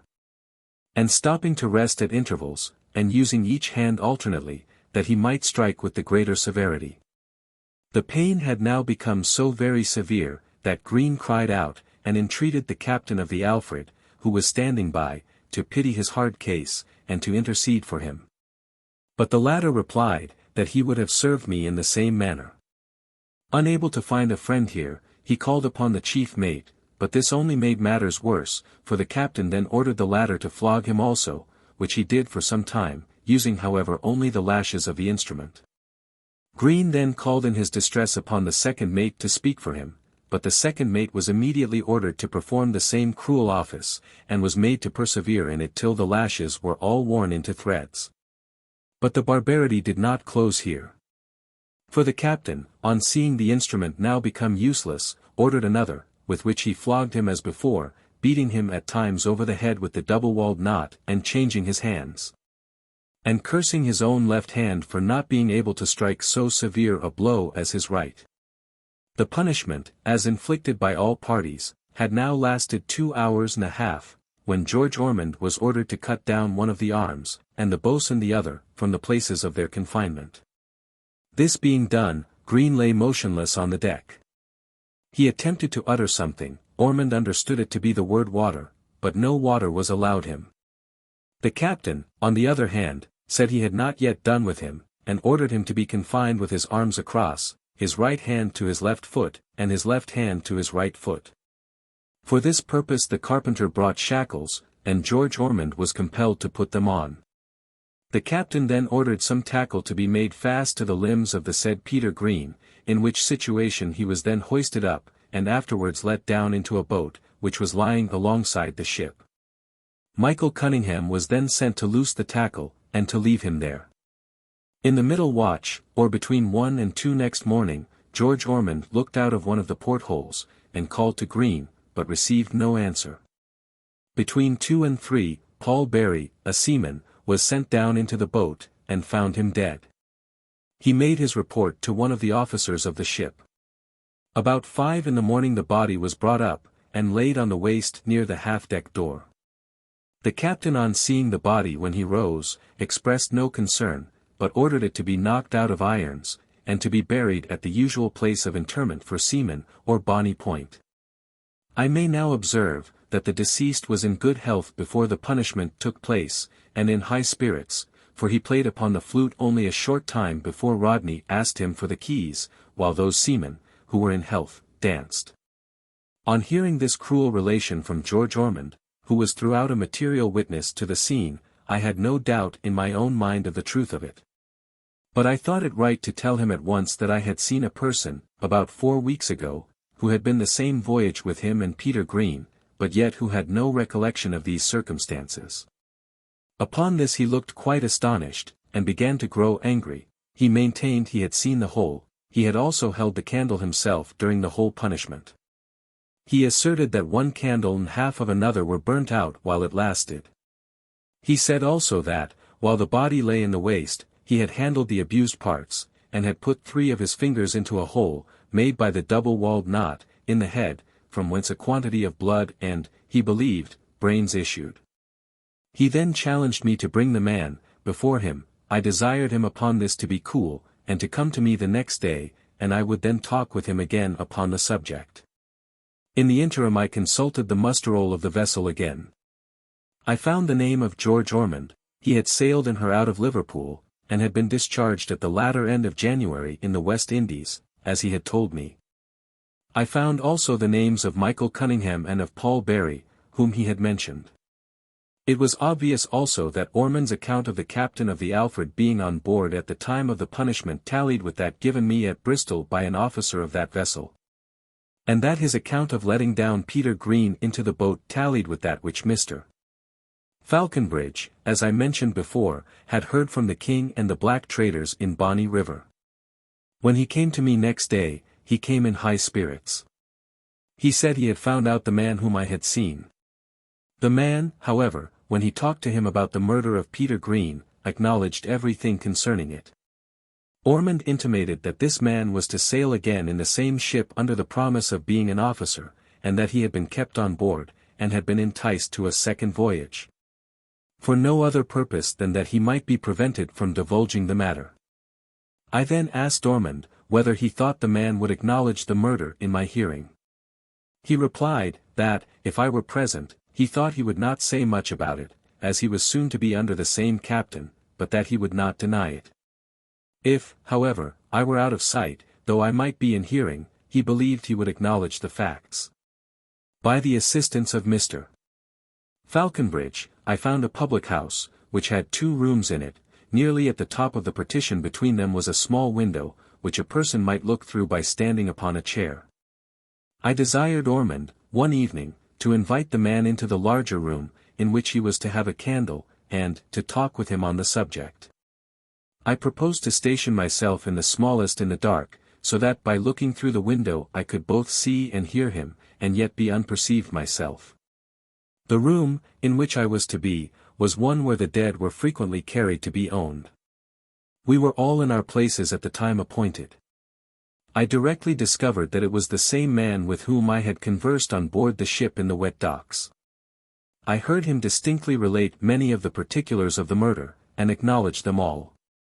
Ormond, after having talked with him some time, said, "Well, then, you believe Peter Green was actually murdered?" He replied, "If Peter Green was not murdered, no man ever was." What followed I do not know. I had heard quite enough, and the room was so disagreeable in smell, that I did not choose to stay in it longer than was absolutely necessary.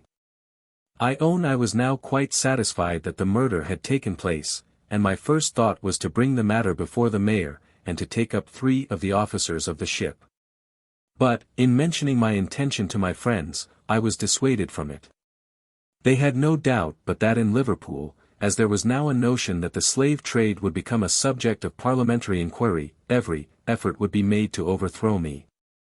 They were of opinion also that such of the magistrates, as were interested in the trade, when applied to for warrants of apprehension, would contrive to give notice to the officers to escape. In addition to this they believed, that so many in the town were already incensed against me, that I should be torn to pieces, and the house where I lodged burnt down, if I were to make the attempt. I thought it right therefore to do nothing for the present, but I sent Ormond to London, to keep him out of the way of corruption, till I should make up my mind as to further proceedings on the subject. It is impossible, if I observe the bounds I have prescribed myself, and I believe the reader will be glad of it on account of his own feelings, that I should lay open the numerous cases, which came before me at Liverpool, relative to the ill treatment of the seamen in this wicked trade. It may be sufficient to say, that they harassed my constitution, and affected my spirits daily. They were in my thoughts on my pillow after I retired to rest, and I found them before my eyes when I awoke.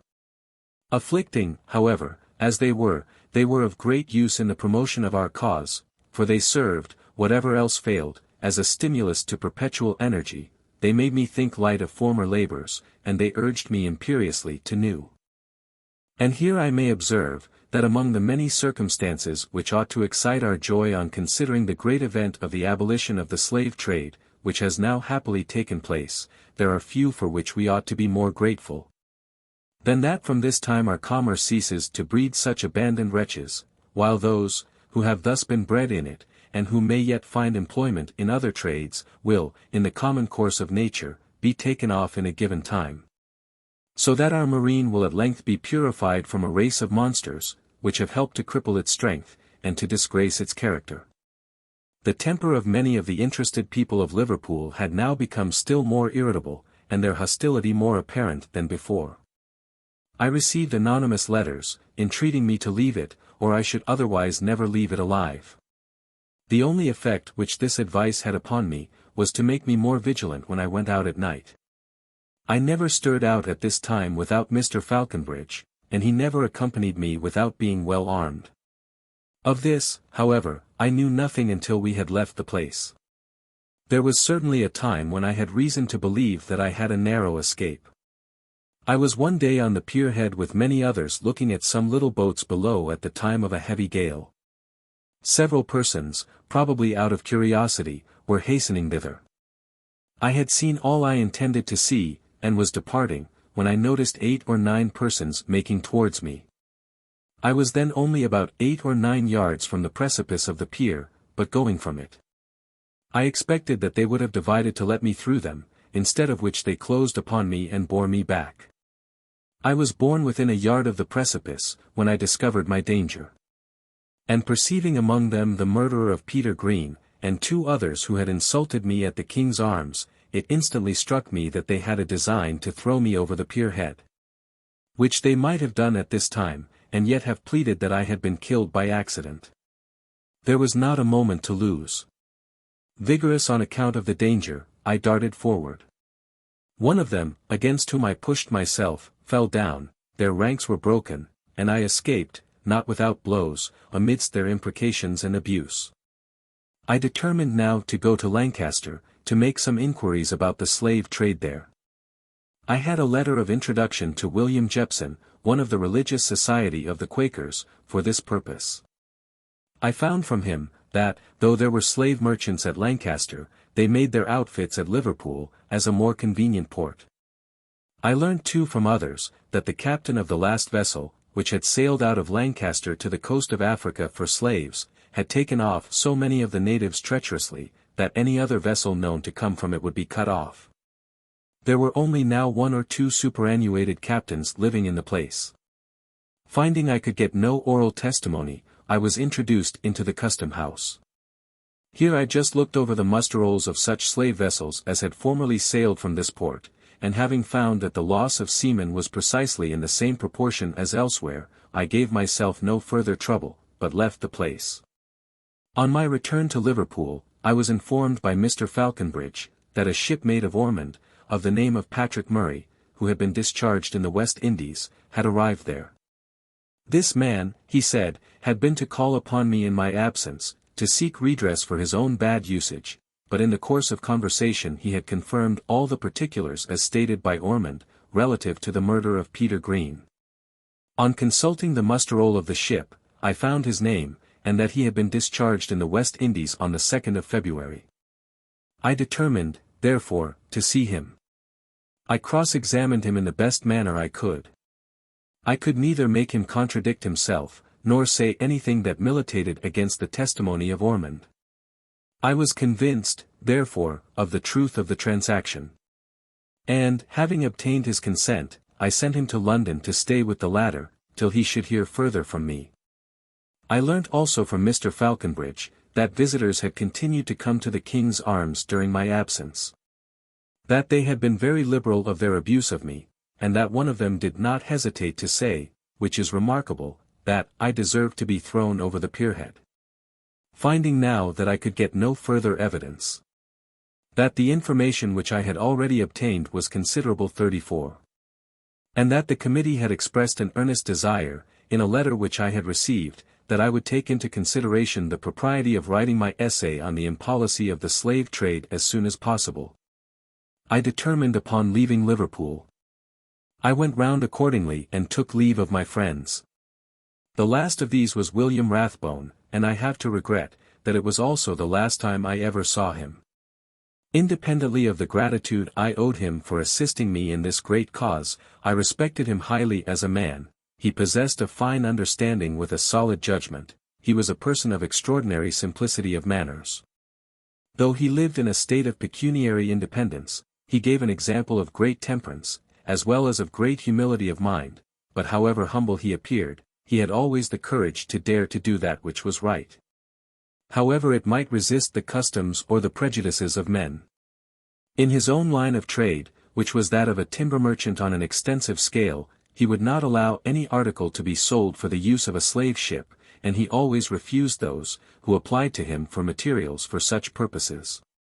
But it is evident that it was his intention, if he had lived, to bear his testimony still more publicly upon this subject.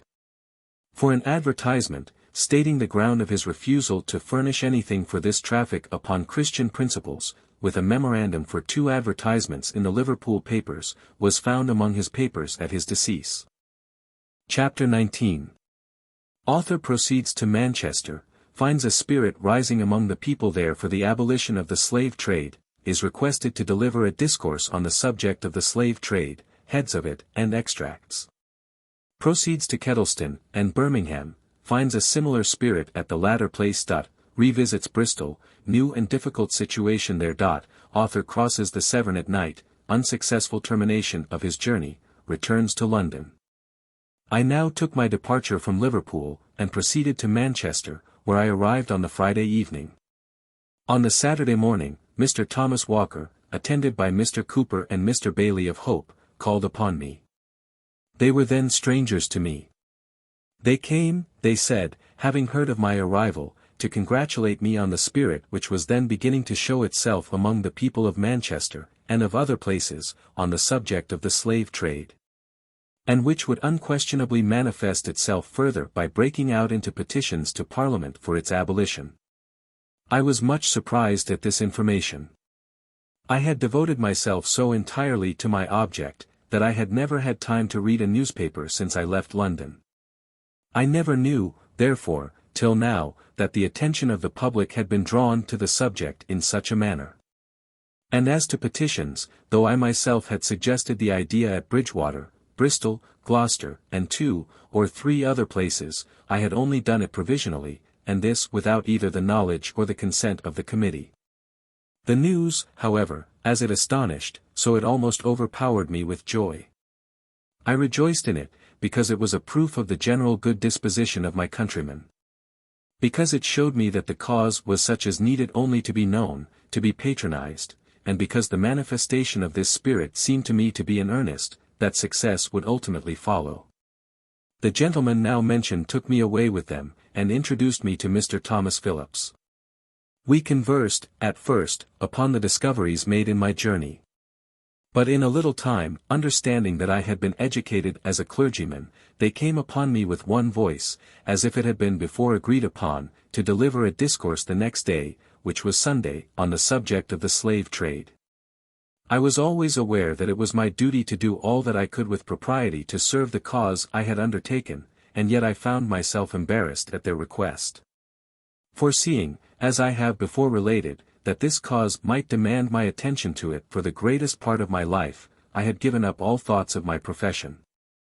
I had hitherto but seldom exercised it, and then only to oblige some friend.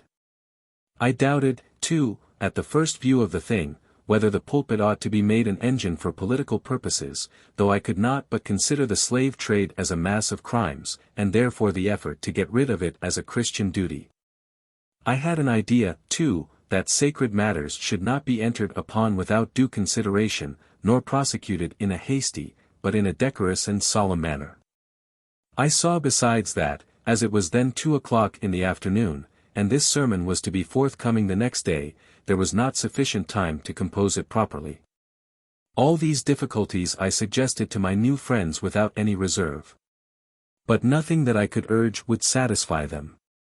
They would not hear of a refusal, and I was obliged to give my consent, though I was not reconciled to the measure. When I went into the church it was so full that I could scarcely get to my place. For notice had been publicly given, though I knew nothing of it, that such a discourse would be delivered. I was surprised, also, to find a great crowd of black people standing round the pulpit. There might be 40 or 50 of them. The text that I took, as the best to be found in such a hurry, was the following: Thou shalt not oppress a stranger, for ye know the heart of a stranger, seeing ye were strangers in the land of Egypt.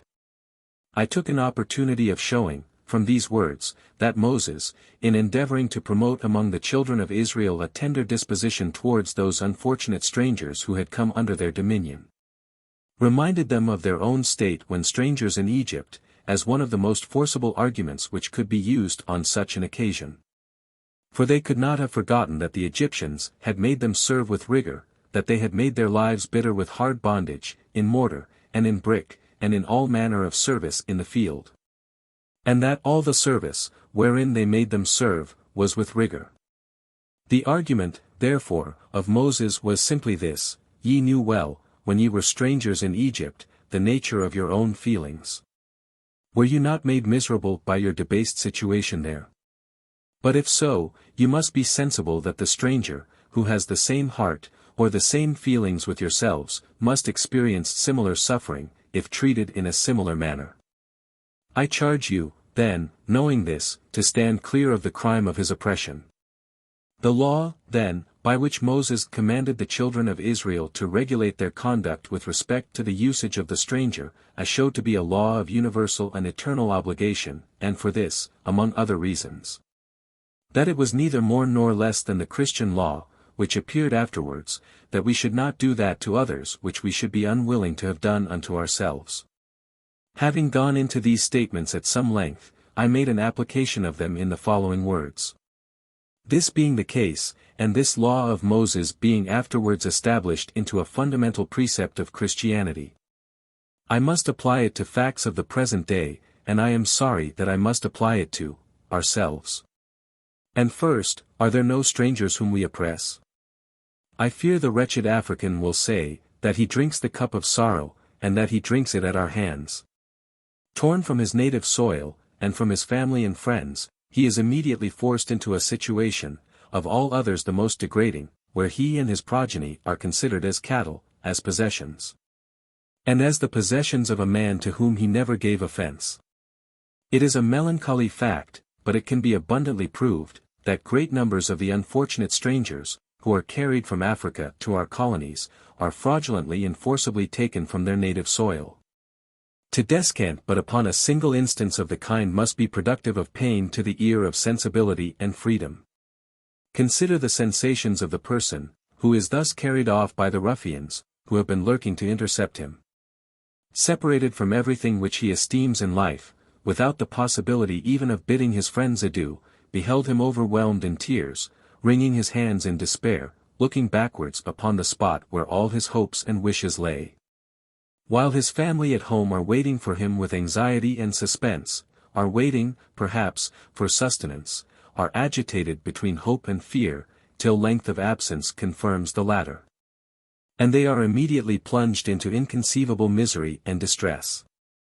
If this instance, then, is sufficiently melancholy of itself, and is at all an act of oppression, how complicated will our guilt appear who are the means of snatching away thousands annually in the same manner, and who force them and their families into the same unhappy situation, without either remorse or shame.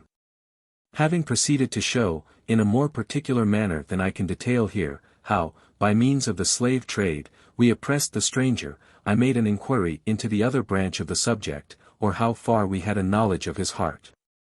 To elucidate this point, I mentioned several specific instances out of those which I had collected in my journey, and which I could depend upon as authentic, of honor, gratitude, fidelity, filial, fraternal, and conjugal affection, and of the finest sensibility on the part of those who had been brought into our colonies from Africa in the character of slaves.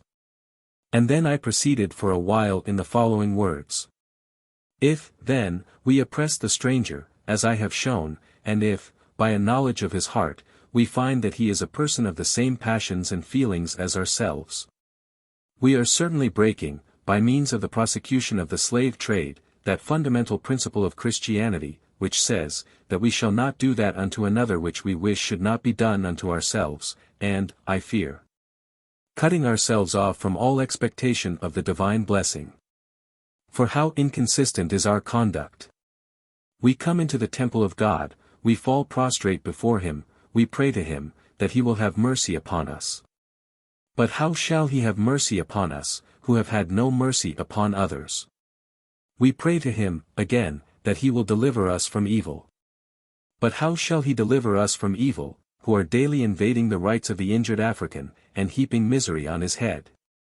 I attempted, lastly, to show, that, though the sin of the slave trade had been hitherto a sin of ignorance, and might, therefore, have so far been winked at, yet as the crimes and miseries belonging to it became known, it would attach even to those who had no concern in it, if they suffered it to continue either without notice or reproach, or if they did not exert themselves in a reasonable manner for its suppression.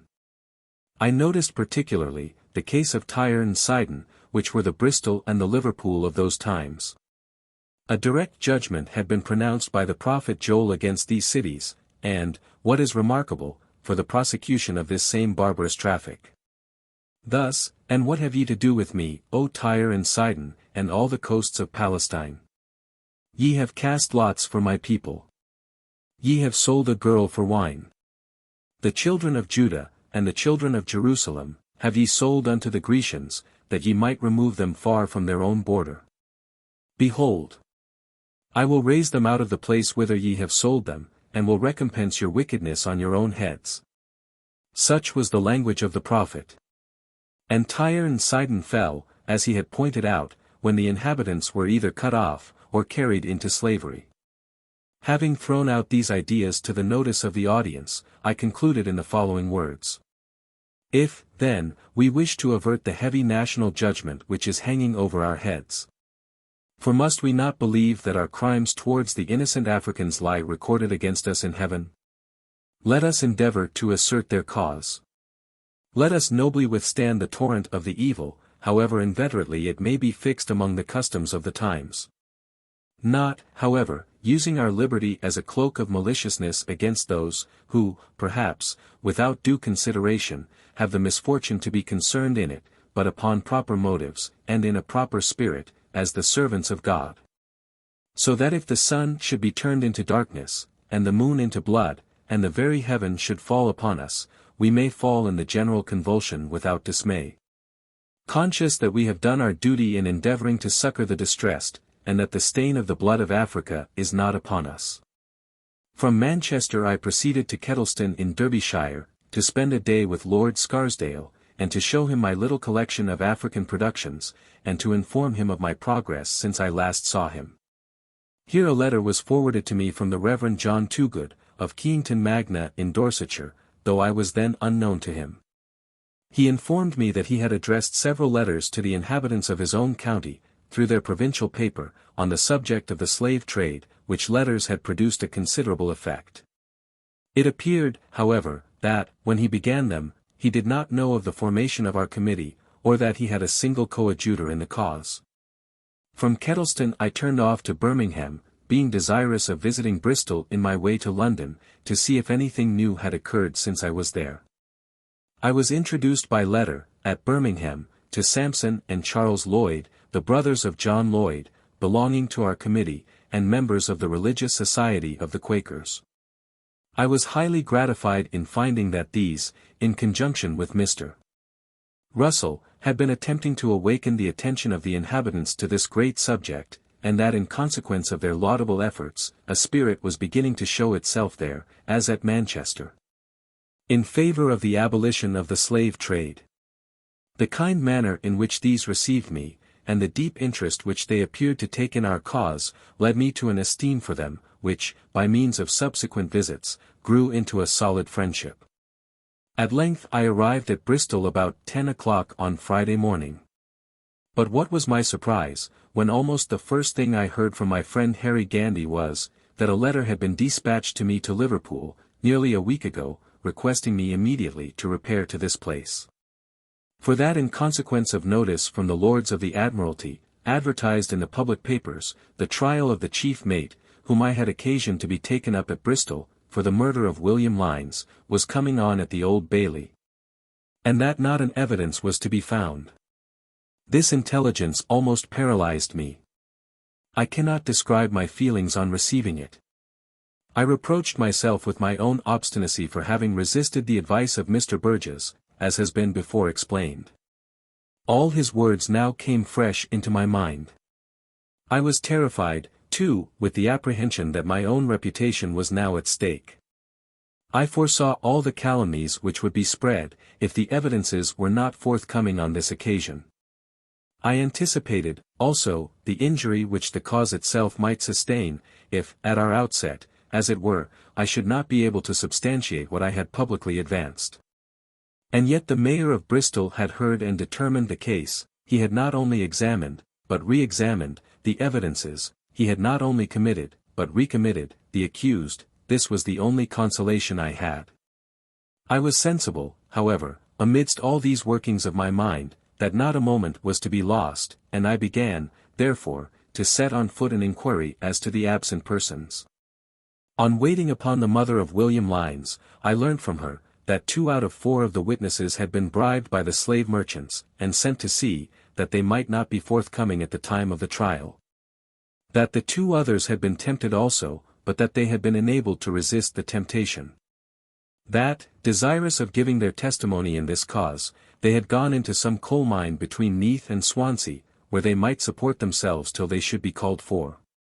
And that she had addressed a letter to them, at the request of Mr. Gandy, above a week ago, in which she had desired them to come to Bristol immediately, but that she had received no answer from them. She then concluded either that her letter had miscarried, or that they had left the place. I determined to lose no time, after the receipt of this intelligence. And I prevailed upon a young man, whom my friend Harry Gandy had recommended to me, to set off directly, and to go in search of them. He was to travel all night, and to bring them, or, if weary himself with his journey, to send them up, without ever sleeping on the road. It was now between 12 and 1 in the afternoon. I saw him depart. In the interim I went to Thompson's, and other places, to inquire if any other of the seamen, belonging to the Thomas, were to be found, but, though I hunted diligently till 4 o'clock, I could learn nothing satisfactory. I then went to dinner, but I grew uneasy. I was fearful that my messenger might be at a loss, or that he might want assistance on some occasion or other. I now judged that it would have been more prudent if 2 persons had been sent, who might have conferred with each other, and who might have divided, when they had reached Neath, and gone to different mines, to inquire for the witnesses. These thoughts disturbed me. Those, also, which had occurred when I first heard of the vexatious way in which things were situated, renewed themselves painfully to my mind. My own obstinacy in resisting the advice of Mr. Burgess, and the fear of injury to my own reputation, and to that of the cause I had undertaken, were again before my eyes. I became still more uneasy, and I had no way of relieving my feelings, but by resolving to follow the young man, and to give him all the aid in my power. It was now near 6 o'clock. The night was cold and rainy and almost dark. I got down, however, safe to the passage-house, and desired to be conveyed across the Severn. The people in the house tried to dissuade me from my design. They said no one would accompany me, for it was quite a tempest. I replied that I would pay those handsomely who would go with me. A person present asked me if I would give him 3 guineas for a boat. I replied I would. He could not for shame retract. He went out, and in about half an hour brought a person with him. We were obliged to have a lantern as far as the boat. We got on board, and went off. But such a passage I had never before witnessed. The wind was furious. The waves ran high. I could see nothing but white foam. The boat, also, was tossed up and down in such a manner that it was with great difficulty I could keep my seat. The rain, too, poured down in such torrents that we were all of us presently wet through. We had been, I apprehend, more than an hour in this situation, when the boatmen began to complain of cold and weariness. I saw, also, that they began to be uneasy, for they did not know where they were. They had no way of forming any judgment about their course, but by knowing the point from whence the wind blew, and by keeping the boat in a relative position towards it. I encouraged them as well as I could, though I was beginning to be uneasy myself, and also sick. In about a quarter of an hour they began to complain again. They said they could pull no longer. They acknowledged, however, that they were getting nearer to the shore, though on what part of it they could not tell. I could do nothing but bid them hope. They then began to reproach themselves for having come out with me. I told them I had not forced them, but that it was a matter of their own choice. In the midst of this conversation I informed them that I thought I saw either a star or a light straight forward. They both looked at it and pronounced it to be a light, and added with great joy that it must be a light in the passage-house, and so we found it. For in about 10 minutes afterwards we landed, and, on reaching the house, learnt that a servant maid had been accidentally talking to some other person on the staircase, near a window, with a candle in her hand. And that the light had appeared to us from that circumstance. It was now near 11 o'clock. My messenger, it appeared, had arrived safe about 5 in the evening, and had proceeded on his route. I was very cold on my arrival, and sick also. There seemed to be a chilliness all over me, both within and without. Indeed I had not a dry thread about me. I took some hot brandy and water, and went to bed. But desired, as soon as my clothes were thoroughly dried, to be called up, that I might go forward. This happened at about 2 in the morning, when I got up. I took my breakfast by the fireside. I then desired the post-boy, if he should meet any persons on the road, to stop and inform me, as I did not know whether the witnesses might not be coming up by themselves. And whether they might not have passed my messenger without knowing his errand. Having taken these precautions, I departed. I travelled on, but we met no one. I traced, however, my messenger through Newport, Cardiff, and Cowbridge. I was assured, also, that he had not passed me on his return. Nor had any of those passed me whom he was seeking. At length, when I was within about 2 miles of Neath I met him. He had both the witnesses under his care. This was a matter of great joy to me. I determined to return with them.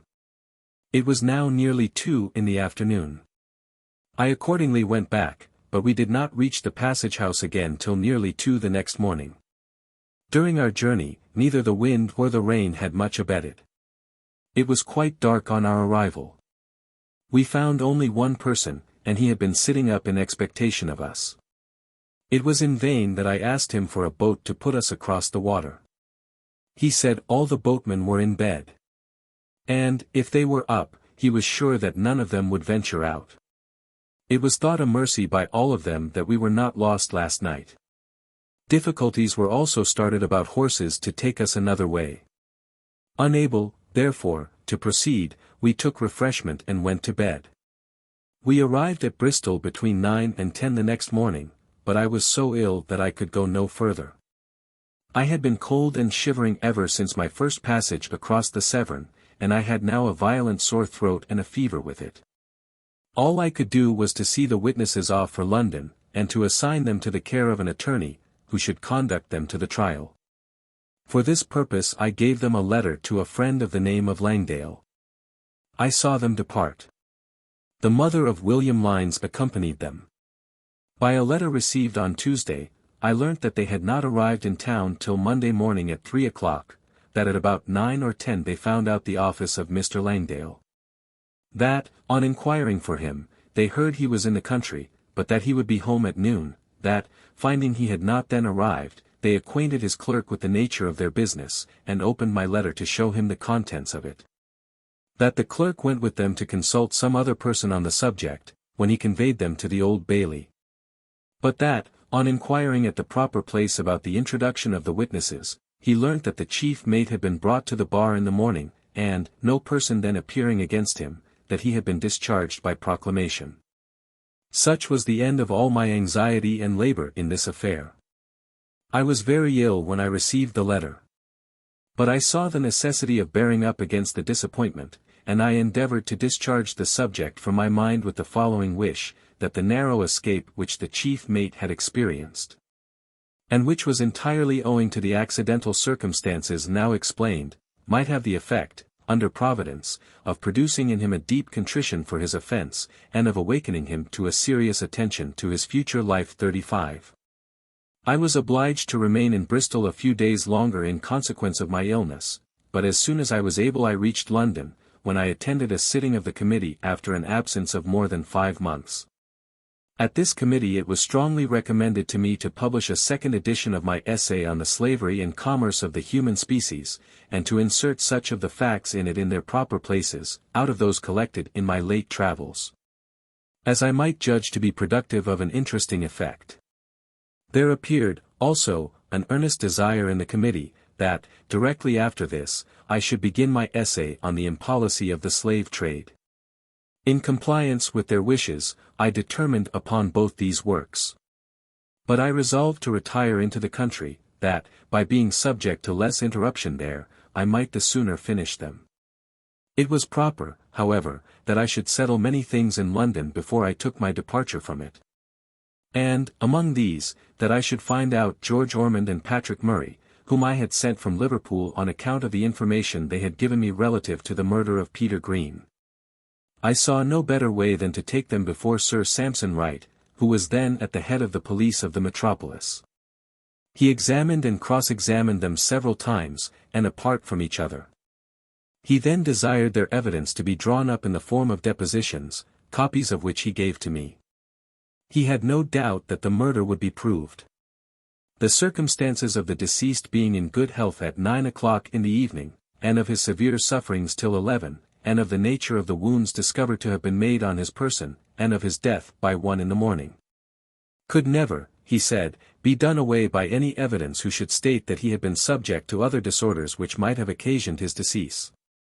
He found himself, therefore, compelled to apply to the magistrates of Liverpool, for the apprehension of 3 of the principal officers of the ship.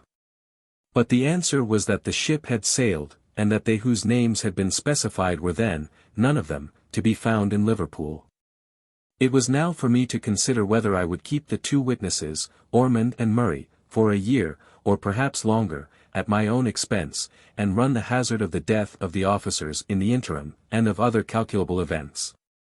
I had felt so deeply for the usage of the seamen in this cruel traffic, which indeed had embittered all my journey, that I had no less than 9 prosecutions at law upon my hands on their account, and 19 witnesses detained at my own cost. The committee in London could give me no assistance in these cases. They were the managers of the public purse for the abolition of the slave trade, and any expenses of this kind were neither within the limits of their object, nor within the pale of their duty. From the individuals belonging to it, I picked up a few guineas by way of private subscription, and this was all. But a vast load still remained upon me, and such as had occasioned uneasiness to my mind. I thought it, therefore, imprudent to detain the evidences for this purpose for so long a time, and I sent them back to Liverpool. I commenced, however, a prosecution against the captain at common law for his barbarous usage of them, and desired that it might be pushed on as vigorously as possible. And the result was, that his attorney was so alarmed, particularly after knowing what had been done by Sir Sampson Wright, that he entered into a compromise to pay all the expenses of the suit hitherto incurred, and to give Ormond and Murray a sum of money as damages for the injury which they themselves had sustained. This compromise was acceded to. The men received the money, and signed the release, of which I insisted upon a copy, and went to sea again in another trade, thanking me for my interference in their behalf. But by this copy, which I have now in my possession, it appears that care was taken by the captain's attorney to render their future evidence in the case of Peter Green almost impracticable. For it was there wickedly stated, that George Ormond and Patrick Murray did then and there bind themselves in certain penalties that they would neither encourage nor support any action at law against the said captain, by or at the suit or prosecution of any other of the seamen now or late on board the said ship, and that they released the said captain also from all manner of actions, suits, and causes of action, informations, prosecutions, and other proceedings which they then had, or ever had, or could or might have, by reason of the said assaults upon their own persons, or other wrongs or injuries done by the said captain heretofore and to the date of this release 36. Chapter 20. Labors of the Committee during the author's journey, Quakers the first to notice its institution, General Baptists the next. Correspondence opened with American Societies for Abolition. First individual who addressed the committee was Mr. William Smith. Thanks voted to Ramsay. Committee prepares lists of persons to whom to send its publications, Barclay, Taylor, and Wedgwood, elected members of the committee. Letters from Brissett and others. Granville Sharp elected chairman, seal ordered to be engraved. Letters from different correspondents, as they offered their services to the committee. The committee, during my absence, had attended regularly at their posts. They had been both vigilant and industrious. They were, in short, the persons who had been the means of raising the public spirit which I had observed first at Manchester, and afterwards as I journeyed on. It will be proper, therefore, that I should now say something of their labors, and of the fruits of them, and if, in doing this, I should be more minute for a few pages than some would wish, I must apologize for myself by saying that there are others who would be sorry to lose the knowledge of the particular manner in which the foundation was laid, and the superstructure advanced, of a work which will make so brilliant an appearance in our history as that of the abolition of the slave trade. The committee having dispersed 500 circular letters, giving an account of their institution in London and its neighbourhood, the Quakers were the first to notice it. This they did in their yearly epistle, of which the following is an extract. We have also thankfully to believe there is a growing attention in many, not of our religious society, to the subject of Negro slavery, and that the minds of the people are more and more enlarged to consider it as an aggregate of every species of evil, and to see the utter inconsistency of upholding it by the authority of any nation whatever, especially of such as punish with loss of life, crimes whose magnitude bears scarce any proportion to this complicated iniquity. The General Baptists were the next. For on the 22nd of June, Stephen Lodell and Dan Taylor attended as a deputation from the annual meeting of that religious body, to inform the committee, that those whom they represented approved their proceedings, and that they would countenance the object of their institution. The first individual who addressed the committee was Mr. William Smith, the late member for Norwich. In his letter, he expressed the pleasure he had received in finding persons associated in the support of a cause in which he himself had taken a deep interest. He gave them advice as to their future plans. He promised them all the cooperation in his power, and he exhorted them not to despair, even if their first attempt should be unsuccessful, for consolation, says he, will not be wanting. You may rest satisfied that the attempt will be productive of some good, that the fervent wishes of the righteous will be on your side, and that the blessing of those who are ready to perish will fall upon you. And as Mr.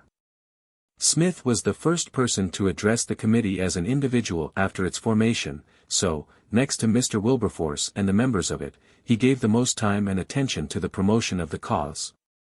On the 5th of July, the committee opened a correspondence, by means of William Dillwyn, with the societies of Philadelphia and New York, of whose institution an account has been given. At this sitting a due sense was signified of the services of Mr. Ramsay, and a desire of his friendly communications when convenient.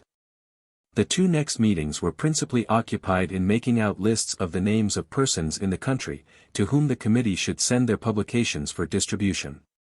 For this purpose, every member was to bring in an account of those whom he knew personally, and whom he believed not only to be willing, but qualified on account of their judgment and the weight of their character, to take an useful part in the work which was to be assigned to them. It is a remarkable circumstance, that when the lists were arranged, the committee, few as they were, found they had friends in no less than 39 counties, 37, in each of which there were several. So that a knowledge of their institution could now be soon diffusively spread.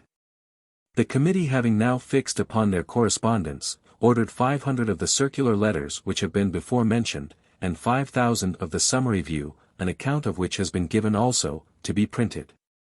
On account of the increase of business, which was expected in consequence of the circulation of the preceding publications, Robert Barclay, John Vic Chris Taylor, and Josiah Wedgwood, Esq., were added to the committee. And it was then resolved, that any 3 members might call a meeting when necessary. On the 27th of August, the new correspondents began to make their appearance. This sitting was distinguished by the receipt of letters from 2 celebrated persons.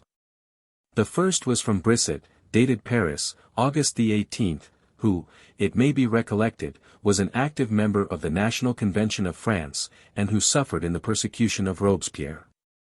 The second was from Mr. John Wesley, whose useful labors as a minister of the gospel, are so well known to our countrymen. Brisset, in his letter, congratulated the members of the committee, on having come together for so laudable an object. He offered his own assistance towards the promotion of it. He desired, also, that his valuable friend Clavier, who suffered also under Robespierre, might be joined to him, and that both might be acknowledged by the committee, as associates in what he called this heavenly work. He purposed to translate and circulate through France such publications as they might send him from time to time, and to appoint bankers in Paris, who might receive subscriptions, and remit them to London, for the good of their common cause. In the meantime, if his own countrymen should be found to take an interest in this great cause, it was not improbable that a committee might be formed in Paris, to endeavor to secure the attainment of the same object from the government in France. The thanks of the committee were voted to Brisset for this disinterested offer of his services, and he was elected an honorary and corresponding member. In reply, however, to his letter, it was stated that, as the committee had no doubt of procuring from the generosity of their own nation sufficient funds for effecting the object of their institution, they declined the acceptance of any pecuniary aid from the people of France, but recommended him to attempt the formation of a committee in his own country, and to inform them of his progress, and to make to them such other communications as he might deem necessary upon the subject from time to time. Mr. Wesley, whose letter was read next, informed the committee of the great satisfaction which he also had experienced, when he heard of their formation. He conceived that their design, while it would destroy the slave trade, would also strike at the root of the shocking abomination of slavery also. He desired to forewarn them that they must expect difficulties and great opposition from those who were interested in the system, that these were a powerful body, and that they would raise all their forces, when they perceived their craft to be in danger. They would employ hireling writers, who would have neither justice nor mercy. But the committee were not to be dismayed by such treatment, nor even if some of those who professed goodwill towards them, should turn against them. As for himself, he would do all he could to promote the object of their institution. He would reprint a new and large edition of his thought on slavery, and circulate it among his friends in England and Ireland, to whom he would add a few words in favor of their design. And then he concluded in these words, "I commend you to him who is able to carry you through all opposition, and support you under all discouragements." On the 4th, 11th, and 18th of September, the committee were employed variously. Among other things, they voted their thanks to Mr. Lee, a clergyman of the Established Church, for the offer of his services for the county of Norfolk. They ordered, also, 1,000 of the circular letters to be additionally printed. At one of these meetings a resolution was made, that Granville Sharp, Esq. be appointed chairman. This appointment, though now first formally made in the minute book, was always understood to have taken place, but the modesty of Mr. Sharp was such that, though repeatedly pressed, he would never consent to take the chair, and he generally refrained from coming into the room till after he knew it to be taken. Nor could he be prevailed upon, even after this resolution, to alter his conduct, for though he continued to sign the papers, which were handed to him by virtue of holding this office, he never was once seated as the chairman. During the 20 years in which he attended at these meetings, I thought it not improper to mention this trait in his character. Conscious that he engaged in the cause of his fellow creatures, solely upon the sense of his duty as a Christian, he seems to have supposed either that he had done nothing extraordinary to merit such a distinction, or to have been fearful lest the acceptance of it should bring a stain upon the motive, on which alone he undertook it. On the 2nd and 16th of October 2 sittings took place, at the latter of which a subcommittee, which had been appointed for the purpose, brought in a design for a seal. An African was seen, as in the figure 38, in chains, in a supplicating posture, kneeling with one knee upon the ground, and with both his hands lifted up to heaven, and round the seal was observed the following motto. As if he was uttering the words himself, "Am I not a man and a brother?" The design having been approved of, a seal was ordered to be engraved from it. I may mention here that this seal, simple as the design was made to contribute largely, as will be shown in its proper place, towards turning the attention of our countrymen to the case of the injured Africans, and of procuring a warm interest in their favor. On the 30th of October several letters were read, one of these was from Brissett and Clavier conjointly. In this they acknowledged the satisfaction they had received on being considered as associates in the humane work of the abolition of the slave trade, and correspondents in France for the promotion of it. They declared it to be their intention to attempt the establishment of a committee there, on the same principles as that in England. But, in consequence of the different constitutions of the two governments, they gave the committee reason to suppose, that their proceedings must be different, as well as slower than those in England, for the same object. A second letter was read from Mr. John Wesley. He said that he had now read the publications which the committee had sent him, and that he took, if possible, a still deeper interest in their cause. He exhorted them to more than ordinary diligence and perseverance, to be prepared for opposition, to be cautious about the manner of procuring information and evidence, that no stain might fall upon their character, and to take care that the question should be argued, as well upon the consideration of interest as of humanity and justice, the former of which he feared would have more weight than the latter. And he recommended them in their glorious concern, as before, to the protection of him who was able to support them. Letters were read from Dr. Price, approving the institution of the committee. From Charles Lloyd of Birmingham, stating the interest which the inhabitants of that town were taking in it, and from William Russell, Esq.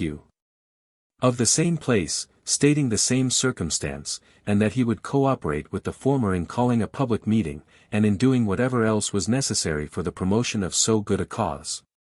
A letter was read also from Manchester, signed conjointly by George Barton, Thomas Cooper, John Ferrier, Thomas Walker, Thomas Phillips, Thomas Butterworth Bailey, and George Lloyd, Eskers, promising their assistance from that place.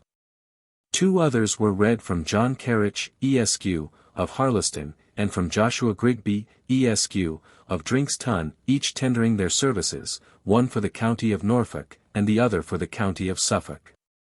The latter concluded by saying, with respect to myself, in no possible instance of my public conduct can I receive so much sincere satisfaction, as I shall, by the vote I will most assuredly give in Parliament. In support of this most worthy effort to suppress a traffic, which is contrary to all the feelings of humanity, and the laws of our religion. A letter was read also at this sitting from Major Cartwright, of Marnham, in which he offered his own services, in conjunction with those of the Reverend John Charlesworth, of Ossington, for the county of Nottingham. I congratulate you, says he, in this letter, on the happy prospect of some considerable step at least being taken, towards the abolition of a traffic, which is not only impious in itself, but of all others tends most to vitiate the human mind. Although procrastination is generally pernicious in cases depending upon the feelings of the heart, I should almost fear that, without very uncommon exertions, you will scarcely be prepared early in the next sessions for bringing the business into Parliament with the greatest advantage. But, be that as it may, let the best use be made of the intermediate time, and then, if there be a superintending providence, which governs everything in the moral world, there is every reason to hope for a blessing on this particular work. The last letter was from Robert Boucher Nichols, Dean of Middleham, in Yorkshire. In this he stated that he was a native of the West Indies, and had travelled on the continent of America. He then offered some important information to the committee as his mite, towards the abolition of the slave trade, and as an encouragement to them to persevere. He attempted to prove, that the natural increase of the Negroes already in the West Indian islands would be fully adequate to the cultivation of them, without any fresh supplies from Africa. And that such natural increase would be secured by humane treatment. With this view, he instanced the 2 estates of Mr. McMahon and of Dr. Mapp, in the island of Barbados. The first required continual supplies of new slaves, in consequence of the severe and cruel usage adopted upon it. The latter overflowed with laborers in consequence of a system of kindness, so that it almost peopled another estate. Having related these instances, he cited others in North America, where, though the climate was less favorable to the constitution of the Africans, but their treatment better, they increased also. He combated, from his own personal knowledge, the argument, that self-interest was always sufficient to ensure good usage, and maintained that there was only one way of securing it, which was the entire abolition of the slave trade. He showed in what manner the latter measure would operate to the desired end. He then dilated on the injustice and inconsistency of this trade, and supported the policy of the abolition of it, both to the planter, the merchant, and the nation. This letter of the Dean of Middleham, which was a little essay of itself, was deemed of so much importance by the committee, but particularly as it was the result of local knowledge, that they not only passed a resolution of thanks to him for it, but desired his permission to print it. The committee sat again on the 13th and 22nd of November. At the first of these sittings, a letter was read from Henry Grimston, Esq., of Whitwell Hall, near York, offering his services for the promotion of the cause in his own county. At the second, the Dean of Middleham's answer was received. He acquiesced in the request of the committee, when 5,000 of his letters were ordered immediately to be printed. On the 22nd a letter was read from Mr. James Mackenzie, of the town of Cambridge, desiring to forward the object of the institution there. 2 letters were read also, one from the late Mr. Jones, tutor of Trinity College, and the other from Mr. William Friend, Fellow of Jesus College. It appeared from these, that the gentlemen of the University of Cambridge were beginning to take a lively interest in the abolition of the slave trade, among whom Dr. Watson, the Bishop of Llandaff, was particularly conspicuous. At this committee 2,000 new summary view were ordered to be printed, and a circular letter to be prefixed to each. Chapter 21. Labors of the committee continued to February, 1788. Committee elect new members, vote thanks to Falconbridge and others, receive letters from Grove and others, circulate numerous publications, make a report. Send circular letters to corporate bodies, release Negroes unjustly detained, find new correspondents in Archdeacon Paley, the Marquis de Lafayette, Bishop of Cloyne, Bishop of Peterborough, and in many others. The labors of the committee, during my absence, were as I have now explained them. But as I was obliged, almost immediately, on joining them, to retire into the country to begin my new work, I must give an account of their further services till I joined them again, or till the middle of February, 1788. During sittings which were held from the middle of December, 1787, to the 18th of January, 1788, the business of the committee had so increased, that it was found proper to make an addition to their number. Accordingly James Martin and William Morton Pitt, Esquires, members of Parliament, and Robert Hunter, and Joseph Smith, Esquires, were chosen members of it. The knowledge also of the institution of the society had spread to such an extent, and the eagerness among individuals to see the publications of the committee had been so great, that the press was kept almost constantly going during the time now mentioned. No fewer than 3,000 lists of the subscribers, with a circular letter prefixed to them, explaining the object of the institution, were ordered to be printed within this period. To which are to be added 1,500 of Benezet's account of Guinea, 3,000 of the Dean of Middleham's letters, 5,000 summary view, and 2,000 of a new edition of the Slavery and Commerce of the Human Species, which I had enlarged before the last of these sittings from materials collected in my late tour. The thanks of the committee were voted during this period to Mr. Alexander Falconbridge, for the assistance he had given me in my inquiries into the nature of the slave trade. As Mr. Falconbridge had but lately returned from Africa, and as facts and circumstances, which had taken place but a little time ago, were less liable to objections, inasmuch as they proved the present state of things, than those which happened in earlier times, he was prevailed upon to write an account of what he had seen during the 4 voyages he had made to that continent. And accordingly, within the period which has been mentioned, he began his work. The committee, during these sittings, kept up a correspondence with those gentlemen who were mentioned in the last chapter to have addressed them. But, besides these, they found other voluntary correspondence in the following persons: Capel Loft, Esq., of Troston, and the Rev. B. Brome, of Ipswich, both in the county of Suffolk. These made an earnest tender of their services for those parts of the county in which they resided.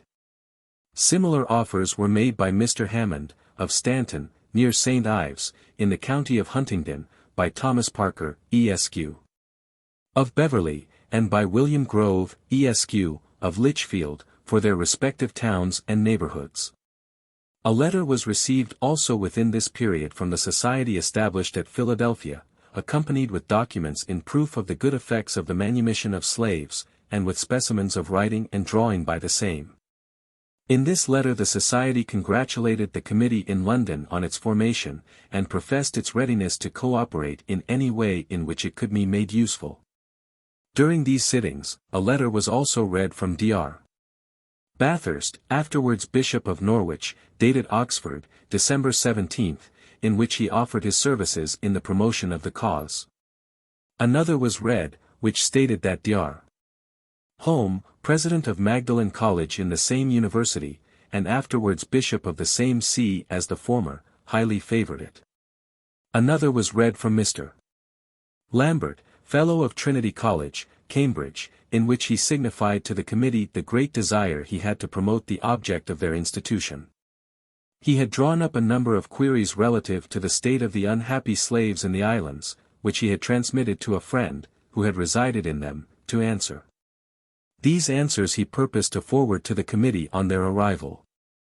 Another was read from Dr. Hincliffe, Bishop of Peterborough, in which he testified his hearty approbation of the institution, and of the design of it, and his determination to support the object of it in Parliament. He gave in at the same time a plan, which he called Thoughts on the Means of Abolishing the Slave Trade in Great Britain and in our West Indian Islands, for the consideration of the committee. At the last of these sittings, the committee thought it right to make a report to the public relative to the state and progress of their cause. But as this was composed from materials which the reader has now in his possession, it may not be necessary to produce it. On the 22nd and 29th of January, and on the 5th and 12th of February, 1788, sittings were also held. During these, the business still increasing, John Maitland, Esq., was elected a member of the committee. As the correspondents of the committee were now numerous, and as these solicited publications for the use of those who applied to them, as well as of those to whom they wished to give a knowledge of the subject, the press was kept in constant employ during this period also. 5,250 additional reports were ordered to be printed, and also 3,000 of Falconbridge's account of the slave trade, the manuscript of which was now finished. At this time, Mr. Newton, rector of St. Mary Woolnoth in London, who had been in his youth to the coast of Africa, but who had now become a serious and useful divine, felt it his duty to write his thoughts on the African slave trade. The committee, having obtained permission, printed 3,000 copies of these also. During these sittings, the chairman was requested to have frequent communication with Dr. Porteus, Bishop of London, as he had expressed his desire of becoming useful to the institution. A circular letter also, with the report before mentioned, was ordered to be sent to the majors of several corporate towns. A case also occurred, which it may not be improper to notice. The treasurer reported that he had been informed by the chairman, that the captain of the Albion, merchant ship, trading to the Bay of Honduras, had picked up at sea, from a Spanish ship, which had been wrecked, 2 black men. One named Henry Martin Burroughs, a free native of Antigua, who had served in the Royal Navy, and the other named Antonio Barrett, a Spanish Negro. That the said captain detained these men on board his ship, then lying in the river Thames, against their will, and that, he would not give them up. Upon this report, it was resolved that the cause of these unfortunate captives should be espoused by the committee. Mr. Sharp accordingly caused a writ of habeas corpus to be served upon them. Soon after which he had the satisfaction of reporting, that they had been delivered from the place of their confinement. During these sittings the following letters were read also. One from Richard Howe, of Apsley, offering his services to the committee. Another from the Reverend Christopher Wyville, of Burton Hall, in Yorkshire, to the same effect.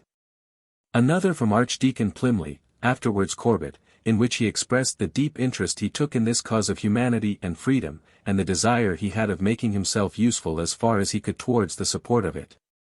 And he wished to know, as the clergy of the dioceses of Lichfield and Coventry were anxious to espouse it also, whether a petition to Parliament from them, as a part of the established Church, would not be desirable at the present season.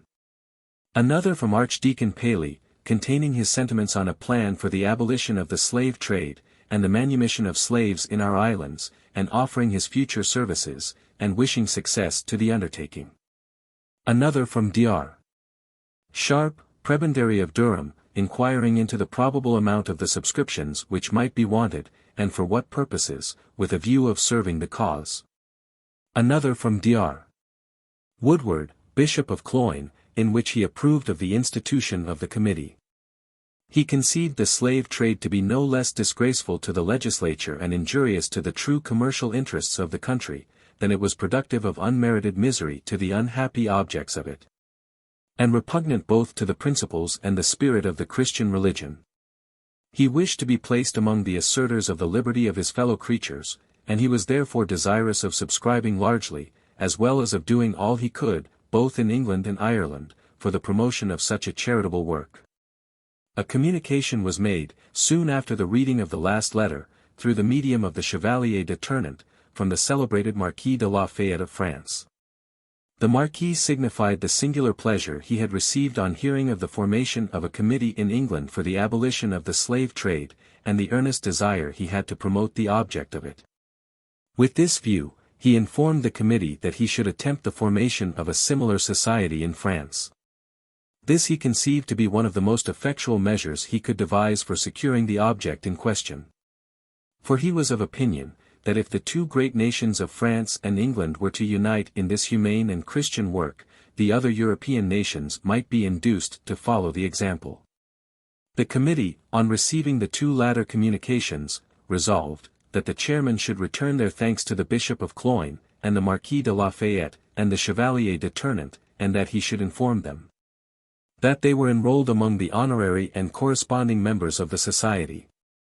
The other letters read during these sittings were to convey information to the committee, that people in various parts of the kingdom had then felt themselves so deeply interested in behalf of the injured Africans, that they had determined either on public meetings, or had come to resolutions, or had it in contemplation to petition Parliament, for the abolition of the slave trade.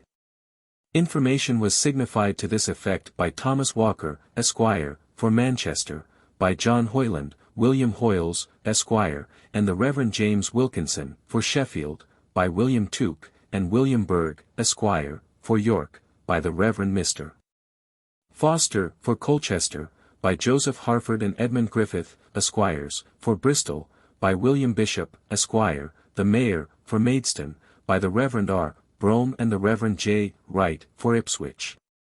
By James Clark, Esquire, the Mayor, for Coventry, by Mr. Jones, of Trinity College, for the University of Cambridge, by Dr. Schomburg, of Magdalen College, for the University of Oxford, by Henry Bullen, Esquire, for Berry Street Edmonds. By Archdeacon Travis, for Chester, by Mr. Hammond, for the County of Huntingdon, by John Flint, Esquire, afterwards Corbett, for the town of Shrewsbury in County of Salop. By the Rev. Robert Lucas, for the town and also for the County of Northampton, by Mr. Winchester, for the County of Stafford, by the Rev. William Lee, for the County of Norfolk, by David Barclay, for the County of Hertford. And by Thomas Babington, Esquire, for the County of Leicester. Chapter 22.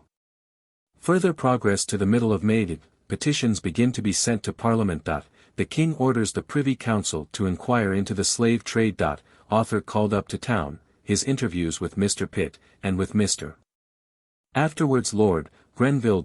Liverpool delegates examined first, these prejudiced the Council, this prejudice at length counteracted.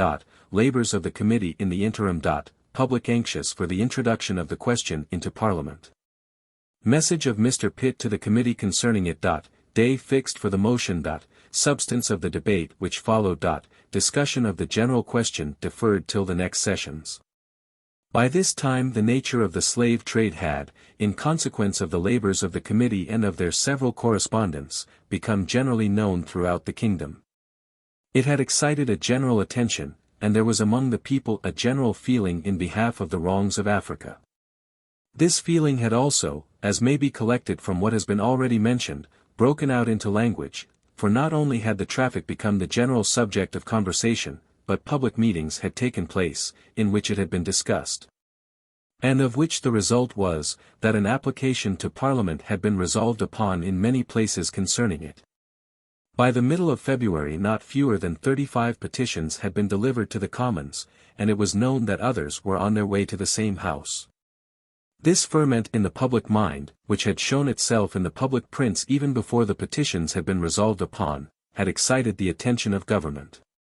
To coincide with the wishes of the people on this subject, appeared to those in authority to be a desirable thing. To abolish the trade, replete as it was with misery, was desirable also. But it was so connected with the interest of individuals, and so interwoven with the commerce and revenue of the country, that a hasty abolition of it without a previous inquiry appeared to them to be likely to be productive of as much misery as good. The King, therefore, by an order of Council dated February the 11th, 1788, directed that a Committee of Privy Council should sit as a Board of Trade, to take into their consideration the present state of the African trade, particularly as far as related to the practice and manner of purchasing or obtaining slaves on the coast of Africa, and the importation and sale thereof either in the British colonies and settlements, or in the foreign colonies and settlements in America or the West Indies. And also as far as related to the effects and consequences of the trade both in Africa and in the said colonies and settlements, and to the general commerce of this kingdom. And that they should report to him in council the result of their inquiries, with such observations as they might have to offer thereupon. Of this order of council Mr. Wilberforce, who had attended to this great subject, as far as his health would permit, since I left him, had received notice, but he was then too ill himself to take any measures concerning it. He therefore wrote to me, and begged of me to repair to London immediately, in order to get such evidence ready as we might think it eligible to introduce when the council sat. At that time, as appears from the former chapter, I had finished the additions to my essay on the slavery and commerce of the human species, and I had now proceeded about halfway in that of the impolicy of it. This summons, however, I obeyed, and returned to town on the 14th of February, from which day to the 24th of May I shall now give the history of our proceedings. My first business in London was to hold a conversation with Mr. Pitt previously to the meeting of the council, and to try to interest him, as the first Minister of State, in our favor. For this purpose Mr. Wilberforce had opened the way for me, and an interview took place. We were in free conversation together for a considerable time, during which we went through most of the branches of the subject. Mr. Pitt appeared to me to have but little knowledge of it. He had also his doubts, which he expressed openly, on many points. He was at a loss to conceive how private interest should not always restrain the master of the slave from abusing him. This matter I explained to him as well as I could. And if he was not entirely satisfied with my interpretation of it, he was at least induced to believe that cruel practices were more probable than he had imagined. A second circumstance, of the truth of which he doubted, was the mortality and usage of seamen in this trade, and a third was the statement by which so much had been made of the riches of Africa, and of the genius and abilities of her people. For he seemed at a loss to comprehend, if these things were so, how it happened that they should not have been more generally noticed before. I promised to satisfy him upon these points, and an interview was fixed for this purpose the next day. At the time appointed, I went with my books, papers, and African productions. Mr. Pitt examined the former himself. He turned over leaf after leaf, in which the copies of the muster rolls were contained, with great patience. And when he had looked over above 100 pages accurately, and found the name of every seaman inserted, his former abode or service, the time of his entry, and what had become of him either by death, discharge, or desertion, he expressed his surprise at the great pains which had been taken in this branch of the inquiry, and confessed, with some emotion, that his doubts were wholly removed with respect to the destructive nature of this employ. And he said, moreover, that the facts contained in these documents, if they had been but fairly copied, could never be disproved.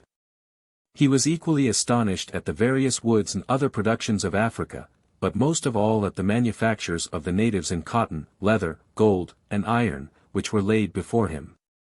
These he handled and examined over and over again. Many sublime thoughts seemed to rush in upon him at once at the sight of these, some of which he expressed with observations becoming a great and a dignified mind. He thanked me for the light I had given him on many of the branches of this great question. And I went away under a certain conviction that I had left him much impressed in our favor. My next visit was to Mr., afterwards Lord, Grenville. I called upon him at the request of Mr. Wilberforce, who had previously written to him from Bath, as he had promised to attend the meetings of the Privy Council during the examinations which were to take place. I found, in the course of our conversation, that Mr. Grenville had not then more knowledge of the subject than Mr. Pitt. But I found him differently circumstanced in other respects, for I perceived in him a warm feeling in behalf of the injured Africans, and that he had no doubt of the possibility of all the barbarities which had been alleged against this traffic. I showed him all my papers and some of my natural productions, which he examined. I was with him the next day, and once again afterwards, so that the subject was considered in all its parts. The effect of this interview with him was of course different from that upon the minister. In the former case I had removed doubts, and given birth to an interest in favor of our cause. But I had here only increased an interest, which had already been excited. I had only enlarged the mass of feeling, or added zeal to zeal, or confirmed resolutions and reasonings. Disposed in this manner originally himself, and strengthened by the documents with which I had furnished him, Mr. Grenville contracted an enmity to the slave trade, which was never afterwards diminished. 39. A report having gone abroad that the Committee of Privy Council would only examine those who were interested in the continuance of the trade, I found it necessary to call upon Mr. Pitt again, and to inform him of it, when I received an assurance that every person whom I chose to send to the Council in behalf of the Committee should be heard. This gave rise to a conversation relative to those witnesses whom we had to produce on the side of the abolition. And here I was obliged to disclose our weakness in this respect. I owned with sorrow that, though I had obtained specimens and official documents in abundance to prove many important points, yet I had found it difficult to prevail upon persons to be publicly examined on this subject. The only persons we could then count upon, were Mr. Ramsay, Mr. H. Gandy, Mr. Falconbridge, Mr. Newton, and the Dean of Middleham. There was one, however, who would be a host of himself, if we could but gain him. I then mentioned Mr. Norris. I told Mr. Pitt the nature, 40 and value of the testimony which he had given me at Liverpool, and the great zeal he had discovered to serve the cause. I doubted, however, if he would come to London for this purpose, even if I wrote to him. For he was intimate with almost all the owners of slave vessels in Liverpool, and, living among these, he would not like to incur their resentment by taking a prominent part against them.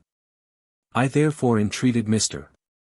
Pitt to send him a summons of council to attend, hoping that Mr. Norris would then be pleased to come up, as he would be enabled to reply to his friends that his appearance had not been voluntary. Mr. Pitt, however, informed me, that a summons from a committee of Privy Council, sitting as a board, was not binding upon the subject, and therefore that I had no other means left, but of writing to him, and he desired me to do this by the first post. This letter I accordingly wrote, and sent it to my friend William Rathbone, who was to deliver it in person, and to use his own influence at the same time, but I received for answer, that Mr. Norris was then in London. Upon this I tried to find him out, to entreat him to consent to an examination before the council. At length I found his address. But before I could see him, I was told by the Bishop of London that he had come up as a Liverpool delegate in support of the slave trade. Astonished at this information, I made the bishop acquainted with the case, and asked him how it became me to act, for I was fearful lest, by exposing Mr. Norris, I should violate the rights of hospitality on the one hand, and by not exposing him that I should not do my duty to the cause I had undertaken on the other. His advice was, that I should see him, and ask him to explain the reasons of his conduct. I called upon him for this purpose, but he was out. He sent me, however, a letter soon afterwards, which was full of flattery, and in which, after having paid high compliments to the general force of my arguments, and the general justice and humanity of my sentiments on this great question, which had made a deep impression upon his mind, he had found occasion to differ from me, since we had last parted, on particular points, and that he had therefore less reluctantly yielded to the call of becoming a delegate, though notwithstanding he would gladly have declined the office if he could have done it with propriety. At length the council began their examinations. Mr. Norris, Lieutenant Matthews, of the Navy, who had just left a slave employ in Africa, and Mr. James Penny, formerly a slave captain, and then interested as a merchant in the trade, which three were the delegates from Liverpool, took possession of the ground first. Mr. Miles, Mr. Woves, and others, followed them on the same side. The evidence which they gave, as previously concerted between themselves, may be shortly represented thus: they denied that kidnapping either did or could take place in Africa, or that wars were made there for the purpose of procuring slaves. Having done away these wicked practices from their system, they maintained positions which were less exceptionable, as that the natives of Africa generally became slaves in consequence of having been made prisoners in just wars, or in consequence of their various crimes. They then gave a melancholy picture of the despotism and barbarity of some of the African princes, among whom the custom of sacrificing their own subjects prevailed. But, of all others, that which was afforded by Mr. Norris on this ground was the most frightful. The King of Dahomey, he said, sported with the lives of his people in the most wanton manner. He had seen at the gates of his palace 2 piles of heads, like those of shot in an arsenal. Within the palace, the heads of persons, newly put to death, were strewed at the distance of a few yards in the passage, which led to his apartment.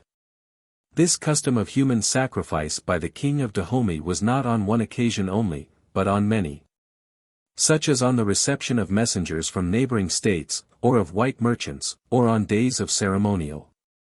But the great carnage was once a year, when the poll tax was paid by his subjects.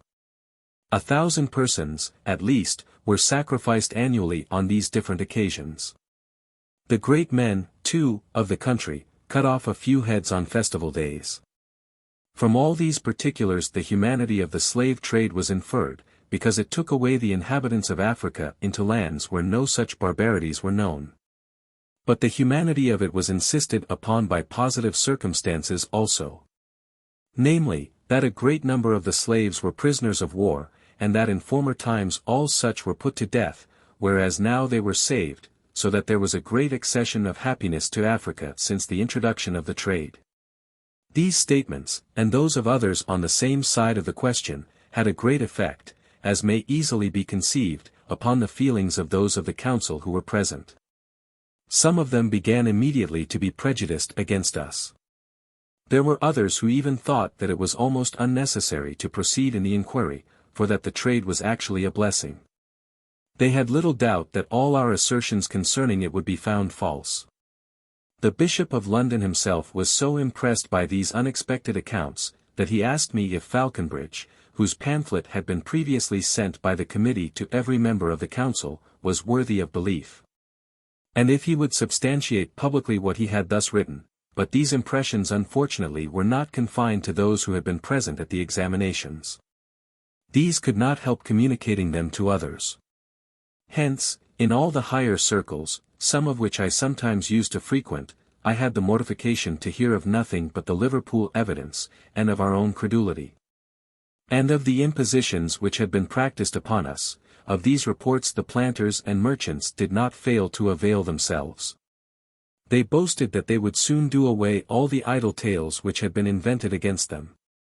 They desired the public only to suspend their judgment till the Privy Council report should be out, when they would see the folly and wickedness of all our allegations. A little more evidence, and all would be over.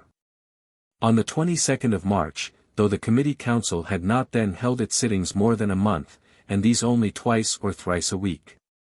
The following paragraph was seen in a morning paper: the report of the Committee of Privy Council will be ready in a few days. After due examination it appears that the major part of the complaints against this trade are ill-founded. Some regulations, however, are expected to take place, which may serve in a certain degree to appease the cause of humanity. But while they, who were interested, had produced this outcry against us, in consequence of what had fallen from their own witnesses in the course of their examinations, they had increased it considerably by the industrious circulation of a most artful pamphlet among persons of rank and fortune at the west end of the metropolis, which was called, Scriptural Researches on the Licitness of the Slave Trade. This they had procured to be written by R. Harris, who was then clerk in a slave house in Liverpool, but had been formerly a clergyman and a Jesuit. As they had maintained in the first instance, as has been already shown, the humanity of the traffic, so, by means of this pamphlet they asserted its consistency with revealed religion. That such a book should have made converts in such an age is surprising, and yet many, who ought to have known better, were carried away by it. And we had now absolutely to contend, and almost degrade ourselves by doing so, against the double argument of the humanity and the holiness of the trade. By these means, but particularly by the former, the current of opinion in particular circles ran against us for the first month, and so strong, that it was impossible for us to stem it at once. But as some of the council recovered from their panic, and their good sense became less biased by their feelings, and they were in a state to hear reason, their prejudices began to subside. It began now to be understood among them, that almost all the witnesses were concerned in the continuance of the trade. It began to be known also, for Mr. Pitt and the Bishop of London took care that it should be circulated, that Mr. Norris had but a short time before furnished me at Liverpool with information, all of which he had concealed 41 from the council, but all of which made for the abolition of it. Mr. Devanes also, a respectable member of Parliament, who had been in Africa, and who had been appealed to by Mr. Norris, when examined before the Privy Council, in behalf of his extraordinary facts, was unable, when summoned, to confirm them to the desired extent. From this evidence the council collected, that human sacrifices were not made on the arrival of white traders, as had been asserted, that there was no poll tax in Dahomey at all, and that Mr. Norris must have been mistaken on these points, for he must have been there at the time of the ceremony of watering the graves, when about 60 persons suffered. This latter custom moreover appeared to have been a religious superstition of the country, such as at Otaheite, or in Britain in the time of the Druids, and to have had nothing to do with the slave trade. 42. With respect to prisoners of war, Mr. Devanes allowed that the old, the lame, and the wounded, were often put to death on the spot, but this was to save the trouble of bringing them away.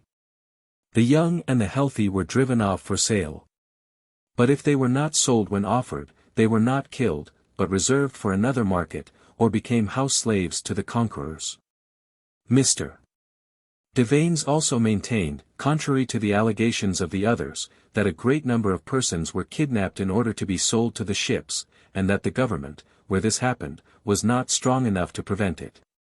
But besides these drawbacks from the weight of the testimony which had been given, it began to be perceived by some of the lords of the council, that the cruel superstitions which had been described, obtained only in 1 or 2 countries in Africa. And these of insignificant extent. Whereas at the time, when their minds were carried away, as it were by their feelings, they had supposed them to attach to the whole of that vast continent. They perceived also, that there were circumstances related in the evidence by the delegates themselves, by means of which, if they were true, the inhumanity of the trade might be established, and this to their own disgrace. They had all confessed that such slaves, as the white traders refused to buy, were put to death. And yet that these traders, knowing that this would be the case, had the barbarity uniformly to reject those whom it did not suit them to purchase. Mr. Matthews had rejected one of this description himself, whom he saw afterwards destroyed. Mr. Penny had known the refused thrown down Malimba rock. Mr. Norris himself, when certain prisoners of war were offered to him for sale, declined buying them because they appeared unhealthy. And though the king then told him that he would put them to death, he could not be prevailed upon to take them but left them to their hard fate, and he had the boldness to state afterwards, that it was his belief that many of them actually suffered. These considerations had the effect of diminishing the prejudices of some of the council on this great question, and when this was perceived to be the case, it was the opinion of Mr. Pitt, Mr. Grenville, and the Bishop of London, that we should send 3 or 4 of our own evidences for examination, who might help to restore matters to an equilibrium. Accordingly, Mr. Falconbridge, and some others, all of whom were to speak to the African part of the subject, were introduced. These produced a certain weight in the opposite scale. But soon after these had been examined, Dr. Andrew Sparman, Professor of Physic, and Inspector of the Museum of the Royal Academy, Stockholm, and his companion, C.B. Wadstrom, Chief Director of the Assay Office there, arrived in England. These gentlemen had been lately sent to Africa by the late King of Sweden, to make discoveries in botany, mineralogy, and other departments of science. For this purpose the Swedish ambassador at Paris had procured them permission from the French government to visit the countries bordering on the Senegal, and had ensured them protection there. They had been conveyed to the place of their destination, where they had remained from August 1787, to the end of January 1788. But meeting with obstacles which they had not foreseen, they had left it, and had returned to Havre de Grace, from whence they had just arrived in London, on their way home. It so happened, that by means of George Harrison, one of our committee, I fell in unexpectedly with these gentlemen. I had not long been with them, before I perceived the great treasure I had found. They gave me many beautiful specimens of African produce. They showed me their journals, which they had regularly kept from day to day. In these I had the pleasure of seeing a number of circumstances minuted down, all relating to the slave trade, and even drawings on the same subject. I obtained a more accurate and satisfactory knowledge of the manners and customs of the Africans from these, than from all the persons put together whom I had yet seen. I was anxious, therefore, to take them before the Committee of Council, to which they were pleased to consent, and as Dr. Sparman was to leave London in a few days, I procured him an introduction first. His evidence went to show, that the natives of Africa lived in a fruitful and luxuriant country, which supplied all their wants, and that they would be a happy people, if it were not for the existence of the slave trade. He instanced wars which he knew to have been made by the Moors upon the Negroes, for they were entered upon wholly at the instigation of the white traders, for the purpose of getting slaves. And he had the pain of seeing the unhappy captives brought in on such occasions, and some of them in a wounded state. Among them were many women and children, and the women were in great affliction. He saw also the king of Barbacin send out his parties on expeditions of a similar kind, and he saw them return with slaves. The king had been made intoxicated on purpose, by the French agents, or he would never have consented to the measure. He stated also, that in consequence of the temptations held out by slave vessels coming upon the coast, the natives seized one another in the night, when they found opportunity. And even invited others to their houses, whom they treacherously detained, and sold at these times, so that every enormity was practiced in Africa, in consequence of the existence of the trade. These specific instances made a proper impression upon the Lords of the Council in their turn, for Dr. Sparman was a man of high character, he possessed the confidence of his sovereign. He had no interest whatever in giving his evidence on this subject, either on one or the other side, his means of information too had been large. He had also recorded the facts which had come before him, and he had his journal, written in the French language, to produce. The tide, therefore, which had run so strongly against us, began now to turn a little in our favor. While these examinations were going on, petitions continued to be sent to the House of Commons, from various parts of the kingdom. No less than 103 were presented in this session. The City of London, though she was drawn the other way by the cries of commercial interest, made a sacrifice to humanity and justice. The two universities applauded her conduct by their own example. Large manufacturing towns, and whole counties, expressed their sentiments and wishes in a similar manner. The established church in separate dioceses, and the Quakers and other dissenters, as separate religious bodies, joined in one voice upon this occasion. The committee, in the interim, were not unmindful of the great work they had undertaken, and they continued to forward it in its different departments. They kept up a communication by letter with most of the worthy persons, who have been mentioned to have written to them, but particularly with Brisset and Clavier, from whom they had the satisfaction of learning, that a society had at length been established at Paris, for the abolition of the slave trade in France. The learned Marquis de Condorcet had become the president of it. The virtuous Duc de la Rochefoucauld and the Marquis de Lafayette had sanctioned it by enrolling their names as the two first members. Pétion, who was placed afterwards among the mayors of Paris, followed. Women also were not thought unworthy of being honorary and assistant members of this humane institution. And among these were found the amiable Marchioness of Lafayette, Madame de Poivre, widow of the late Intendant of the Isle of France, and Madame Necker, wife of the First Minister of State. The new correspondents, who voluntarily offered their services to the committee, during the first part of the period now under consideration, were S. Whitcomb, Esq., of Gloucester, the Reverend D. Watson, of Middleton Tyres, Yorkshire, John Mullen, Esq. of High Wycombe, Charles Collins, Esq., of Swansea, Henry Tudor, Esq., of Sheffield, the Reverend John Hare, of Lincoln, Samuel Tooker, Esq., of Moorgate, near Rotherham, the Reverend G. Walker, and Francis Wakefield, Esq., of Nottingham, the Reverend Mr. Hepworth, of Burton-upon-Trent, the Reverend H. Dannett, of St. John's, Liverpool, the Reverend Dr. Oglander, of New College, Oxford, the Reverend H. Colthurst, of Sidney College, Cambridge, Self, Esq., of Cirencester. Morris Birkbeck, of Hanford, Dorsetshire, William Jepson, of Lancaster, B. K., of Leeds, John Pattison, Esq., of Paisley, J. E. Dolben, Esq., of Northamptonshire, the Reverend Mr. Smith, of Wendover, John Wilkinson, Esq., of Woodford. Samuel Milford, Esq., of Exeter, Peter Lunnell, Esq., Treasurer of the Committee at Bristol, James Pemberton, of Philadelphia, and the President of the Society at New York. The letters from new correspondents during the latter part of this period, were the following. One from Alexander Allison, Esq.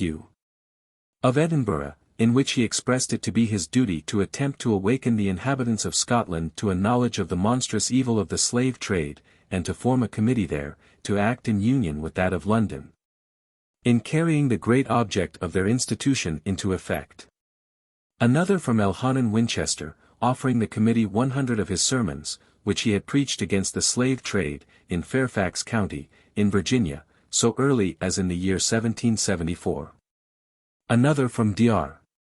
Froissart, of Lyons, in which he offered his services for the south of France, and desired different publications to be sent him, that he might be better qualified to take a part in the promotion of the cause. Another from Professor Bruns, of Helmstadt, in Germany, in which he desired to know the particulars relative to the institution of the committee. As many thousands upon the continent were then beginning to feel for the sufferings of the oppressed African race. Another from Rev.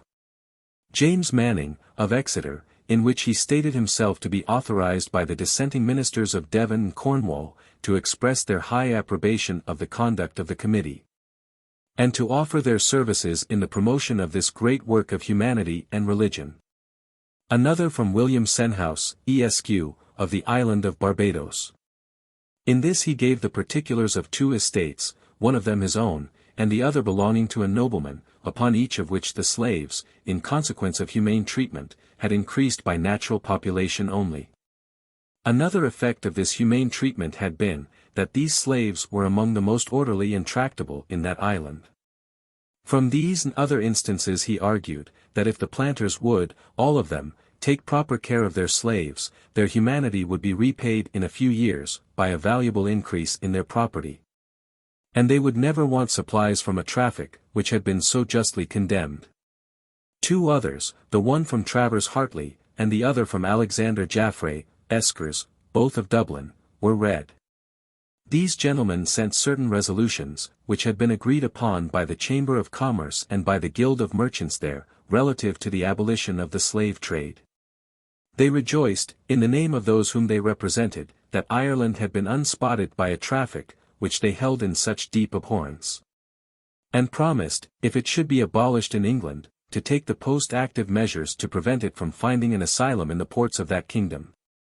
The letters of William Senhouse, and of Travers Hartley, and of Alexander Jaffray, Eskers, were ordered to be presented to the Committee of Privy Council, and copies of them to be left there.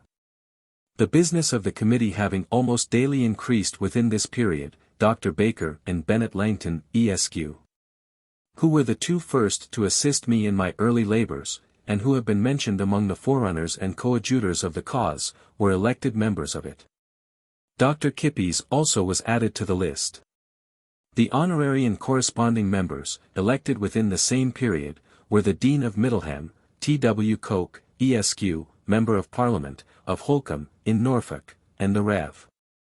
William Lee, who has been before mentioned, of Little Plumstead, in the same county. The latter had published several valuable letters in the public papers, under the signature of Africanus. These had excited great notice, and done much good. The worthy author had now collected them into a publication, and had offered the profits of it to the committee. Hence this mark of their respect was conferred upon him. The committee ordered a new edition of 3,000 of the Dean of Middleham's letters to be printed. Having approved of a manuscript, written by James Field Stanfield, a mariner, containing observations upon a voyage which he had lately made to the coast of Africa for slaves, they ordered 3,000 of these to be printed also. By this time, the subject having been much talked of, and many doubts and difficulties having been thrown in the way of the abolition, by persons interested in the continuance of the trade, Mr. Ramsay, who has been often so honorably mentioned, put down upon paper all the objections which were then handed about, and also those answers to each, which he was qualified, from his superior knowledge of the subject, to suggest. This he did, that the members of the legislature might see the more intricate parts of the question unravelled, and that they might not be imposed upon by the spurious arguments which were then in circulation concerning it. Observing also the poisonous effect which the scriptural researches on the licitness of the slave trade had produced upon the minds of many, he wrote an answer on scriptural grounds to that pamphlet. These works were sent to the press, and 3,000 copies of each of them were ordered to be struck off. The committee, in their arrangement of the distribution of their books, ordered Newton's thoughts, and Ramsay's objections and answers, to be sent to each member of both Houses of Parliament. They appointed also 3 subcommittees for different purposes, one to draw up such facts and arguments respecting the slave trade, with a view of being translated into other languages, as should give foreigners a suitable knowledge of the subject. Another to prepare an answer to certain false reports which had been spread relative to the object of their institution, and to procure an insertion of it in the daily papers, and a third to draw up rules for the government of the society. By the latter end of the month of March, there was an anxious expectation in the public, notwithstanding the Privy Council had taken up the subject, that some notice should be taken, in the lower House of Parliament, of the numerous petitions which had been presented there. There was the same expectation in many of the members of it themselves. Lord Pennahan, one of the representatives for Liverpool, and a planter also, had anticipated this notice, by moving for such papers relative to ships employed, goods exported, produce imported, and duties upon the same, as would show the vast value of the trade, which it was in contemplation to abolish. But at this time Mr. Wilberforce was ill, and unable to gratify the expectations which had been thus apparent. The committee, therefore, who partook of the anxiety of the public, knew not what to do. They saw that 2/3 of the session had already passed. They saw no hope of Mr. Wilberforce's recovery for some time. Rumors too were afloat, that other members, of whose plans they knew nothing, and who might even make emancipation their object, would introduce the business into the House. Thus situated, they waited, as patiently as they could, till the 8th of April '43, when they resolved to write to Mr. Wilberforce, to explain to him their fears and wishes, and to submit it to his consideration, whether, if he were unable himself, he would appoint some one in whom he could confide, to make some motion in Parliament on the subject. But the public expectation became now daily more visible. The inhabitants of Manchester, many of whom had signed the petition for that place, became impatient, and they appointed Thomas Walker and Thomas Cooper, Esquires, as their delegates, to proceed to London to communicate with the committee on this subject, to assist them in their deliberations upon it, and to give their attendance while it was under discussion by the legislature. At the time of the arrival of the delegates, who were received as such by the committee, a letter came from Bath, in which it was stated that Mr. Wilberforce's health was in such a precarious state, that his physicians dared not allow him to read any letter which related to the subject of the slave trade. The committee were now again at a loss how to act, when they were relieved from this doubtful situation by a message from Mr. Pitt, who desired a conference with their chairman. Mr. Sharp accordingly went, and on his return made the following report. He had a full opportunity, he said, of explaining to Mr. Pitt that the desire of the committee went to the entire abolition of the slave trade. Mr. Pitt assured him that his heart was with the committee as to this object, and that he considered himself pledged to Mr. Wilberforce, that the cause should not sustain any injury from his indisposition. But at the same time observed, that the subject was of great political importance, and it was requisite to proceed in it with temper and prudence. He did not apprehend, as the examinations before the Privy Council would yet take up some time, that the subject could be fully investigated in the present session of Parliament, but said he would consider whether the forms of the House would admit of any measures that would be obligatory on them to take it up early in the ensuing session. In about a week after this conference, Mr. Morton Pitt was deputed by the Minister to write to the committee, to say that he had found precedents for such a motion as he conceived to be proper, and that he would submit it to the House of Commons in a few days. At the next meeting, which was on the 6th of May, and at which Major Cartwright and the Manchester delegates assisted, Mr. Morton Pitt attended as a member of the committee, and said that the Minister had fixed his motion for the 9th. It was then resolved, that deputations should be sent to some of the leading members of Parliament, to request their support of the approaching motion. I was included in one of these, and in that which was to wait upon Mr. Fox. We were received by him in a friendly manner. On putting the question to him, which related to the object of our mission, Mr. Fox paused for a little while, as if in the act of deliberation. When he assured us unequivocally, and in language which could not be misunderstood, that he would support the object of the committee to its fullest extent, being convinced that there was no remedy for the evil, but in the total abolition of the trade. At length, the 9th, or the day fixed upon, arrived, when this important subject was to be mentioned in the House of Commons for the first time 44, with a view to the public discussion of it.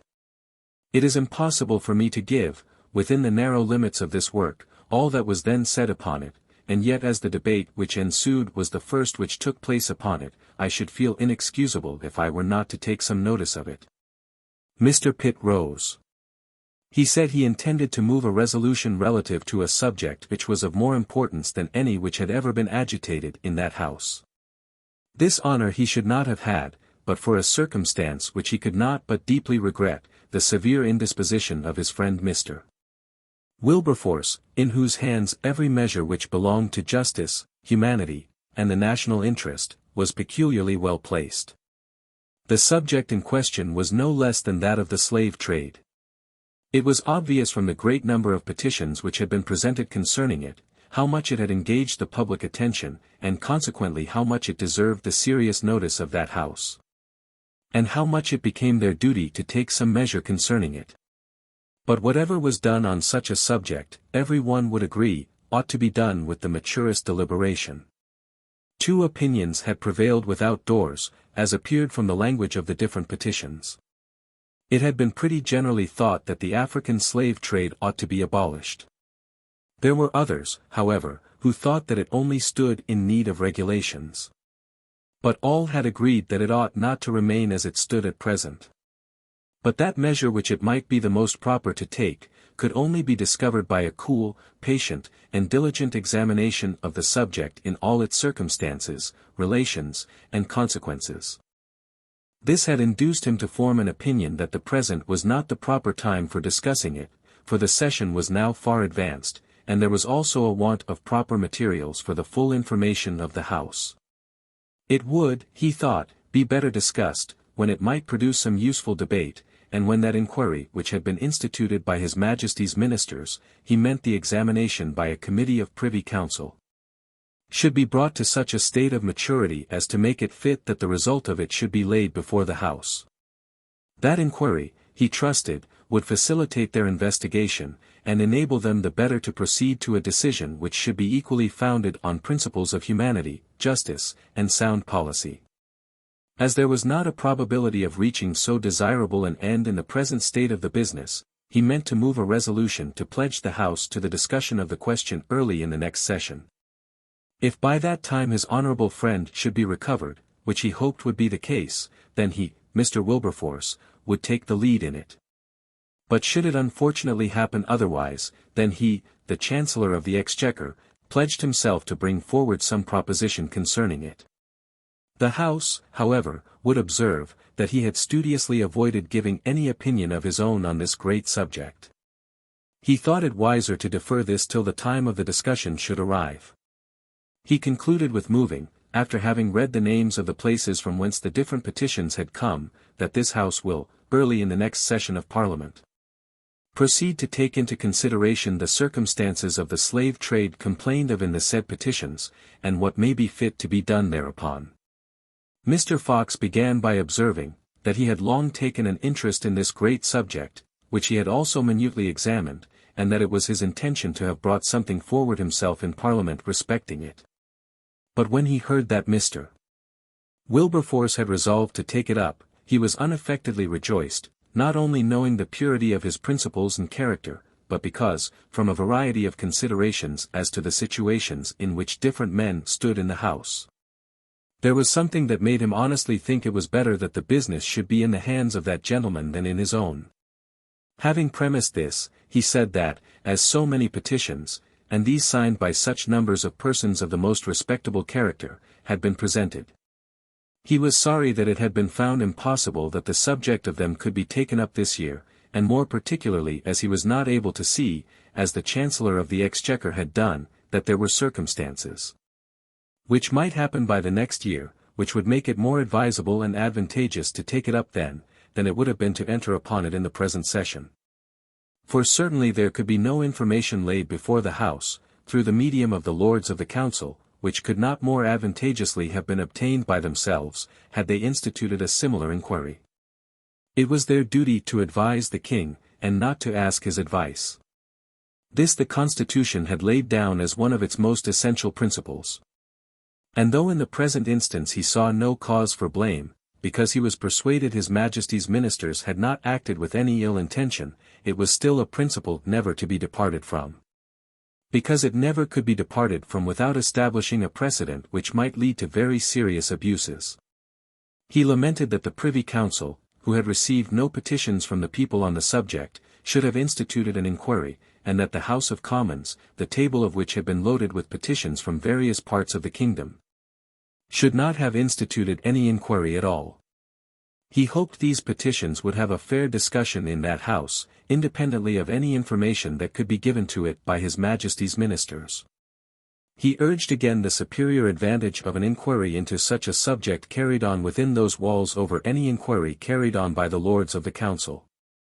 In inquiries carried on in that House, they had the benefit of every circumstance of publicity, which was a most material benefit indeed, and that which of all others made the manner of conducting the parliamentary proceedings of Great Britain the envy and the admiration of the world.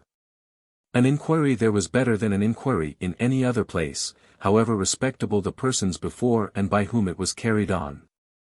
There, all that could be said for the abolition or against it might be said.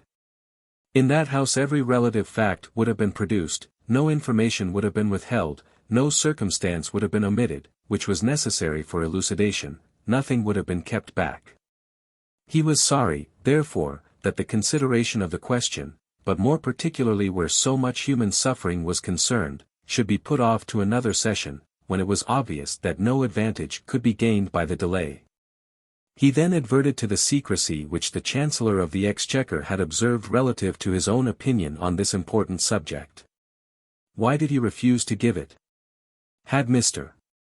Wilberforce been present, the House would have had a great advantage in this respect, because doubtless he would have stated in what view he saw the subject, and in a general way described the nature of the project he meant to propose. But now they were kept in the dark as to the nature of any plan, till the next session. The Chancellor of the Exchequer had indeed said, that it had been a very general opinion that the African slave trade should be abolished. He had said again, that others had not gone so far, but had given it as their opinion, that it required to be revised and regulated. But why did he not give his own sentiments boldly to the world on this great question? As for himself, he, Mr. Fox, had no scruple to declare at the outset, that the slave trade ought not to be regulated, but destroyed. To this opinion his mind was made up. And he was persuaded that, the more the subject was considered, the more his opinion would gain ground. And it would be admitted, that to consider it in any other manner, or on any other principles than those of humanity and justice, would be idle and absurd. If there were any such men, and he did not know but that there were those, who, led away by local and interested considerations, thought the slave trade might still continue under certain modifications, these were the dupes of error, and mistook what they thought their interest, for what he would undertake to convince them was their loss. Let such men only hear the case further, and they would find the result to be, that a cold-hearted policy was folly when it opposed the great principles of humanity and justice. He concluded by saying that he would not oppose the resolution, if other members thought it best to postpone the consideration of the subject, but he should have been better pleased if it had been discussed sooner. And he certainly reserved to himself the right of voting for any question upon it that should be brought forward by any other member in the course of the present session. The Chancellor of the Exchequer said, that nothing he had heard had satisfied him of the propriety of departing from the rule he had laid down for himself, of not offering, but of studiously avoiding to offer any opinion upon the subject till the time should arrive when it could be fully argued. He thought that no discussion which could take place that session, could lead to any useful measure, and therefore, he had wished not to argue it till the whole of it could be argued. A day would come, when every member would have an opportunity of stating his opinion. And he wished it might be discussed with a proper spirit on all sides, on fair and liberal principles, and without any shackles from local and interested considerations. With regard to the inquiries instituted before the Committee of Privy Council, he was sure, as soon as it became obvious that the subject must undergo a discussion, it was the duty of His Majesty's ministers to set those inquiries on foot, which should best enable them to judge in what manner they could meet or offer any proposition respecting the slave trade. And although such previous examinations by no means went to deprive that House of its undoubted right to institute those inquiries, or to preclude them, they would be found greatly to facilitate them. But, exclusive of this consideration, it would have been utterly impossible to have come to any discussion of the subject, that could have been brought to a conclusion in the course of the present session. Did the inquiry then before the Privy Council prove a loss of time? So far from it, that, upon the whole, time had been gained by it. He had moved the resolution, therefore, to pledge the House to bring on the discussion early in the next session, when they would have a full opportunity of considering every part of the subject, first, whether the whole of the trade ought to be abolished, and, if so, how and when. If it should be thought that the trade should only be put under certain regulations, what those regulations ought to be, and when they should take place. These were questions which must be considered. And therefore he had made his resolution as wide as possible, that there might be room for all necessary considerations to be taken in. He repeated his declaration, that he would reserve his sentiments till the day of discussion should arrive. And again declared, that he earnestly wished to avoid an anticipation of the debate upon the subject. But if such debate was likely to take place, he would withdraw his motion, and offer it another day. A few words then passed between Mr. Pitt and Mr. Fox in reply to each other, after which Lord Pennahan rose. He said there were two classes of men, the African merchants, and the planters, both of whose characters had been grossly calumniated. These wished that an inquiry might be instituted, and this immediately, conscious that the more their conduct was examined the less they would be found to merit the opprobrium with which they had been loaded. The charges against the slave trade were either true or false.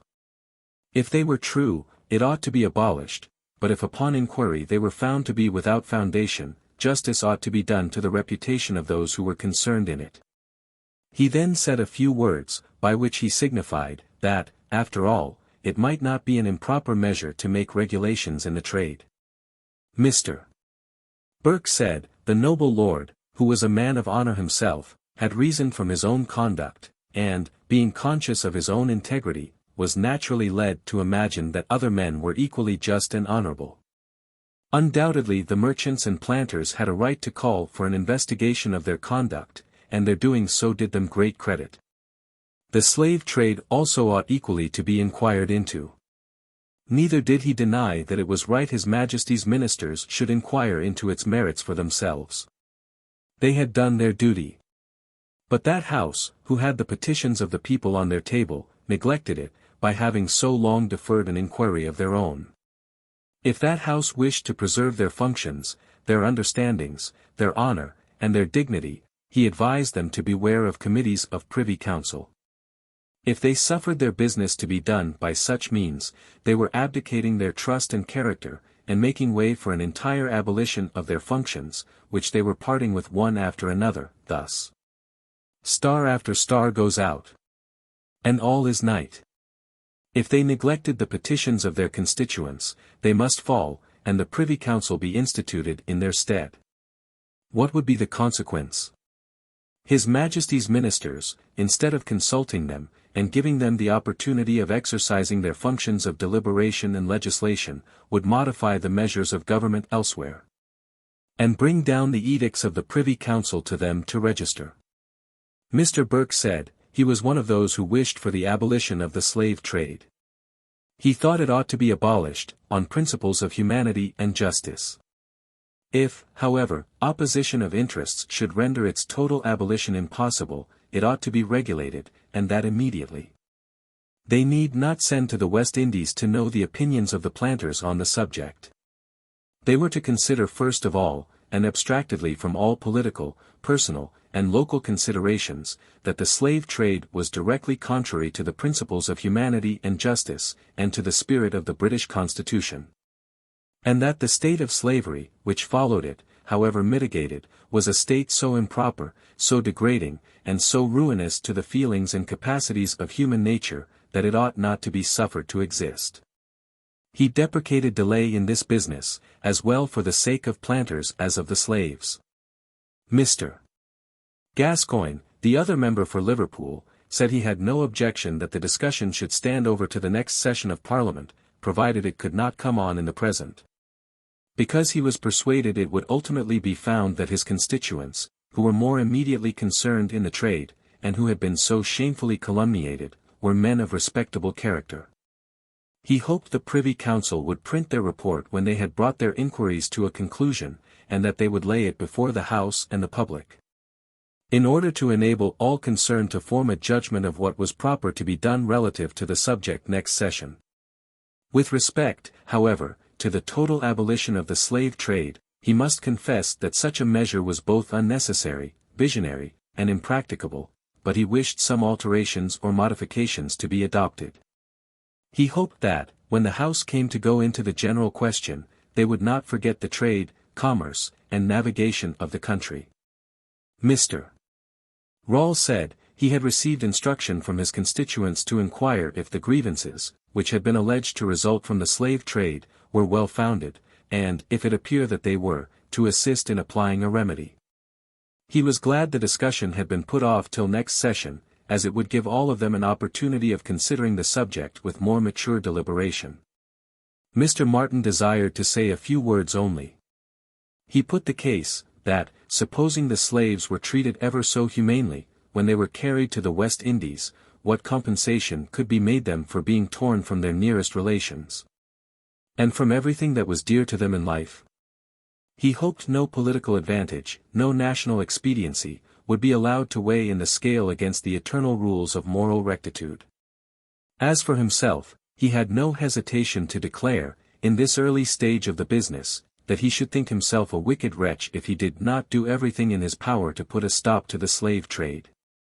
Sir William Dolben said, that he did not then wish to enter into the discussion of the general question of the abolition of the slave trade, which the Chancellor of the Exchequer was so desirous of postponing. But he wished to say a few words on what he conceived to be a most crying evil, and which might be immediately remedied, without infringing upon the limits of that question. He did not allude to the sufferings of the poor Africans in their own country, nor afterwards in the West India Islands, but to that intermediate state of tenfold misery which they underwent in their transportation. When put on board the ships, the poor unhappy wretches were chained to each other, hand and foot, and stowed so close, that they were not allowed above 1.5 feet for each individual in breadth. Thus crammed together like herrings in a barrel, they contracted putrid and fatal disorders. So that they who came to inspect them in a morning had occasionally to pick dead slaves out of their rows, and to unchain their carcasses from the bodies of their wretched fellow-sufferers, to whom they had been fastened. Nor was it merely to the slaves that the baneful effects of the contagion thus created were confined. This contagion affected the ship's crews, and numbers of the seamen employed in the horrid traffic perished. This evil, he said, called aloud for a remedy, and that remedy ought to be applied soon, otherwise no less than 10,000 lives might be lost between this and next session. He wished therefore this grievance to be taken into consideration, independently of the general question. And that some regulations, such as restraining the captains from taking above a certain number of slaves on board, according to the size of their vessels, and obliging them to let in fresh air, and provide better accommodation for the slaves during their passage, should be adopted. Mr. Young wished the consideration of the whole subject to stand over to the next session. Sir James Johnstone, though a planter, professed himself a friend to the abolition of the slave trade. He said it was highly necessary that the House should do something respecting it, but whatever was to be done should be done soon, as delay might be productive of bad consequences in the islands. Mr. L. Smith stood up a zealous advocate for the abolition of the slave trade. He said that even Lord Pennahin and Mr. Gascoigne, the members for Liverpool, had admitted the evil of it to a certain extent. For regulations or modifications, in which they seemed to acquiesce, were unnecessary where abuses did not really exist. Mr. Grigby thought it his duty to declare, that no Privy Council report, or other mode of examination, could influence him. A traffic in the persons of men was so odious, that it ought everywhere, as soon as ever it was discovered, to be abolished. Mr. Bastard was anxious that the House should proceed to the discussion of the subject in the present session. The whole country, he said, had petitioned, and was it any satisfaction to the country to be told, that the Committee of Privy Council were inquiring? Who knew anything of what was doing by the Committee of Privy Council, or what progress they were making?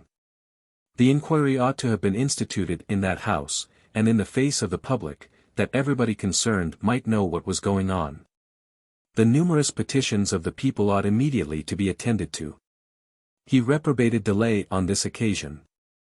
And as the Honourable Baronet, Sir William Dolben, had stated facts which were shocking to humanity, he hoped he would move that a committee might be appointed to inquire into their existence, that a remedy might be applied, if possible, before the sailing of the next ships for Africa.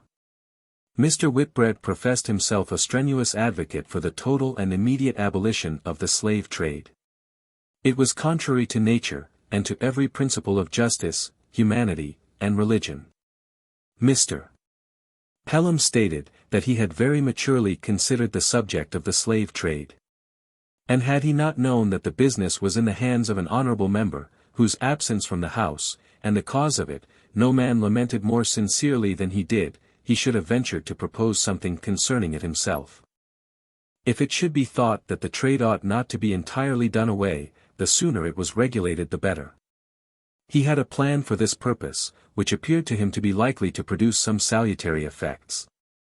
He wished to know if any such thing would be permitted to be proposed in the course of the present session.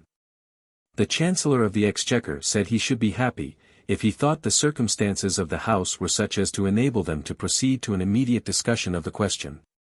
But as that did not appear, from the reasons he had before stated, to be the case, he could only assure the honourable gentleman that the same motives which had induced him to propose an inquiry into the subject early in the next session of Parliament, would make him desirous of receiving any other light which could be thrown upon it. The question having been then put, the resolution was agreed to unanimously. Thus ended the first debate that ever took place in the Commons, on this important subject. This debate, though many of the persons concerned in it abstained cautiously from entering into the merits of the general question, became interesting, in consequence of circumstances attending it.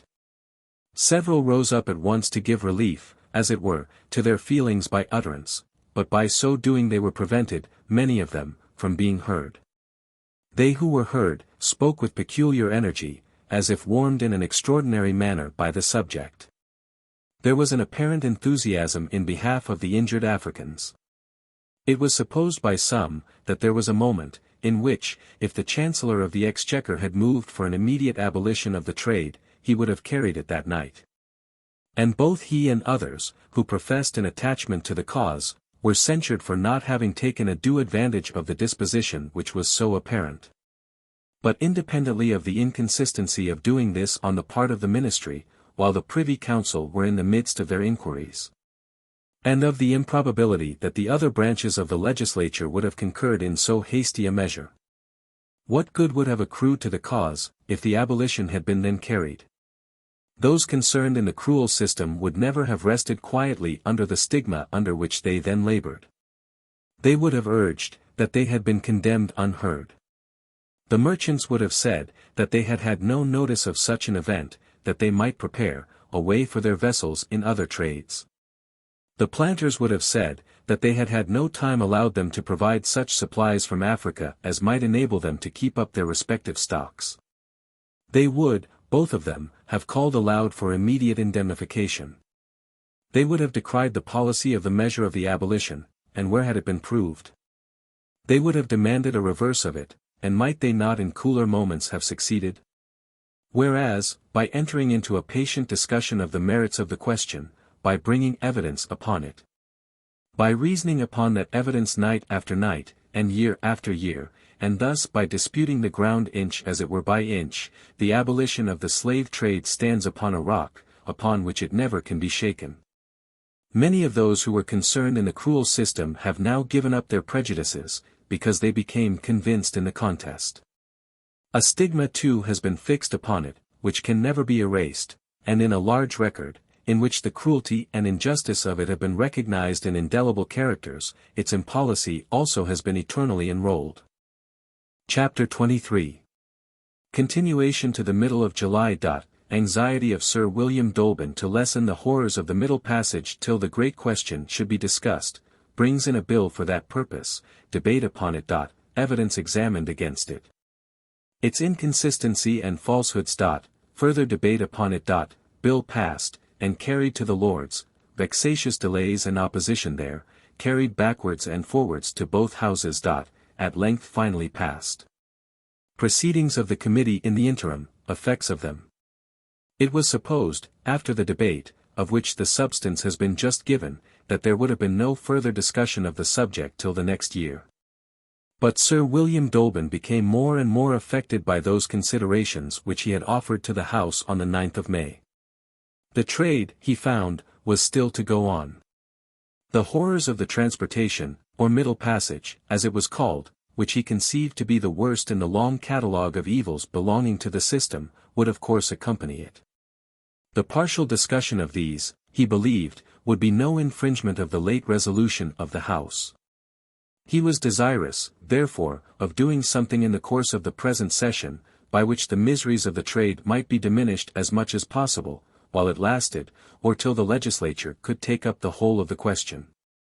This desire he mentioned to several of his friends, and as these approved of his design, he made it known on the 21st of May in the House of Commons. He began by observing, that he would take up but little of their time. He rose to move for leave to bring in a bill for the relief of those unhappy persons, the natives of Africa, from the hardships to which they were usually exposed in their passage from the coast of Africa to the colonies. He did not mean, by any regulations he might introduce for this purpose, to countenance or sanction the slave trade, which, however modified, would be always wicked and unjustifiable. Nor did he mean, by introducing these, to go into the general question which the House had prohibited. The bill which he had in contemplation, went only to limit the number of persons to be put on board to the tonnage of the vessel which was to carry them, in order to prevent them from being crowded too closely together. To secure to them good and sufficient provisions, and to take cognizance of other matters, which related to their health and accommodation, and this only till Parliament could enter into the general merits of the question. This humane interference he thought no member would object to. Indeed, those for Liverpool had both of them admitted, on the 9th of May, that regulations were desirable. And he had since conversed with them, and was happy to learn that they would not oppose him on this occasion. Mr. Whitbread highly approved of the object of the worthy baronet, which was to diminish the sufferings of an unoffending people. Whatever could be done to relieve them in their hard situation, till Parliament could take up the whole of their case, ought to be done by men living in a civilized country. And professing the Christian religion, he therefore begged leave to second the motion which had been made. General Norton was sorry that he had not risen up sooner.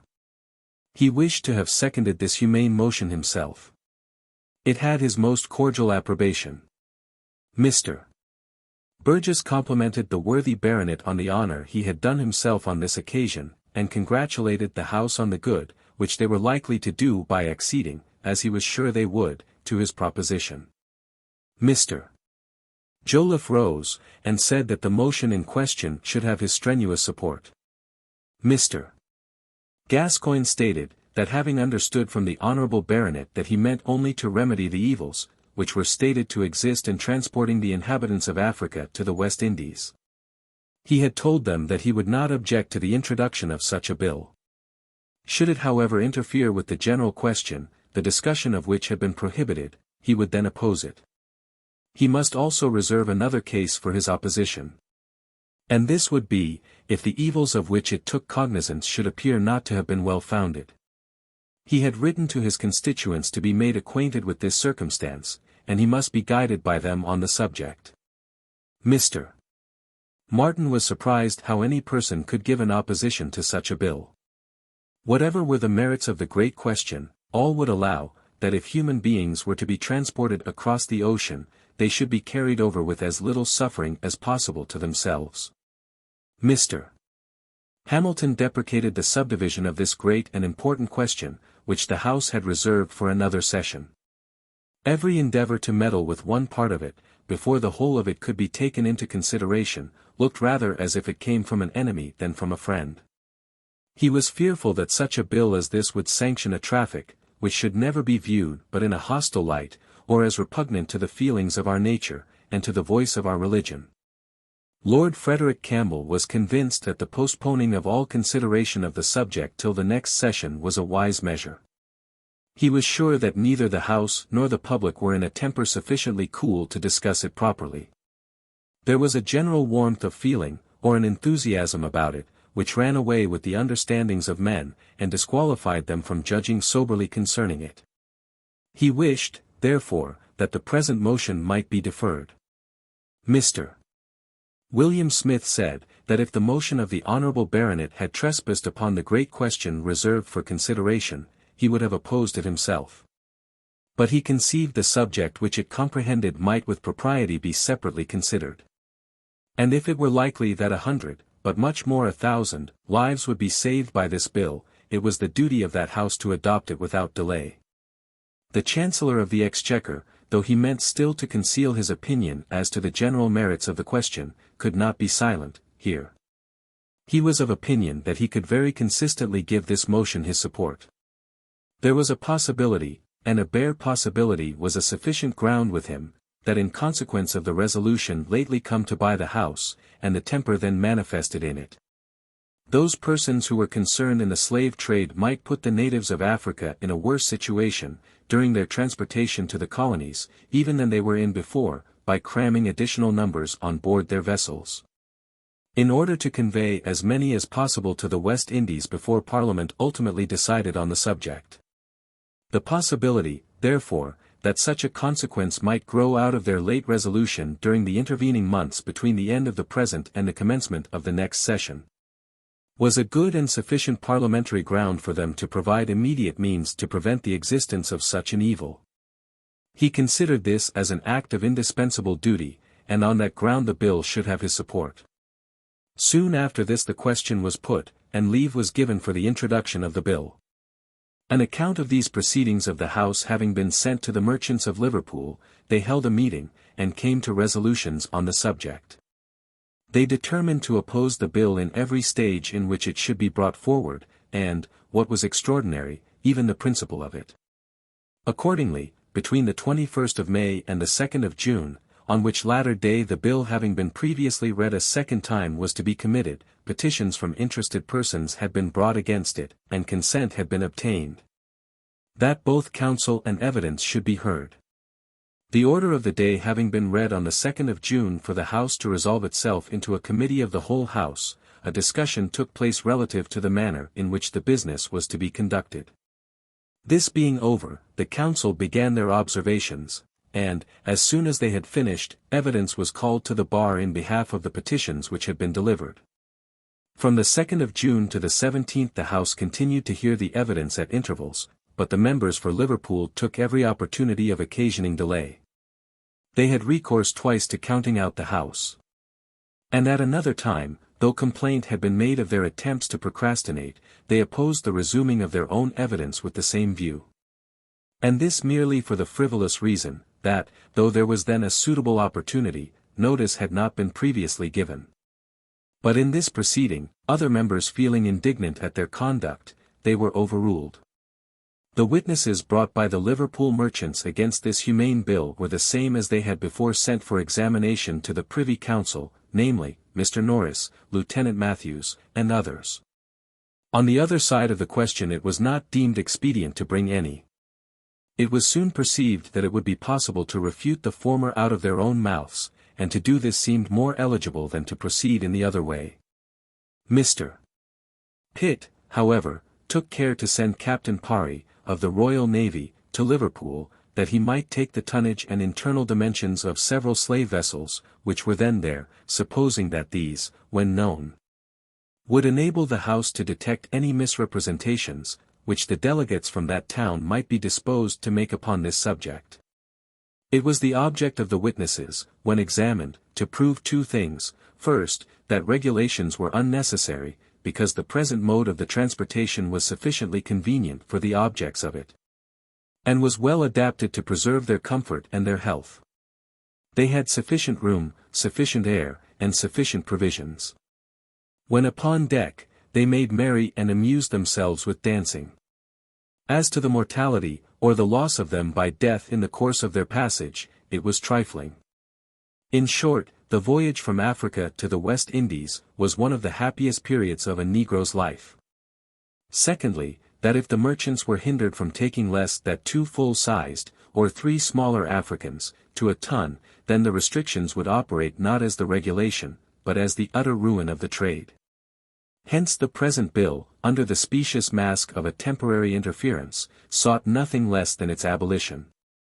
These assertions having been severally made, by the former of which it was insinuated that the African, unhappy in his own country, found in the Middle Passage, under the care of the merchants, little less than an Elysian retreat. It was now proper to institute a severe inquiry into the truth of them. Mr. Pitt, Sir Charles Middleton, Mr. William Smith, and Mr. Beaufoy, took a conspicuous part on this occasion, but particularly the two latter, to whom much praise was due for the constant attention they bestowed upon this subject. Question after question was put by these to the witnesses. And from their own mouths they dragged out, by means of a cross-examination as severe as could be well instituted, the following melancholy account. Every slave, whatever his size might be, was found to have only 5 feet and 6 inches in length, and 16 inches in breadth, to lie in. The floor was covered with bodies stowed or packed according to this allowance, but between the floor and the deck or ceiling were often platforms or broad shelves in the midway, which were covered with bodies also.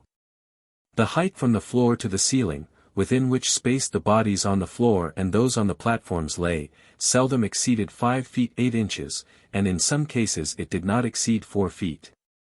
The men were chained 2 and 2 together by their hands and feet, and were chained also by means of ring bolts, which were fastened to the deck. They were confined in this manner at least all the time they remained upon the coast, which was from 6 weeks to 6 months as it might happen. Their allowance consisted of 1 pint of water a day to each person, and they were fed twice a day with yams and horsebeans. After meals they jumped up in their irons for exercise. This was so necessary for their health, that they were whipped if they refused to do it, and this jumping had been termed dancing. They were usually 15 and 16 hours below deck out of the 24. In rainy weather they could not be brought up for 2 or 3 days together. If the ship was full, their situation was then distressing. They sometimes drew their breath with anxious and laborious efforts, and some died of suffocation. With respect to their health in these voyages, the mortality, where the African constitution was the strongest, or on the windward coast, was only about 5 in 100. In 35 voyages, an account of which was produced, about 6 in 100 was the average number lost. But this loss was still greater at Calabar and Bonny, which were the greatest markets for slaves. This loss, too, did not include those who died, either while the vessels were lying upon the coast, or after their arrival in the West Indies, of the disorders which they had contracted upon the voyage. 3 and 4 in 100 had been known to die in this latter case. But besides these facts, which were forced out of the witnesses by means of the cross-examination which took place, they were detected in various falsehoods. They had asserted that the ships in this trade were peculiarly constructed, or differently from others, in order that they might carry a great number of persons with convenience. Whereas Captain Parry asserted, that out of the 26, which he had seen, 10 only had been built expressly for this employ. They had stated the average height between decks at about 5 feet and 4 inches. But Captain Parry showed, that out of the 9 he measured, the height in 4 of the smallest was only 4 feet 8 inches, and the average height in all of them was but 5 feet 2.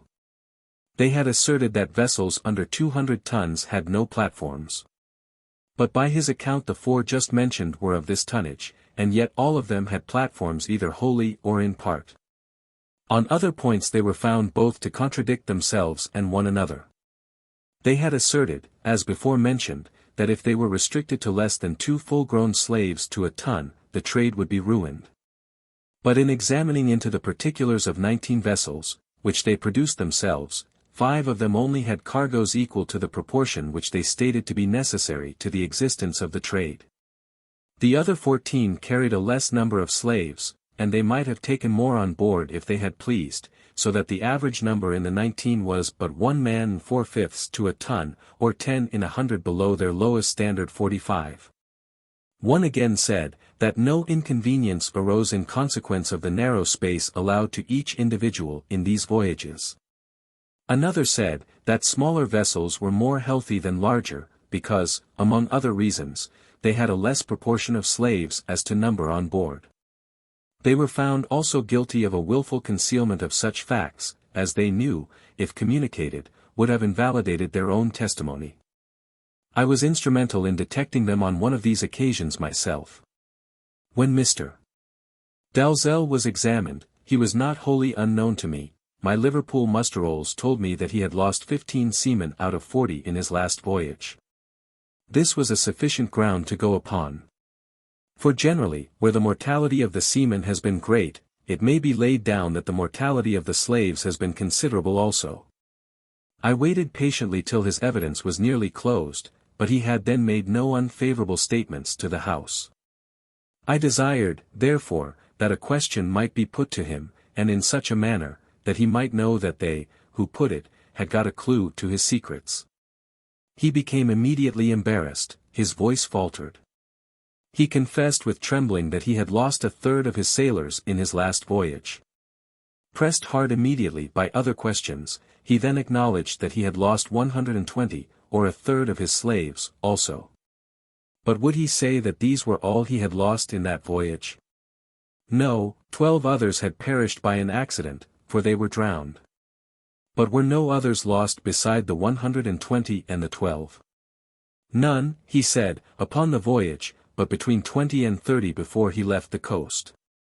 Thus this champion of the merchants, this advocate for the health and happiness of slaves in the Middle Passage, lost nearly 160 of the unhappy persons committed to his superior care, in a single voyage. The evidence, on which I have now commented, having been delivered, the Council summed up on the 17th of June, when the committee proceeded to fill up the blanks in the bill. Mr. Pitt moved that the operation of it be retrospective, and that it commence from the 10th instant. This was violently opposed by Lord Pennerhan, Mr. Gascoigne, and Mr. Brickdale, but was at length acceded to. Sir William Dolben then proposed to apportion 5 men to every 3 tons in every ship under 150 tons burden, which had the space of 5 feet between the decks. And 3 men to 2 tons in every vessel beyond 150 tons burden, which had equal accommodation in point of height between the decks. This occasioned a very warm dispute, which was not settled for some time, and which gave rise to some beautiful and interesting speeches on the subject. Mr. William Smith pointed out in the clearest manner many of the contradictions, which I have just stated in commenting upon the evidence. Indeed, he had been a principal means of detecting them. He proved how little worthy of belief the witnesses had shown themselves, and how necessary they had made the present bill by their own confession. The worthy baronet, indeed, had been too indulgent to the merchants, in the proportion he had fixed of the number of persons to be carried to the tonnage of their vessels. He then took a feeling view of what would be the wretched state of the poor Africans on board, even if the bill passed as it now stood. And conjured the House, if they would not allow them more room, at least not to infringe upon that which had been proposed. Lord Belgrave, afterwards Grosvenor, animadverted with great ability upon the cruelties of the trade, which he said had been fully proved at the bar.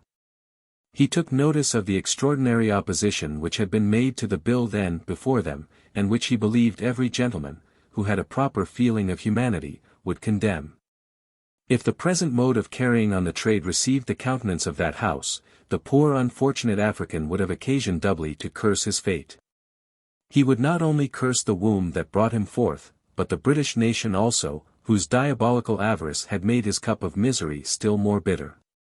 He hoped that the members for Liverpool would urge no further opposition to the bill, but that they would join with the House in an effort to enlarge the empire of humanity.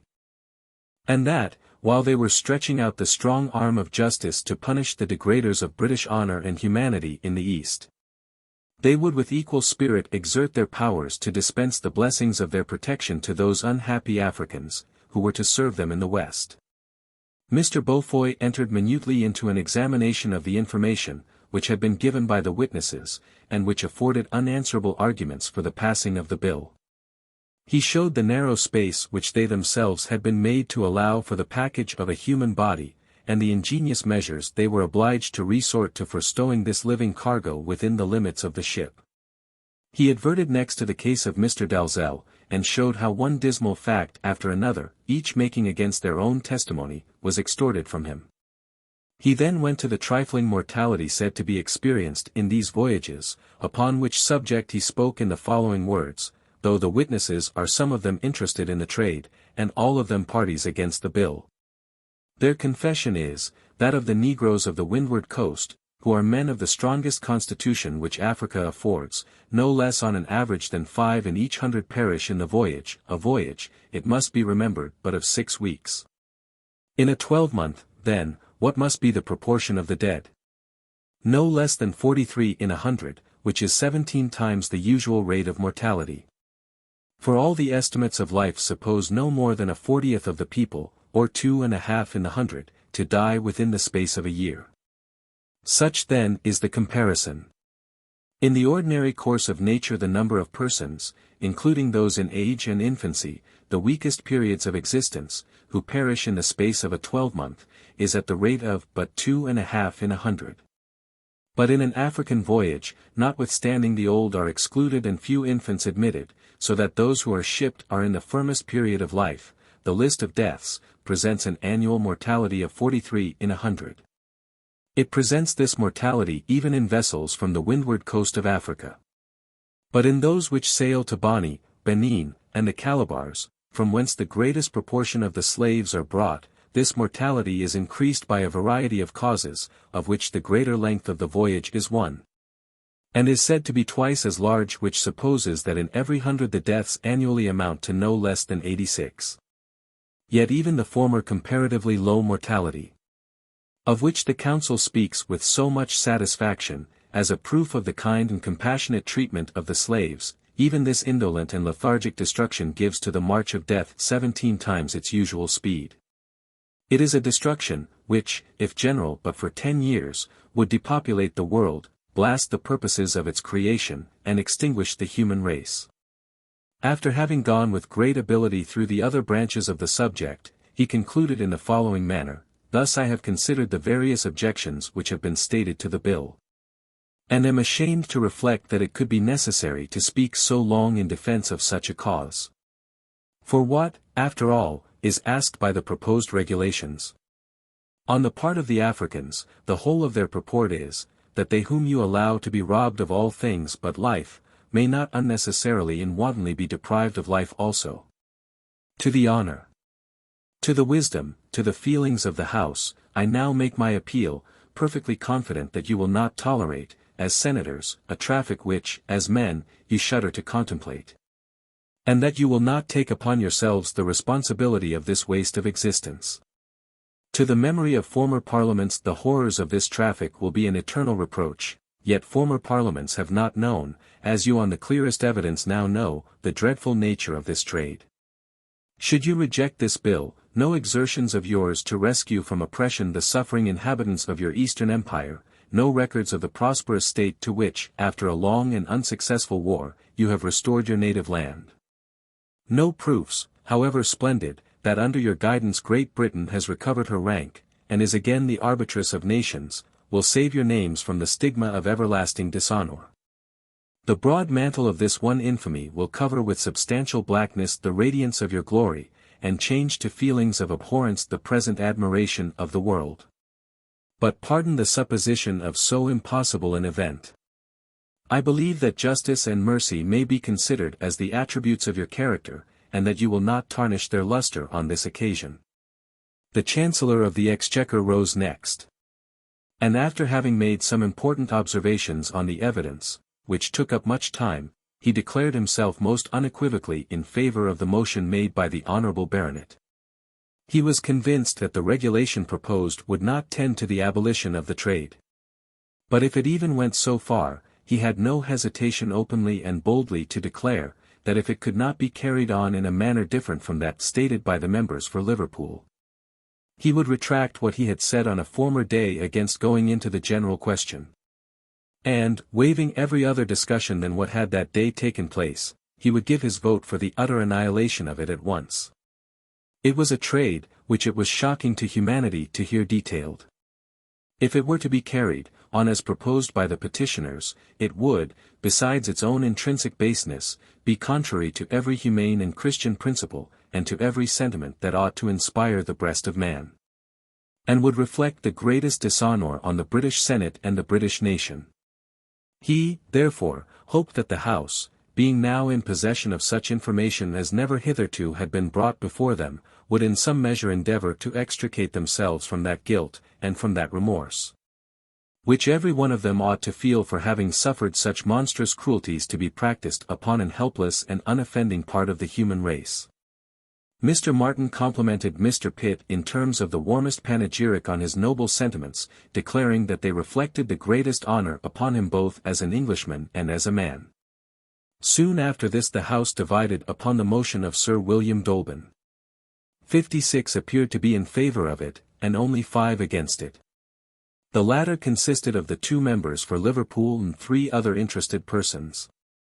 This was the first division which ever took place on this important subject. The other blanks were then filled up, and the bill was passed without further delay. The next day, or on the 18th of June, it was carried up to the House of Lords. The slave merchants of London, Liverpool, and Bristol, immediately presented petitions against it, as they had done in the lower house. They prayed that counsel might open their case. And though they had been driven from the Commons on account of their evidence, with disgrace, they had the effrontery to ask that they might call witnesses here also. Counsel and evidence having been respectively heard, the bill was ordered to be committed the next day. The Lords attended according to summons. But on a motion by Dr. Warren, the Bishop of Bangor, who stated that the Lord Chancellor Thurlow was much indisposed, and that he wished to be present when the question was discussed, the committee was postponed. It was generally thought that the reason for this postponement, and particularly as it was recommended by a prelate, was that the Chancellor might have an opportunity of forwarding this humane bill. But it was found to be quite otherwise. It appeared that the motive was, that he might give to it, by his official appearance as the chief servant of the Crown in that House, all the opposition in his power. For when the day arrived which had been appointed for the discussion, and when the Lords Bathurst and Hawkesbury, afterwards Liverpool, had expressed their opinions, which were different, relative to the time when the bill should take place, he rose up and pronounced a bitter and vehement oration against it. He said, among other things, that it was full of inconsistency and nonsense from the beginning to the end. The French had lately offered large premiums for the encouragement of this trade. They were a politic people, and the presumption was, that we were doing politically wrong by abandoning it. The bill ought not to have been brought forward in this session. The introduction of it was a direct violation of the faith of the other House. It was unjust, when an assurance had been given that the question should not be agitated till next year, that this sudden fit of philanthropy, which was but a few days old, should be allowed to disturb the public mind, and to become the occasion of bringing men to the metropolis with tears in their eyes and horror in their countenances, to deprecate the ruin of their property, which they had embarked on the faith of Parliament. The extraordinary part which the Lord Chancellor Thurlow took upon this occasion, was ascribed at the time by many who moved in the higher circles, to a shyness or misunderstanding which had taken place between him and Mr. Pitt on other matters. When, believing this bill to have been a favourite measure with the latter, he determined to oppose it. But whatever were his motives, and let us hope that he could never have been actuated by so malignant a spirit as that of sacrificing the happiness of 40,000 persons for the next year to spite the gratification of an individual, his opposition had a mischievous effect, on account of the high situation in which he stood. For he not only influenced some of the lords themselves, but, by taking the cause of the slave merchants so conspicuously under his wing, he gave them boldness to look up again under the stigma of their iniquitous calling, and courage even to resume vigorous operations after their disgraceful defeat. Hence arose those obstacles which will be found to have been thrown in the way of the passing of the bill from this period. Among the lords who are to be particularly noticed as having taken the same side as the Lord Chancellor in this debate, were the Duke of Chandos and the Earl of Sandwich. The former foresaw nothing but insurrections of the slaves in our islands, and the massacre of their masters there, in consequence of the agitation of this question. The latter expected nothing less than the ruin of our marine. He begged the House to consider how, by doing that which might bring about the abolition of this traffic, they might lessen the number of British sailors, how, by throwing it into the hands of France they might increase those of a rival nation. And how, in consequence, the flag of the latter might ride triumphant on the ocean. The slave trade was undoubtedly a nursery for our seamen. All objections against it in this respect were ill-founded. It was as healthy as the Newfoundland and many other trades. The debate having closed, during which nothing more was done than filling up the blanks with the time when the bill was to begin to operate, the committee was adjourned. But the bill after this dragged on so heavily, that it would be tedious to detail the proceedings upon it from day to day. I shall, therefore, satisfy myself with the following observations concerning them. The committee sat not less than 5 different times, which consumed the space of 8 days, before a final decision took place. During this time, so much was it an object to throw in obstacles which might occupy the little remaining time of the session, that other petitions were presented against the bill, and leave was asked, on new pretenses contained in these, that counsel might be heard again. Letters also were read from Jamaica, about the mutinous disposition of the slaves there, in consequence of the stir which had been made about the abolition. And also from merchants in France, by which large offers were made to the British merchants to furnish them with slaves. Several regulations also were proposed in this interval, some of which were negatived by majorities of only 1 or 2 voices. Of the regulations which were carried, the most remarkable were those proposed by Lord Hawkesbury, afterwards Liverpool, namely, that no insurance should be made on the slaves, except against accidents by fire and water. That persons should not be appointed as officers of vessels transporting them, who had not been a certain number of such voyages before, that a regular surgeon only should be capable of being employed in them. And that both the captain and surgeon should have bounties, if, in the course of the transportation, they had lost only 2 in 100 slaves. The Duke of Chandos again, and Lord Sidney, were the more conspicuous among the opposers of the Humane Bill. And the Duke of Richmond, the Marquis Townshend, the Earl of Carlisle, the Bishop of London, and Earl Stanhope, among the most strenuous supporters of it. At length it passed by a majority of 19 to 11 votes. On the 4th of July, when the bill had been returned to the Commons, it was moved, that the amendments made in it by the Lords should be read. But as it had become a money bill in consequence of the bounties to be granted, and as new regulations were to be incorporated in it, it was thought proper that it should be wholly done away. Accordingly Sir William Dolben moved, that the further consideration of it should be put off till that day 3 months. This having been agreed upon, he then moved for leave to bring in a new bill. This was accordingly introduced, and an additional clause was inserted in it, relative to bounties, by Mr. Pitt. But on the second reading, that no obstacle might be omitted which could legally be thrown in the way of its progress, petitions were presented against it, both by the Liverpool merchants and the agent for the island of Jamaica, under the pretence that it was a new bill. Their petitions, however, were rejected, and it was committed and passed through its regular stages, and sent up to the Lords. On its arrival there on the 5th of July, petitions from London and Liverpool still followed it. The prayer of these was against the general tendency of it, but it was solicited also that counsel might be heard in a particular case. The solicitation was complied with, after which the bill was read a second time, and ordered to be committed. On the 7th, when it was taken next into consideration, 2 other petitions were presented against it. But here so many objections were made to the clauses of it as they then stood, and such new matter suggested that the Duke of Richmond, who was a strenuous supporter of it, thought it best to move that the committee then sitting should be deferred till that day 7 night, in order to give time for another more perfect to originate in the lower house. This motion having been acceded to, Sir William Dolben introduced a new one for the 3rd time into the Commons. This included the suggestions which had been made in the Lords. It included also a regulation, on the motion of Mr. Sheridan, that no surgeon should be employed as such in the slave vessels, except he had a testimonial that he had passed a proper examination at Surgeons' Hall. The amendments were all then agreed to, and the bill was passed through its several stages. On the 10th of July, being now fully amended, it came for a 3rd time before the Lords. But it was no sooner brought forward than it met with the same opposition as it had experienced before. 2 new petitions appeared against it, one from a certain class of persons in Liverpool, and another from Miles Peter Andrews, Esq. Stating that if it passed into a law it would injure the sale of his gunpowder, and that he had rendered great services to the government during the last war, by his provision of that article. But here the Lord Chancellor Thurlow reserved himself for an effort, which, by occasioning only a day's delay, would, in that particular period of the session have totally prevented the passing of the bill.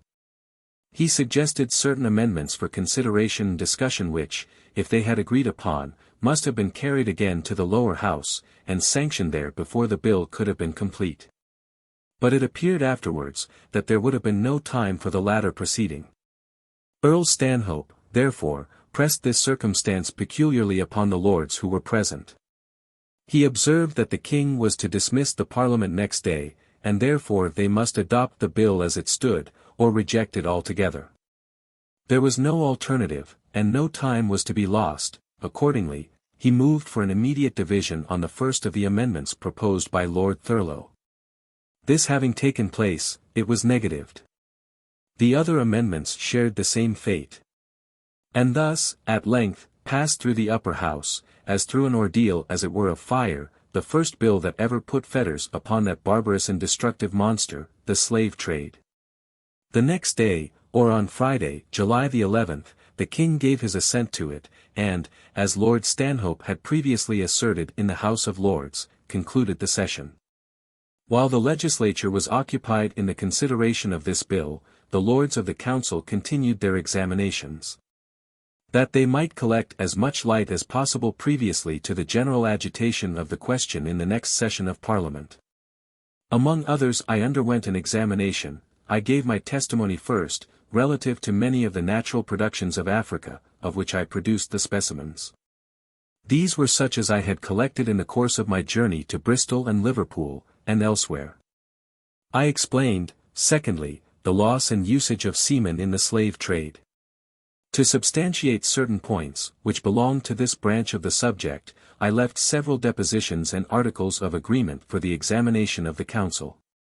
With respect to others, as it would take a long time to give all the data upon which calculations had been made, and the manner of making them, I was desired to draw up a statement of particulars, and to send it to the Council at a future time. I left also depositions with them, relative to certain instances of the mode of procuring and treating slaves. The Committee also for effecting the abolition of the slave trade continued their attention, during this period, towards the promotion of the different objects which came within the range of the institution. They added the Reverend Dr. Coombe, in consequence of the great increase of their business, to the list of their members. They voted thanks to Mr. Hughes, Vicar of Ware, in Hertfordshire, for his excellent answer to Harris's scriptural researches on the licitness of the slave trade, and they enrolled him among their honorary and corresponding members. Also thanks to William Roscoe, Esq. for his answer to the same. Mr. Roscoe had not affixed his name to this pamphlet any more than to his poem of the Wrongs of Africa, but he made himself known to the committee as the author of both. Also thanks to William Smith and Henry Beaufoy, Esquires, for having so successfully exposed the evidence offered by the slave merchants against the bill of Sir William Dolben, and for having drawn out of it so many facts, all making for their great object the abolition of the slave trade. As the great question was to be discussed in the approaching sessions, it was moved in the committee to consider of the propriety of sending persons to Africa and the West Indies, who should obtain information relative to the different branches of the system as they existed in each of these countries, in order that they might be able to give their testimony, from their own experience, before one or both of the Houses of Parliament, as it might be judged proper. This proposition was discussed at 2 or 3 several meetings. It was, however, finally rejected, and principally on the following grounds. First, it was obvious that persons sent out upon such an errand would be exposed to such dangers from varying causes, that it was not improbably that both they and their testimony might be lost. Secondly, such persons would be obliged to have recourse to falsehoods, that is, to conceal or misrepresent the objects of their destination, that they might get their intelligence with safety, which falsehoods the committee could not countenance. To which it was added, that few persons would go to these places, except they were handsomely rewarded for their trouble. But this reward would lessen the value of their evidence, as it would afford a handle to the planters and slave merchants to say that they had been bribed. Another circumstance which came before the committee was the following: many arguments were afloat at this time relative to the great impolicy of abolishing the slave trade, the principle of which was, that, if the English abandoned it, other foreign nations would take it up. And thus, while they gave up certain national profits themselves, the great cause of humanity would not be benefited, nor would any moral good be done by the measure. Now there was a presumption that, by means of the society instituted in Paris, the French nation might be awakened to this great subject. And that the French government might in consequence, as well as upon other considerations, be induced to favor the general feeling upon this occasion. But there was no reason to conclude, either that any other maritime people, who had been engaged in the slave trade, would relinquish it, or that any other, who had not yet been engaged in it, would not begin it when our countrymen should give it up. The consideration of these circumstances occupied the attention of the committee, and as Dr. Sparrman, who was said to have been examined by the Privy Council, was returning home, it was thought advisable to consider whether it would not be proper for the committee to select certain of their own books on the subject of the slave trade, and send them by him, accompanied by a letter, to the King of Sweden, in which they should entreat his consideration of this powerful argument which now stood in the way of the cause of humanity, with a view that, as one of the princes of Europe, he might contribute to obviate it, by preventing his own subjects, in case of the dereliction of this commerce by ourselves, from embarking in it. The matter having been fully considered, it was resolved that the proposed measure would be proper, and it was accordingly adapted. By a letter received afterwards from Dr. Sparrman, it appeared that both the letter and the books had been delivered, and received graciously. And that he was authorized to say, that, unfortunately, in consequence of those hereditary possessions which had devolved upon his Majesty, he was obliged to confess that he was the sovereign of an island which had been principally peopled by African slaves, but that he had been frequently mindful of their hard case. With respect to the slave trade, he never heard of an instance in which the merchants of his own native realm had embarked in it. And as they had preserved their character pure in this respect, he would do all he could that it should not be sullied in the eyes of the generous English nation, by taking up, in the case which had been pointed out to him, such an odious concern. By this time I had finished my essay on the impolicy of the slave trade, which I composed from materials collected chiefly during my journey to Bristol, Liverpool, and Lancaster. These materials I had admitted with great caution and circumspection. Indeed, I admitted none for which I could not bring official and other authentic documents, or living evidences if necessary, whose testimony could not reasonably be denied. And when I gave them to the world, I did it under the impression that I ought to give them as scrupulously as if I were to be called upon to substantiate them upon oath. It was of peculiar moment that this book should make its appearance at this time. First, because it would give the Lords of the Council, who were then sitting, an opportunity of seeing many important facts, and of inquiring into their authenticity. And it might suggest to them, also, some new points, or such as had not fallen within the limits of the arrangement they had agreed upon for their examinations on this subject, and secondly, because, as the members of the House of Commons were to take the question into consideration early in the next sessions, it would give them, also, new light and information upon it before this period. Accordingly the committee ordered 2,000 copies of it to be struck off, for these and other objects. And though the contents of it were most diligently sifted by the different opponents of the cause, they never even made an attempt to answer it. It continued, on the other hand, during the inquiry of the legislature, to afford the basis or grounds upon which to examine evidences on the political part of the subject, and evidences thus examined continued in their turn to establish it. Among the other books ordered to be printed by the committee within the period now under our consideration, were a new edition of 2,000 of the Dean of Middleham's letter, and another of 3,000 of Falconbidge's account of the slave trade. The committee continued to keep up, during the same period, a communication with many of their old correspondents, whose names have been already mentioned. But they received, also, letters from others, who had not hitherto addressed them, namely, from Ellington Wright, of Erith, Dr. Franklin, of Philadelphia, Eustace Kentish, Esq., High Sheriff for the County of Huntingdon, Governor Bouchier. The Reverend Charles Simmons, of Haverford-West, and from John York and William Downes, Esquires, High Sheriffs for the counties of York and Hereford. A letter, also, was read in this interval from Mr. Evans, a dissenting clergyman, of Bristol, stating that the elders of several Baptist churches, forming the Western Baptist Association, who had met at Portsmouth Common, had resolved to recommend it to the ministers and members of the same, to unite with the committee in the promotion of the great object of their institution. Another from Mr.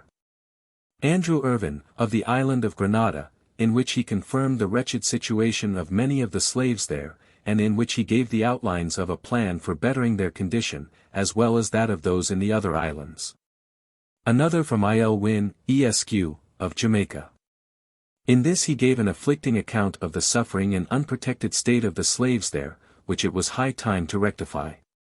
He congratulated the committee on their institution, which he thought would tend to promote so desirable an end, but desired them not to stop short of the total abolition of the slave trade, as no other measure would prove effectual against the evils of which he complained.